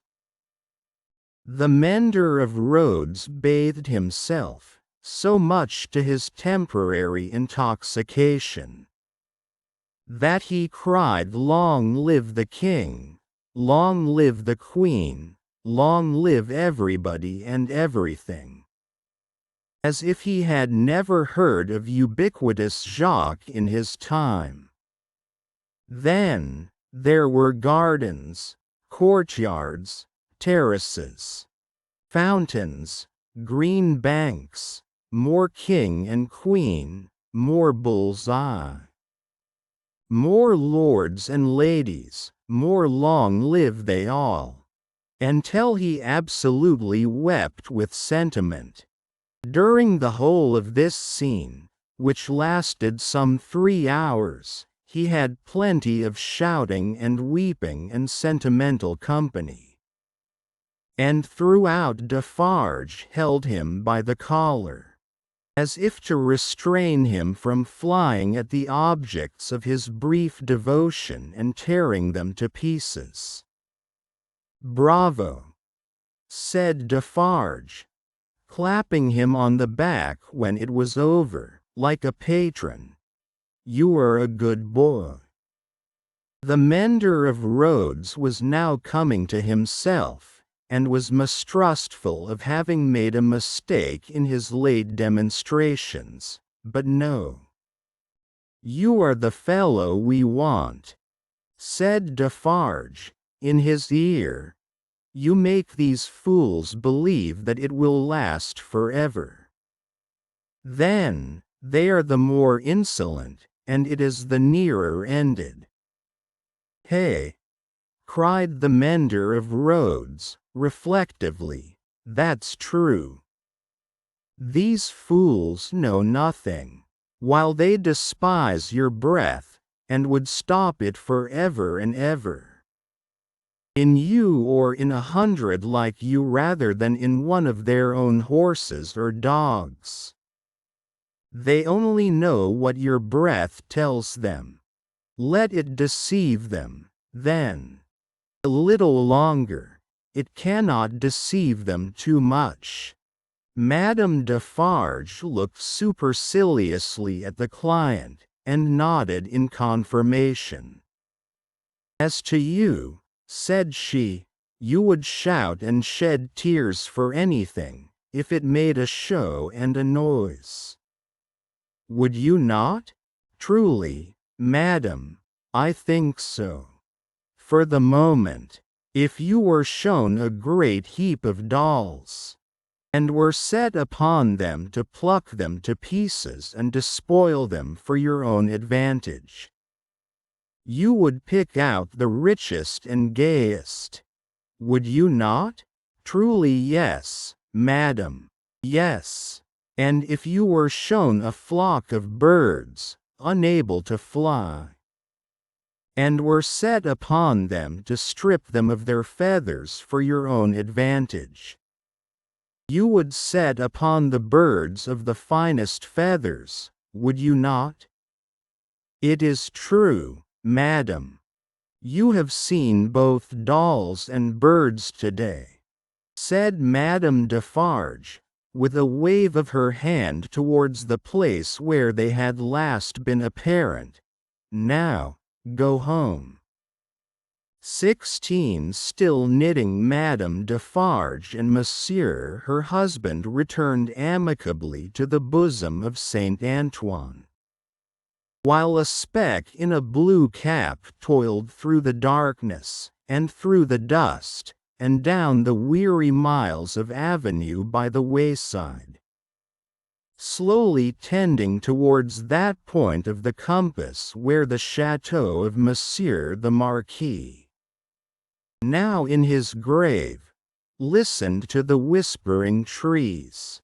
Such ample leisure had the stone faces, now, for listening to the trees and to the fountain, that the few village scarecrows who, in their quest for herbs to eat and fragments of dead stick to burn, strayed within sight of the great stone courtyard and terrace staircase, had it borne in upon their starved fancy that the expression of the faces was altered. A rumour just lived in the village had a faint and bare existence there, as its people had, that when the knife struck home, the faces changed from faces of pride to faces of anger and pain, also. That when that dangling figure was hauled up 40 feet above the fountain, they changed again, and bore a cruel look of being avenged, which they would henceforth bear forever. In the stone face over the great window of the bedchamber where the murder was done, 2 fine dints were pointed out in the sculptured nose, which everybody recognized, and which nobody had seen of old. And on the scarce occasions when 2 or 3 ragged peasants emerged from the crowd to take a hurried peep at Monsieur the Marquis petrified, a skinny finger would not have pointed to it for a minute, before they all started away among the moss and leaves, like the more fortunate hares who could find a living there. Chateau and hut, stone face and dangling figure, the red stain on the stone floor, and the pure water in the village well, thousands of acres of land, a whole province of France, all France itself, lay under the night sky, concentrated into a faint hairbreadth line. So does a whole world, with all its greatnesses and littlenesses, lie in a twinkling star. And as mere human knowledge can split a ray of light and analyze the manner of its composition, so, Sublimer intelligences may read in the feeble shining of this earth of ours. Every thought and act, every vice and virtue, of every responsible creature on it. The Defarges, husband and wife, came lumbering under the starlight, in their public vehicle, to that gate of Paris whereunto their journey naturally tended. There was the usual stoppage at the barrier guardhouse, and the usual lanterns came glancing forth for the usual examination and inquiry. Monsieur Defarge alighted, knowing one or two of the soldiery there, and one of the police. The latter he was intimate with, and affectionately embraced. When Saint Antoine had again enfolded the Defarges in his dusky wings, and they, having finally alighted near the saint's boundaries, were picking their way on foot through the black mud and offal of his streets, Madame Defarge spoke to her husband.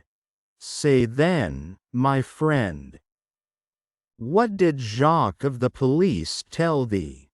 "Very little tonight, but all he knows. There is another spy commissioned for our quarter. There may be many more. For all that he can say, but he knows of one." "Eh well," said Madame Defarge, raising her eyebrows with a cool business air. "It is necessary to register him. How do they call that man?" "He is English." "So much the better." "Barsad," said Defarge, making it French by pronunciation. But he had been so careful to get it accurately, that he then spelt it with perfect correctness. "Barsad," repeated Madame. "Christian name?" "Quote, John." "John Barsad," repeated Madame, after murmuring it once to herself. "His appearance, is it known?" "Age, about 40 years. Height, about 5 feet 9. Black hair. Complexion dark. Generally, rather handsome visage, eyes dark. Face thin, long and sallow. Nose aquiline, but not straight.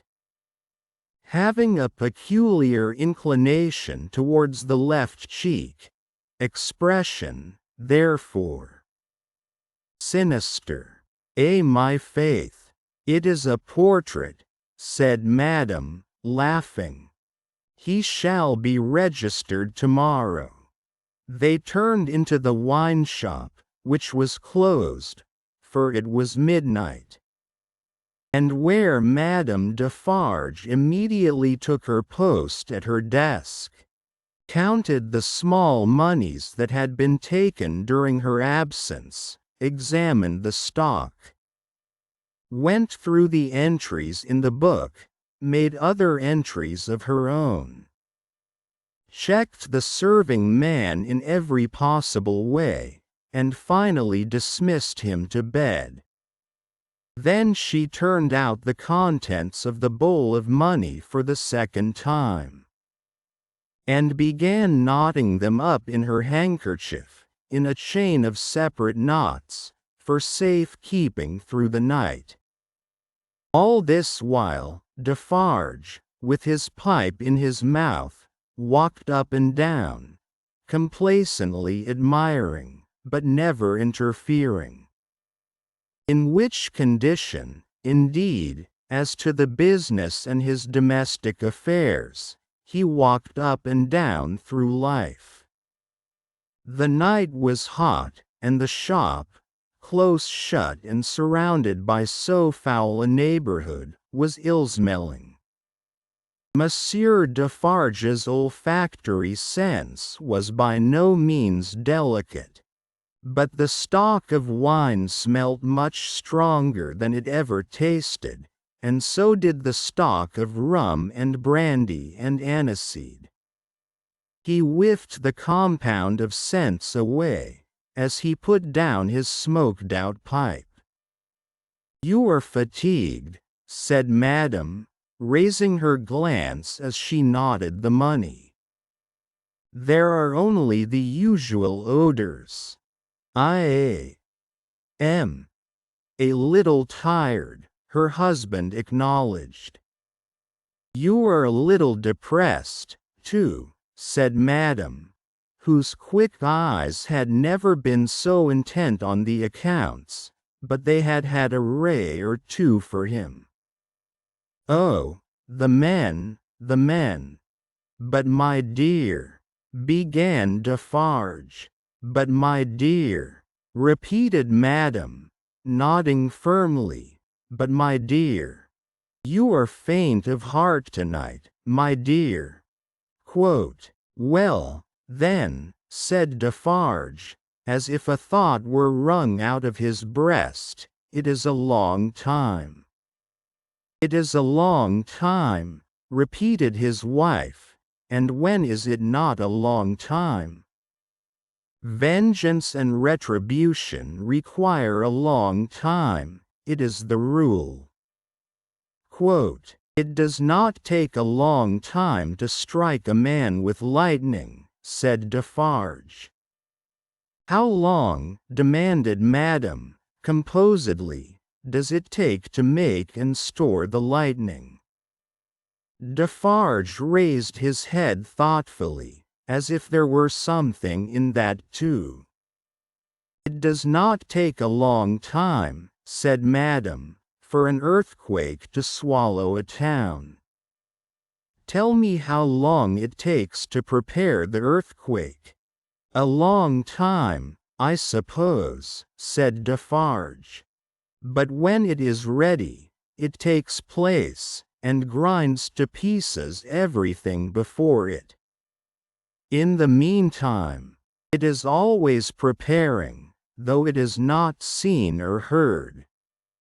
That is your consolation." She tied a knot with flashing eyes, as if it throttled a foe.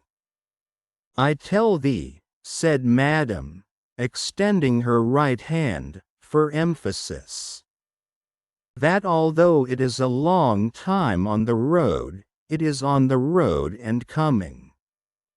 I tell thee it never retreats, and never stops. I tell thee it is always advancing. Look around and consider the eves of all the world that we know. Consider the faces of all the world that we know. Consider the rage and discontent to which the Jacquerie addresses itself with more and more of certainty every hour. Can such things last? Bah! I mock you, my brave wife," returned Defarge, standing before her with his head a little bent, and his hands clasped at his back. Like a docile and attentive pupil before his catechist, "I do not question all this. But it has lasted a long time, and it is possible you know well, my wife, it is possible that it may not come during our lives." "Well?" demanded Madame, tying another knot, as if there were another enemy strangled.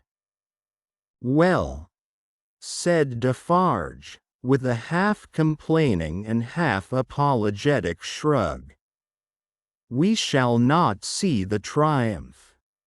"We shall have helped it," returned Madame, with her extended hand in strong action. "Nothing that we do is done in vain. I believe, with all my soul, that we shall see the triumph.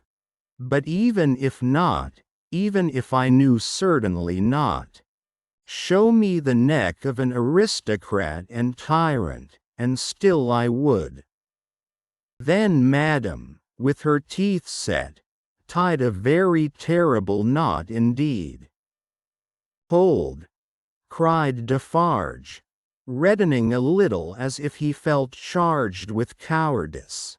I too, my dear, will stop at nothing. Yes, but it is your weakness that you sometimes need to see your victim and your opportunity. To sustain yourself without that, when the time comes. Let loose a tiger and a devil, but wait for the time with the tiger and the devil chained, not shown, yet always ready. Madame enforced the conclusion of this piece of advice by striking her little counter with her chain of money as if she knocked its brains out, and then gathering the heavy handkerchief under her arm in a serene manner, and observing that it was time to go to bed. Next noontide saw the admirable woman in her usual place in the wine shop, knitting away assiduously. A rose lay beside her, and if she now and then glanced at the flower, it was with no infraction of her usual preoccupied air. There were a few customers, drinking or not drinking, standing or seated, sprinkled about. The day was very hot, and heaps of flies, who were extending their inquisitive and adventurous perquisitions into all the glutinous little glasses near Madame, fell dead at the bottom. Their decease made no impression on the other flies out promenading, who looked at them in the coolest manner, as if they themselves were elephants, or something as far removed, until they met the same fate. Curious to consider how heedless flies are. Perhaps they thought as much at court that sunny summer day. A figure entering at the door threw a shadow on Madame Defarge which she felt to be a new one. She laid down her knitting, and began to pin her rose in her headdress, before she looked at the figure.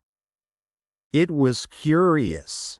The moment Madame Defarge took up the rose, the customers ceased talking, and began gradually to drop out of the wine shop.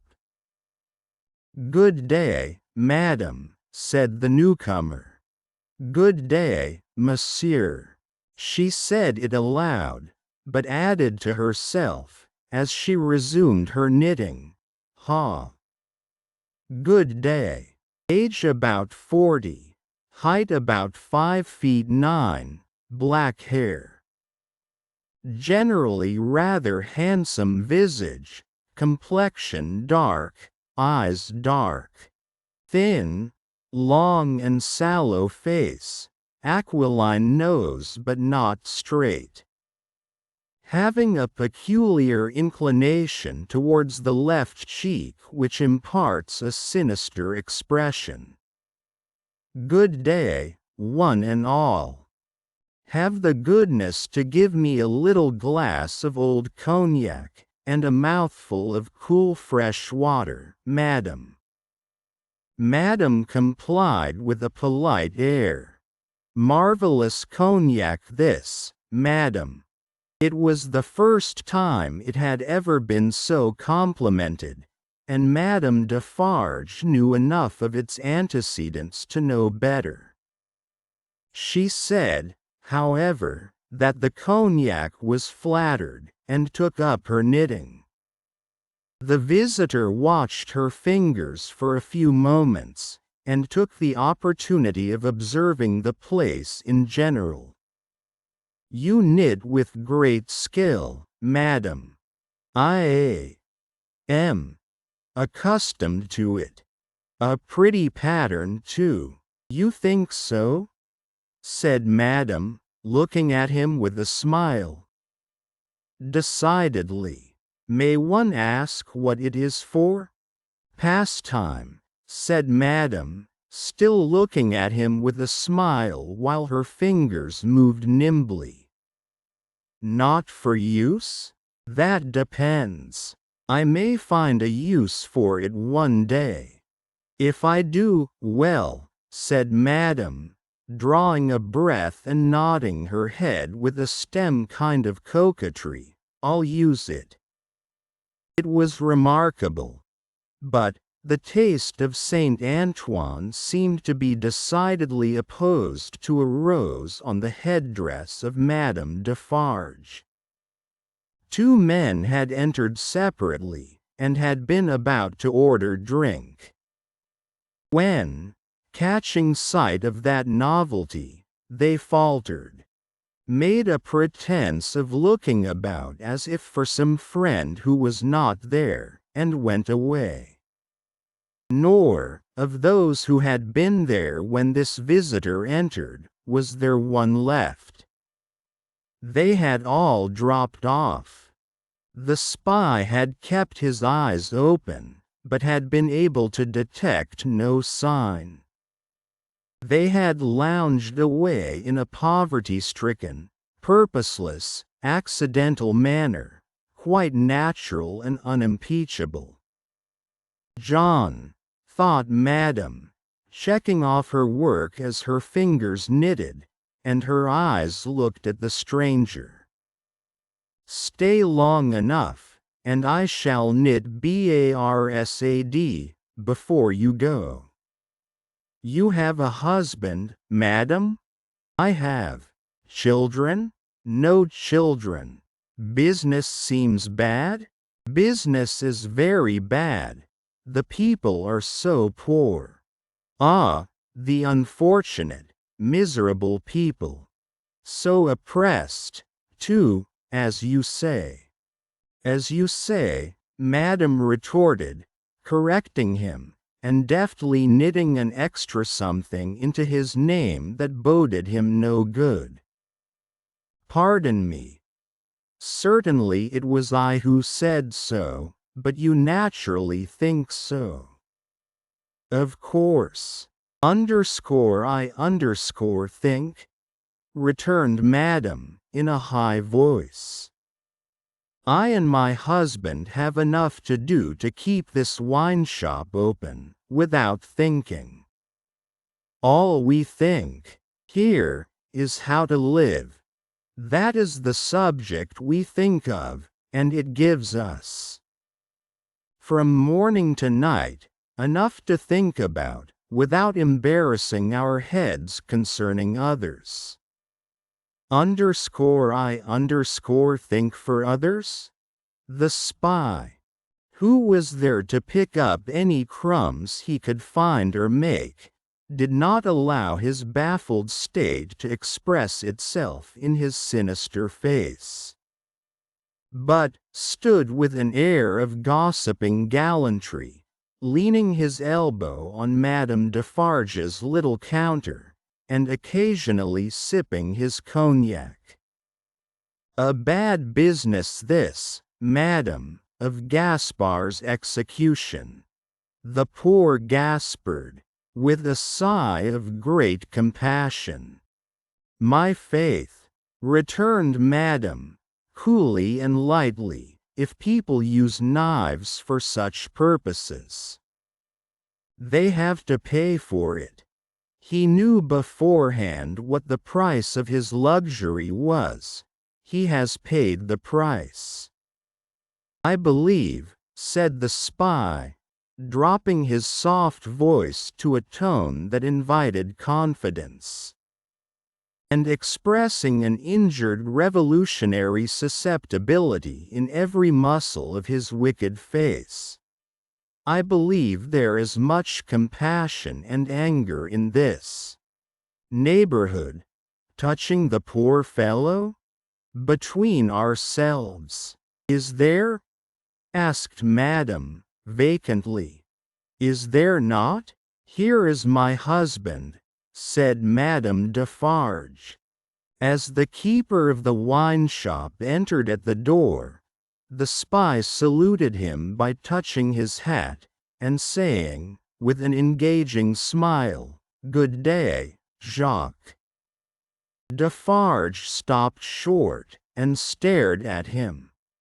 "Good day, Jacques," the spy repeated, with not quite so much confidence, or quite so easy a smile under the stare.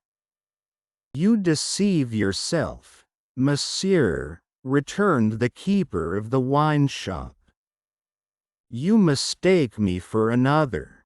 That is not my name. I am Ernest Defarge." "It is all the same," said the spy, airily, but discomfited too. "Good day." "Good day," answered Defarge, dryly. "I was saying to Madame, with whom I had the pleasure of chatting when you entered, that they tell me there is, and no wonder, much sympathy and anger in Saint Antoine, touching the unhappy fate of poor Gaspard." "No one has told me so," said Defarge, shaking his head. "I know nothing of it." Having said it, he passed behind the little counter, and stood with his hand on the back of his wife's chair, looking over that barrier at the person to whom they were both opposed, and whom either of them would have shot with the greatest satisfaction. The spy, well used to his business, did not change his unconscious attitude, but drained his little glass of cognac, took a sip of fresh water, and asked for another glass of cognac. Madame Defarge poured it out for him, took to her knitting again, and hummed a little song over it. "You seem to know this quarter well, that is to say, better than I do?" observed Defarge. "Not at all, but I hope to know it better. I am so profoundly interested in its miserable inhabitants." "Ha!" muttered Defarge. "The pleasure of conversing with you, Monsieur Defarge, recalls to me," pursued the spy, "that I have the honor of cherishing some interesting associations with your name." "Indeed," said Defarge, with much indifference. "Yes, indeed. When Dr. Manette was released, you, his old domestic, had the charge of him, I know. He was delivered to you. You see I am informed of the circumstances?" "Such is the fact, certainly," said Defarge. He had had it conveyed to him, in an accidental touch of his wife's elbow as she knitted and warbled, that he would do best to answer, but always with brevity. "It was to you," said the spy, "that his daughter came, and it was from your care that his daughter took him, accompanied by a neat brown monsieur, how is he called, in a little wig, lorry, of the Bank of Telson and Company, over to England." "Such is the fact," repeated Defarge. "Very interesting remembrances," said the spy.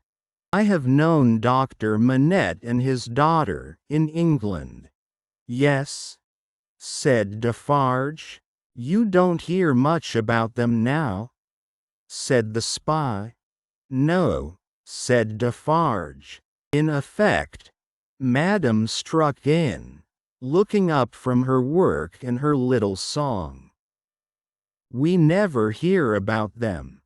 We received the news of their safe arrival, and perhaps another letter. Or perhaps two. But, since then, they have gradually taken their road in life, ours, and we have held no correspondence.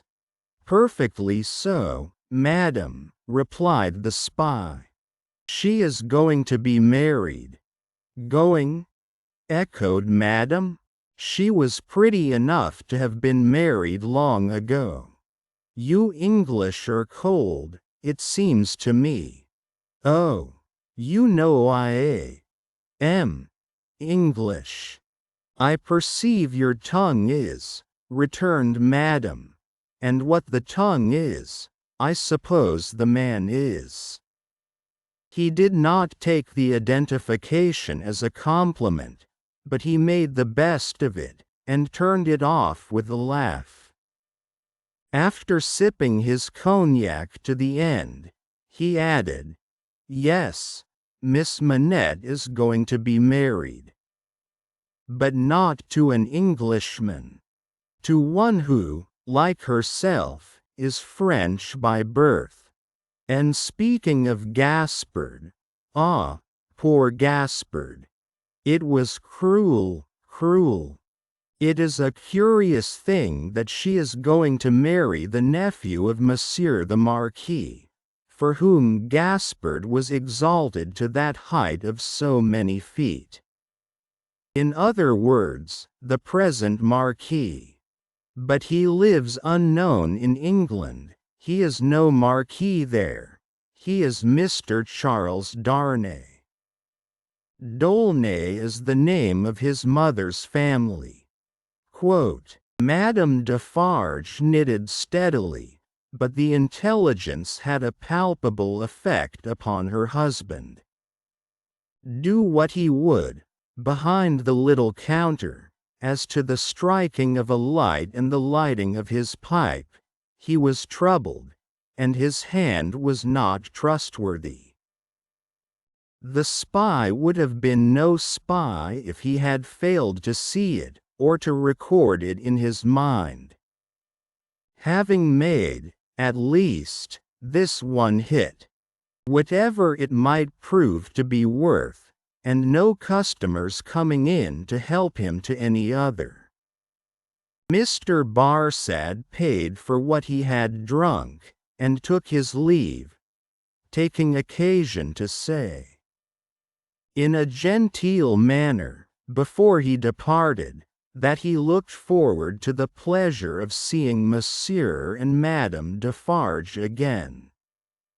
For some minutes after he had emerged into the outer presence of Saint Antoine, the husband and wife remained exactly as he had left them, lest he should come back. "Can it be true?" said Defarge, in a low voice, looking down at his wife as he stood smoking with his hand on the back of her chair, "what he has said of Mamselle Manette?" "As he has said it," returned Madame, lifting her eyebrows a little, "it is probably false. But it may be true." "If it is," Defarge began, and stopped. "If it is?" repeated his wife. "And if it does come, while we live to see it triumph, I hope, for her sake, Destiny will keep her husband out of France." "Her husband's destiny," said Madame Defarge, with her usual composure, "will take him where he is to go, and will lead him to the end that is to end him. That is all I know. But it is very strange, now, at least, is it not very strange?" said Defarge, rather pleading with his wife to induce her to admit it, that, after all our sympathy for Monsieur her father, and herself, her husband's name should be proscribed under your hand at this moment, by the side of that infernal dogs who has just left us. Stranger things than that will happen when it does come, answered Madame. I have them both here, of a certainty, and they are both here for their merits, that is enough. She rolled up her knitting when she had said those words, and presently took the rose out of the handkerchief that was wound about her head. Either Saint Antoine had an instinctive sense that the objectionable decoration was gone, or Saint Antoine was on the watch for its disappearance. Howbeit, the saint took courage to lounge in, very shortly afterwards, and the wine-shop recovered its habitual aspect.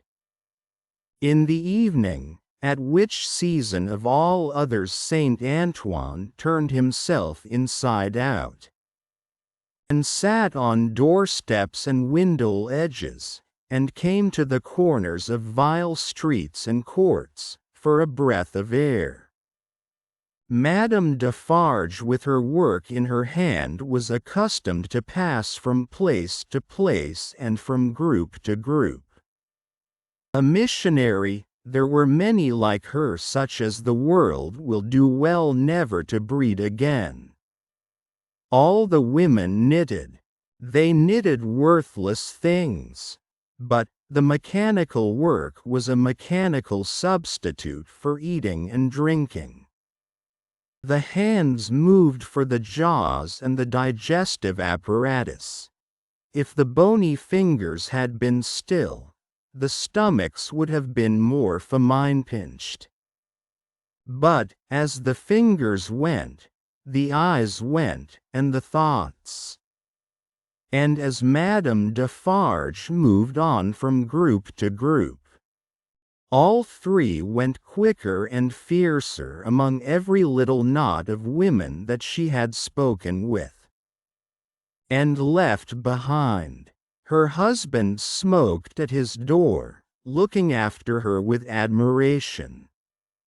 "A great woman," said he, "a strong woman, a grand woman, a frightfully grand woman." Darkness closed around, and then came the ringing of church bells and the distant beating of the military drums in the palace courtyard. As the women sat knitting, darkness encompassed them.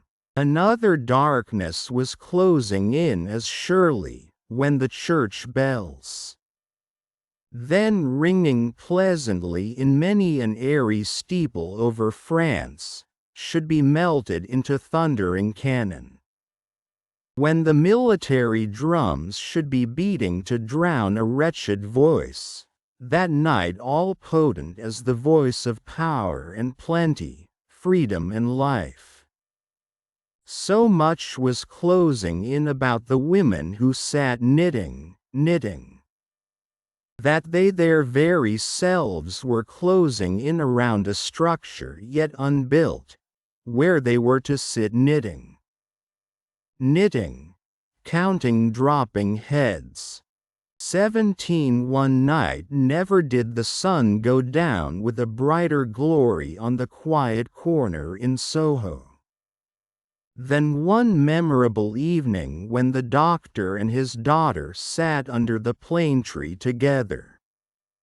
Never did the moon rise with a milder radiance over great London than on that night when it found them still seated under the tree, and shone upon their faces through its leaves. Lucy was to be married tomorrow. She had reserved this last evening for her father, and they sat alone under the plane tree. "You are happy, my dear father?" "Quite, my child." They had said little, though they had been there a long time. When it was yet light enough to work and read, she had neither engaged herself in her usual work, nor had she read to him. She had employed herself in both ways, at his side under the tree, many and many a time. But this time was not quite like any other, and nothing could make it so. And I am very happy tonight, dear father. I am deeply happy in the love that heaven has so blessed my love for Charles, and Charles's love for me. But if my life were not to be still consecrated to you, or if my marriage were so arranged as that it would part us, even by the length of a few of these streets, I should be more unhappy and self-reproachful now than I can tell you. Even as it is, even as it was, she could not command her voice. In the sad moonlight, she clasped him by the neck, and laid her face upon his breast. In the moonlight, which is always sad, as the light of the sun itself is, as the light called human life is, at its coming and its going. Dearest dear, can you tell me, this last time, that you feel quite sure? No new affections of mine, and no new duties of mine, will ever interpose between us? I know it well. But do you know it? In your own heart, do you feel quite certain? Her father answered, with a cheerful firmness of conviction he could scarcely have assumed, quite sure, my darling. More than that, he added, as he tenderly kissed her, my future is far brighter, Lucy, seen through your marriage, than it could have been, nay, than it ever was without it. If I could hope that, my father. Believe it, love, indeed it is so. Consider how natural and how plain it is, my dear, that it should be so.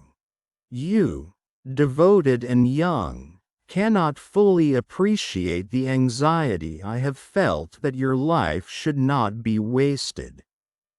She moved her hand towards his lips, but he took it in his, and repeated the word.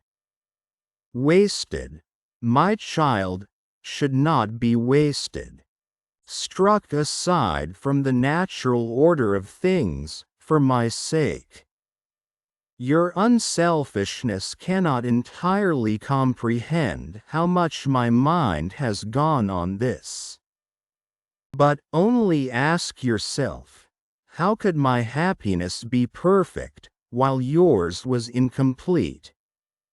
If I had never seen Charles, my father, I should have been quite happy with you. He smiled at her unconscious admission that she would have been unhappy without Charles, having seen him, and replied, my child, you did see him, and it is Charles. If it had not been Charles, it would have been another. Or, if it had been no other, I should have been the cause. And then the dark part of my life would have cast its shadow beyond myself, and would have fallen on you. It was the first time, except at the trial, of her ever hearing him refer to the period of his suffering. It gave her a strange and new sensation while his words were in her ears, and she remembered it long afterwards. See, said the doctor of Beauvais, raising his hand towards the moon. I have looked at her from my prison window. When I could not bear her light, I have looked at her when it has been such torture to me to think of her shining upon what I had lost, that I have beaten my head against my prison walls. I have looked at her, in a state so done and lethargic, that I have thought of nothing but the number of horizontal lines I could draw across her at the full, and the number of perpendicular lines with which I could intersect them. He added in his inward and pondering manner, as he looked at the moon, it was 20 either way. I remember, and the 20th was difficult to squeeze in. The strange thrill with which she heard him go back to that time, deepened as he dwelt upon it. But there was nothing to shock her in the manner of his reference. He only seemed to contrast his present cheerfulness and felicity with the dire endurance that was over. I have looked at her, speculating thousands of times upon the unborn child from whom I had been rent. Whether it was alive, whether it had been born alive, or the poor mother's shock had killed it, whether it was a son who would some day avenge his father. There was a time in my imprisonment when my desire for vengeance was unbearable, whether it was a son who would never know his father's story, who might even live to weigh the possibility of his father's having disappeared of his own will and act, whether it was a daughter who would grow to be a woman. She drew closer to him, and kissed his cheek and his hand. I have pictured my daughter, to myself, as perfectly forgetful of me, rather altogether ignorant of me, and unconscious of me. I have cast up the years of her age. Year after year, I have seen her married to a man who knew nothing of my fate. I have altogether perished from the remembrance of the living, and in the next generation my place was a blank. My father, even to hear that you had such thoughts of a daughter who never existed, strikes to my heart as if I had been that child. You, Lucy? It is out of the consolation and restoration you have brought to me that these remembrances arise, and pass between us and the moon on this last night. What did I say just now? She knew nothing of you. She cared nothing for you. So, but on other moonlight nights, when the sadness and the silence have touched me in a different way, have affected me with something as like a sorrowful sense of peace as any emotion that had pain for its foundations could, I have imagined her as coming to me in my cell, and leading me out into the freedom beyond the fortress. I have seen her image in the moonlight often, as I now see you, except that I never held her in my arms. It stood between the little grated window and the door. But you understand that that was not the child I am speaking of? Quote, the figure was not the image, the fancy? No, that was another thing. It stood before my disturbed sense of sight. But it never moved. The phantom that my mind pursued was another and more real child. Of her outward appearance I know no more than that she was like her mother. The other had that likeness too, as you have but was not the same. Can you follow me, Lucy? Hardly, I think. I doubt you must have been a solitary prisoner to understand these perplexed distinctions. Quote, his collected and calm manner could not prevent her blood from running cold, as he thus tried to anatomize his old condition. In that more peaceful state, I have imagined her, in the moonlight, coming to me and taking me out to show me that the home of her married life was full of her loving remembrance of her lost father. My picture was in her room, and I was in her prayers. Her life was active, cheerful, useful, but my poor history pervaded it all. I was that child, my father. I was not half so good, but in my love that was I. And she showed me her children, said the doctor of Beauvais, and they had heard of me, and had been taught to pity me. When they passed a prison of the state, they kept far from its frowning walls, and looked up at its bars, and spoke in whispers. She could never deliver me. I imagined that she always brought me back after showing me such things.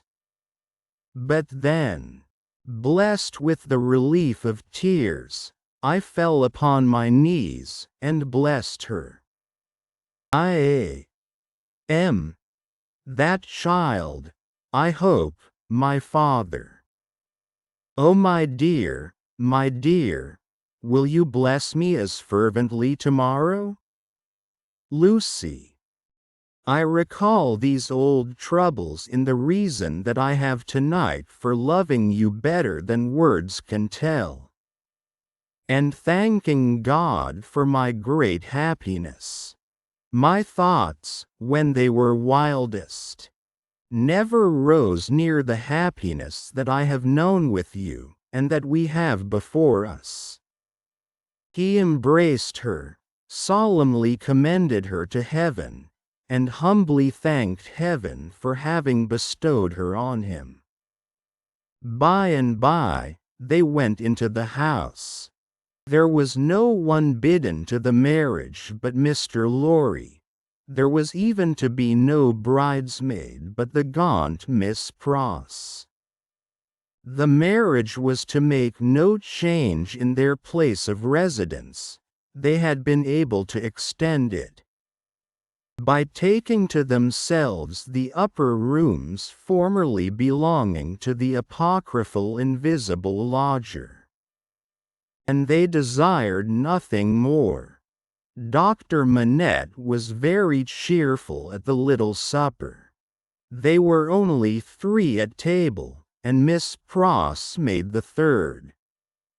He regretted that Charles was not there, was more than half disposed to object to the loving little plot that kept him away, and drank to him affectionately. So, the time came for him to bid Lucy good night, and they separated. But, in the stillness of the 3rd hour of the morning, Lucy came downstairs again, and stole into his room.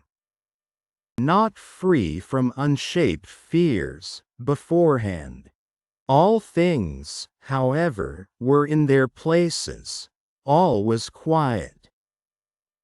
And he lay asleep, his white hair picturesque on the untroubled pillow, and his hands lying quiet on the coverlet. She put her needless candle in the shadow at a distance, crept up to his bed, and put her lips to his. Then, leaned over him, and looked at him. Into his handsome face, the bitter waters of captivity had worn. But, he covered up their tracks with a determination so strong, that he held the mastery of them even in his sleep.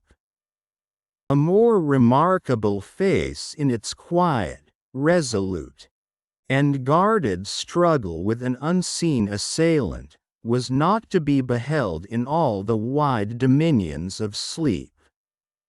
That night, she timidly laid her hand on his dear breast, and put up a prayer that she might ever be as true to him as her love aspired to be, and as his sorrows deserved. Then, she withdrew her hand, and kissed his lips once more, and went away. So, the sunrise came, and the shadows of the leaves of the plane tree moved upon his face, as softly as her lips had moved in praying for him. 9 days. The marriage day was shining brightly, and they were ready outside the closed door of the doctor's room, where he was speaking with Charles Darnay.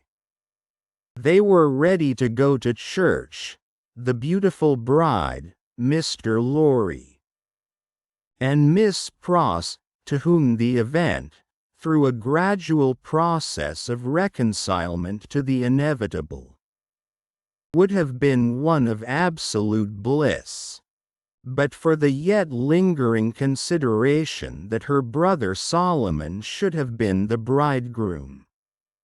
And so, said Mr. Lorry, who could not sufficiently admire the bride, and who had been moving round her to take in every point of her quiet, pretty dress, and so it was for this, my sweet Lucy, that I brought you across the channel. Such a baby, Lord bless me! How little I thought what I was doing!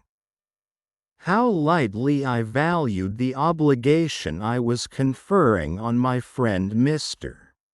You didn't mean it, remarked the matter-of-fact Miss Pross, and therefore how could you know it?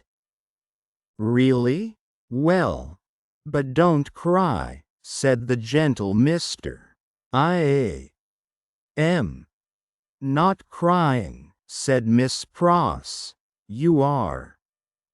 My Pross? By this time, Mr. Lorry dared to be pleasant with her, on occasion. Closing parenthesis. You were, just now. I saw you do it, and I don't wonder at it. Such a present of plate as you have made him is enough to bring tears into anybody's eyes.